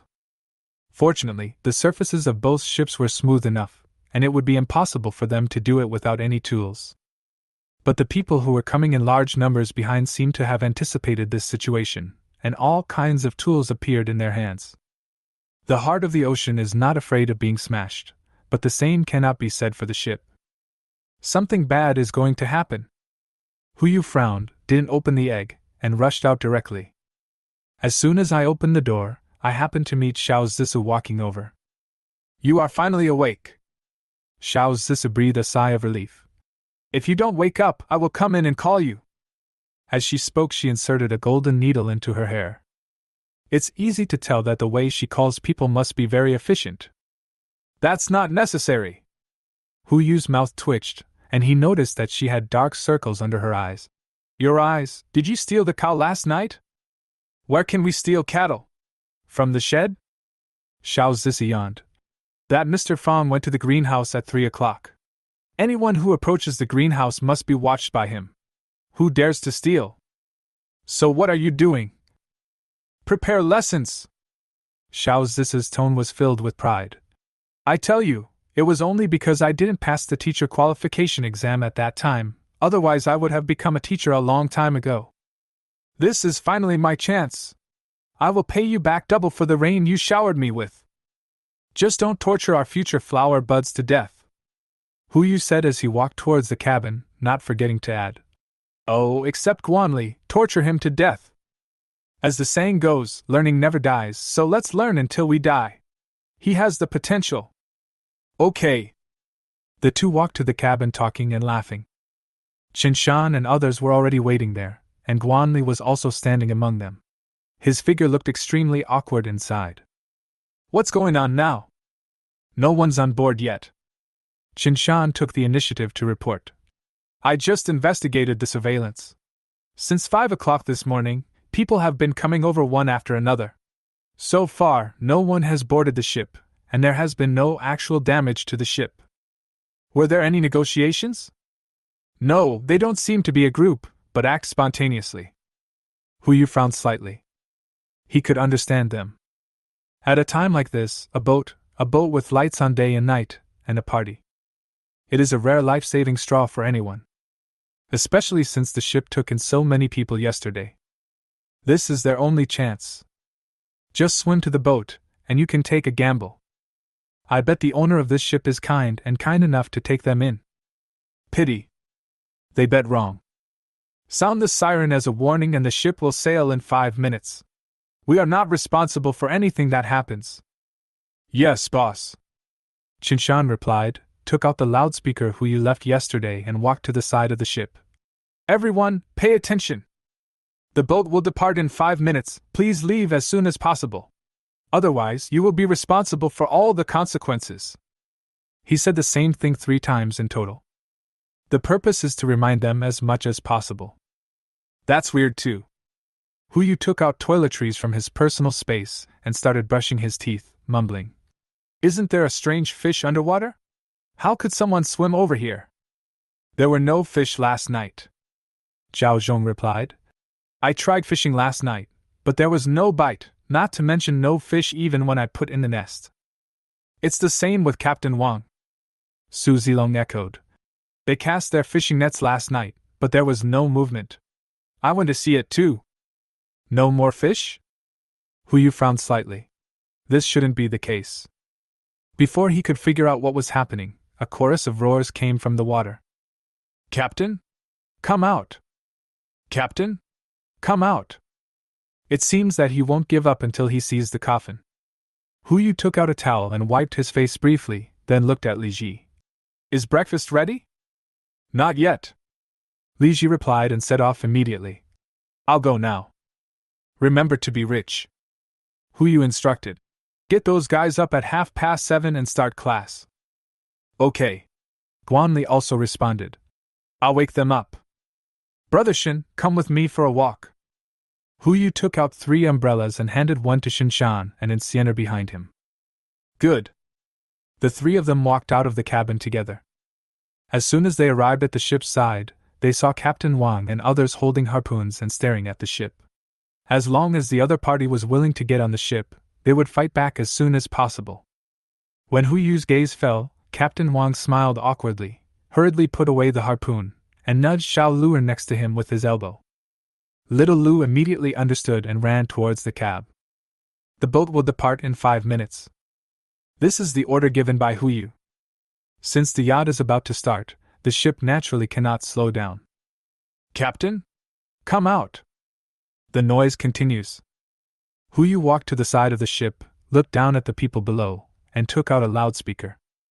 I'm out! What are you doing? The chaotic voices were instantly drowned out by the sound of rain. But soon, a uniform sound was heard on the water surface. Let us get on board! Let us get on board! It's not impossible to get on board. Huyu glanced down and said calmly, Who among you knows architecture? Those who can plan buildings and are proficient in composition, raise your hands. After a few breaths, more than 70% of the people raised their arms. Well, he has exposed the School of Architecture's bad relationship, right? You don't even need to look at the panel to see that more than 90% of the people here are lying. That's human nature. Huyu took out his AK and fired a shot at the water. The bullet did not hit anyone. But it was enough to quiet the crowd. I'll say it again, if you have it, raise your hand, if you don't, put your hand down. Otherwise, you don't want to get shot in the water, do you? Sure enough, after a moment, more than 99% of the people put their hands down. Only 2 people were still in the water with their hands raised. Huyu scanned their panel and found that they were not lying. However, they are only proficient in construction-related skills, and their personalities are not good either, so they are likely to become wolves that are difficult to tame. What a pity. Huyu shook his head and put away the loudspeaker. Just as he was about to turn around and leave, a crisp sound rang in his ears. A prompt popped up in front of me. Warning! Warning! The ship is under attack. Activate the protection system? He leaned back against the side of the ship and used the telescope to look towards the location where the sound came from. I saw several people leaning against the ship, holding medium-sized impact drills in their hands, and attacking the deck of the heart of the ocean. They knew that they couldn't get on the ship with just their mouths, unless they risked their lives. Huyu narrowed his eyes slightly. He gave the group 5 minutes to leave instead of sailing away directly, just to give them a chance to survive. But now, take the opportunity he gave you and get on his boat? You guys are really capable. If you don't want the face you give me, then you can't blame me. Chapter 54, Searching for the Mountain. There is one type of person that Huyu hates the most in his life. He is not a ruthless person like Tian Lao, nor is he an unreasonable fool like Ant Wang, but a beast who knows how to be grateful but does not seek to repay it. Everyone in the water saw that Huyu was motionless, and then started making a fuss again. Get on board! Get on board! They seemed to be sure that Huyu was afraid. As the saying goes, those who are barefoot are not afraid of those who wear shoes, but what people like them who wear a pair of bright leather shoes are most afraid of is that the leather shoes will rot. As long as they defeat the threat with fish and fish, they will definitely get what they want. Pity. They had the wrong person. Shot? That's too cheap for them. No need to sail the boat. Huyu turned around and walked towards the cabin, all the way towards the place where he fished yesterday. Shinshan was a little puzzled. Boss, just let them get into trouble like this. Don't worry, the ship will be fine. Huyu replied. He could see the panel of the heart of the ocean. Even after such a long period of impact drilling, the durability of the heart of the ocean was still maintained at 100%. In other words, those guys couldn't see the prompt, otherwise, they would have been flooded with a message on their screen right now failed to penetrate the enemy's defense. Don't they like drilling? Huyu casually took out the fishing rod and said, It depends on how long they can get in. Cast the rod. The fishhook turned into a parabola and fell into the water. There was a burst of laughter from the water surface. It is well known that there are no fish underwater. This guy is fishing? I'm afraid I'm doing something stupid. Just right. Then teach him another lesson. Seeing this, several people immediately swam towards the place where the fish hook fell. Don't you like fishing? Then put away your rod. Everyone has gone crazy. A few people who were good at swimming dived over first and found the fishing line. Just when they were about to lift it out of the water, something strange happened. A pulling force came from the water surface. There's fish! A fish is caught! Everyone was shocked, but didn't take it seriously. Until. A scream rang out. The man who had just held the fishing line had been dragged under the water, and a scarlet color gradually spread. Someone's dead! Run! We can't go back! Get on board! There is only one way! Fuck, the boat hasn't been broken yet! What are the people in front doing? The crowd suddenly panicked. Huyu stuck the fishing rod onto the deck. This was made by Zhao Zhong overnight yesterday. It is a hole specifically for inserting a fishing rod. The hole runs through the entire first deck. As long as you put the fishing rod in, you can borrow the force of the entire yacht. Unless the fishing rod breaks, the deck is lifted, and the fishing line is pulled dry. Once the fish is hooked, it will not escape. But these three situations are simply impossible to happen. At least in freshwater basins, no fish can do this. Holy crap! He took the bait. So quickly? Zhao Zhong exclaimed, his face full of surprise. For a veteran fisherman, this is equivalent to scratching out $1 million jackpot ticket in front of an old lottery player who only wins $5 at most. Didn't there seem to be no fish yesterday? Who knows? Huyu chuckled. Maybe it just happened to swim over here. Zhao Zhong didn't say anything, but just looked at Huyu with some suspicion. He doesn't believe this nonsense at all. What does just swam over mean? That thing down there can eat people. If they happened to swim over, the people in the water in front would have been eaten long ago. Why would we let them swim over? There must be something fishy going on here. But he didn't intend to ask, but stood silently beside Huyu, overlooking the side of the ship. On the water. The crowd fell into panic. Those who have just swam out of the water still have a chance. They can swim back to their previous base. But those who come near yachts and ships have no chance. A dark shadow swam quickly beneath the water. Every once in a while, someone would be dragged in, turning into a pool of scarlet that stained the water. If they want to survive, there is only one way. Get on board. What the hell? Why can't this boat be opened? Stop drilling! If you break the boat, we will be dead. No! Drill! Only by drilling out of this ship can we have a chance to survive. The crowd was divided into two opinions. Seeing that the people holding the impact drills were still continuing, another group of people who were unwilling to drill the boat went completely crazy. Go ahead! Grab the drill! As long as we save this ship, the owner will definitely let us on board. Yes. He has already taken in so many children, he definitely wouldn't mind having one more of us. Go! The sounds of roaring, fighting, and wailing suddenly filled the water. Pieces of scarlet appeared one after another.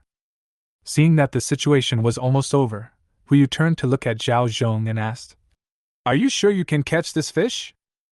Try. Zhao Zhong had wanted to get started a long time ago. Now when he heard Huyu speak, he immediately reached out to grab the fishing rod. As soon as I got the fishing rod, I felt a huge pulling force. He had no time to react, and was almost dragged into the water. Fortunately, Chen Shan and Sienna were behind and caught him in time. Zhao Zhong took the opportunity to insert the fishing rod into the deck again, and was frightened for a while. I can't handle it. This thing is scarier than the fish yesterday. Then take a walk. Huyu looked at Shinshan. Is it 5 minutes? Arrive. Notify the ship and prepare to sail. Yes. Shinshan responded, rushed to the deck, and shouted forward with a loudspeaker. Get ready to sail! The ship's whistle sounded. The yacht started first and continued to move towards Pengcheng. As for the crowds, those who are obedient and stay far away will naturally be safe. But those guys who were close to the side of the ship were pushed forward by the current the moment the ship started. Those with good water properties can even float on the water. Those who are not good at swimming will be swept to the bottom of the boat, and their life or death may not be known. As for the fish, Huyu fixed the roller, and it could only swim underwater, being dragged by the heart of the ocean. It's so annoying so early in the morning. He didn't plan to care about the fish. He stretched out his arms and lay on the sofa. How long will it take to get to Pengcheng? About 10 hours, Li Ji replied. If we sail at full speed, we can arrive in 8 hours. No, it's only 2 hours. It would be bad if we lose the ship by then.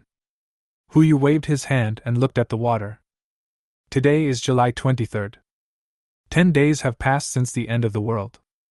The water level also reached 50 meters. At this time in the previous life, the water level would stop rising until the 18th day. During this period, everyone's hearts were full of hope. I fully expect the water level to drop in the future. But on the 19th day, the water level will rise again. Especially starting from the 20th day, the water level will experience an unprecedented surge. The original increase of 20 centimeters per hour will expand to 1 meter, 2 meters, or even 5 meters per hour, until the entire blue planet turned completely blue. So, if he wanted to stockpile talents, he had to do so within the remaining 10 days and collect enough mountains. Otherwise, when the rainstorm stops, they will just be drifting on the sea. Hu Yu looked out of the porthole, but could only see a vast ocean. Mountain peak? I'm afraid it's hard to find. 5 hours later. Finally, a mountain came into view. Just as Hu Yu was about to give the order to move closer, his eyes suddenly lit up. That is... Catapult. Chapter 55. Go up the mountain. Am I seeing this correctly? Hu Yu rubbed his eyes and looked at the hill again. The scene in front of him remained unchanged. On a small hill about 100 meters above the water, there were actually more than a dozen catapults lined up at the top of the mountain. The smallest one has a swing arm that is at least 3 meters long and is filled with stones. Which great god wrote this? Playing tower defense in the apocalypse? Hu Yu took out a telescope and looked towards the top of the mountain, but could not see a single person. There must be people like that. They were most likely hiding in a cave somewhere because of the heavy rain. This is understandable, but what he doesn't understand is, what is this slingshot used for? It can't be used to attack passing ships like these, right? Always be on guard against others. Although the heart of the ocean should be immune to this level of damage, he didn't want anything to be thrown onto the ship. Not to mention, the ship is still behind. If the ship is damaged, wouldn't it be a waste of money? Hu Yu immediately ordered to change course and stay away from the hill. After he was sure that the other party would not find out, an idea came to his mind. Anyone who can create this kind of tower defense must be proficient in architecture. Perhaps he can find the person he wants on that mountain. To take a step back, even if that person is no longer there, or is not the teammate you want, you can still put that mountain away. Use it as the foundation for the future. After all, with this kind of rainfall, just 2 mountains are not enough to fill the water area. Brother Shin Zilong, you two come with me, Hu Yu said and walked towards the lower deck. Someone needs to be left on board. Zhao Zhong is responsible for watching the fish, and Li Ji is responsible for watching the boats. 2 people are enough. Hu Yu left a gun and an RPG for each of them and Xiao's Zisu, which was enough. Taking Qin Shan, Su Zilong and Enciena with him, he didn't have to worry about safety issues. After a simple arrangement, the 4 people divided into 2 groups and rowed 2 motorboats towards the hill. Su Zilong and Hu Yu were in a group, and Qin Shan and Enciena were in a group. As soon as he entered the water, Hu Yu noticed something was wrong. Fish. The fish that had been slipping away for 5 hours was silent. Zhao Zhong also discovered this. He began to gradually reel in the rod, and suddenly the fish was caught out of the water. That seems to be a mutant sturgeon. The body length is nearly 5 meters and the weight is at least over 100 kilograms. Just like the mutated silver carp last time, its scales and fins have undergone mutations. We have to observe closely to know the specific situation. None of this is the most important thing. Most importantly, it had been full of energy until it entered this water area, then it became quiet. Hu Yu initially thought it had lost its strength and planned to let it play for a while before retrieving the rod, but now he saw. Obviously not. There are wounds on its body. There was a bite wound about half a meter long on its abdomen, which was not fatal. But it proves one thing. I'm afraid there are even more terrifying things under the water. Everyone be careful. Yu warned that he did not intend to give up the plan. It doesn't matter if you miss a mountain, but if you miss a talent, that's the real sadness. No! Qinshan replied, started the motorboat and drove towards the hill. Su Zilong followed closely behind. The sound of motorboats echoed on the water. Giant bubbles surfaced one after another. Speed up! Yu frowned slightly. Something is coming! The two of them had no time to answer, so they turned off the accelerator at the same time. Puff! A chill came from behind. Something came out of the water. Yu subconsciously turned his head and looked behind him, only to see a black shadow rushing out of the water and heading straight towards them. That's a water snake. A water snake that is 2 meters wide and whose length is unknown. The water splashed all over everyone. Fear spread in my heart instantly. Has this thing mutated too? Yu came to his senses and immediately took out his RPG, loaded the bullet, and aimed at the water. As long as it dares to show up, it will definitely be fired at. Unfortunately, it had no intention of showing up, but followed closely behind the motorboat, ready to attack again from underwater. Yu frowned, not caring about being exposed or not, and pulled the trigger. The shell hit the water and successfully hit the opponent. With a muffled sound, many bubbles appeared on the water surface, but no blood spilled out. Fortunately, it slowed down. At least the shells work on it. Yu loaded the cannon again and pointed the muzzle at the black shadow. Just as he was about to fire another shot, the other party stopped. It gradually dived underwater and disappeared without a trace. Is this giving up? Or has it evolved to the point where it can clearly recognize danger? No matter what the situation was, Yu did not dare to be careless and still carried the RPG on his shoulder, while Su Zilong and Qinshan were also sailing at full speed. Now he finally understood the use of those catapults on the hill. 5 minutes later. Finally we reached the shore. The four of them went ashore, and Yu put the motorboat into the space. Looking at the water in front of him, he still felt fear in his heart. Just. Su Zilong pointed to the water. Am I right? Probably not, unless we are all hallucinating. Qinshan was also so frightened that he broke into a cold sweat. That snake must be at least 10 meters tall, right? It seemed to be to answer Qinshan's question. The dark shadow appeared on the water again. Instead of approaching the hill, it began to circle around the yacht. Comparing the length of the yacht, it is not difficult to see that this water snake is 1/6 the length of the entire yacht, which is nearly 20 meters long. An adult elephant is only 6 or 7 meters long. The length of this snake is already longer than 3 elephants. It seems you are still too conservative, Yu replied with a wry smile. What now? Su Zilong frowned and asked. If that guy keeps guarding the yacht, we won't be able to go back. No hurry. Yu looked up and said, Let's go up and take a look first. It is the instinct of animals to seek benefits and avoid harm. It didn't dare to approach the giant mountain, but instead moved towards the yacht, which proved that there was something it was afraid of on the mountain. If I'm not mistaken, the slingshot on the mountain is prepared for this giant snake. Let's go up the mountain first, and see if there are any surprises. No one had any other opinion, so they followed Yu up the mountain. You don't know until you try, and you'll be shocked when you do. Not only catapults, but the entire mountain is also filled with various traps. If Su Zilong and Qinshan were not from the military, they would not have been able to discover these traps. Judging from the scale of these traps, there are at least 100 people on the mountain, and it is possible that there are even more.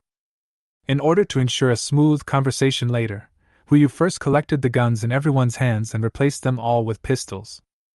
Not to mention that they only have pistols. Just looking at the skills of these guys, even without weapons, they are enough to knock down everyone on the mountain. Finally, when they were almost at the top of the mountain, they were discovered by several people in front. Who is it? A sharp scream was heard. Heads were moving in the jungle. People holding wooden spears came out one by one and looked at everyone with angry eyes. Take it easy. Yu raised his hands to show that he had no weapons. We have no evil. Roll! The words are not finished yet. The opponent directly threw out his spear, trying to force Hu Yu back. Get out of here right now! Otherwise, don't blame me for being rude! Hu Yu frowned slightly. So irritable? Since you are not willing to accept peace talks, you have to find another way. Chapter 56 Meeting the Virgin Again. Hu Yu put his hands behind his back and made a gesture, preparing for Shinshan and others to draw their guns. But the next moment, another voice sounded. Is someone coming? I saw a figure coming out from behind the crowd. A young girl came out. She was wearing a red dress and patent leather shoes. Even without any makeup, she looked amazing. Especially those eyes, which are extremely lively, like a little deer in the woods. But she was wearing thick linen gloves on her hands, which looked extremely incongruous, as if she had just finished work.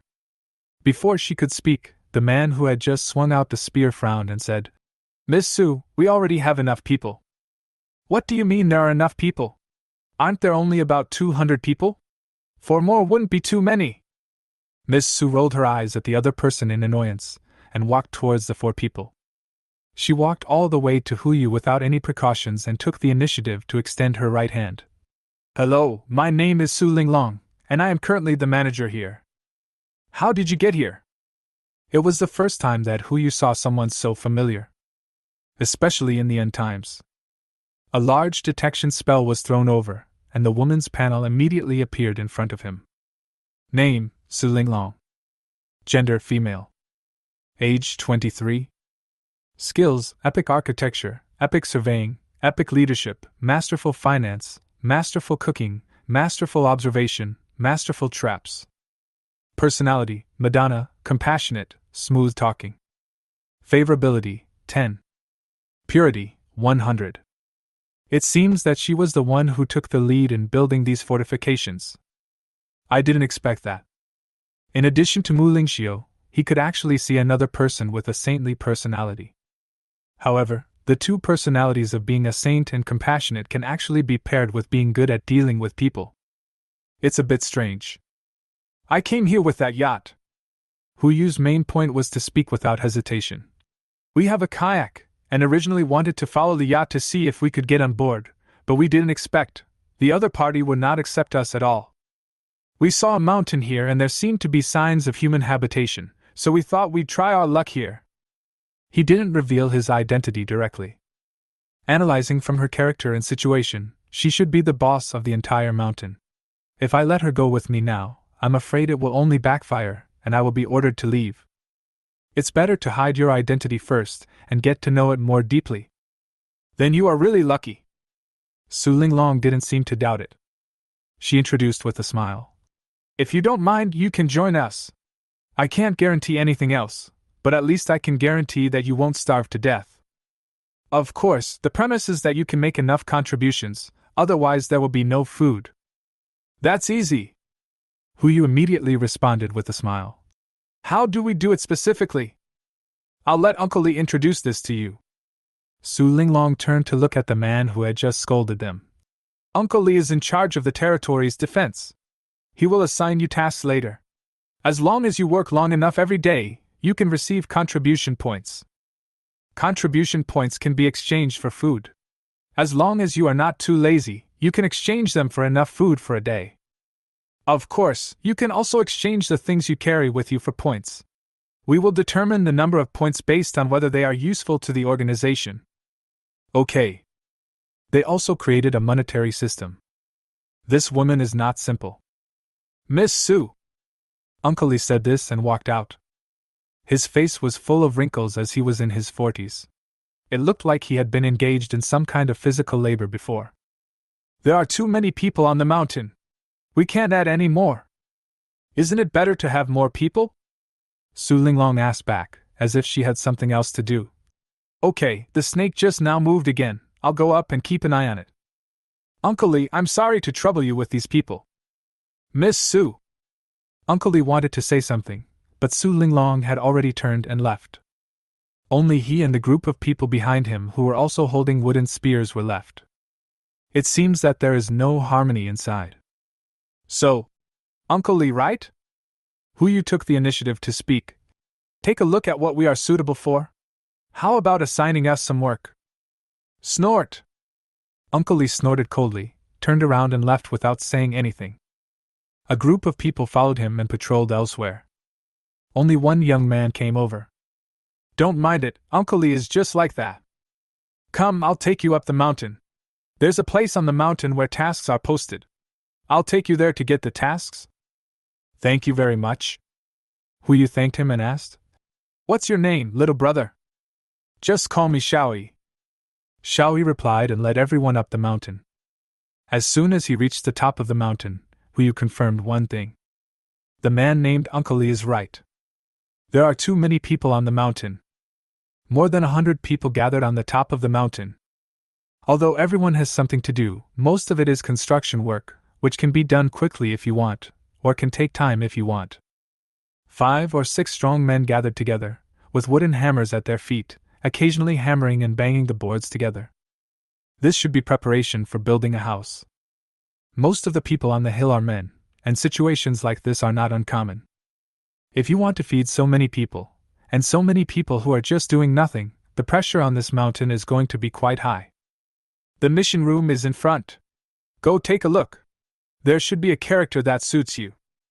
Xiaoyi pointed to the wooden house not far ahead, turned around and walked down the mountain. I still have to patrol, so I won't take you with me. See you at dinner tonight. Okay, thank you. You're welcome. We're all family. As he said this, he ran down the mountain. Huyu's brought a few people to the so-called mission room. There are indeed a lot of tasks in it. From construction to planting, from patrolling to animal husbandry, it can adapt to almost every situation to ensure that people in the mountains have work to do and contributions to make. But where does their food come from? It couldn't be that Su Linglong also had the same system as me. Huyu was full of doubts, but he still accepted the task with everyone else and started working. Until noon. Lunchtime. Huyu finally understood where their food came from. Tree bark, grass roots, and slightly better options are mushrooms and fish. The so-called fish were just 5 small fish weighing 1 or 2 pounds. After being processed, they were thrown into the pot and boiled. Finally, a large pot of fish soup was cooked, and tree bark, grass roots and mushrooms were thrown into it. Then everyone shares equally. Whether it was Su Linglong or those who had just joined the team, they all received the same amount of food. Even so, this is the only meal a day. This is their food for the day. Huyu really couldn't stand it. After taking 2 sips, he took a few people and quietly went to a side to cook for himself. At least have a few hamburgers to fill your stomach. But just as everyone hid in the woods and prepared to start eating, a voice floated from not far away. That stupid woman actually hired people in. We don't even have enough food to eat, she's really crazy. Luckily, Brother Lee had the foresight to seize some of the fish, otherwise how would we patrolmen have the strength to protect them? That's right. Brother Lee, the fortifications are almost complete. When do you think we're going to confront that woman? Today! The voice of Uncle Lee just now sounded. Doesn't she like to recruit people? Tonight, let her entertain us. Hee, Brother Lee is awesome. Chapter 57. Miss Su, wake up. Several people looked at each other. Su Zilong raised his chin and asked Huyu whether he should take action directly. If he took action now, he would be sure to capture all the enemies alive. Then he could throw them in front of Su Linglong and let her recognize the identities of these people. Then maybe he could take her away. Huyu shook his head. This is indeed an opportunity, but not the best time. That woman has the same personality as Mu Lingxiu, a saint. If she were to throw these people in front of her now, she might just get a reply like let them go, they already know they are wrong.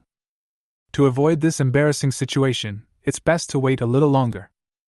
Wait until they actually take action, wait until Su Linglong sees the true face of this group of people for herself. Huyu made a gesture, indicating that everyone should leave first. But just as they turned around, the voices of the group were heard again. By the way, brotherly, forget about the others, there is a woman among the newcomers today. This is talking about Ancienne. Although her appearance is not stunningly beautiful, in the eyes of ordinary people, she is already a rare beauty. Especially since she had been following behind Huyu without saying a word, combined with her temperament, she gave off the feeling of an iceberg beauty. Here you go! Uncle Lee made the decision on the spot. Don't let me down when the time comes. If you want to survive in this apocalypse, finding the right team and the right position is the most important thing. Don't worry, Brother Lee. Brother Lee, we all listen to you. A few people laughed wildly. After the discussion, they headed outside, planning to meet up with the others first. Hu Yu and others immediately turned to look at Ancienne, wanting to know her opinion, but they could not see any emotion on her face. She was still silently chewing the burger in her hand. It was as if they were not talking about her just now. No matter what. Ancienne can be without emotions, but they can't. Hu Yu and Shinshan both regarded Ancienne as their own relative. Even Su Zilong, who had the worst relationship with her, regarded her as a comrade in arms. They could never tolerate such scumbag insulting her. Su Zilong and Shinshan looked at Hu Yu at the same time, asking for his opinion. Just don't kill him then. Clear. Simple. The two spoke at the same time, obviously having a thorough plan in mind. Everyone ate a few more bites of food to replenish their energy, and returned to the top of the mountain. At this moment, it was getting dark. Except for the patrol team's on-duty personnel, everyone else returned to the cave to rest. Under Su Linglong's arrangement, men and women lived in 2 separate caves. This can also avoid some embarrassing and vicious incidents. But just when she was about to take Ancienne away, she didn't move and just followed Hu Yu silently. Hu Yu had no choice but to explain. This? Miss Su, my sister suffers from severe autism. She will only get better if she follows me. You should go back first. No! Su Linglong frowned slightly. If it was one of your own, it would be fine, but now everyone lives in a cave. If anything happens to your sister, you will regret it for the rest of your life. It seems that Miss Su is a saintly woman who understands that human nature is evil. In other words, he couldn't just take care of Ancienne, otherwise it would not be impossible to let her stay with Su Linglong. Firstly, it can protect her safety, and secondly, it can increase her favorability immediately. This? Hu Yu looked at Ancienne tentatively. Ancienne, why don't you stay by Miss Su's side tonight? I still have Brother Shin and Zilong here, no problem. Ancienne didn't answer, just stood motionless. Qinshan also stepped forward to persuade. Yes, Ancienne, I'm here, old, your brother will be fine. Ancienne remained motionless. It seems that the only solution is to use a trick. Hu Yu came forward and whispered in Ancienne's ear. You go over now and you can give Zilong a good beating later. When we gather and set off tomorrow morning, we can give Zilong another good beating. You can give me 2 more meals. Ancienne's eyes lit up and she looked at Su Linglong. Let's go. Good. Although Su Linglong didn't know what happened, she still achieved her goal and walked towards another cave with Ancienne. The bed is tight, so I feel wrong for you to sleep next to me tonight, sister. Ancienne didn't answer, just followed silently. After the two of them walked away, Shinshan couldn't help laughing. Su Zilong's face was full of black lines. Boss, you are betraying your teammates. No way. Hu Yu helplessly spread his hands and patted Su Zilong twice on the shoulder. I've wronged you, Zilong, just stick to it. I #at. At night. Several people in the boys' cave began to get up. Hu Yu was about to fall asleep when he was woken up by Qinshan beside him. Boss, they took action. Hu Yu forced his eyes open, raised his hand and rubbed his eyes. I know. What's going on now? About 20 people. They just left. Do we want to follow them? Let's go and have a look. Hu Yu replied, took out a bottle of Red Bull from the space backpack, opened the can and took a sip, barely cheering up. Before they could get out of the cave, I saw fire flickering at the entrance of the cave and crowds of people surging. The 3 people hid quickly. 53 people in total. Qinshan quickly reported. In addition to the 25 people in the patrol, they also gathered more than half of the men. No wonder you have the confidence to do such a thing. Hu Yu frowned and replied. 53 people. If it weren't for Su Linglong, more than half of them would have died long ago. Now they are repaying kindness with hatred. Oh, you are really capable. Is everyone here? Uncle Lee's voice sounded at the front. In order not to alarm the people resting in the cave and the cave opposite, he lowered his voice. Today is our big day. I won't say any more. Everyone listen to my instructions later. I will make sure you have food to eat, water to drink, and your most basic physiological needs can be met. Brotherly is awesome! Brotherly is awesome! Everyone cheered, but also lowered their voices. But one can still hear the suppressed animal nature in it. It seems that this is what Uncle Lee does. To put it nicely, this is called physiological needs, but to put it simply, it is actually lust. For these men in their 20s and 30s who have tasted the sweetness of life, apart from appetite, this is the most important thing in the end times. This is also why he was able to gather so many people. Remember! Uncle Lee's words calmed everyone down. First, we must capture the leader first. We can catch Su Linglong first, and then we can talk about other things. Hey, Brotherly, we understand even without you telling us. That's right. Among that group of women, who is as good as Miss Su Run? It's good to know. Uncle Lee spoke again. Come one by one when the time comes, don't cause any trouble. Clear! Soon, the crowd gathered and headed towards another cave. Hu Yu and the others followed silently. The two caves were not far apart, and within a few minutes, the group of people had already rushed in. Who? What are you doing? Help! Miss Su! Miss Su, please wake up! Chapter 58. Are you sure you want to choose the second path? In the cave, the crowd was already in panic. Hu Yu and others stood outside the cave. Are you going in now? Shinshan asked. There's no rush. Hu Yu replied, listening to the movement in the cave getting smaller and smaller. It won't have any effect if you go in now. The weapons in the hands of those people are very crude. If Sienna is inside, nothing will happen. Shinshan replied and said nothing more. After a few minutes, there was no movement in the cave. It looks like everyone is under control. Hu Yu and others looked at each other and walked towards the cave. When they arrived at the entrance of the cave, they saw more than 50 men completely surrounding the women. Under the firelight, everyone covered their mouths and looked in the same direction. Not far from the entrance of the cave, a group of people headed by Uncle Lee were holding spears and kept approaching Su Linglong and Sienna. Even at this time, Su Linglong was still having a chaste heart. She protected Sienna behind her, as if as long as she did this, the other party would not hurt this weak girl. Li Si! What do you want to do? Yes. Uncle Lee no longer hides his desires. He simply threw away the spear in his hand, rubbed his hands and approached the two people. As expected of you, Miss Su, how did you know what I was thinking? Ha ha ha ha! This sudden dirty joke caused the men around to burst into laughter. But Su Linglong couldn't laugh out loud. She glanced at everyone, her eyes full of confusion and disappointment. She could never have imagined that the people she rescued would become like this. Why? Why is this happening? Miss Su, why are you still standing there? Li Si wondered aloud, and even opened his arms as if ready to hug her. Come here quickly, don't you know what I'm thinking? Dream on! Su Linglong tightly protected Sienna behind her. Li Si, it's not too late for you to turn back now. Turn back?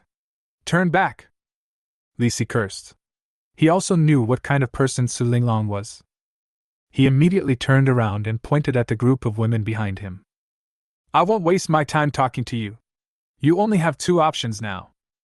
Otherwise, be obedient, and you will be mine from now on. If I tell you to go east, you cannot go west. If I tell you to eat, you cannot drink soup. You're dreaming. Su Linglong cursed immediately. Very good, you have backbone, the second way. That's perfect. Aren't we short of food? Then I'm going to take care of these people one by one. As he said that, Li Si raised his hand and hooked it. One of the men, holding a spear, brought out a middle-aged woman and stood next to Li Si. He looked at Su Linglong and asked, Are you sure you want to choose the second path? Su Linglong did not answer. Li Si took out a dagger and stabbed it into the opponent's abdomen with his backhand. Murder! Help! The screams echoed throughout the cave again. Shut up! Li Si roared angrily, and dozens of spears fell at the same time. The group of women dared not shout anymore. As he looked at the blood on his hands, his emotions became more and more agitated. His eyes swept over Su Linglong. He didn't say anything, but gave a look to the person next to him. Another woman was brought out. Second time. Li Si looked at Su Linglong and asked, "Are you sure you want to choose the second path?" Without waiting for Su Linglong to answer, the woman fell to her knees. She lay on the ground, her body trembling, looking at Su Linglong and pleading, "Miss Su! Save me! Please save me! As long as you nod, I won't have to die." As if they had found the only way to survive, most of the women fell to their knees and uttered the same prayer in different words. Only one person was still standing there. Unwilling to kneel, Su Linglong stood where she was, her nails digging deeply into her palms. Why? She still couldn't understand why. Wasn't she the one who pulled these people out of the abyss? Why are they stepping into the abyss now? Why? Su Linglong fell into deep thought and did not answer Li Si's words. Puff! Another knife. Li Si killed the second person. He hooked his hand again, and a third woman was pushed out of the crowd. She was also the only woman who didn't fall to her knees and beg her. Third time. Li Si put the dagger on the woman's neck. "Are you sure you want to choose the second path?" "Miss Su!" The woman did not kneel. Even when looking at the two corpses beside her, she did not show the slightest fear, but stood there motionless. "We can't go on with you anymore, you must hold on." As she spoke, the woman took the initiative to move forward and cut her neck with the dagger. Scarlet flows. She collapsed to the ground, her body twitching. "Xiao Wei!" Su Linglong screamed. Apparently, she had a good relationship with this woman. "Come on, next one!" Li Si has gone bloodthirsty. What he wanted was not only Su Linglong, but also her submission. Another person was pushed up. The same question, asked again. "Are you sure you want to choose the second path?" This time, Su Linglong gave an answer. Her eyes slowly moved up, and when they fell on Li Si, she looked almost crazy. "Yes. I choose the second one. Kill everyone if you can. Or just kill me. You want me to surrender? Impossible." Outside the cave, Huyu watched as the words, "Holy Mother," were erased from Su Linglong's panel. He nodded and gave the order. "It's time to act." At the same time, "Okay. Then I'll kill you." Li Si also roared, but just as he was about to get a quad kill, a flash of fire exploded. Bang! The gun went off and the dagger was directly bounced away. Almost at the same time, Enciener, who was stopped by Su Linglong behind, also took out a pistol and shot at Li Si and others as if she was playing a shooting game. Bang! Bang! The sound of gunfire never ceased. It rang 52 times in a row. All those holding spears fell in a pool of blood, except for one. Li Si. Before everyone could react, a figure walked out. He passed by Su Linglong, and came to the woman named Xiao Wei who was lying in a pool of blood and poured a bottle of fine lichuan into her. The opponent's wounds began to heal at a speed visible to the naked eye. Since she took the initiative to move forward and wipe the patient's neck, the wound was not deep and did not cut the artery, so he could still be saved. As for the rest, it's getting cold. After feeding lichuan, Huyu stood up and looked at Li Si not far away. "Do you know why I kept you here?" Who are you?" Li Si answered the question irrelevantly. His mind was filled with only one emotion, so he couldn't listen to such a question. Huyu made a gesture. Su Zilong behind him immediately stepped forward and tied the guy up. "Xiao Wei!" Su Linglong screamed and ran over. She stepped over the pool of blood and came to Xiao Wei. "How are you? Are you okay?" "I'm fine, Miss Su," Xiao Wei replied, and also looked at Huyu who saved her. Thank you? You're welcome." Huyu stood up and looked at Su Linglong. "Miss Su, do you have time? I have something I need to discuss with you." "You?" Su Linglong raised her head and looked at Huyu with shock in her eyes. "Who is that person? Come with me and you'll find out." Huyu didn't explain too much, but led Shinshan and others out of the cave. "By the way, Your friend can also come with you. Others, I won't welcome you. Chapter 59. That's just glass, not titanium alloy. Get out of the cave. Huyu glanced at the top of the mountain and thought for a while. He didn't want to go back to the cave where the boys lived, let alone go to a place full of blood. He had no choice but to move out the entire 28th floor. On the top of the huge mountain, a floor suddenly appeared out of thin air. Cement load-bearing, glass windows, metal security doors. Everything that was on the 28th floor now appears before your eyes. Except for the cement floor and cement roof. Of course, none of this matters. The cement floor is replaced by the Wuhing System's floor heating floor, and the cement ceiling is replaced by a special bulletproof alloy metal. This is also the reason why Huyu did not move the cement ceiling layer away when he moved the building. These two things had already been replaced by Su Zilong during installation. It can be said that no matter where this floor is placed, it can cope with any emergency. Ghost! Ghost! Li Si roared. If he hadn't been controlled by Su Zilong, he would have gone crazy and jumped off the mountain. Leave him alone. Okay. At Huyu's command, Su Zilong struck down with his knife. Li Si was quiet instantly. The whole person was held on Su Zilong's shoulders like a dead pig. Huyu held an umbrella and walked to the alloy security door. Instead of rushing in, he chose to wait at the door. After all this was so shocking that he was afraid that Su Linglong would think she had seen a ghost and would not dare to come in. Brother Shin, go ahead and clean up, prepare some food, turn on the air conditioner, etc. It's too cold. Huyu looked at Shinshan and said. Okay. Shinshan replied and went in to prepare. Su Zilong silently hid aside, seeming to be resisting something. Pity. Just because Ancienner doesn't like to talk, it doesn't mean that she has a poor memory. Bang! He raised his hand and punched Su Zilong directly on the bridge of his nose, knocking him down. I really am. Su Zilong slowly got up from the ground and carried Li Si on his shoulders. He knew it was useless to look for this woman, so he had to look at Huyu. Boss Hu! You have to count this as my work injury. Okay, it's a work-related injury. Tell me, what kind of compensation do you want? That fishing rod. Su Zilong rubbed his hands. Give me 2 days to play. 3 days, as long as you can catch some fish. Make a deal. Just as the two were talking about this, Su Linglong supported Xiao Wei and walked out of the cave. The moment they came out, it seemed as if their outlook on life had been reshaped. Building. How could such a thing appear on the top of this hill? But the size and texture obviously don't look fake. What is going on? Before the two could express their doubts, Huyu, who was guarding the door, spoke. Don't just stand there.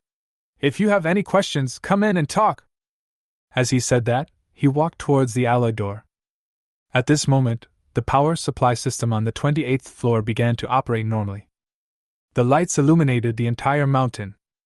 Su Linglong and Xiao Wei walked towards the alloy door with a feeling full of doubts. As soon as they entered, a long-lost fragrance filled their noses and throats. That is, noodles. It's the aroma of instant noodles. Is this not a dream? Don't worry, I'm not dreaming. Huyu knew what they were thinking, smiled, and made an inviting gesture. Please, we can talk about things while we eat. The two girls looked at each other and saw the same emotion in each other's eyes. Rush. No matter what, I can't resist. Even if I die, I can't die of starvation. The two rushed straight to 2802, opened the door, and saw 2 bowls of instant noodles inside. Each bowl not only contains ham, but also a fried egg. These things are enough to make people salivate even late at night in peacetime. Especially now. The 2 girls rushed over, not caring about the boiling hot noodle soup, and directly used chopsticks to stir the noodles and stuff them into their mouths. Huyu just walked in at this moment. He looked at the 2 girls who were eating happily and couldn't help but smile. I prepared it in a hurry, so it's a little simple. I hope you don't mind. Now that the 28th floor is no longer used for living, these are the only food left. It's not wrong to say that it is simple. No, not shabby. Su Linglong looked up, with a noodle hanging from the corner of her mouth.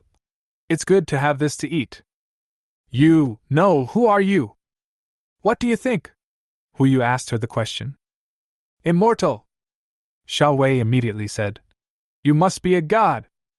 Only gods can make our dreams come true. As she said that, she lowered her head again and began to slurp the noodles. Do you think so too? Huyu asked. It's not impossible, Su Linglong replied. After eating most of the bowl of noodles, she didn't continue eating. Instead, she looked at Huyu and asked, What do you want to do by calling us here? It's simple. I want you to join my team. Why? Huyu got straight to the point. I value your abilities, and I will need you to build some buildings for me in the future. That's what I'm here for. Architecture? Su Linglong was puzzled. For example? Fortifications or cities. In just one sentence, Su Linglong understood what the man in front of her wanted. There was a gleam of light in her eyes, and without any hesitation, she immediately stood up and stretched out her right hand to him. Su Linglong, I'm willing to join you.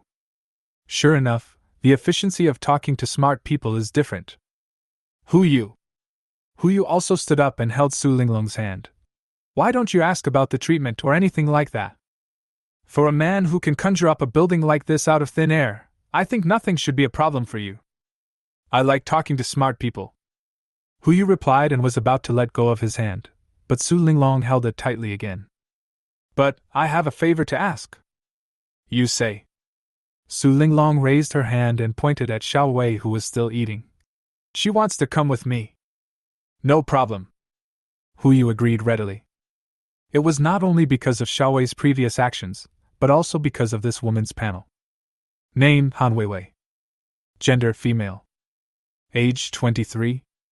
Skills: perfect teaching, proficient in mathematics, proficient in Chinese, proficient in history, proficient in physics, proficient in chemistry, proficient in biology, proficient in geography, proficient in music, proficient in physical education, and proficient in moral education.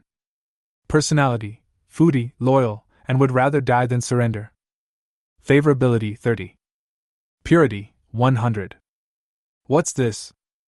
This is simply a perfect and all-round primary and secondary school teacher. If there were teaching materials, it wouldn't be a problem even for her to teach in high school. It would be such a shame not to bring such a talent on board. Ah? Han Weiwei looked up, not realizing what was happening. Where are you going? A nice place. Huyu let go of his hand and sat back down. We are not all here today, so you can just have a simple meal first.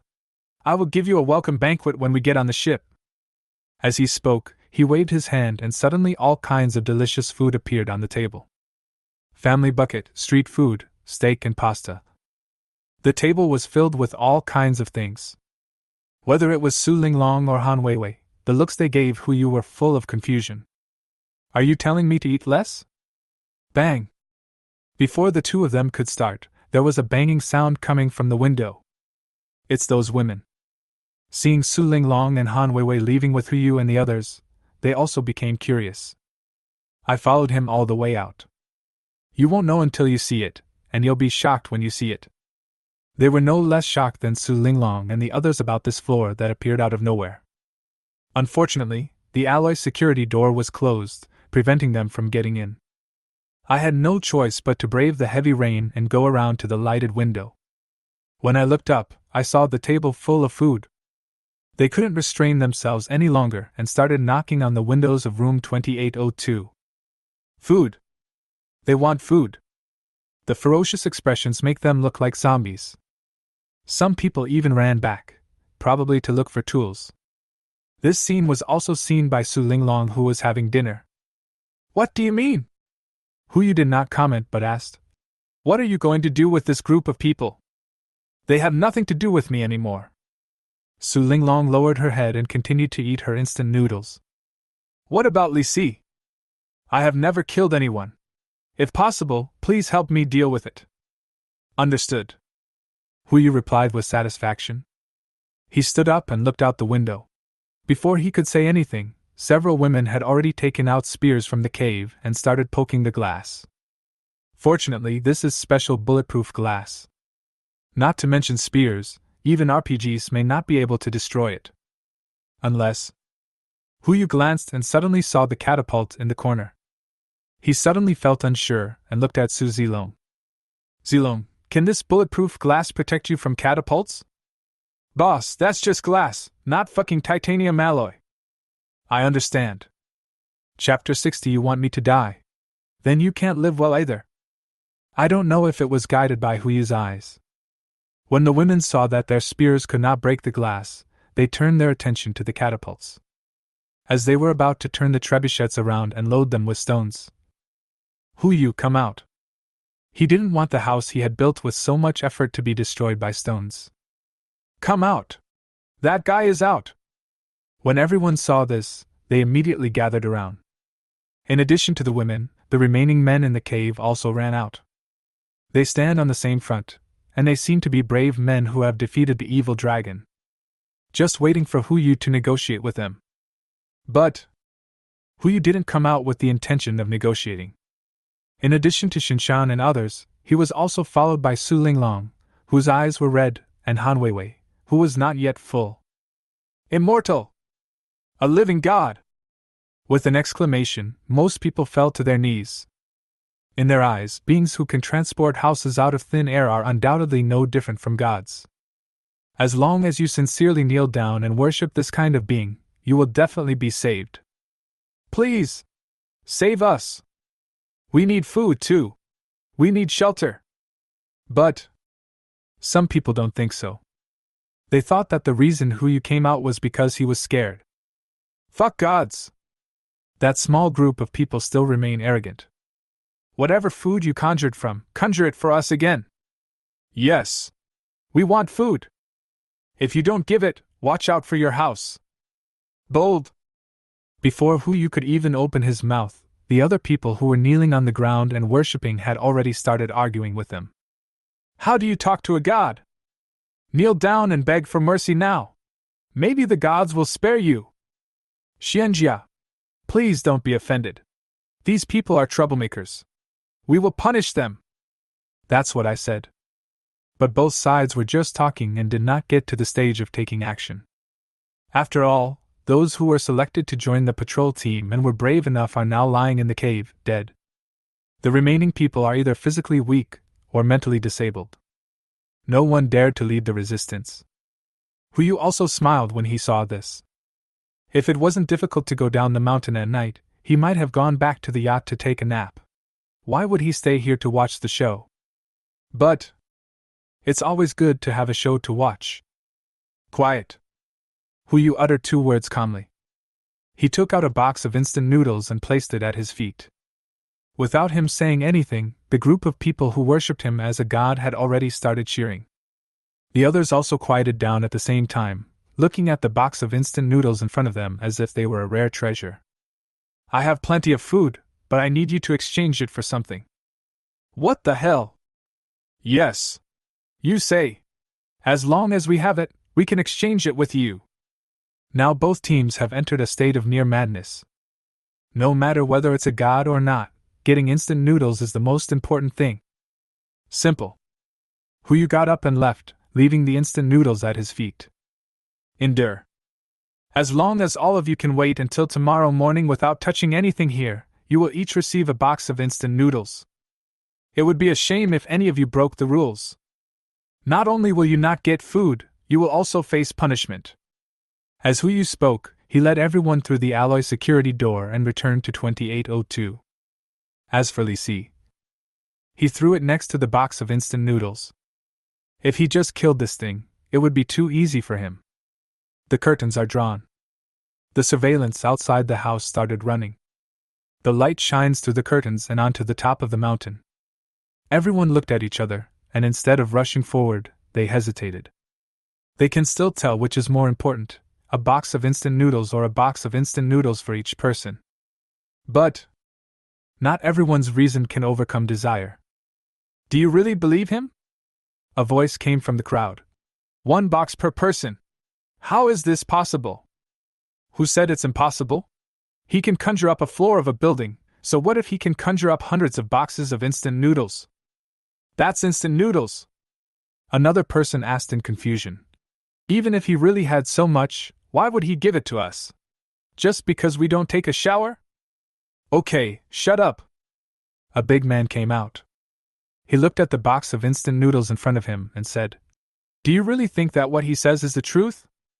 We'll eat this box of instant noodles, smash his house with a catapult, and tie him up. I don't believe he won't come out to redeem himself. Who said that we must follow his rules?" Everyone heard. It seems to make sense. Of course, this is only a small part. There are also a large number of people who firmly believe that Huyu is a god and that they cannot do anything that would offend the gods. Whatever happens, don't touch the instant noodles now. I just touched it, so what? The sturdy man asked back and walked straight towards the box of instant noodles. Someone stopped me. Others stood there and watched. Bang! The sturdy man knocked down the person who was blocking him with one punch, then turned and looked behind him. Who else wants to eat noodles? Come with me! A sound fell. Without waiting for a response, the sturdy man had already pounced on the noodle box. The box is full of instant noodles. 24 bags in total. It looks like a lot, but there are still about 100 people on the mountain. On average, each person only has one bite. I watched the sturdy man tear apart one of the packets and stuff the bread directly into his mouth. The others went crazy. They rushed forward. There's not even time to cook the noodles, so they just start eating them raw. Those people who originally insisted on not touching instant noodles now rushed forward. Since we have already violated the rules, we might as well rush up and grab some food. In less than 5 minutes, everyone was already bloodthirsty. The conflict continues to escalate. From fighting over food, to pushing and shoving to rioting. More than 100 people were gathered together, with only food in their eyes. He punched and kicked the people around him continuously, not caring who they were. Li Si, who was originally unconscious, was beaten to death. Until one person comes to his senses. He dragged his injured body, struggled out of the crowd, and sat on the catapult. Aim! Throw it! A huge rock fell from the sky. It hit the crowd accurately, and blood and flesh flew everywhere. Less than half an hour. Most of the people on the hilltop died. The remaining half were also covered in wounds. They couldn't even carry stones onto the catapults. Pity! Huyu looked at the surveillance camera in front of him and shook his head slightly. He turned and looked at the rest of the people. The crisis has been resolved, the remaining people are not a concern, have a good rest. Everyone didn't know what to say for a moment. Except for Enciener, whose eyes remained unchanged, the rest of the people looked at him as if he were a monster. It was just a box of instant noodles. He said a few words and the hundreds of people outside became chaotic and the enemy was defeated without any attack. Even if this man is not the god they call him, he is still a monster. A complete monster. Watch what I do! Huyu smiled kindly. Pack up and go to bed quickly. We have to go back early tomorrow morning. When everyone heard this, Jinshan immediately took Su Linglong and Han Weiwei to find the room. He stayed where he was, looking down at the monitor. Sneered and turned off the screen. They asked for it. If they just attack with spears, Huyu will just laugh it off and not launch such a plan. But now... Trebuchet? Want me to die? Then don't live easy. Chapter 61, Kill More Than I Did. July 24th. 11 days have passed since the end of the world. Since yesterday, the water level has stopped rising and remains at 50 meters. 10 o'clock in the morning. Huyukai got up from his bed. This is 3 hours later than usual, probably because I went to bed too late yesterday. If it weren't for the faint cries around him, perhaps he could have slept longer. The wailing sound was not very loud. You should know that the glass and walls of his room are specially made, and the sound insulation effect is simply excellent. But even so, he could still hear these sounds. It should have come from outside the window. Huyu turned over and got out of bed, pulling open the curtains casually. The pool of blood on the ground last night has been washed away by the rain, and the corpses have also been disposed of. The remaining people knelt in front of the house, letting the heavy rain fall on themselves, as if they were repenting. The screams came from their mouths. Huyu didn't bother, but closed the curtains again. As soon as he turned his head, he saw Sienna standing behind him. "Do you think I'm too cold-blooded?" Sienna didn't answer. She just stood there silently, looking up at Huyu as before. "Not as many as I have killed." Huyu was stunned on the spot. I was so stunned that I couldn't say a word, so I had to open the door and walk out of the bedroom. As soon as he opened the door, he saw Shinshan and others waiting for him in the living room. "Boss." Huyu looked around and his eyes fell on Su Linglong and Han Weiwei beside him. "Are you all ready? I'll take you down the mountain later." "Yeah, everything is ready." Su Linglong was fine. She nodded, with a hint of anticipation in her tone. Instead, there was something wrong with Han Weiwei. Han Weiwei. Han Weiwei suddenly woke up, and only came back to her senses when she looked up at Huyu. "Boss Hu. What's wrong with you?" Nothing. Han Weiwei's expression was a little strange. Huyu didn't ask further questions, but looked at Shinshan and asked him the reason with his eyes. "She must have seen something last night," Shinshan helplessly replied. "Boss, you also know that when a group of people haven't eaten meat for a long time, they will be hungry and anxious when they see meat again." "Understood." Huyu frowned slightly, knowing exactly what Shinshan meant. No wonder the corpses outside are gone. The co-authorship has been saved. Originally, under Su Linglong's management, even if they only had one meal a day, they could still eat something normal. But now it's out of management. Bestiality takes over human nature. Who cares about corpses or not? It's just meat. Those who didn't get instant noodles last night had their appetites aroused, and seeing the meat, they naturally took action. Han Weiwei should have seen those things. This is not a big deal. It will just take some time for her to realize the evil of human nature and teach those children better. "Go out first," Huyu said as he walked towards the door. "It's really annoying to see these people crying." He led everyone to the alloy door. As soon as the door was opened, a pulling force came from the door. "Someone is guarding the door." Huyu did not resist and let the man open the alloy door. Almost the next moment, a spear stabbed in. Bang! Bang, bang, bang! Several gunshots exploded simultaneously. Shinshan, Su Zilong, and Sienna took action at the same time. The spear had penetrated less than 20 centimeters into the door, and corpses were already lying on the ground outside the alloy door. 5 or 6 adult men fell in a pool of blood, no longer breathing. "Tisk, why bother?" Huyu shook his head and clicked his tongue. "To be honest, I was shocked just now. I forgot to check the surveillance camera when I opened the door, but I must pay attention to it in the future. Shinshan and the others saved their lives this time, but I won't be able to tell clearly in the future." He led a few people out of the alloy door and put the 28th floor back into his backpack. At this moment, the group of people kneeling outside the window and praying also looked over. To be precise, their eyes fell on the corpses of that group of people. If I'm not mistaken, these two groups of people should be in the same group. One team was responsible for praying at the window to attract the attention of Huyu and others, and the other team was in ambush at the door. As long as we kill them, we can take over their nest. Even without food, a building with electricity can allow them to survive for a long time in the apocalypse. What a pity. They underestimated the fighting power of Huyu and others. It failed directly. Huyu glanced at them without any pity in his eyes. Without saying a word, he turned and walked down the mountain. Su Zilong walked silently in front, responsible for exploring the way and eliminating traps, while Sienna and Shinshan followed behind and were responsible for protection. Su Linglong and Han Weiwei followed Huyu, afraid of being left behind. After they walked away, Su Linglong asked curiously, "Boss Hu, are you not going to deal with that group of people?" Huyu was stunned. He never expected to hear such words from a former Saint Mary. Is this still the same Su Linglong from before? Deal with? Huyu stopped, looked at Su Linglong and asked, "How do you want to deal with this?" "Let them be quiet forever." Su Linglong uttered a sentence, then realized something was wrong and quickly changed her words. I'm just making a suggestion. Boss Hu, you can refer to it or ignore it. Your opinion is important, but there's no need to waste bullets against people like them. There's no need to waste bullets? Su Linglong was puzzled. Then how can we make them quiet down? Huyu raised his hand and patted Su Linglong on the shoulder.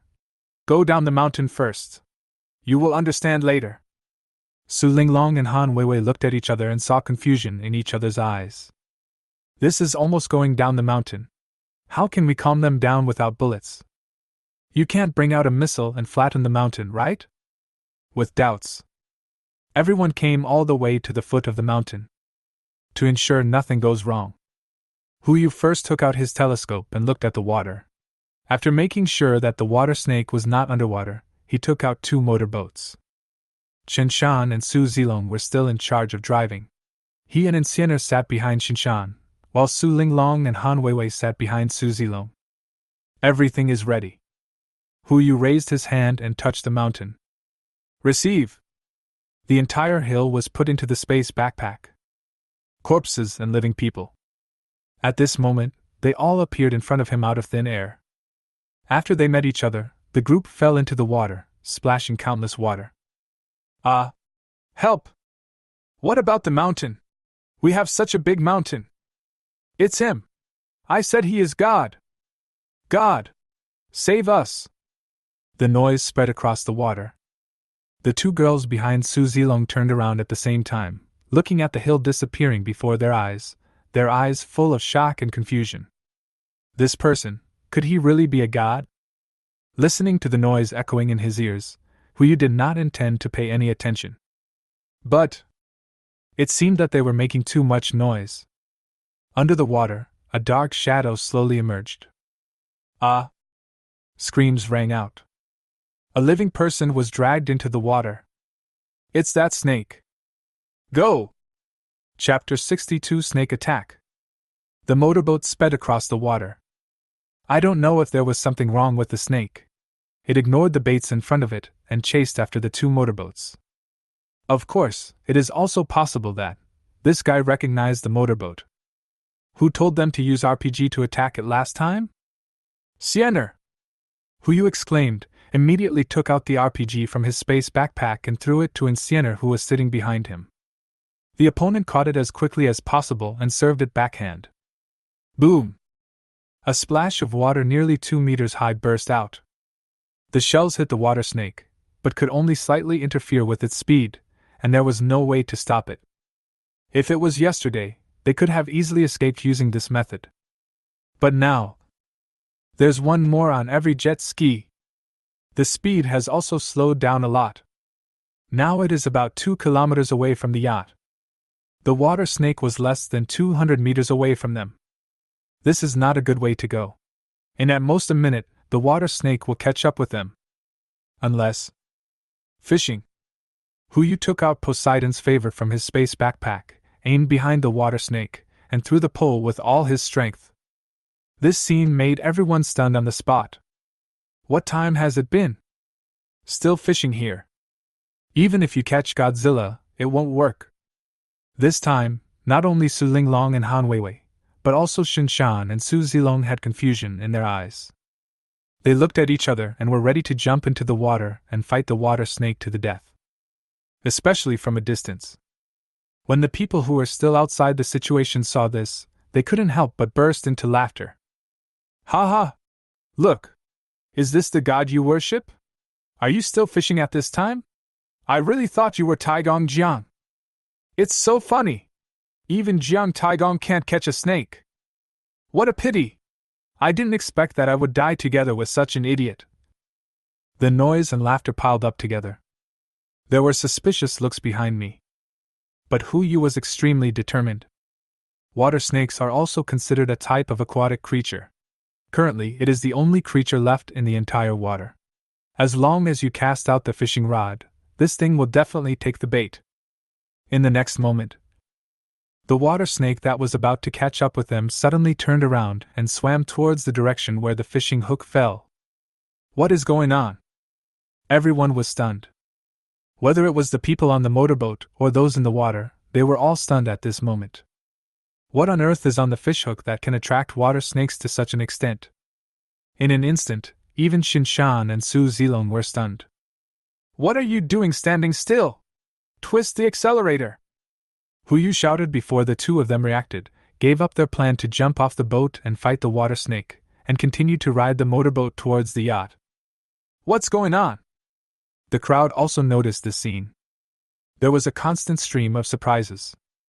The snake really turned around? Could it really be Mr. Jiang? Damn it, Taigong Jiang! If he was Taigong Jiang, he could have crushed this snake to death with just one little finger, okay? That's true, then how do you explain the scene in front of you? Why do you care so much? Find a place to survive first. Finally, someone woke up. One by one, they swam towards the nearest tall building. Although the two are far apart, it is not impossible for them to swim over as long as someone helps them attract the water snake. Hu Yu's had no intention of paying attention to that side. He kept his eyes on the black shadow under the water, and seeing that it was about to take the bait, he immediately put the favor of the sea god into his space. Snake fishing?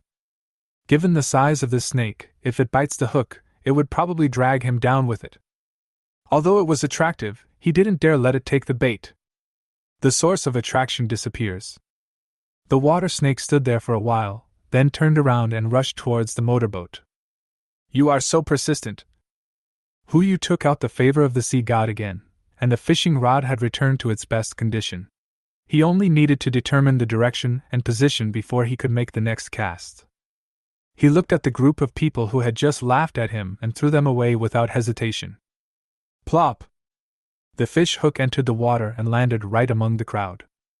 The water snake that had just caught up changed direction again. The crowd, who were originally planning to pick up the fishhook to see what was going on, were suddenly thrown into chaos. The snake is coming! Run! Help! The water snake swam over, apparently because it was hungry or wanted to vent its anger, and it swallowed a person alive on the way. Just when it was about to touch the fishhook, the favor of the sea god disappeared again. The water snake has penetrated deep into the crowd. Having learned its lessons from the previous few times, it simply no longer turned around and rushed towards the motorboat, but started feasting on the spot. Crisis resolved. Hu Yu was relieved.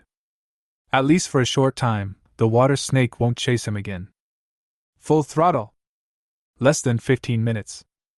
Everyone returned to the yacht. Seeing such a large luxury yacht, Su Linglong and Han Weiwei were not shocked at all. After all, compared with his magical methods just now, such a yacht is indeed a bit unusable. Finally back. Hu Yu breathed a sigh of relief and wiped the sweat from his head. Brother Shin, take them to find a room to stay. I will rest and prepare lunch as a welcome banquet. Okay. Qinshan replied and walked towards the residential area with Su Linglong and Han Weiwei. Hu Yu went all the way to the first floor of the deck. I happened to see a figure sitting on the dining table showing off his food crazily. He was stunned for a moment, but he really didn't see who this person was. It wasn't until he sat across from this person that he realized. Fang Suyuan, Mr. Fang! Mr. Fang! Hu Yu was startled and a little surprised when he saw him showing off his rice crazily. What are you? Is something wrong? Fang Suyuan raised his head and asked directly. No, it's okay. Hu Yu was stunned by the question. Are there any seeds? Which one do you want? Hu Yu immediately reached for his computer. I'll find it for you. Plant seeds. Fang Suyuan rolled his eyes and asked. Are there any new plant seeds? Well, no. Useless stuff. Fang Suyuan stuffed another piece of meat into his mouth, turned around and walked towards the greenhouse. Only Hu Yu was left sitting at the dining table in a daze.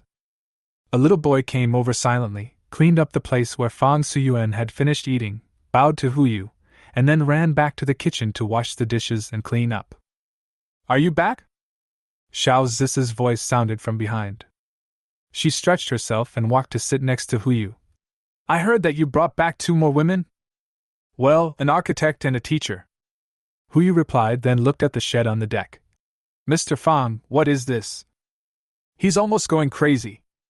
Xiao Zisa smiled helplessly. Since he got on board until now, he has only come out to eat, and the rest of the time he stayed in the greenhouse. How can you bear it? Pull it out quickly and let it rest, Hu Yu said hurriedly. He didn't want the talent he had found with great difficulty to die from overwork. It's fine. Xiao Zissa knocked on the table. Give me a burger, the kind with double beef. Hu Yu casually put the burger on the table. What do you mean? Is this okay? There is a spring in the greenhouse. He said that after drinking the water, he felt full of energy and refused to sleep. Okay, case solved. Sweet spring. He placed the source of the sweet spring in the greenhouse. According to its output, both the livestock and plants inside can be fully irrigated. Now, the people who take care of plants and livestock are also well irrigated. He didn't want to be the one to be exposed, but now it was old Fang who was eager to be exposed. So, Xiao Zissa came forward and asked curiously, what on earth is that water? Good. Bang. Hu Yukai uttered a word. Before he could finish his words, the whole ship began to shake. Bite. Warning! Warning! The ship is under attack. Activate the protection system? Here we go again. It's probably that snake again. Hu Yu frowned and was about to activate the protection system when the deck suddenly went dark. I saw a snake head sticking out of the water and hanging above the deck. This guy is going to climb up. Chapter 63 Transaction. Start up. Hu Yu did not dare to hesitate at all and immediately initiated protective measures. A torpedo was fired directly from under the ship and hit the water snake directly in the belly. Moment. The snake's head tilted back and fell towards the water. Li Ji! Hu Yu stood up and shouted. Quick! Notify Lao Wang and send the boat. Got it! Li Ji replied and had begun to take over the ship's control system while shouting to the ship ahead. Emergency notice! Set sail immediately! Repeat, urgent notice! Set sail immediately! The ship ahead of the yacht blew its horn. While the water snake was injured, the ship had already started heading towards Pengcheng. The yacht follows closely behind. But Hu Yuk had no intention of letting this water snake go. The torpedo had severely damaged it, and it was now hovering just below the surface, following the yacht closely. It seems like he is ready to take action. Ship guns ready! As Hu Yu thought about it, two huge cannons emerged from both sides of the deck. The muzzles of the guns were all aimed at the giant snake. Emission! Boom! There was a dull bang, and two shells hit the giant snake at the same time. The snake body, which was originally hovering under the water, began to fall slowly. It looks like he is dead. But no one dared to go into the water to check its vital signs. Just stop following. Hu Yu finally breathed a sigh of relief. The snake head that suddenly appeared just now scared him a lot. If this thing really climbed onto the boat, even if he was driven off, he would probably dream about this at night. Call! Xiao Zissa also breathed a sigh of relief. She continued to chew the burger she had just finished. The world is so scary now. Even snakes are this big. If it was the sharks in the past, they wouldn't have grown to the length of whales, would they? Have no idea. Hu Yu answered honestly. He ended his previous life drifting on the water, and he really didn't know what the fish would evolve into in the future water world.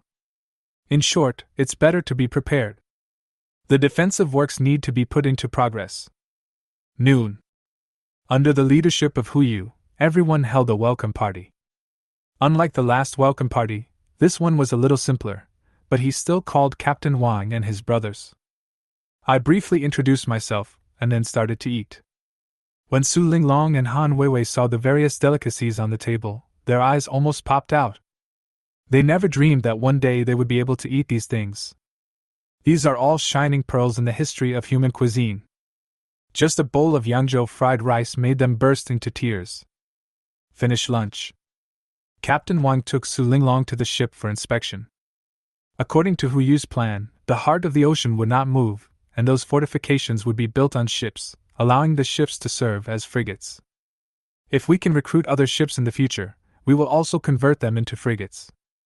With a fleet like this, let alone the water snakes we saw earlier, even if we really encountered mutant sharks, you can also find a ship to attract hatred, and then take the opportunity to run away. What? Why not fight? You have to be able to win. A water snake is almost 10 meters long, and a shark must be at least 20 or 30 meters long. This thing can bite off 1/5 of a ship in one bite, and at most can swallow a yacht in 10 bites. How can you fight it?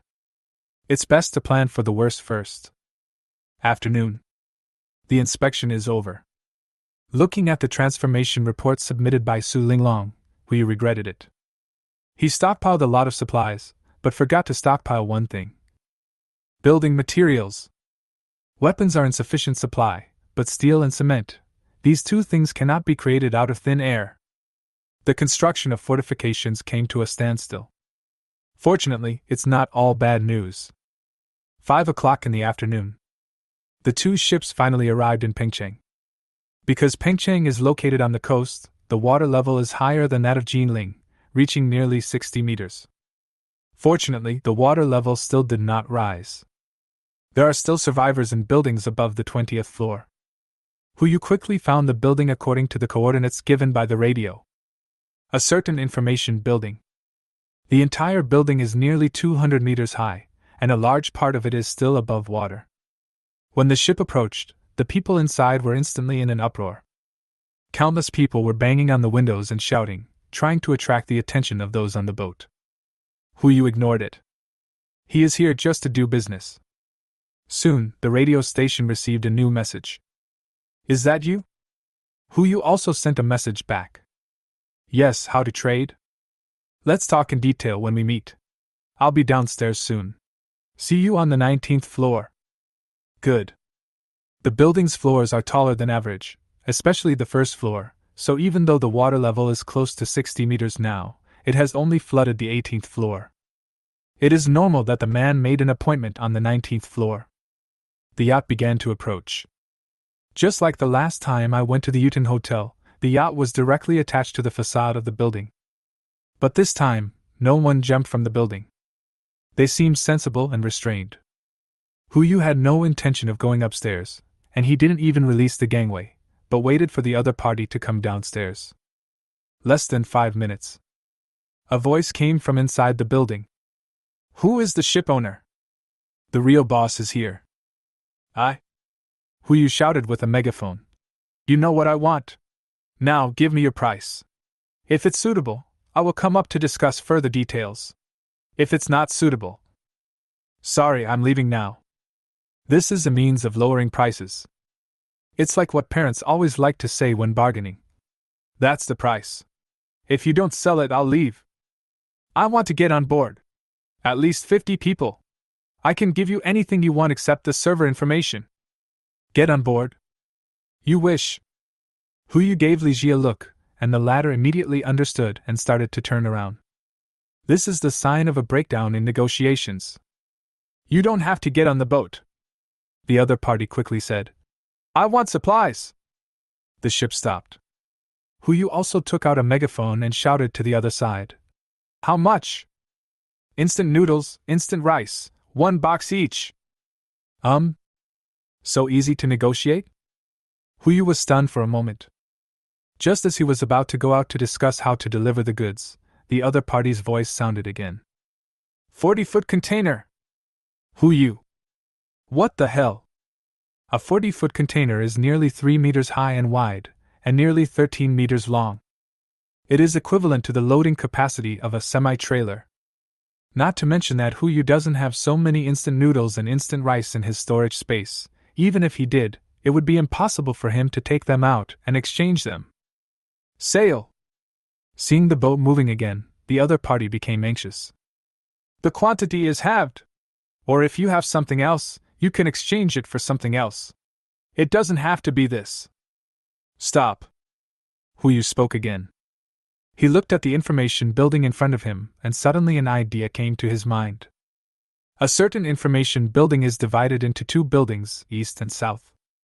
The building on the south side is taller, more than 200 meters, and the one on the east side is slightly shorter. He was worried about not being able to stockpile construction materials. If he took one of the buildings away, maybe he could dismantle it and find something suitable later. Put the gangway over there. Yu said, then turned around and shouted again through the loudspeaker. Whoever can make the decision, come aboard and talk. Chapter 64 Two Roads. Good. Following a response. The gangway was extended, and a man in a suit and tie climbed over the window and walked up the gangway with a black umbrella in his hand. It has been 11 days, and it is rare that he can still maintain this attitude. The man walked up to the deck, looking straight ahead, but his eyes were scanning left and right as if he was trying to get some information from it. When he saw that there was a shed on the deck, his expression froze for a moment, but he quickly returned to normal and walked all the way to the cabin. With just one glance, he could tell that Huyu was the one in charge here. Walk forward with the utmost respect, lean forward, and extend your right hand. Hello, what's your name? Huyu. Huyu stretched out his right hand and shook hands with him. At the same time, looking at the other person, a panel popped up in front of him. Name, Tenghua. Gender, male. Age, 34. Skills, perfect programming, perfect management, perfect planning, perfect persuasion, proficient assistance, proficient foreign languages. Personality, cunning, smooth, calculating, shrewd, and loyal. Favorability, 10. Mr. Hu. The man immediately smiled and said, My last name is Ting, you can just call me Xiao Ting. Xiao Tang? Hello, please stop standing and sit down. Huyu let go of his hand and walked towards the reception room. Tenghua was very familiar with this kind of scene and sat in the guest seat. Come, have some tea. Huyu said this and pushed a bottle of oriental leaves over. Even the most graceful person would almost lose control of his facial expression when seeing this bottle of tea. The conditions are rudimentary. Huyu looked at Tenghua and smiled bitterly. Mr. Teng, you won't mind, right? No. It's good enough to have something to drink. As Tenghua said this, he unscrewed the bottle cap and took a sip. Let me first tell you about my situation. The database is in the computer room on the top floor.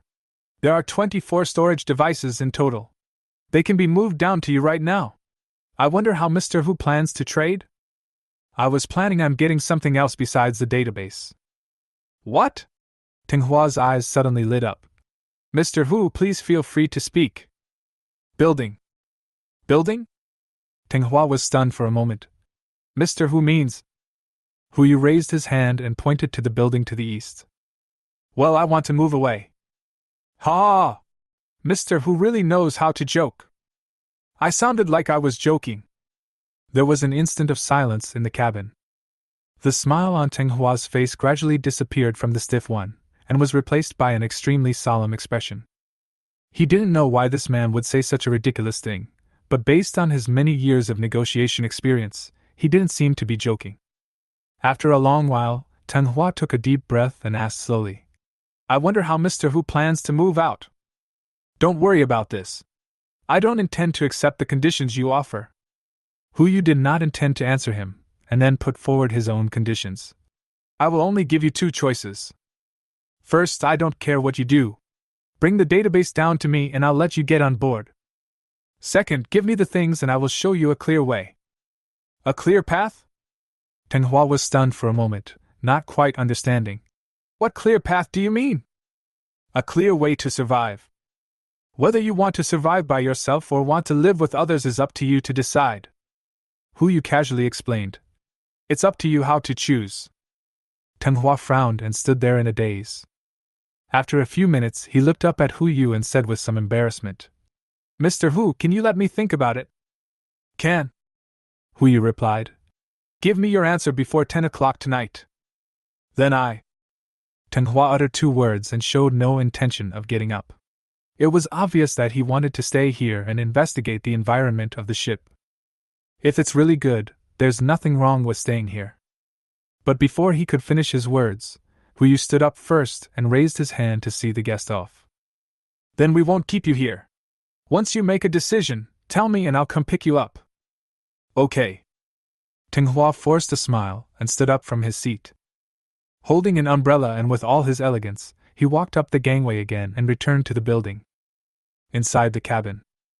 Boss Hu. Xiao Zisa sat next to Huyu, looking puzzled.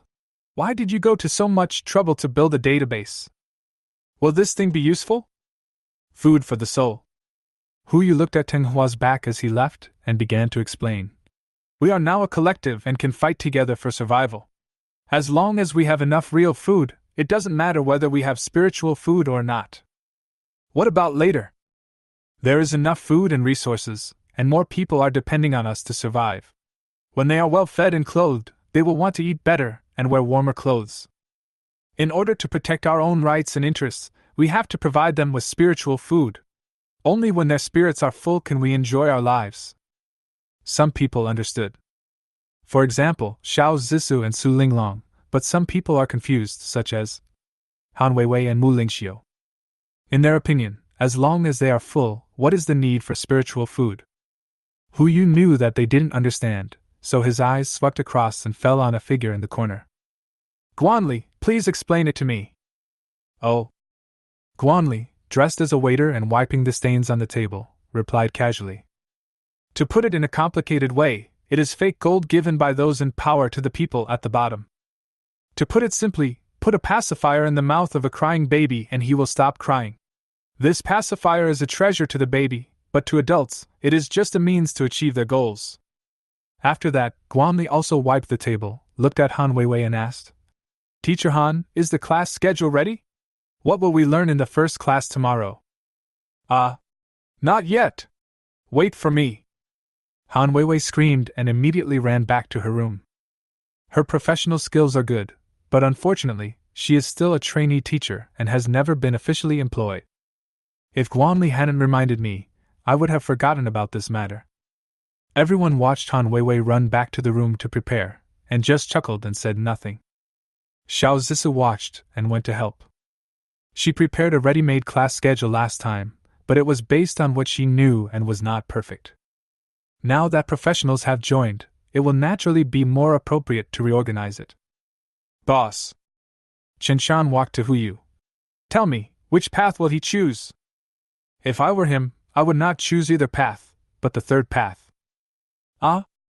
Chapter 65 The Third Way. Chen Shan was puzzled and let out a confused sound. It's not his fault. He is a good bodyguard, but not a qualified conspirator. Hu Yu looked up at the Sun building. There are at least 1,000 people in here. Even at this time, they can still maintain their original class and live in an orderly manner. That in itself is an extremely horrific thing. Or there is enough food and survival supplies here to allow them to maintain their original civilized state and continue living. Or, the rules inside have completely changed. Even after the apocalypse, the people inside fully agree to and enforce these rules. If it's the former, then it's fine, but if it's the latter... A hint of fear appeared in Hu Yu's eyes. That little thing might be more terrifying than I thought. Boss, are you saying that they are likely to counterattack us? Su Zilong asked doubtfully. As the saying goes, if you take a chance and turn your bicycle into a motorcycle, everyone will be happy. Even if the fight fails, we can use our help to reduce their consumption. Why not? Chen Shan frowned and said nothing. He turned around and glanced at Su Zilong. The two instantly understood what the other meant. Be prepared for backup, just in case. Hu Yu continued to lie on the sofa, enjoying his exquisite afternoon tea. I have to say that Si Rui's name is a bit popular, but his skill in making small desserts is indeed outstanding. In just 2 days, I was able to make different flavors of refreshments for everyone on board. He picked up the teacup, took a sip of black tea, and continued to enjoy life. At the same time, inside a news building. When Tenghua walked back to the building, a group of people had already surrounded him. Without saying a word, they looked at him, asking for news. Farther away, a group of office workers watched from afar, but dared not take a step beyond the line. They could only stand where they were and look around. Just as Hu Yu guessed, this place is shrouded in a new rule. Faced with everyone's puzzled eyes, Tenghua shook his head helplessly, and everyone frowned at the same time. Why not? Give him a try. A sturdy man in the crowd said. I am gathering the security team now. Let's sneak down under the cover of night. I'm sure we can raid the ship. They must have plenty of supplies on board. It's too late. Tenghua frowned and said. The deadline given by the other party is 10 o'clock in the evening. What about the other stuff? A female office worker in a small suit asked. Women? Or gold? No. Tenghua uttered 3 words helplessly, frowned and thought for a few breaths, and finally uttered a sentence. I guess that's the only solution we can use. Everyone fell silent. After a long while, a bald man wearing glasses finally spoke up. Are you sure? That plan can only be used once, and after using it, we can only give up floors 20 to 22. Sure, Tenghua finally said. That ship is worth our risk. Even if there is no supplies on it, it will become our last trump card. After all, the rain has not stopped yet, and no one knows what will happen next. Now let's vote. Tenghua glanced at the 6 people in front of him. If more than half of them agree, then we will implement that plan. 7 people. Including Tenghua, 6 arms were raised instantly. There was 1 arm that was not raised because someone had already prepared it. The plan was approved. Tenghua walked towards the interior of the building. Everyone start to prepare, tentatively set 9:30 p.m. to execute the plan. Yes. Evening. After everyone had a simple dinner, the children began their evening self-study. Huyu originally wanted to grab a few people to play games with him, but the others were busy with their own things. Qinshan was busy arranging defense and counterattack plans, and maintaining weapons at the same time. Su Zilong was playing with Poseidon's favor on the side of the boat, while Zhao Zhong was watching from the side, fearing that a big fish would be caught and he would not have the chance to participate. Li Ji and Zhang Suri have already started preparing for tomorrow's breakfast. Nowadays, there are so many children that breakfast alone has to be prepared for nearly 30 people, and they also have to take into account various nutritional supplements, which is not an easy task. Xiao Zissou and Han Weiwei discussed the distribution of class schedules together, and discussed how to arrange the daily class schedule. You can't just let Han Weiwei attend class alone, right? Even capitalists don't exploit people like this. Mu Lingxiu accompanied Biubu, and with the help of Zhao's father and Zhao's mother, she had already started doing basic rehabilitation exercises. As for Su Linglong, ever since she heard that Huyu planned to build a city, she immediately started to draw pictures in seclusion, planning to plan out the city drawings first. I just asked Huyu Lai for 2 bottles of Overlord, just in case. Not to mention Mr. Fang, Greenhouse Guardian. He doesn't know when he will be able to grow the fairy beans. Looking around, although there were many people on the boat, he and Sienna were the only ones with nothing to do. No, to be precise, he was the only one with nothing to do. And Sienna couldn't leave because she was protecting him, otherwise she would have followed Qinshan to maintain the weapons. Well, Huyu finally stopped playing the game. He found a beanbag and lay down beside the first deck, looking up at the brightly lit Xinhua building above his head. The time is already 9:25 in the evening. 35 minutes left. If I'm not mistaken, the other party should be coming down soon. Boom! Sudden! A collision sound was heard. Huyu immediately jumped up from the lazy sofa and looked for the direction where the sound came from. I saw glass on the 21st floor explode. Countless pieces of glass reflecting the light fell from the sky accompanied by heavy rain. Almost at the same time, a black shadow rushed out of the window and rushed towards the yacht. Bang! A violent tremor sounded. Even the entire heart of the ocean trembled. That is... What the hell? It's too dark. Coupled with the mist effect caused by the heavy rain, Huyu couldn't see clearly what was in front of him. Bite! Warning! Warning! The ship is under attack. Activate the protection system? The system prompt sounded. Huyu confirmed it immediately without any hesitation. But soon another reminder sounded. When a target is detected on the deck, missiles, torpedoes and anti-ship guns cannot be used, and the protection system is activated to reduce damage. Please host and remove the threat in time, otherwise it will cause unnecessary losses. The durability of the heart of the ocean is decreasing. 99%, 98%. What the hell? Is this your protection system? It's too tasteless. Boom! There were several more sounds of glass breaking. From the 20th floor to the 22nd floor, the glass on this side shattered almost at the same time. A large number of black shadows fell from the sky and hit the deck. There are dozens of them. Chapter 66, Runaway. What is that? Not only Huyu, but everyone on the boat had the same idea. Almost at the same time, Hu Yu used the panel to control the ship and aimed the searchlight at the deck. In an instant, the entire deck was as bright as day. The things above were also exposed to everyone. That's a person. No, to be precise, it should be a humanoid monster. Just like Li Chang back then. It's just that these monsters are much more terrifying than Li Chang. Each one is 2 meters tall, with most of the bones on their bodies bulging. Not to mention their huge bodies, their eyes are glowing with green light. The moment the searchlights came down, all the monsters rushed toward the first deck. "Boss, be careful!" Shinshan exclaimed. Fortunately, Sienna reacted in time and immediately lifted Hu Yu back by the lapel of his clothes and lifted him behind her. At this moment, the first monster has rushed over. Sienna raised her leg and kicked it. The high heel penetrated its abdomen and kicked it several meters away, hitting several monsters behind it along the way. Bang! With a dull thud, several monsters fell into a heap. Fuck! Hu Yu really didn't expect that Teng Hua had this trick. He took out the RPG from his space backpack and fired directly at the group of monsters. Boom! The fire is lit. The monsters were instantly surrounded by flames.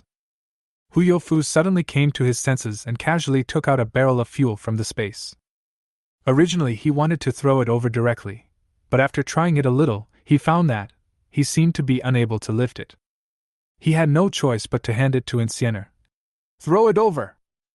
Enciender didn't answer and just threw it away. The oil barrel exploded among the monsters. The yacht was filled with flames. The monsters struggled and wailed in the flames. They had no time to destroy the ship, let alone charge. But the heavy rain is still washing away. I don't know whether the fire went out first or the monsters were burned to death first. In short, we can't just sit there and wait for death. Su Zilong! Here it comes! Su Zilong was already waiting on the side. The moment the monster fell, he rushed to Hu Yu's side and stood ready to be ordered at any time. "Boss, what do you want? Have you prepared everything you were asked to prepare?" "It's already been prepared." "Start up." "Okay." Su Zilong responded, immediately sat in front of the computer nearby and started operating. Hu Yu had already calculated that the other party would choose the third path, so he would naturally be on guard. "I really thought you were the only ones with a backup plan." 3 seconds later, a group of drones took off from the back of the yacht with AKs, and flew straight to the top floor of a certain news building. They scanned 360 degrees without blind spots. If they found someone, they would shoot directly. "Boss!" Qin Shan also rushed over at this moment. He looked at the fire burning on the deck, frowned and asked, "How about I go over and take care of them?" "No rush. What Hu Yu is most worried about is not the heart of the ocean. As long as the monsters don't take the initiative to attack, these flames are not enough to burn through its defense. What he was worried about was what if these monsters could mutate through some infectious route and infect other people on the ship. So it's better not to get close if you can. Wait a little longer, wait until the fire goes out and then we'll see what happens." "Good. What's wrong?" At this moment, Xiao Zisu also came up from the second deck. Behind her were Han Weiwei and Guan Li's group of children. "Don't come here." Hu Yu turned his head and looked behind him, frowning slightly. "Just stand further away, be careful." He didn't mind the kids being exposed to the stuff first, but was concerned about their safety. Although Xingshan and the others are here, they may not be able to protect every child. To be on the safe side, just wait and see from a distance. Xiao Zisu also understood this truth. Even though she was very scared and her body was trembling slightly when she saw the monster figures in the firelight, she still protected the group of children. The same is true for Han Weiwei. Under the heavy rain, the fire was quickly extinguished. Of the dozens of monsters originally, only 3 are left standing. That was because they were following behind, and the RPG and fuel did not hurt them. The monsters in front had already become barbecued meat, and they could not move forward even a step outside the firelight. Not to mention, it also smells like a faint fragrance. That's what the people on the boat thought, and the group of monsters were no exception. They rushed to their own kind, squatted down, and immediately started to feast on them. Biting, swallowing, every movement reveals the primitive wildness. Boss! Shinshan's voice sounded. He already has the RPG on his shoulders. I know. Huyu frowned and responded. Wait a little longer. Wait? What are you waiting for? Wait until these guys finish eating all the meat on the deck? Shinshan and Su Zilong looked at each other, seeing confusion in each other's eyes. Huyu was still staring at the three monsters on the deck. He was literally waiting for them to finish the meat. First, it can ensure that there will be no corpses left on the deck to avoid being infected by viruses or other things during cleaning. Secondly, he wanted to observe this thing again. Every monster is the same size and body shape. It's impossible that this virus only infects humans who are over 2 meters tall. Huyu had a horrible guess in his mind, but he didn't dare to be sure, so he could only observe first. Less than a minute. The drone swarm has been patrolling from the 50th floor to the 48th floor. And the three monsters also ate up all the meat on the deck. They stood there, bathing in the heavy rain, as if they were still savoring the delicious meal they had just had. Roar! A roar echoed. The three-headed monster's pupils were locked onto everyone in the cabin at the same time, and the meaning of this look was extremely clear. I'm still hungry. Three monsters charge at the same time. Click. Without waiting for Huyu's order, Chen Shan, including him, and Enciener fired the RPGs one after another, accurately hitting the three monsters. Boom! The shell exploded. But this time, they were not blown away, but stood there and resisted a cannonball. What the hell? Evolve after eating something? How can this be fun? That's right, the panel.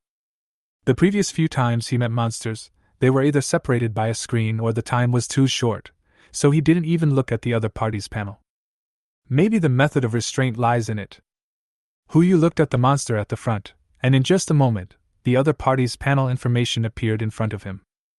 You won't know until you see it.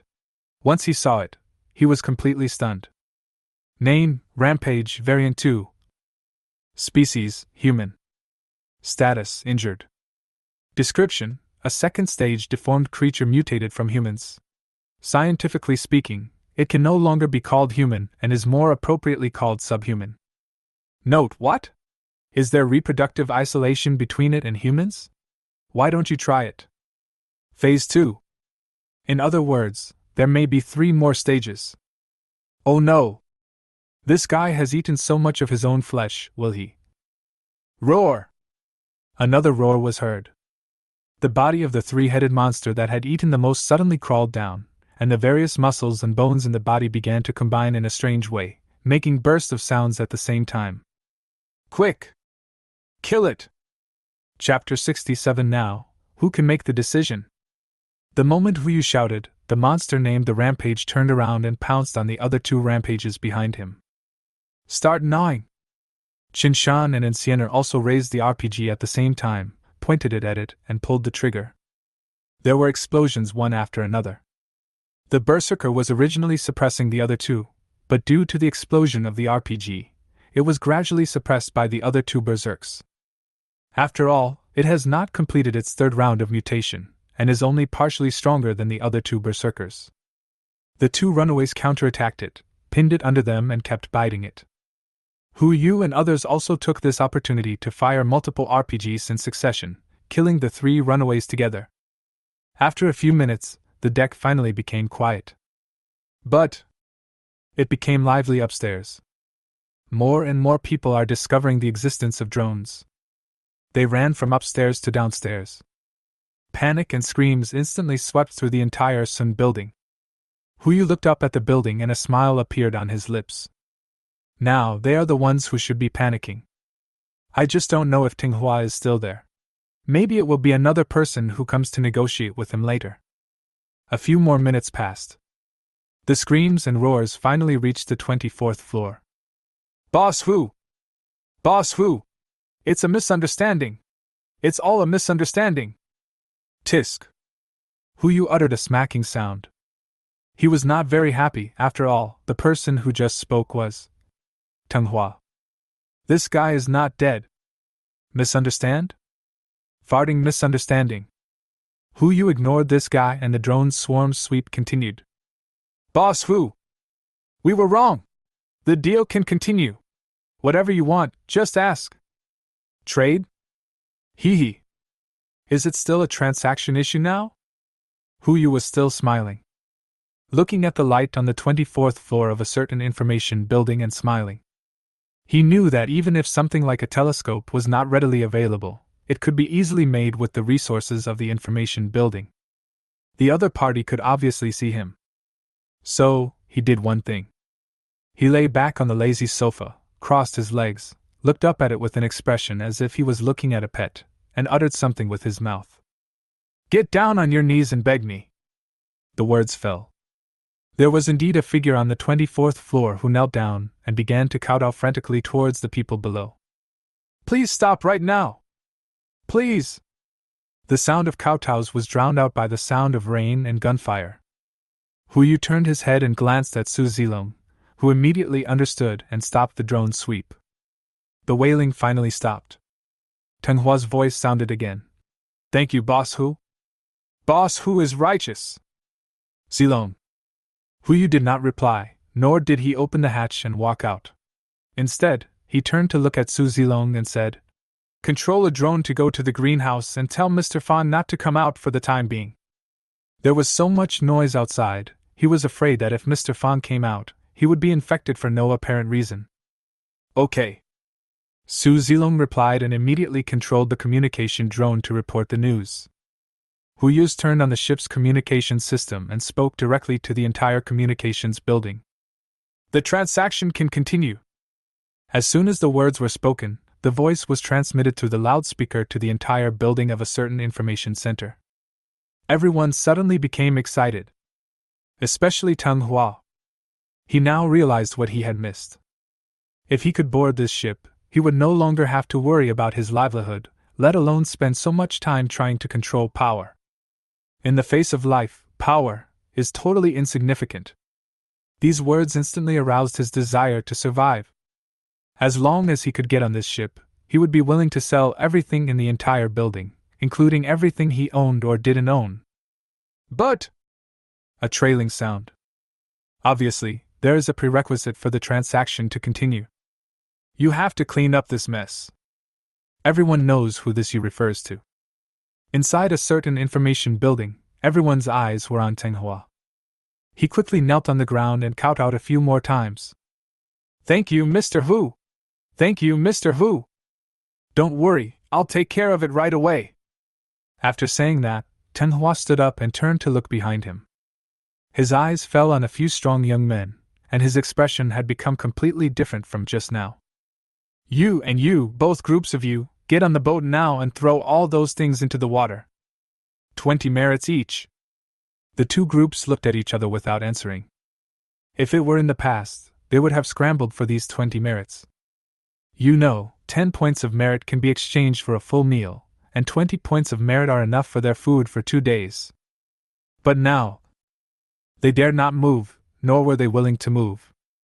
I don't dare because my target is a mutant, but I don't want to. It was because of Teng Hua's previous wrong decision. A mistake of this magnitude could be fatal. There is no fool here, and everyone naturally understands what might happen next. Are my words of dereliction of duty useless? Obviously. A female voice sounded. This is the female white-collar worker who participated in the vote. She was also the only woman among those involved in the decision-making process. You are obviously unqualified as a leader. Lin Su, what do you mean? Teng Hua frowned and pointed at the others. We voted together. You also participated in the decision-making. It was not just my decision. But this is what you suggested. Lin Su's voice sounded again, and he raised his right hand. Now, I propose to change the host, kick Teng Hua out of the decision-making group, and select another person from the leadership. Above the leadership, raise your hands if you agree. In an instant, 32 people around raised their hands at the same time. The only one who didn't raise his hand was Teng Hua. Unanimous approval. Lin Su announced the result, and raised his hand to push down his glasses. Teng Hua, according to the rules, you have been kicked out of the decision-making group and the leadership. Now it is up to you to appease that person's anger. You guys, are good. Very good. Teng Hua's expression gradually became ferocious. However, he had thought about this situation before. Isn't it just forcing the emperor to abdicate? It depends on whether you have the courage to bear the consequences of forcing the emperor to abdicate. He pulled out a tube of green reagent from his pocket. Before he could say anything, the moment the reagent was exposed to everyone took a step back. Teng Hua! What are you doing? What? Teng Hua asked back. If I am not in the decision-making group, then the decision-making group and the leadership have no meaning to exist. Come on, let's see who dares to kick me out of the decision-making group. Speak! Bang! Before Teng Hua could finish his words, a bullet shot out from the window and pierced his forehead. You guys say. After Teng Hua fell, a drone mounted on an AK appeared in front of everyone. There was also a small screen above, and the man in it was sitting on a lazy sofa, looking up at everyone. The sound rang out amid the rain. Now, who gets to make the decision? Chapter 68, A Promise. I. Lin Su took a step forward very naturally. Her position in the decision-making group was only one level lower than Teng Hua's. Now that she was in the position, naturally no one would object. Hu Yu looked through the screen and saw that no one objected, so he nodded slightly, which was considered as approval. He said calmly, Database. Don't worry, I'll find someone to take you to your ship right away. Deck. We'll find someone to clean it up right away. Hu Yu smiled and nodded. He likes smart people, and he likes smart people who are obedient even more. May I have your name? Lin Su. Lin Su immediately bowed and responded. Thank you for saving us. If possible, can I go on board to thank you in person? Let's get this done first. Hu Yu replied and hung up the call. Soon, a certain information building became active under the surveillance of drones.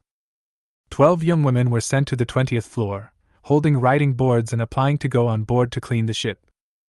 Among these 12 people, the worst one is 3 points better looking than Yi Wanqiu. If they come across some ships where they can exchange their bodies for tickets, there is at least an 80% chance of getting on board. Unfortunately, the heart of the ocean is not that kind of ship. Hu Yu lowered the gangway and used the drone to supervise them in cleaning the deck, then immediately ordered them to leave. Regardless of the skills of these women, and whether they are qualified to get on board, after they came into contact with the corpses of those runaways, Hu Yu would never let them stay on the ship. After they cleaned up and threw the bodies into the water, Hu Yu directly ordered them to leave. When the body parts sank into the water, a dark shadow swam underneath and ate all the body parts into its stomach. It's a pity that it's too dark. No one could see this scene underwater. Bite. Following a crisp sound, several prompts suddenly flashed before Hu Yu's eyes. I don't know why, but suddenly, the favorability of all the adult women on the ship increased by 5 to 10 points. The one with the smallest increase was naturally Xiao Zhisu, who had the highest favorability. The one with the highest increase was Su Linglong. It seems that her Madonna syndrome has been completely cured, and she is now evolving towards the Black Lotus. At the same time, a total of 24 storage devices were moved from the 50th floor to the 20th floor by hundreds of people. During this period, hundreds of people were responsible for relaying and moving the items downstairs as quickly as possible. But even so, it took nearly an hour to move these storage devices to the 20th floor. There is no way, these things cannot get wet, and there is no way to move them directly to the deck. Hu Yu knew this, but he didn't rush over to take the things away.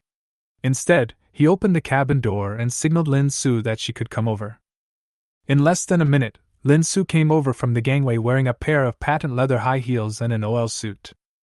Hu Yu subconsciously looked up at her panel. Both his skills and personality are quite standard, and it seems that he was a staff member of a certain news agency before. The only thing worth mentioning is her personality. Thick and black. People who are thick-skinned but black-hearted are willing to give up all their dignity and stature and focus on superficial work to the extreme. Once she seizes the opportunity, she will be extremely ruthless and will not stop until the opponent is dead. This kind of person is much harder to offend than a villain.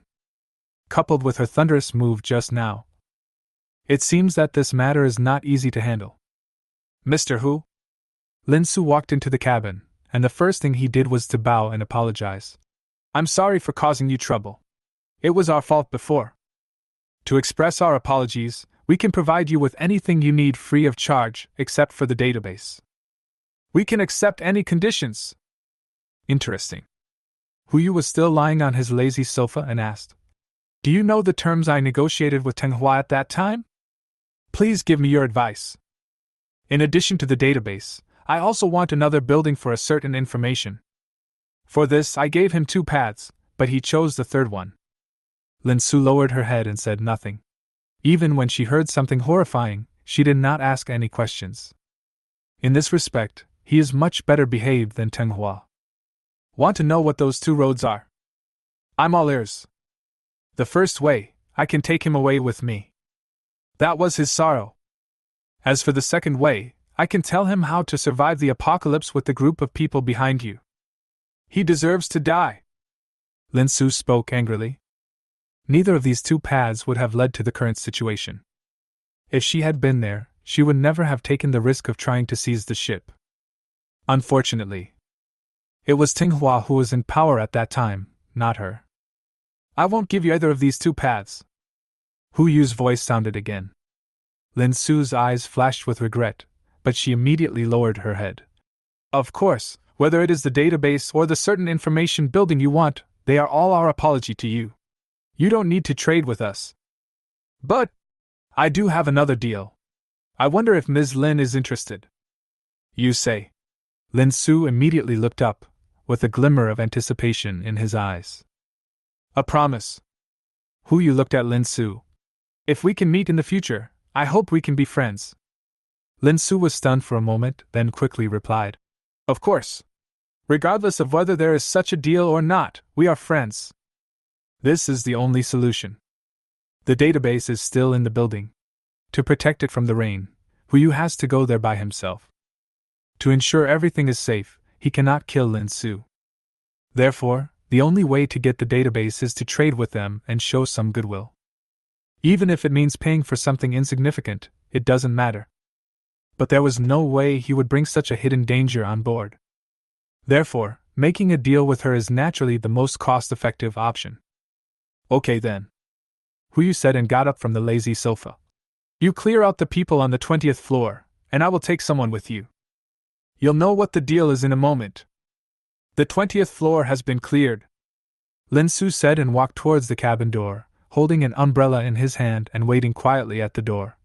Mr. Hu, if you don't mind, I can help you hold the umbrella. This is testing him. There are many types of friends, some are verbal friends, and some are real friends. If he wants to be the latter, Hu Yu must also show some other value. Okay. Hu Yu responded, turned to look at Shinshan behind him, and then walked towards Lin Su. She held an umbrella, and most of the umbrella covered Hu Yu's head. She only covered a small part, letting the rain soak her shoulders. Shinshan and Sienna hurriedly followed behind. The 4 of them walked all the way to the inside of a certain news building. In front of me, there are 24 memories, and nothing else. Indeed, there is no one. Lin Su put away his umbrella and stood aside, still not intending to ask. If it had been Teng Hua, he would have approached him by now and asked if he wanted help, thus finding out how he was going to move his things. Hu Yu didn't speak either. He also wanted to see how long Lin Su could endure it. So he stepped forward, raised his hand and landed on one of the memories. Chapter 69 Zilum, Come and Fish. Receive. The storage device fell into the space backpack. In an instant, Lin Su's pupils widened. It's not like she hasn't seen magic before. But she also knew that no matter how sophisticated the magic was, it was all a trick done with the help of mechanisms and visual errors. But now, that's a storage device that's nearly 2 meters high. Organ? Impossible. Visual error? Impossible. Was it my own hallucination? Was I hypnotized or drugged? Lin Su was puzzled and could only watch the 24 storage devices disappear one by one before her eyes. No matter how hard she looked, she couldn't figure out the reason for the disappearance. But at this time, she would never ask why the memory disappeared. When the last memory device disappeared, Lin Su just stood there without making any movement. Hu Yu turned to look at her with a smile on his face. Don't you want to know how they disappeared? Will you tell me? Won't. So I won't ask. Lin Su responded with a smile. You are smarter than Teng Hua. Thank you, Mr. Hu, for the compliment. Hu Yu walked towards the gangway without ever mentioning the transaction. It was not until he walked up the gangway that he turned to look at Lin Su, who remained there. It's the 11th day now. By the 18th day, the water level will continue to rise at a speed you will never believe. It will continue until the 49th day, when the rainstorm stops. Then Blue Planet will become a true blue planet. This is the path he pointed to. Lin Su was a smart person. After she finished listening, her pupils, which had just returned to normal, widened again. She had originally prepared for heavy rain to submerge the entire building, but she never expected the rain would get so heavy. That was the worst outcome she could think of, but now it seems that there is no worst. Thank you. Lin Su immediately bowed his head and said, Mr. Hu, thank you for your advice. This is very important to me. This is a deal, you don't have to thank me, after all, we are friends. Hu Yu replied with a smile. Yes. Friend. Lin Su took the initiative to stretch out her hands. Goodbye, Mr. Hu. Hu Yu stretched out his hand and shook her hand. Goodbye. Then he walked up the gangway and returned to the deck. Heart of the Ocean is activated. Under the watchful eyes of Lin Su and other people in the Sun building, they drove all the way to another building. Raise your hand and the whole building disappears instantly. Instead, there are thousands of people struggling to survive on the water. Look! What is that? The building is gone! A miracle! It's a miracle! Everyone inside a certain information building exclaimed. Even some atheists began to think about their past thoughts. Lin Su is no exception. She stood at the window on the 20th floor and could clearly see everything that was happening in front of her. A feeling of surviving a disaster came over me. Fine. Fortunately, she did not choose the same path as Teng Hua, but instead admitted defeat with a very humble attitude. Otherwise, just because someone can take away one building doesn't mean he can't take away the second one. Maybe she is among the people struggling in the water now. Call. Lin Su exhaled a breath, and without having time to think about it, she immediately recalled what Hu Yu had said before. Some things should be prepared. She immediately took out the intercom and said, Call the decision-making group to a meeting. Yes. Those people below. Those who can swim over will be rescued, and those who can't will be left alone. Clear. Lin Su turned around and looked behind her for the last time. Just as she was about to go upstairs, she saw a long, narrow black shadow swimming towards the crowd. What is that? Before she could come to her senses, dozens of people were dragged into the water. In the dim light, I could only see one. Snakehead. Emergency warning! Emergency warning! Lin Su immediately picked up the intercom. Everyone! Move to floors 25.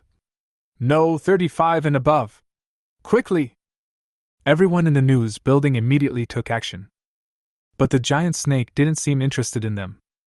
It swallowed most of the humans swimming on the water, and then swam in the direction where the yacht left. The target seems to be that yacht. Lin Su had already reached the 35th floor. She looked at the dark shadow behind the yacht with a frown on her face. After thinking for a while, she took out the radio equipment and sent a message. At the same time, on the yacht, Suzilong, who was busy sorting out data, was stunned. When he heard the voice coming from the radio station, he immediately picked up the headphones. A message was quickly compiled. Without hesitation, he put down his work and went straight to the cabin on the first floor to find Hu Yu. Oh no! Boss Hu, take a look at this. Hu Yu frowned slightly and stopped showing off his midnight snack. The message was simple, only 8 words. There is a snake following you. Snake. It can't be the same one. Brother Ji, searchlight! Hurry! Hu Yu put down his midnight snack and went straight to the stern of the boat. Qinshan and Su Zilong also followed behind, while Li Ji went straight to the bridge and pointed the searchlight at the stern of the ship. Strong lights hit the water, but all he could see was the dark shadow swimming faintly under the water. When the light shines on it, it immediately sinks, as if it is deliberately avoiding something, and disappears under the water in an instant. I'm really following you. Hu didn't expect that this guy would follow him from such a distance. Do you like following me? Good. It depends on whether you can keep up. He picked up the intercom and said, Brother Ji, ask Lao Wang what the maximum speed of the boat can reach. I'd asked. The maximum speed is 12 knots. But because they are an old passenger ship, they can't last long. Li Ji responded immediately. Section 12? The current speed is only 10 knots. If it is increased by 20%, the snake will most likely catch up. How about? Pull it to the maximum. Let them get on the yacht. Hu immediately walked towards the deck. Yes. Hu walked all the way to the bottom of the yacht. As soon as he reached the deck, he saw Lao Wang and his 7 companions coming towards him. He nodded as a greeting, and then immediately put the passenger ship into his space backpack. All done. Hu returned to the cabin and said to Li Ji, Speed up! Charge!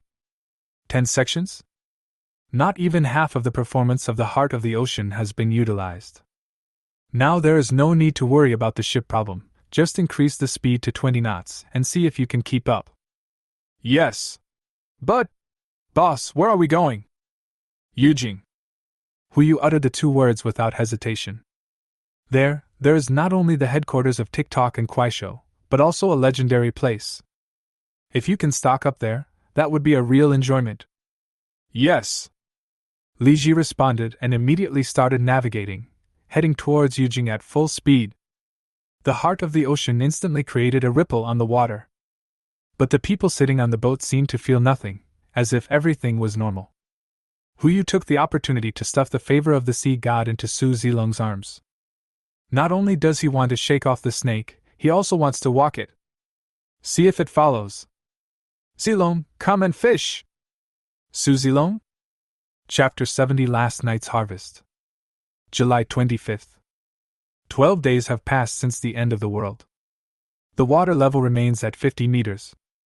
Everyone got together to discuss it last night, and they guessed that it was water from areas with slightly higher altitudes that was flowing to areas with lower altitudes. The entire low-altitude area becomes a drainage outlet for the high-altitude area, which causes this phenomenon. Once the water levels in low-altitude areas and high-altitude areas are equal, the water level will continue to rise at a faster rate. Hu listened for a while, then turned around and went back to sleep. In his view, everything is a constant. Instead of discussing this, let's think about what happens after the rainstorm. If he remembered correctly, he vaguely saw the sun before he died in his previous life. But he was tortured so badly at that time that he was not sure whether it was his hallucination. But Hu did not tell them about this, in order to avoid giving them a hope that did not exist. If hope is going to be dashed in the end, it's better to have no hope at all. 8 o'clock in the morning. Hu opened his eyes in bed, turned to look at the scene passing quickly outside the porthole, and stretched silently. I've stockpiled 3 more eggs. Just in time, another 3 in a row. Hu turned his head and looked around. After confirming that Sienna was not nearby, he immediately walked to the balcony.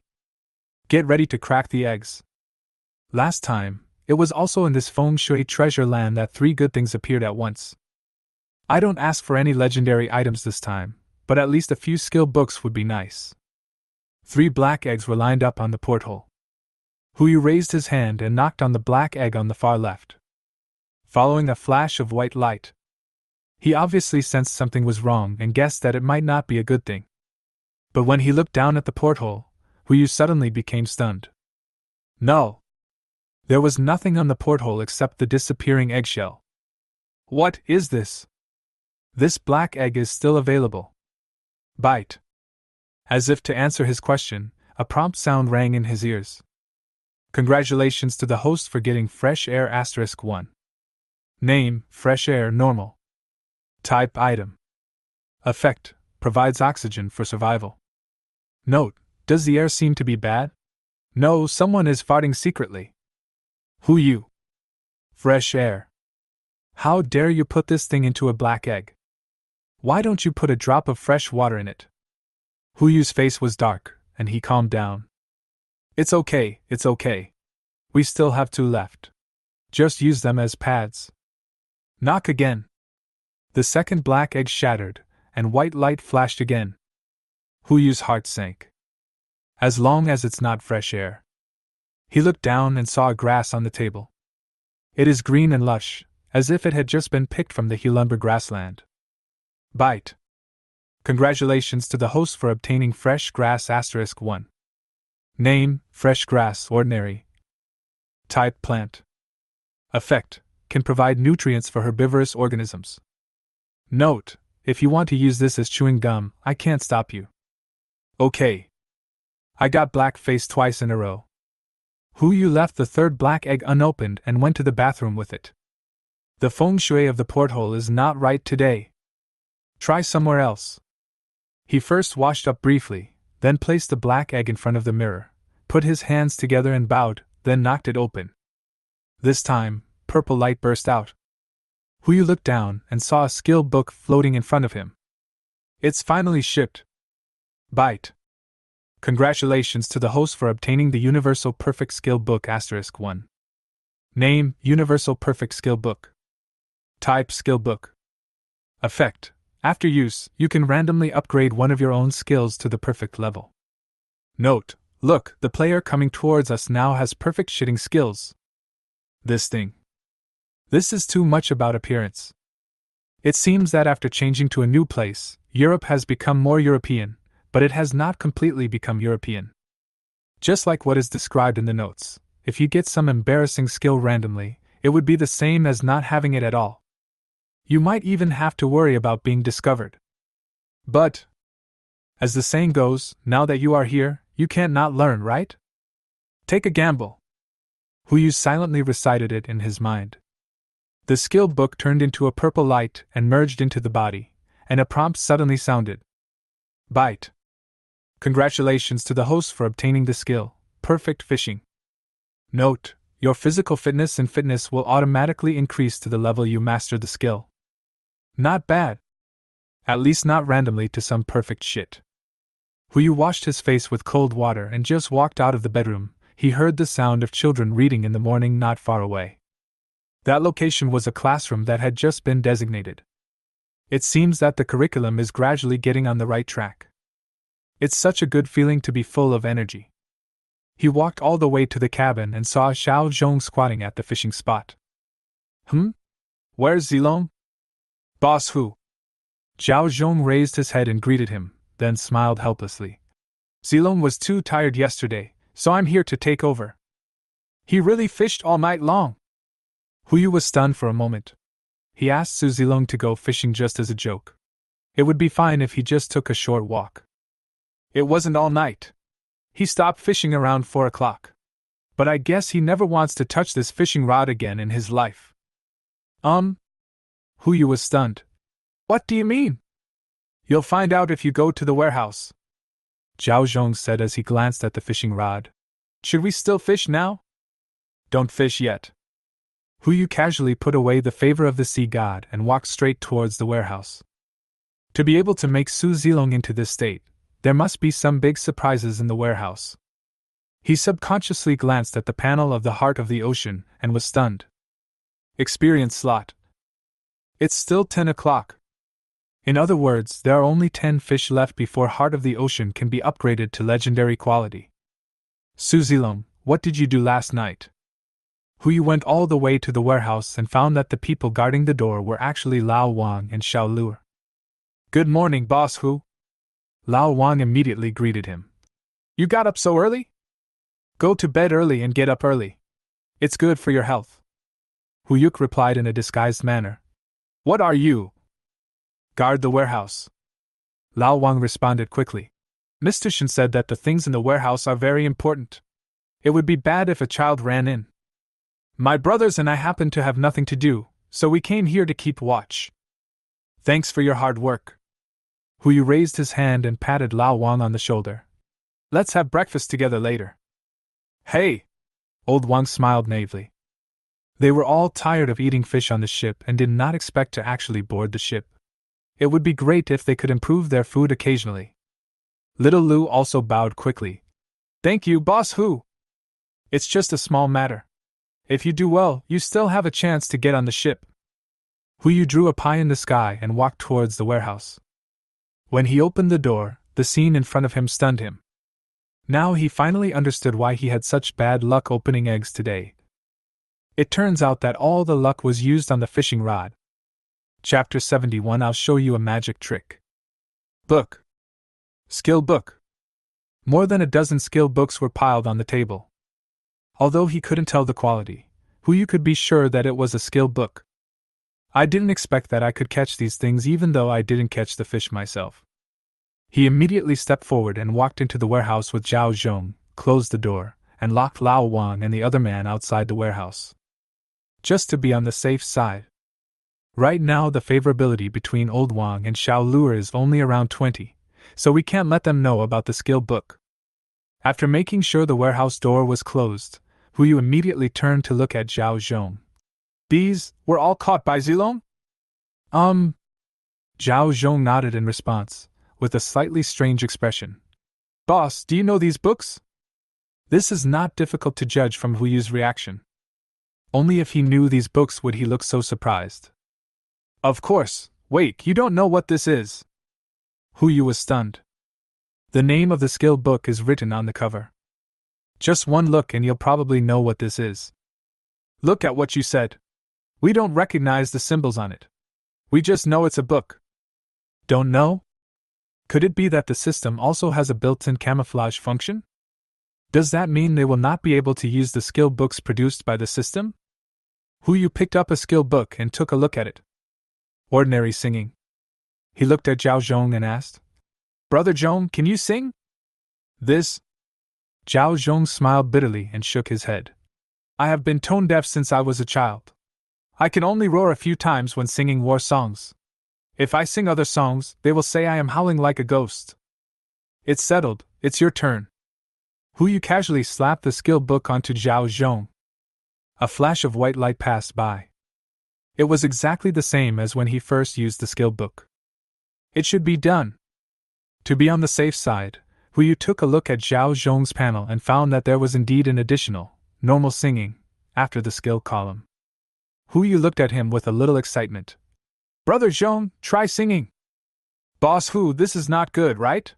My singing is really terrible. Just give it a try. Hu Yu tempted. Don't you want to know what this book is about? Sing a few songs and I'll tell you. All right. Zhao Zhong responded helplessly and then said, He said that in the wind and rain, this little pain is nothing. Just one sentence, and Hu Yu and Zhao Zhong both widened their eyes. It doesn't sound good, but it's definitely not the howling of ghosts or wolves. It seems that the skill book can be used on them. Boss Hu, what's going on? Zhao Zhong knew that Hu Yu had extraordinary powers, but he couldn't imagine that he could even change the human body structure. Even a tone-deaf person can sing beautifully. Hu Yu's eyes lit up and he took out another skill book. Master the debate. This is another skill that Zhao Zhong doesn't have. He handed the skill book to the other party. Try this again. Good. Zhao Zhong had no doubts and immediately slapped the skill book on himself. The position and strength are exactly the same as those Hu Yu used just now. But the skill book is still in his hand. Hu Yu nodded slightly. It seems that this skill book will only be effective if you use it on others. This is good, it can avoid some unnecessary trouble. He immediately turned around and began to search through the pile of skill books, trying to see if there were any surprises. There are a total of 16 skill books. 14 of them are common skills, which are some basic skills commonly found in life, such as organizing and storing, cleaning and the like. There are 2 books left, one is about mastering debate, and the other is about mastering painting. Now, none of them are of much use. These skills are wasted if not used. It is useless for most people. It can only be used on children to maximize the effect of the skill. Only one skill book made Hu Yu's eyes light up instantly. Normal running. Skill books can change physical fitness and physical quality. If I give this skill book to Byabu, Huyu immediately put all the skill books into the space, leaving only one ordinary running book in his hand, and immediately walked towards the door. Quick! Go find Byabu! Zhao Zhong was stunned at first, then he seemed to remember something and immediately rushed to the warehouse to open the door. Byabu is in the classroom. I'll go find Brother Shan and the others. Good! Huyu replied, not forgetting to say. Gather in the reception room on the first floor, don't tell him what will happen. He also knew that at this time, if Shinshan was not present, he might regret it for the rest of his life. But Huyu was not sure whether he could get Byabu to stand up. So it's better not to tell him. Clear! Zhao Zhong replied and immediately rushed towards the second-floor cabin. Huyu paused and glanced at Lao Wang. Lao Wang, continue to guard here, and don't let anyone else get close. Clear! Lao Wang didn't show any abnormality. It seems that he didn't eavesdrop on the corner just now, and he doesn't know about the skill book. There's no way around it. It's better to be cautious about this kind of thing. Huyu followed the sounds of morning reading and walked towards the classroom. When I opened the door, I saw Byabu sitting in the first row, reciting the poems on the blackboard with Han Weiwei. It seems this is still a Chinese class. Boss Hu? Han Weiwei was stunned. What do you want? Look for Byabu, Huyu said as he walked into the classroom and pushed Byabu's wheelchair outside. You guys continue, don't worry about us. By the way, where's Shiso? Teacher Xiao is taking a break during this class. He should be at the tea bar. Okay, excuse me. Huyu replied and pushed Byabu out of the classroom. Brother Huyu. Byabu looked up at Huyu, smiling as sweetly as an egg tart. What do you want from me? Bub will know in a moment. Huyu smiled and kept the secret, then pushed Byabu towards the tea room. In the event of failure in this kind of thing, it is still necessary to have professionals present. He didn't want to trouble such powerful people as Zhao's father and mother, and he was also worried that the sudden change would shock the two elders, so he had to go find Xiao Zissou. As soon as he arrived at the tea room, Huyu saw Xiao Zissou preparing lessons. Looking at her now, she still seems a little nervous. Hey, is Teacher Xiao preparing for class?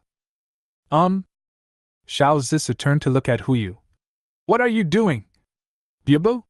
People are in class, what are you doing? Something happened, Huyu said casually. You will come with me later. Where are you going? What are you doing? You'll know when you get here, Huyu said and walked towards the cabin on the first floor. Xiao Zissou was confused, but she had no choice but to follow. The three of them came to the reception room hall. Chen Shan, Li Ji, and Enciana were already waiting there. Even Su Zilong was forcibly pulled up and collapsed on the sofa with a black eye. He saw Huyu pushing Byabu over and immediately complained. I said, Boss Hu, what are you doing this early in the morning? I don't want to go fishing anymore. If you don't want to fish, I'll do a magic trick for you, Huyu said, and immediately pressed the normal running skill book on Byabu's shoulder. Chapter 72 Running. A white light flashed. The skill book disappeared on Byabu's shoulder. Everyone was confused and no one knew what was going on. There was hope in Zhao Zhong's eyes, but he didn't know what to say, so he could only look at the scene in front of him anxiously. Byabu, who was sitting in the wheelchair, tilted his head, a little puzzled. Brother Huyu, what kind of magic is this? Why can't I understand it? That is. Su Zilong rarely agreed and immediately stood up. Boss Hu, it's okay, I'm going back to sleep. You have no idea how hard those fish are to catch. I must be crazy. Shh! Huyu raised his hand to his lips and asked everyone to be quiet. The magic is not over yet. Everyone looked at each other. Su Zilong, who was about to get up, had no choice but to lie back down on the sofa. See what tricks he comes up with. Boo-boo. Huyu squatted beside the wheelchair and reached out to help Byabu. Byabu, try to see if you can get up. As soon as these words were spoken, everyone's eyes suddenly widened into lanterns. They naturally hoped that Byabu could return to normal, but they didn't expect it to happen so quickly. You have to know that the results given by Zhao's father will take at least 2 or 3 years. Huyu! Xiao Zisi frowned immediately. What are you doing? Bubu is still in the recovery stage. How could it be possible? The words have not been finished yet. Bubu had already stood up from the wheelchair, holding on to the armrests with both hands. Even she herself couldn't believe it, let alone the people watching next to her. Bubu! Qinshan exclaimed and immediately stepped forward to hug Bubu. When others saw this, they immediately gathered around. Xiao Zisi immediately came back to her senses, took a step forward, raised her hand to stop everyone. Don't move! Don't move at all! With the doctor's status, everyone was stunned and motionless, they could only stand and watch. Xiao Zisi immediately squatted down and looked at Bubu. Bubu, do you feel any discomfort now? Uncomfortable? Bubu puffed up his cheeks in thought for a while, then his face turned red immediately. He leaned into Xiao Zisi's ear and said in a voice that only two people could hear. Sister, I want to go to the toilet. Come, sit back first, I'll take you there. Xiao Zisi said as she was about to push the wheelchair. Don't. Huyu immediately spoke up to stop him. Since Bubu can stand up, it means that the skill has been learned successfully. Her body had definitely changed. What we need to do now is to see to what extent it has changed. He protected Bubu and continued. Bubu, try to see if you can walk there by yourself. Xiao Zisi was about to say something, but held it back. She thought of Huyu's magical powers. Maybe he could really turn decay into magic and cure Bubu's injuries directly? Bubu responded. It's not that she had never walked before, but she was paralyzed on one side of her body due to a gunshot wound. Recalling the long-lost feeling, Bubu tentatively took a step forward. As if some kind of memory had been awakened, her body ran straight towards the toilet. Not even a moment of pause. Everyone was stunned at the same time. What about the walk you promised? It's okay if you just switch to running. Bubu! Slow down! Xiao Zisi was the first to recover and quickly followed closely by everyone. But it's only 10 meters away from the restroom. When everyone caught up with him, Bubu had already ran into the toilet. The sound of closing doors echoed. Bubu! Are you okay? Qinshan asked with concern. Everyone also looked worried. Especially Huyu. He was afraid that Bubu would not be able to control himself, and cause some bad consequences. Fine. Bubu's voice rang out in the bathroom. Dad, brother Huyu, sister Zisu, and all the uncles and aunts, Bubu is fine. It's just, can you guys move a little further away? Well, I'm shy again. Let's go to the reception room first. As Huyu spoke, he did not forget to shout towards the toilet. Bubu, don't run away later, come over here slowly. Bullshit! Don't leave! Xiao Zisi said as she ran back and pushed the wheelchair over. Bubu, I've put the wheelchair at the door, you should sit over here later, don't hurt your muscles.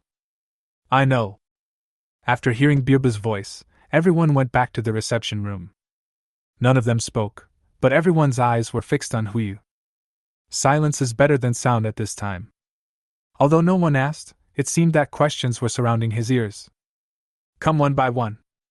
Huyu sat helplessly on the sofa. Ask whatever you want to know. Qinshan was the first to speak and asked quickly. Boss, what's going on? Why did Bubu run away so quickly? Will it cause any damage to her body? For the first question, you have to thank Su Zilong. Su Zilong was stunned for a moment, then raised his finger and pointed at the tip of his nose. Me? Well, that's you. Huyu took out the pile of skill books from the space. These are what he gained last night. Although you can't understand the words in these books, they can bring about physical changes in us and help us master some skills that we didn't know before. Skill book? Xiao Zisi immediately exclaimed. There is this thing too? She rushed forward and looked at Huyu curiously. Is there anything suitable for me? Let me try it. Have. Huyu smiled helplessly and actually found 2 skill books. Do you want ordinary cleaning or ordinary storage? These 2 are quite suitable for you. Goodbye. Xiao Zisi took a step back. Are these the only things? This is a matter of probability. We'll talk about it later. Huyu looked at everyone and continued to answer. As for the second question, why did he run away? I just taught Buba normal running. She learned this skill, and her physical fitness and fitness have also improved to the point where she can use this skill. That's why she can start running, but... But what? Shinshan asked quickly. I can't answer the third question either. Huyu looked at Xiao Zissou, who was staring at the skill book with big eyes and small eyes. Zissou, I still have to trouble you to check Bubu. Okay. Xiao Zissou responded. Just in time, the sound of flushing came from the toilet. Everyone turned to look at Bubu and saw the toilet door slowly opening, and then a figure rushed out from inside. The speed was not fast, but it shocked everyone. Buba! Why is she still running? Not only that, but from the look on her face, it seemed not voluntary. Buba! Fortunately, Shinshan had quick eyes and quick hands. He rushed over immediately, picked up Buba from the waist, quickly walked to the wheelchair and put her on it. You! Didn't your sister Zissa tell you to stop running and sit in the wheelchair first? Why are you disobedient? Dad? Buba lowered his head and looked at his legs dully. I seem to be unable to control my legs. What? Chapter 73 Heart of the Ocean, Upgrade. In the medical room. Xiao Zissou, Zhao's father and Zhao's mother sat in a group, checking Buba's physical condition in their own way, and occasionally asked her to take a few steps on the ground. Hu Yu and Shinshan's group of people sat around and waited outside. No one spoke. No blame, no accusation. They all knew in their hearts that Hu Yu was trying this for Buba's good. If it was before there were only a few of them on the boat, then Buba would not have any psychological gap, but now there are many more of Bubu's peers on the boat. They can run and jump, and they can make some contribution to the ship. Even if it is something trivial, it is considered a contribution. But what about Bubu? She could only sit in a wheelchair, attend classes with them, watch them play and fight, and could do nothing else. Just the day before, Xiao Zissa saw Bubu coming to the podium in a wheelchair, wanting to help her prepare lessons. Even though this little girl usually acts indifferent, she actually longs to be like a normal person in her heart. After all, she was once a normal person. It's checked. Xiao Zissa's voice rang out. She pushed Bubu to the door with a strange expression on her face. Everyone quickly gathered around. Even though Huyu was sitting in the front row, he was left outside when they surrounded him. Dr. Xiao, what's the situation now? Yes, doctor. Is Bubu okay? Shiso, Bubu. Be quiet and listen to me. Xiao Zissou rolled her eyes. It is true that caring too much will lead to confusion. We are all so familiar with each other that when we get anxious, we act just like any other patient's family members. Bubu's condition is very complicated right now, starting with her legs. From a medical point of view, her leg has fully recovered, all functions are completely normal, she can move freely and feel all kinds of information. Everyone was suddenly delighted. But the joy that had just emerged was instantly restrained. Everyone looked at Xiao Zissou quietly, waiting for her next analysis. She couldn't walk. Shinshan wondered. Hasn't everything returned to normal? Why can't I walk? From a medical point of view, it should be that a certain nerve has not recovered, but from another point of view. Xiao Zissou's eyes fell on Huyu outside the crowd. You have to ask Boss Hu? In an instant, everyone's eyes were focused on Huyu. He also remembered something. Maybe it's because of the skill book. Huyu said helplessly. The skill is normal running, not normal fast walking, let alone normal walking. If Boo Boo can only run but not walk, it's obvious why. Is there a walking skill book? Shinshan asked quickly. Huyu shook his head, the answer was already obvious. I'll go now, Su Zilong said as he rushed outside. Boss Hu, fishing rod. I'm going too.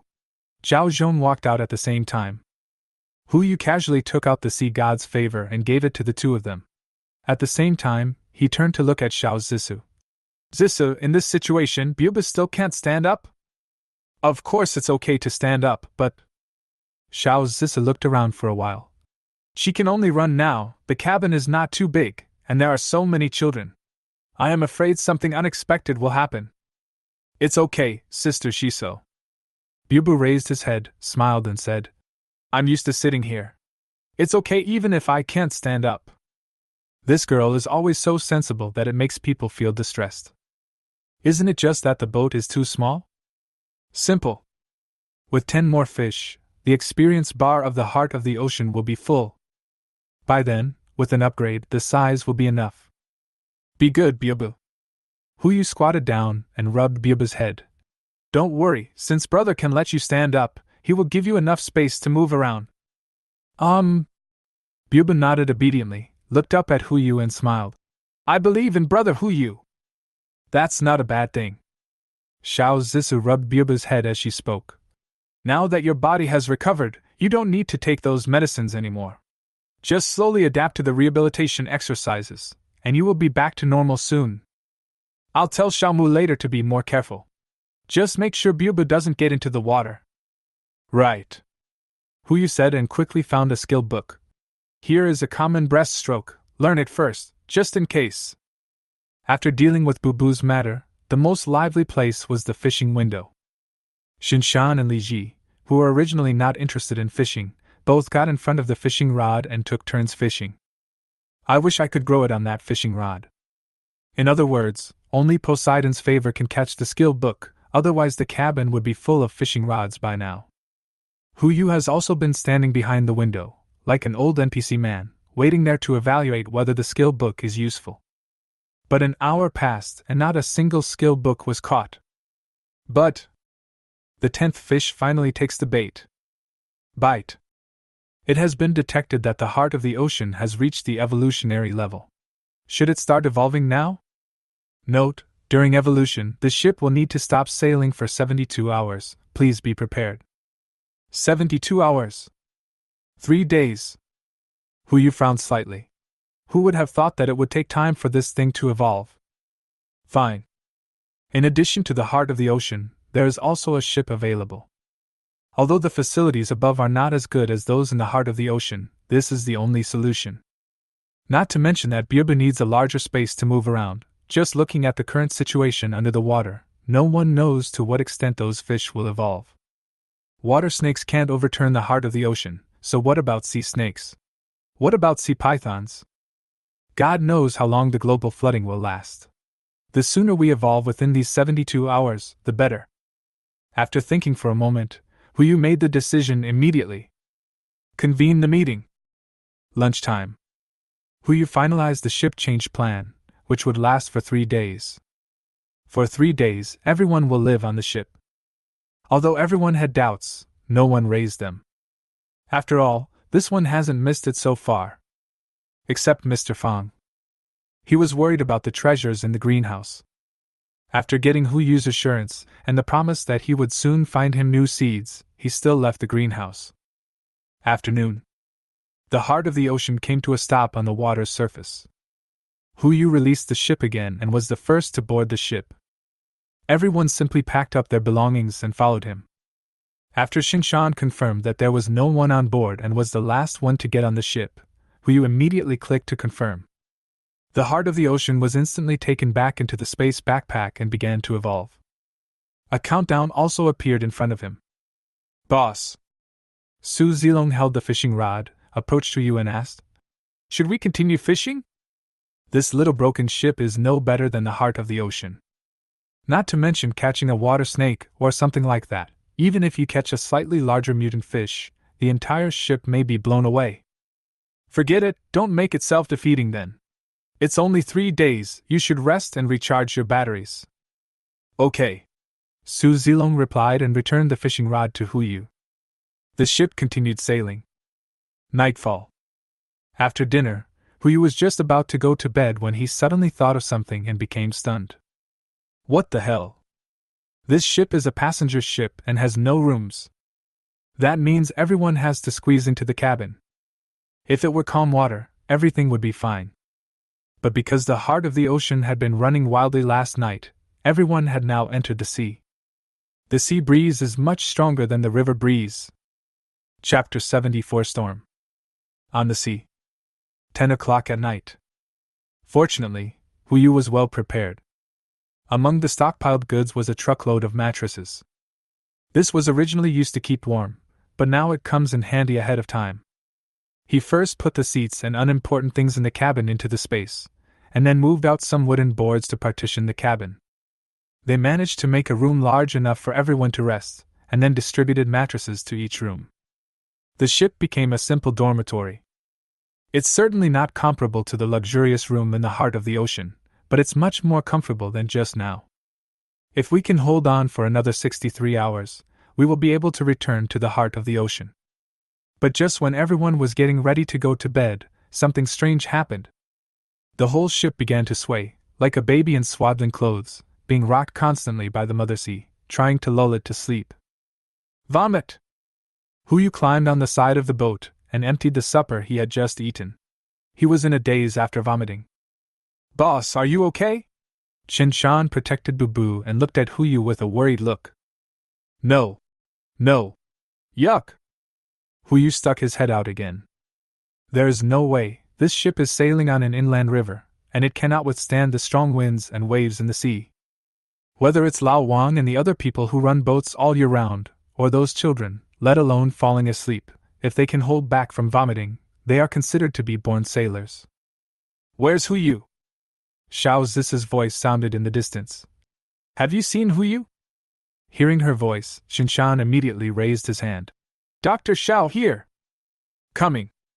Xiao Zisa tiptoed in the crowd to take a look, and immediately ran from a distance. She looked fine. Even on such a rocking ship, she could still walk as fast as she could. Huyu leaned against the window and looked up at Xiao Zisu. Zisu, are you looking for me? What's the matter? Here comes your dog's life. Xiao Zisu casually inserted the needle directly into Huyu's body. He was about to scream when he realized that it didn't hurt at all.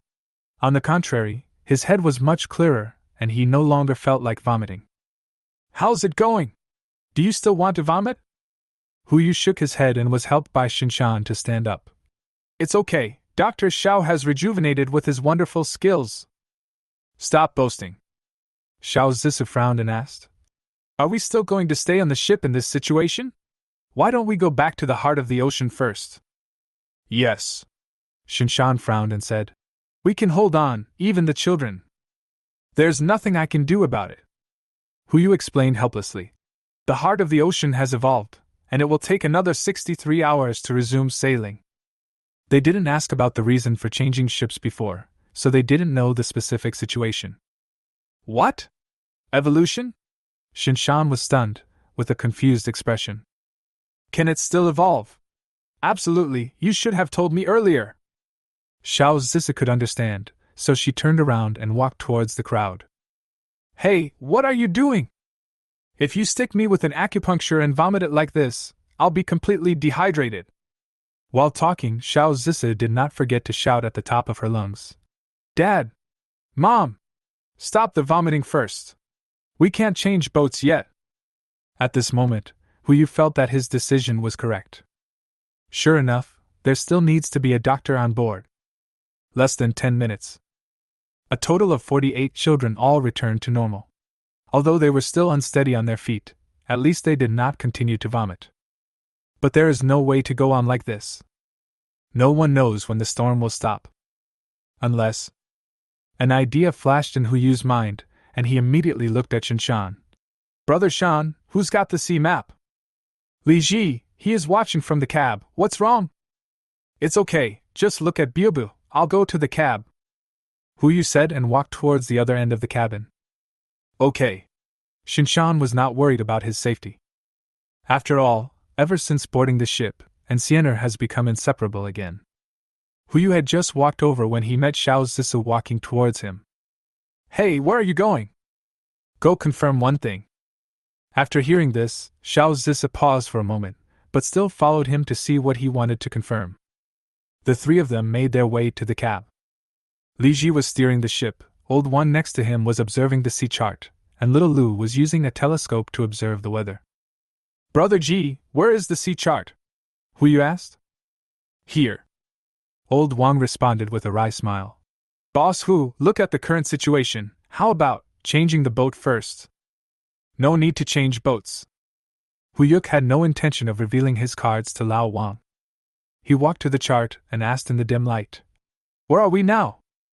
It's not far from the coast of Pengcheng. Old Wang pointed casually at a corner of the sea chart and said, What's wrong with this location? How deep is the water? This. Boom! A strong wind blew and the ship began to tilt at a large angle. Huyu fell to the left and fell into Xiao Zissa's arms. Xiao Zissa couldn't bear the weight, and she lost her balance and fell further to the left. Fortunately, Ancienne followed behind. She walked to the wall first and stood still, catching Huyu and Xiao Zissa with her hands respectively. Bang! There was a collision sound. Old Wang crashed into the side of the cab and wailed. Ouch! Not only him, the entire cabin was filled with similar wails. If this continues, the whole ship will capsize. Don't cry, the water is so deep! According to the markings on the nautical chart, it's about 25 meters. 25 meters. Including the depth of precipitation, that's 75 meters. Just barely enough. Brother G! Stop the boat! Quick! Huyu roared, and glanced at Sienna behind him. Sienna, take me to the deck. You're crazy! Xiao Zissou exclaimed. Go to the deck now, waiting to jump into the sea to feed the fish? And Sienna didn't move either. In her opinion, this behavior would put him in danger. After a hesitation, the cabin tilted again. This time, it's to the right. The tilt is more than 30 degrees. Everyone rolled over in unison like marbles on a flat plate. Even Ancienne is no exception. Bang! There was another muffled sound. I don't know how many people fell to the ground. Hurry! It's too late! Huyu called out again. Brother G! Got it! Stop now! Li Ji also roared. This time Ancienne finally moved. She picked up Huyu with one hand and ran straight out of the cab. The cabin was in a mess. Most of the people fell to the ground, especially the children. Many of them fell together, and they were probably seriously injured. Ancienne rushed to the deck in the rain. Outside! Go a little further out, to the side of the ship. Huyu pointed to the side of the deck. Ancienne did not respond, but still took 2 steps at a time and carried him to the right side of the ship. The wind is coming again. This time it is offset to the left. The ship's side has not arrived yet. She slipped, her pupils dilated instantly, and her body fell toward the side of the ship. Chapter 75. Wait a minute, how many mountains did you just mention? This is not the cab. If you slip, you may fall into the water. Fortunately, Huyu was quick-witted. He grabbed the fence with his left hand, and at the same time put his right arm around Ancienne's waist, barely holding her. At this moment, he understood the importance of perfect fishing. His strong arm strength allowed him to hold both Ancienne and himself at the same time, otherwise at this tilted angle. I'm afraid both of them will have to go take a bath in the sea. This time the tilt angle is larger than last time. But fortunately, the ship has not yet reached the point where it will capsize, and they still have a chance. Huyu held the railing tightly, waiting for the ship to shift to the right. Soon the ship righted itself. As he released the railing, he released a mountain. Bohemia Mountain! I originally planned to keep it as a foundation, but now it comes in handy ahead of time. The entire Zijing Mountain was submerged in water in an instant. A mountain over 360 meters high fell into the water, with more than half of the mountain still floating on the water. This is his way. The ship can't sail in heavy rain, but the mountain can always stand up. Although there is no equipment to shelter from wind and rain on the mountain, as long as the 28th floor is placed on the mountain, at least it will not be as precarious as on the boat. Bang! Due to the appearance of Zijing Mountain, the ship was instantly stranded halfway up the mountain. Finally out of the water. Take me out. Huyu looked at Ancienne and said. She rolled over, holding Huyu in her arms, and jumped off the ship, landing in a complex of buildings. There happened to be a building there. Huyu didn't have time to take a closer look and directly put the entire ship into his space backpack. Everyone on the ship came to him in an instant. Quick! Find a place to hide from the rain. Everyone was stunned at first. Even after experiencing so many fantastic things, it is still difficult to react to what happened in the first place. Weren't we just at sea? How did we get to land? Never mind.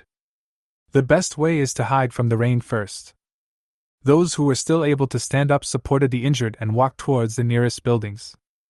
Before they entered, just when they got closer and saw what kind of building it was, Huyu's heart trembled. A hotel. A large hotel. An idea suddenly popped up in Huyu's mind, but before he could confirm it, Guanli, who had come up to him out of nowhere, suddenly spoke. Jinling Conference Hotel? Do you know this place? Huyu turned and looked at Guanli. No need to know. Guanli raised his hand and pointed at a banner on the ground.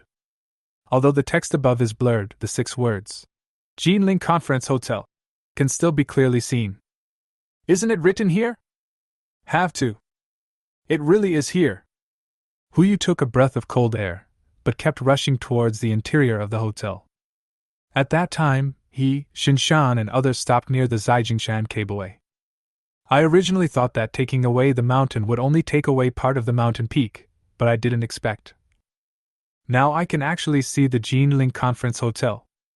This hotel is halfway up the mountain, but it's halfway up the mountain a few kilometers away. This means that he did not just take away a mountain peak, but took away the entire Bauhinia mountain. That's more than 2,000 square kilometers of land. There are not only hotels but also hospitals and even several mausoleums. Building a city on it, although small, is more than enough. Everyone walked into the hotel. Not only Guanli, but also everyone else noticed something was wrong here. But Huyu had no intention of answering.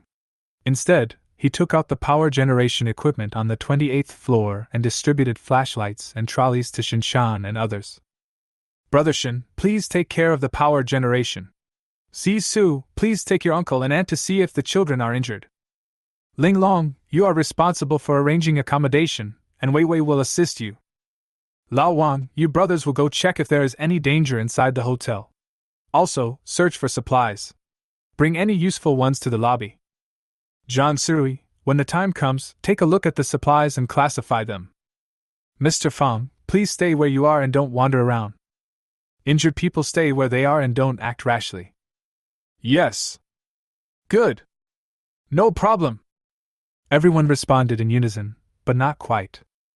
In short, everyone started to take action. Only Huyu and Enciena stayed there to look after the little guys. Half an hour later, the lights in the hotel lobby came on. An hour later, the injured children and adults were treated. 12 o'clock. Everyone checked into the hotel room. Huyu lived in a luxurious suite on the top floor. He opened a bottle of wine stored in the hotel and waited for someone. Ding ding. There was a knock on the door. Come in. A woman with dark circles under her eyes walked in. At this moment, her eyes were full of excitement, as if she had guessed something. Boss Hu, I'm here. Su Linglong.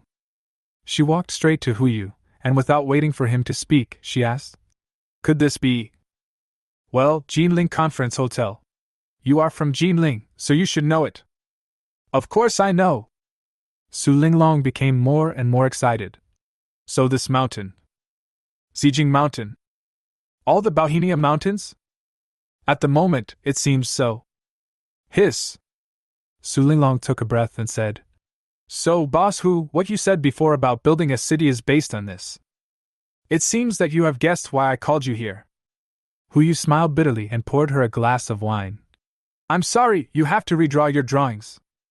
It's okay. It's my pleasure. Su Linglong was originally worried about how to start from scratch and how big the city should be built. Now that we have a template, the problem is solved in one go. But, Boss Hu, do you have detailed drawings of this Zijing Mountain? That's the second question I came to you with today. Huyu asked helplessly. How long will it take you to survey the entire Zijing Mountain? Su Linglong was stunned on the spot. It took her a long time to come back to her senses. Only me? You can find someone to help you. Who? Everyone on the boat can do it. Can they draw? Huyu didn't say anything. I understand. Su Linglong looked at Huyu expressionlessly, the excitement in her eyes gone. You want me to die? Hey, you can't say that. Huyu raised his eyebrows and said, "Teach them slowly. Don't we still have 48 good talents?" Don't draw for the time being. Join the teaching program, train on a fixed basis, and find a few good seedlings to inherit your legacy. Once the rain stops and we find a suitable place, we will start our city building plan. It seems, it's not impossible. Right, it's just 3 mountains. In ancient times, there was Yugong who moved the mountain, and now there is Linglong who measured the mountain. You will definitely be famous in the history of the world. Huyu stood up and raised his glass. Cheers to our future city! Wait a minute! Su Linglong slammed the table and stood up, staring at him with wide eyes. How many mountains did you just say? Chapter 76 Face-to-Face Transaction. When Su Linglong heard the word 3 mountains, she almost fainted. Especially when she knew that among the 3 mountains, in addition to Zijing Mountain and the mountain she had visited before, there was another one called Xixia Mountain. She almost went on strike. Fine. He was stabilized by the big promise made by Huyu. He promised that once the city was built, she would name it. No one can refuse this kind of cake. At least no architect who loves architecture can refuse. Only after he had settled this matter did Huyu finally sleep peacefully. In his dream, he seemed to see the city that would belong to him in the future. July 26th. The 13th day of the end of the world. Huyu slept until he woke up naturally. When I woke up, it was already 10 o'clock in the morning. The storm finally stopped. To be precise, the wind stopped but the rain didn't stop. Huyu frowned slightly, climbed out of bed and walked all the way to the hotel restaurant. Everyone had gathered there for breakfast. Today's breakfast is a buffet, using ingredients originally available in the hotel, and is quite rich. Huyu carried a dinner plate, randomly selected some food, and walked straight to sit down next to Shinshan and others. Boss! Boss who? Everyone said hello quickly. Especially Zhao Zhong and Li Ji, it seems. They are more respectful than before. What's going on? Sit down. Su Zilong still sat there, casually put a spoonful of custard into his mouth and said with a smile. They are scared. Afraid? I'm afraid you won't know when you will take out Godzilla from your pocket. Screw you. Li Ji snarled at Su Zilong, then looked at Huyu and asked. Boss Hu, I heard, this is the entire Bauhinia mountain. Yeah. Huyu replied casually. Is Godzilla really real? Zhao Zhong asked immediately. Puff! The coke that Huyu had just drunk was sprayed out. He picked up a tissue and wiped it off. What Godzilla? Don't listen to this guy's nonsense. Even if there is, it's just Transformers, not that weird stuff. Zhao Zhong and Li Ji looked at each other, said nothing, and nodded to each other. It's as if he is really sure that there are Transformers in Huyo space. Huyu was too lazy to explain. He took a bite of the sandwich and looked at Li Ji. By the way, Brother Ji, how long does it take to get to Yujing now? We are not far from Pingcheng. If we follow the speed of the ocean heart, it will take at least 4 days. If we set sail now, it would take 2 days to sail by steamer, and then 5 days to sail by heart of the ocean. 5 days. Huyu frowned slightly. According to this time calculation, if they rested in the mountains for 2 days and then used the heart of the ocean to continue their journey, it would only take 7 days if the speed remained unchanged. At that time, it was the 20th day before the end of the world. There are still 5 days left, which is the 18th day before the end of the world, and the water level will continue to rise. By the 20th day, the water level will even rise to nearly 70 meters. Even higher is possible. By that time, Yujing City would probably have been almost completely flooded. Even if we find the headquarters of certain audio and video platforms, their databases may have been destroyed. After all, after experiencing a stagnation in the rain, not everyone can bear to see the water level rise again. Unless depart early.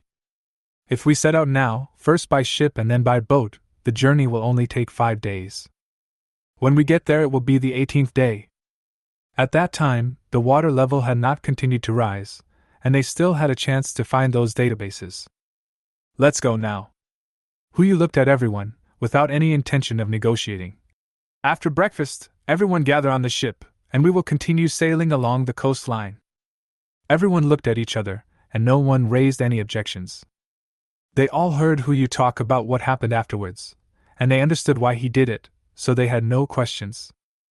As for the rest, they themselves are not among those who expressed their opinions. 10:30. Hu Yu walked outside the hotel and released the ship. After checking the panel, he confirmed that there was no problem with the ship itself and it would not delay the voyage, so he felt relieved. Everyone boarded the boat one by one. Hu Yu was the last one to board, and then he collected the entire Zijing Mountain. It was originally a very simple matter. After taking away Bauhinia Mountain, we could continue sailing. But the next moment, a ship suddenly appeared not far away. Someone.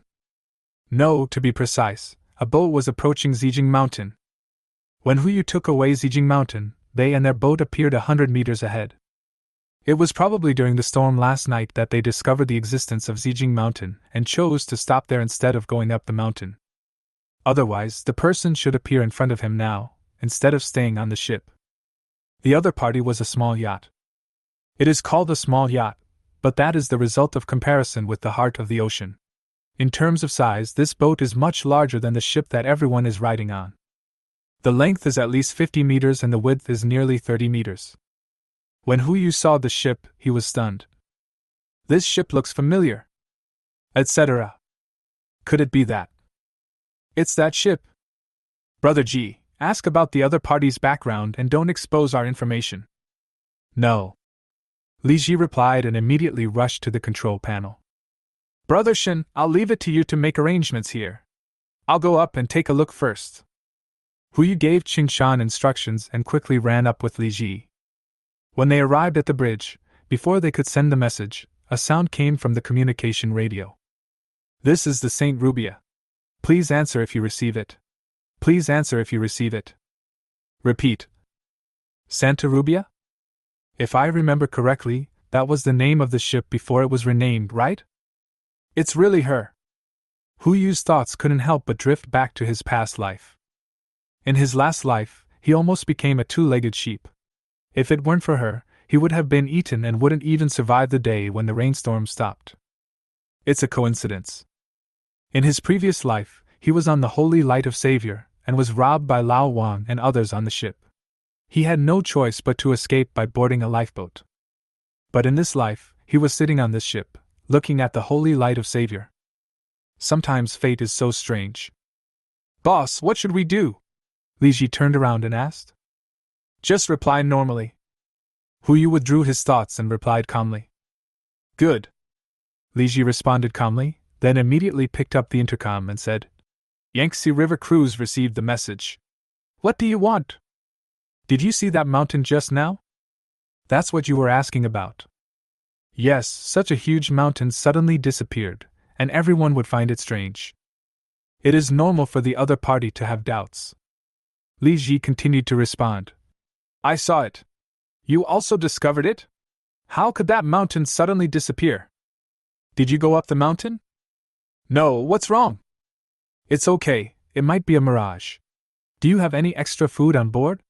We can buy it with money. Gold, jewelry. It's all right.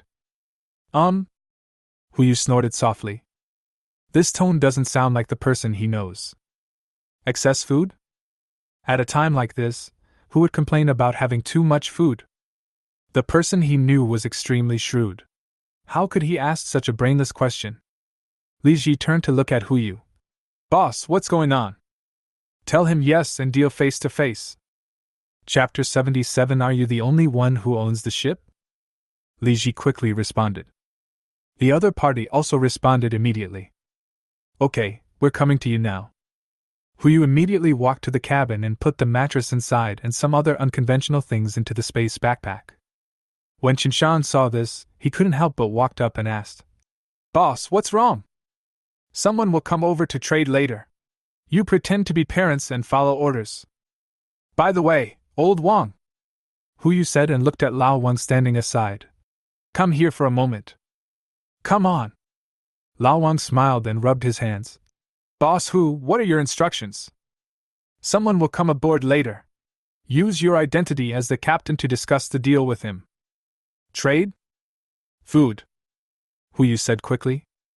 The two ships were not far apart, and the yacht would soon approach them at this speed. He didn't have time to elaborate. Anyway, you should hold the other party back and communicate with him more. It would be best if you can find a way to get on their ship. No problem, Lao Wang replied, whispering. Boss, are you going to seize the ship? I'll have my brothers prepare. Fuck off. Hu Yu rolled his eyes. Just do as you are told, don't do anything unnecessary. Okay. Buzz. The next moment, the ship's whistle sounded outside. Lao Wang immediately rushed out with little lure, immediately assuming the status of captain. Hu Yu looked at the group of ignorant children, and just as he was about to give some instructions, Guanli appeared. Don't worry, they won't talk nonsense. I have already trained you before. Wow, I almost forgot about this monster. Hu Yu gave him a thumbs up and then glanced at Shinshan. The two of them walked towards the deck at the same time, hiding behind the wall between the cabin and the deck, exploring the situation outside. I saw a wooden board placed between the ship and the yacht. A young man in a pure white suit walked over from the yacht, followed by a woman. The woman lowered her head and trembled as she walked on the boardwalk, not forgetting to hold an umbrella for the man in front of her. It was indeed her. Hu Yu was delighted but soon frowned. Something was wrong. Wasn't she the owner of the boat? Why was she holding an umbrella? Is there something here that I don't know? A large detection spell was thrown over. The two people's panels appeared in front of Hu Yu at the same time. Name Misusu. Gender female. Age 27. Skills: perfect coordination, perfect planning, perfect acting skills, perfect organization and operation, proficient disguise, and proficient communication. Personality: dark, tolerant, hypocritical, cruel. Favorability 0. Purity 78. Name Fanguchen. Gender male. Age 24. Skills: proficient in horse riding, proficient in music theory, proficient in piano, proficient in art, proficient in gambling, proficient in tasting. Personality: playful, misophobic, lustful, arrogant, and presumptuous. Favorability 0. As soon as the panel appeared, Hu Yu understood instantly. If my guess is correct, it won't be long before Misusu becomes the host and replaces this ship owner who only knows how to eat, drink, and have fun. He became the ship owner he met later. Previous life. After Misusu brought him and Yuanqiu on board, she indeed never deprived them of a day's worth of food, nor did she ever restrict their personal freedom. But he has been brainwashing them in the name of saving the world. Not just them. There were dozens of people on the boat, all of whom were rescued by her through various means. Most of them have become her loyal believers, and even if the rest have not been brainwashed, they are still talking nonsense every day. In other words, Hu Yu boarded the ship late, and soon the ship was robbed by Lao Wang and his men. Otherwise, if this trend continues, even if he was reborn, the first thing he would do would be to find Misusu. What a coincidence, we met here. Hello, hello?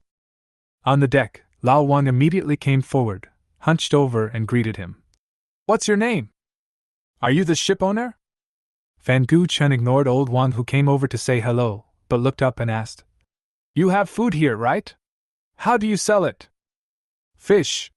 We have fish here. Old Wang pointed to the bucket behind him and said, Boss, how much do you need? Fish? Fan Gu-chen frowned, his expression full of disgust, obviously not wanting to eat this kind of thing. He subconsciously wanted to turn around and leave, but Misusu's voice slowly sounded. Master Fan, we are running low on inventory. Okay. Fish is fish, Fan Gu-chen said as he turned around and looked at Lao Wang. How is it sold? A bucket of fish, 10 gold bars, or jewelry of equivalent value. Old Wang rubbed his hands and laughed, like a profiteer. Boss, how many barrels do you want? I'll have someone deliver them to you on the boat right away. 10? Oh, are you crazy or am I crazy? Fan Gu-chen sneered and said. This broken ship of yours is not even worth 10 gold bars. Are you kidding me? Then boss, how much do you think is appropriate? Old Wang asked in a gentle voice, suppressing his anger. If Hu Yu hadn't asked him to communicate as much as possible, he would have slammed his size 43 shoes on the other person's size 35 face. 1. Fan Guchun raised a finger, and then thought of all the barrels on the deck. All the fish, give them to me. Impossible! Old Wang refused immediately. Bang! A crisp sound was heard. Not only Old Wang on the deck, but also Hu Yu and others in the cabin were stunned. A slap landed directly on Old Wang's face. Who the hell gave you the nerve to refute me? Fan Guchun tilted his head and looked at Lao Wang. Now, there is not a single gold bar left, move all the fish up for me. Hey I.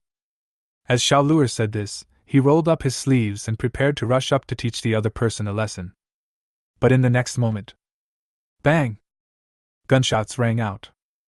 Xiao Luer was shot in the leg and fell to the ground. In heavy rain. The hot muzzle of the gun was emitting white smoke and was pointed at Old Wang's head. Now, except for the food, move all the resources on your ship to my ship. Fan Guchen's voice sounded faintly. I don't want to say it again.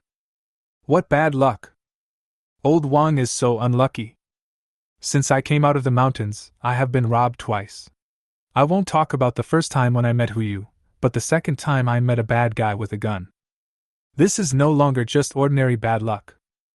I'm not fit to be a robber in this life. Hu Yu also knew that the person in charge of communications would ask such a stupid question.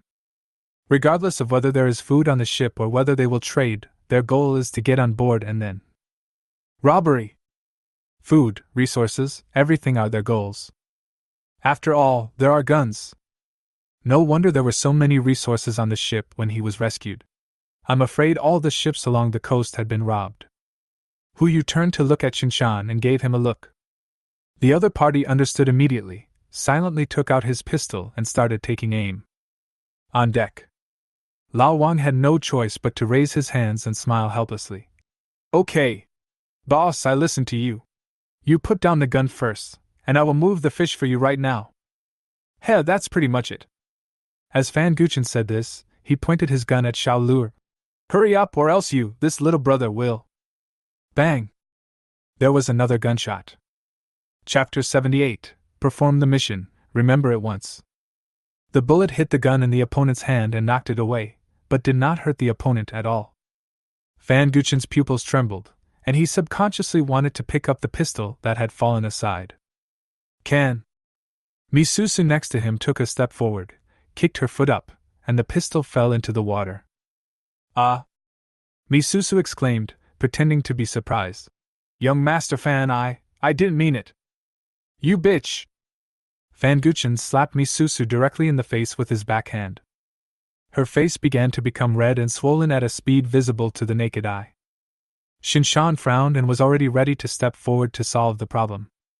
But Hu Yu immediately stopped him and shook his head slowly. If it were someone else, it wouldn't matter if they were saved. But that's Misusu. If you slap a woman like this, she will only find a way to return it tenfold, or even 100-fold at a certain time. Help her get revenge. That's really not necessary at all. It would be better to let Old Wang continue to improvise. TSK, who do you really think doesn't have a gun? After the gunshot, Old Wang turned his head and looked behind him. The expected person did not show up, so he had no choice but to continue acting. Master Fan, right? You can't even hold the gun steadily, and you still want to talk business with me? How about we brothers chat with you for a while? As soon as he finished speaking, his other 5 brothers immediately rushed out from various parts of the cabin, each holding a handy tool in their hands. Or a wrench, or a kitchen knife. There were even some with fire axes. Young Master Fan had never seen such a scene before, and he immediately wanted to return to his yacht and run away. But the gunshot wound on Xiao Luer's body couldn't have been in vain, right? Old Wang and his men rushed forward and controlled Fan Guchen and Misusu beside him. Don't! I give in! I admit defeat! Seeing the fire axe getting closer and closer to his neck, Master Fan began to get anxious. You want money? Gold, jewelry. I can give you all. As long as you let me go, everything can be discussed. Old Wang paused and turned to look at the cabin behind him. If we follow his way of thinking, he must want money, a boat, and women. But he is not the one in charge now. Huyu poked his head out and pointed at the boat behind him. According to the original plan, he needed to get on board to confirm one thing. Make sure whether the person he is looking for is on the ship. In his previous life, the reason why he and Yuancho were able to find a kayak and survive was all because of one person. He didn't know the other person's name. All we know is that she is a fanatic who is responsible for delivering information to Misusu. She is responsible for giving classes to this group of newcomers every day, conveying ideas and distributing food. Unlike Misusu's attempt to brainwash people, she at that time really engraved those beautified ideas into her mind. So much so that when the yacht was about to be captured, she gave up her hope of survival and left the kayak to Huyu and Yuancho. Are you stupid? It's very stupid. But it is undeniable that she did save Huyu's life. He is also the only person Huyu meets in the end times who is truly kind to him. If she is on the boat, it is possible to bring her down. Fish! Old Wang also understood what Huyu meant. We are honest businessmen. You give us money and we give you the fish. But you hurt my brother's leg, so you have to keep your leg too. Bang! Old Wang raised his hand and hit the opponent's left knee with a hammer. Ah! Screams echoed on the sea. The deep red seeped out of the trouser legs, gradually dyeing the entire trousers red. Unless they also have a master of traditional Chinese medicine like Zhao's father and mother on their ship. Otherwise, this leg would definitely not be saved. Come on, brothers, bring the fish to the boss and put them on the boat! Lao Wang shouted. Huyu then walked out of the cabin. Chen Shan and Xiener and Su Zilong all followed him, while Zhao Zhong and Li Ji stayed on the ship. He walked to the fish bucket, opened it, and frowned slightly. Turning to look at Chen Shan next to him, he found that he had the same expression. Okay. What about being an honest person in business? If you were honest, there would be no profiteers in the world. The entire row of fish buckets is filled with water. There is no fish at all. Huyu paused and pressed the lid in his hand. Captain, is this the bucket? I'm afraid I can't move it alone. You're stupid! Let's move the four of us together! Old Wang was still immersed in the play and responded immediately. This is exactly what I want. The four of them looked at each other, lifted the fish barrel at the same time, stepped across the wooden planks, and came to the yacht. Captain, we're here. Huyu looked at Lao Wang on the ship and asked, how are we going to collect this money? Master Fan is very wealthy, so of course he would trade a bucket of gold for a bucket of fish. Old Wang was playing with a hammer in his hand and asked with a smile. Master Fan, isn't that right? Yes. Yes. Fan Guchen nodded repeatedly. As long as it is something on the ship, no matter how much you want, we will give it to you. That's more like it. Old Wang nodded with satisfaction and looked at Huyu again.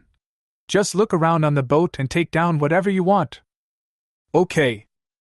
That's what I want. Huyu glanced at the three people behind him. Find someone and find everyone else on the boat. Okay. Chen Shan responded and immediately made arrangements. I'll follow the boss, Xiener. You start from the east side, and Zilong, you start from the west side. 3 minutes, gather in the cabin? Yes. And Xiener and Su Zilong responded at the same time and immediately entered the mission state, starting to search the left and right sides of the yacht. Huyu took Shinshan all the way to the yacht cabin and waited quietly. 3 minutes later, Su Zilong and Xiener arrived at the cabin almost at the same time. No. Nobody. The two spoke at the same time and looked at each other. And Xiener stretched out her hand towards him and made a one sign. What does this mean? Perform the mission, remember it first. Qinshan replied helplessly, with only a wry smile on his lips. Boss, there seems to be no one on this boat. Yeah, I can see it. Huyu frowned slightly. Although this yacht is not as good as the heart of the ocean, it is still a medium-sized yacht, and can accommodate 20 to 30 people without any problem. But there was no one on this ship. Could it be that the people he met earlier were all recruited and taken in by Misusu? This can explain why they are so loyal to Misusu. If he were to get rid of Misusu and the other person now, wouldn't his savior never get on this ship again, and the trajectory of his fate would be changed? It's really troublesome. Never mind. It's just a little trouble. Anyway, you don't have to pay anything yourself. Yu put the bucket of water into the space, stepped on the wooden board, and returned to the ship. His gaze fell directly on Misusu. Your name is Misusu, right? Chapter 79 Fleet. Who are you? Misusu was stunned. I searched my brain for memories of Yu, but couldn't find any clues. Fanguchen next to him was so angry that he didn't know where to vent his anger. As soon as he heard Yu approaching her, he immediately yelled at Misusu. You bitch! It turns out you're the one who betrays me! As he said this, he wanted to slap her again, but this time, before he could do anything, his whole body went limp and he fell to the ground. His legs were no longer strong enough to support him in doing this movement. Yu glanced at him and didn't want to say anything to such a clown. Yu said his name and looked at Master Fan at his feet. Hey, what are you going to do with this guy? Don't pretend. Yu pointed out her thoughts. You kicked his gun away on purpose just now, didn't you? You should have already figured out how to turn things around and take charge. You're just waiting for an opportunity. Now that the opportunity has come, what do you want to do? Kill him and throw him into the water. Misusu spoke calmly. The moment she answered, the tone of her voice, which was originally gentle, instantly turned cold. Like a black lotus blooming. You! Before Yu could speak, Fanguchen raised his hand and shouted angrily. Okay. Misusu!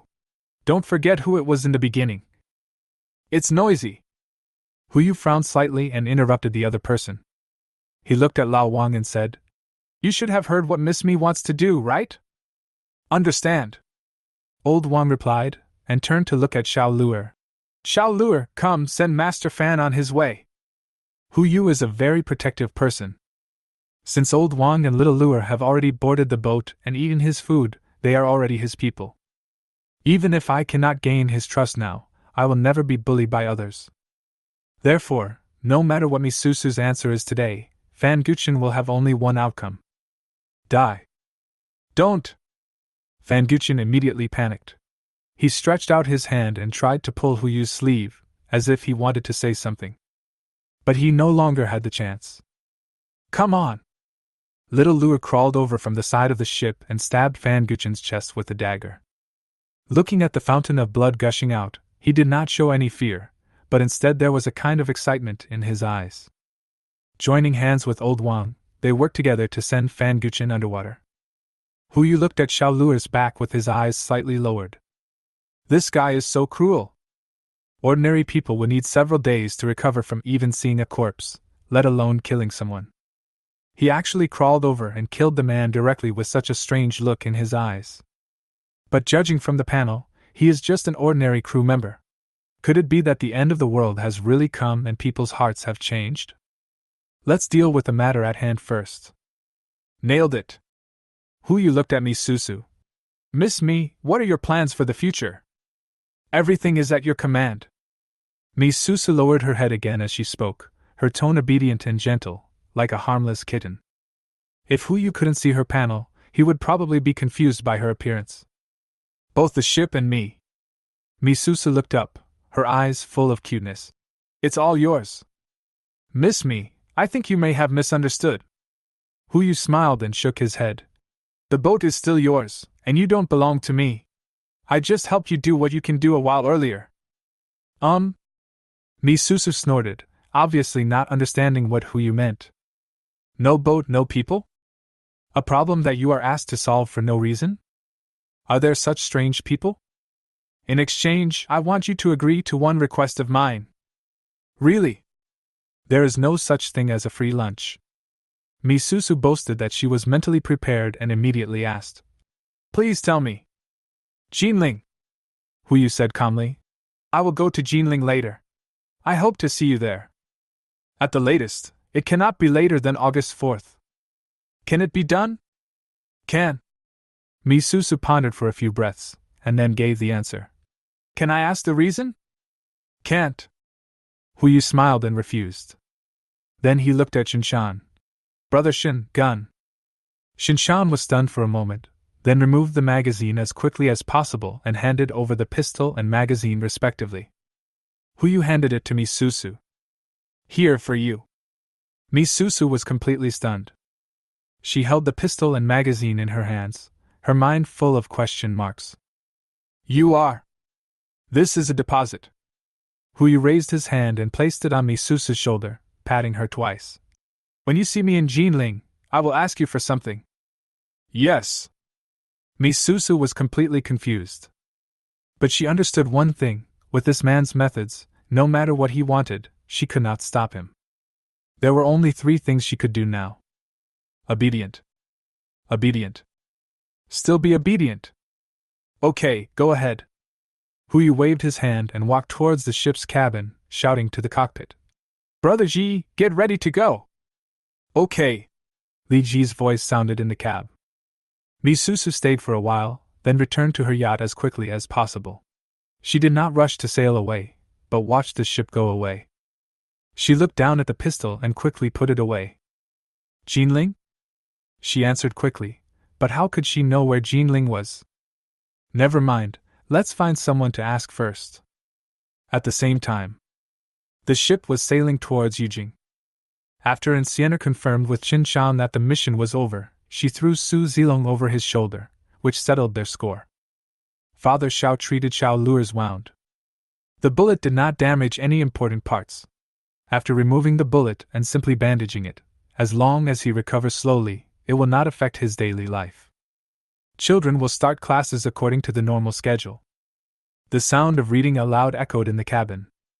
Huyu and others were sitting in the cab, fishing when they should, and playing games when they should. No one asked him about his behavior just now. This is a sign of absolute trust. But Huyu felt a little bored. He put down the switch and looked at Xiao Zissou, who was preparing lessons. He didn't say anything, just coughed twice. Ahem. Xiao Zissou ignored him. Huyu stepped forward again and ticked her lesson plan with his finger. Snap! Xiao Zissou held it down and looked up at him. What are you doing? Nothing. Huyu thought of Jin Jin's warning and immediately let go. Don't you want to know why I let her go and gave her the gun? In no mood. Xiao Zissou replied and continued to concentrate on preparing lessons. Don't disturb me, or I'll prick you. Yes, you can't afford this. Huyu turned to look at Shinshan again. Before he could speak, Shinshan replied. Boss, I won't have any doubts about your decision. +1. Su Zilong answered from the side. Huyu had no choice but to turn his attention to Li Ji. Hey boss, don't look at me. Li Ji smiled bitterly. I don't know what's going on outside. I've been sailing here all the time. There were only a few people in the cab. Zhao Zhong was fishing outside, and Ancienne was being taciturn again. After everyone asked, no one was curious. Well, at worst I can just hold it in.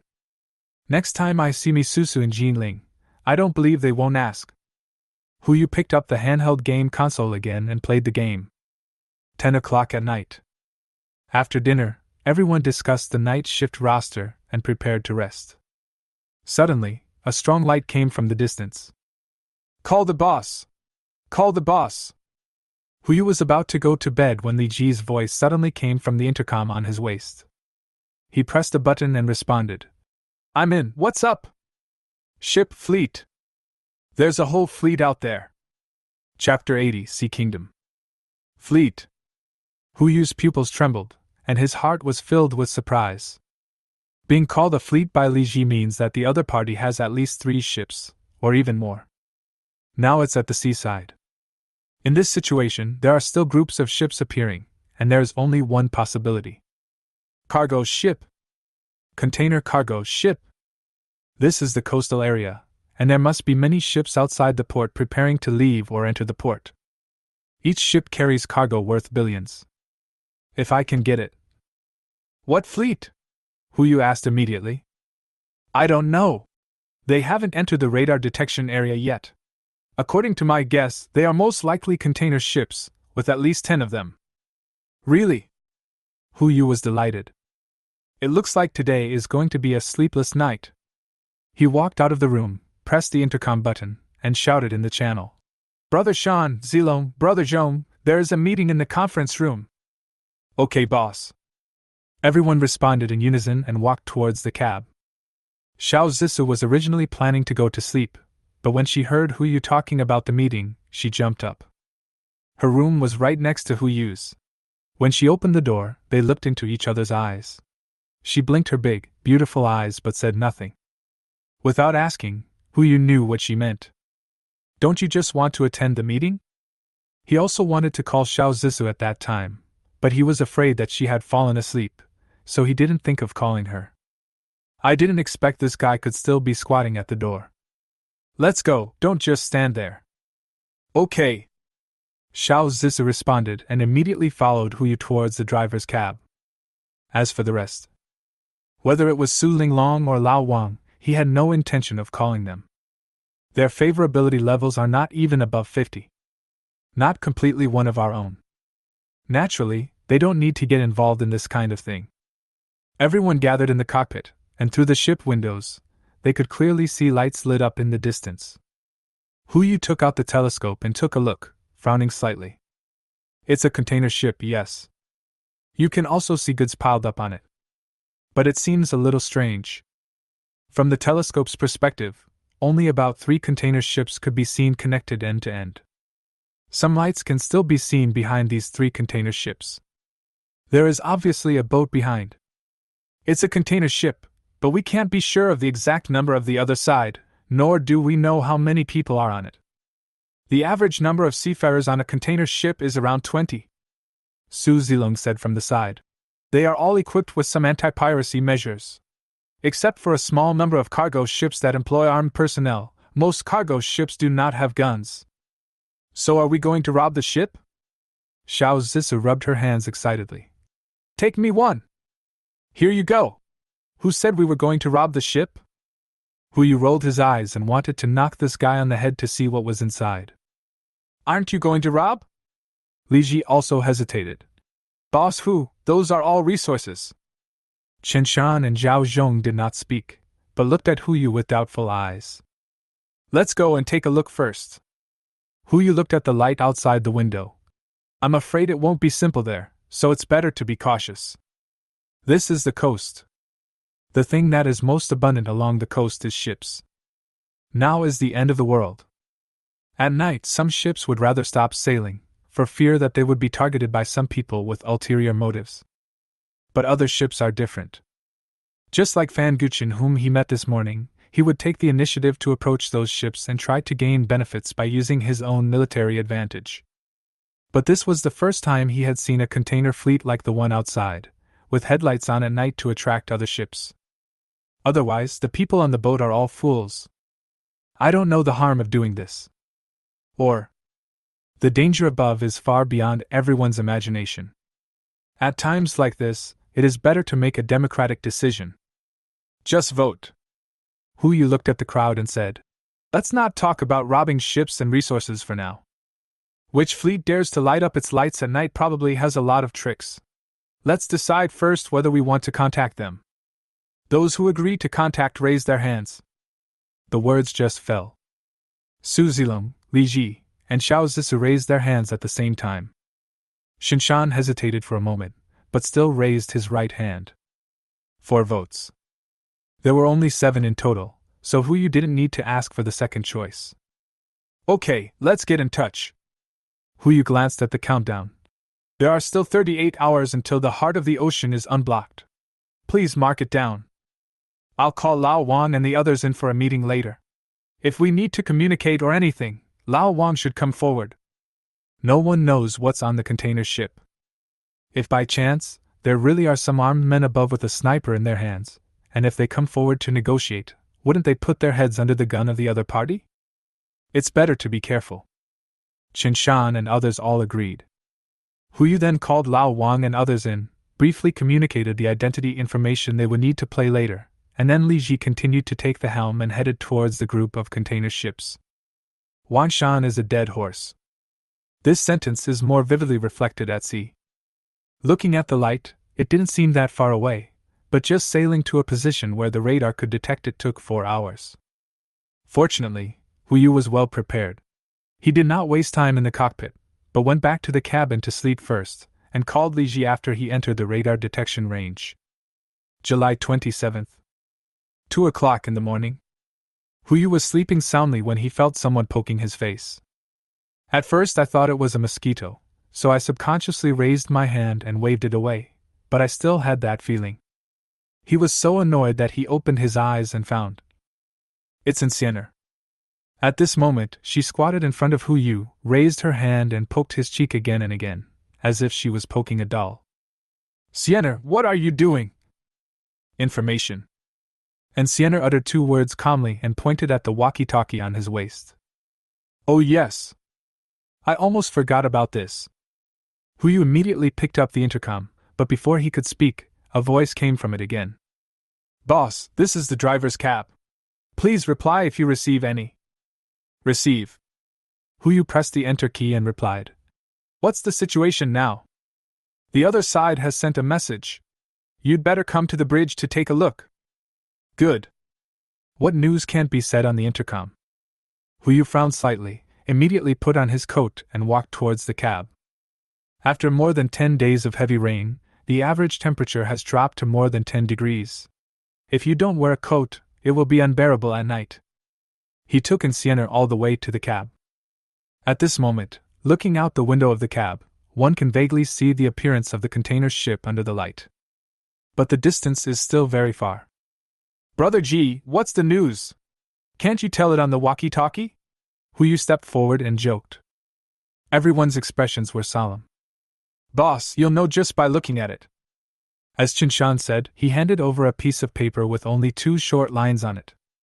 Welcome to the sea country. Being friends, we have food. Being enemies, we have shotguns. Chapter 81. Welcome. Sea country?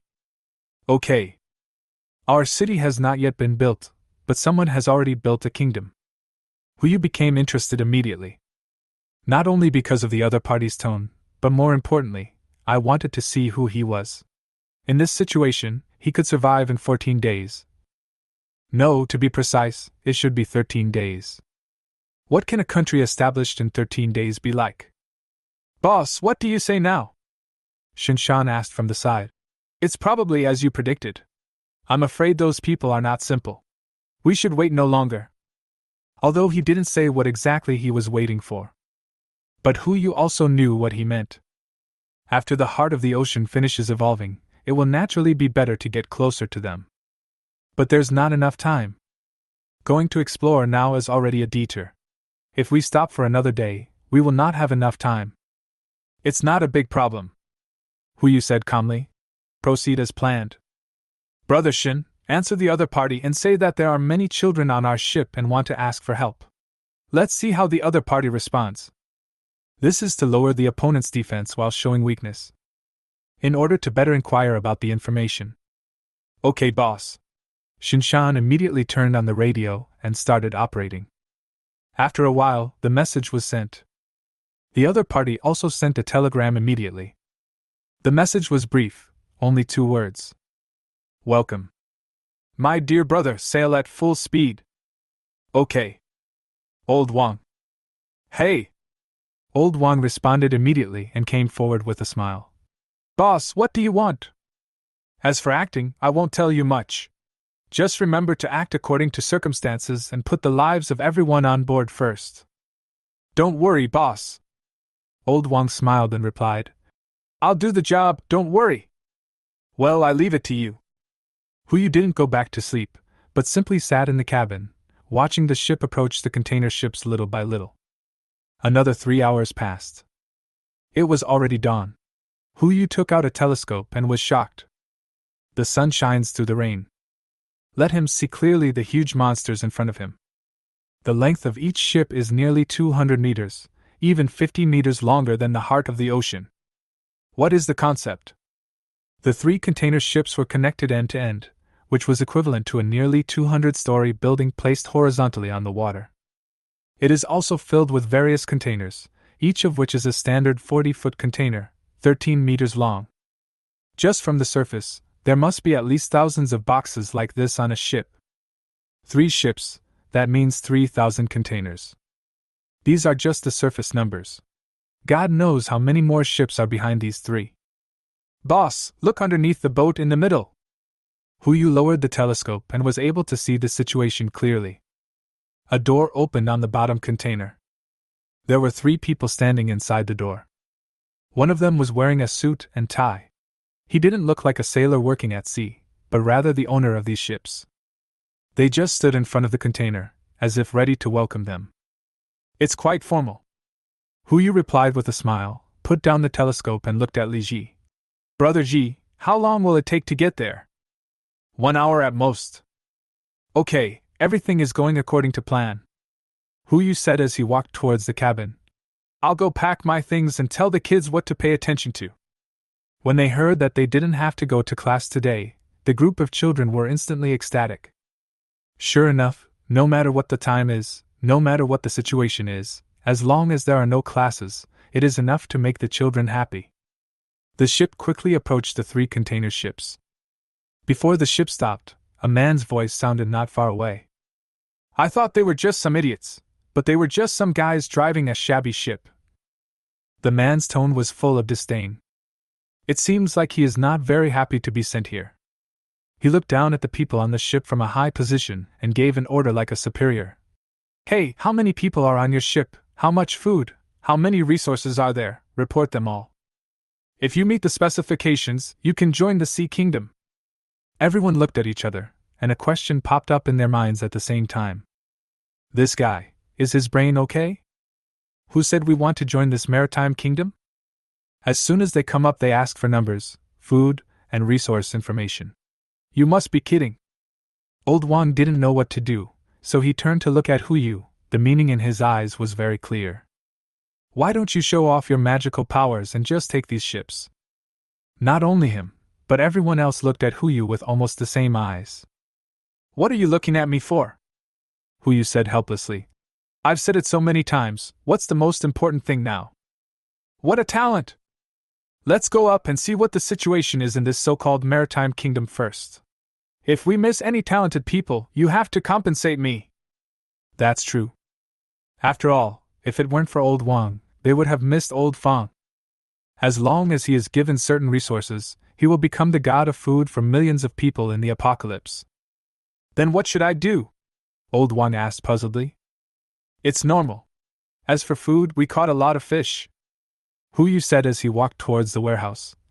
I'll go put some fish in there to avoid being discovered. Okay.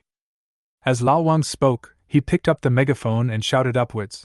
There are a total of 69 people on our boat. We have plenty of food, and the only resource we have is fish. I don't know if I can join you. TSK, another bunch of poor people. The man made no effort to hide his disgust. If it were placed somewhere else, a ship that dared to say that it had enough food would never be associated with the word poor. Whether it is before or after the end of the world. That's a ship. It was worth at least tens of millions before the end of the world, and its value after the end of the world is even more immeasurable. But, in front of such a whole fleet of container ships, it is indeed poor. If we salvage any 2 containers, they might contain more supplies than what is on the ship. Okay, as long as you have enough food, come in. As he spoke, the container ship in front started moving. It gradually moved away from the fleet, revealing the scene behind the 3 ships. Behind that container ship are all kinds of small boats. Small ones are like this ship, about 20 to 30 meters long. There are at least 3 large, 10,000-ton container ships parked inside. This is just a small boat docked behind that container ship. God knows what the scene is like inside the 3 ships.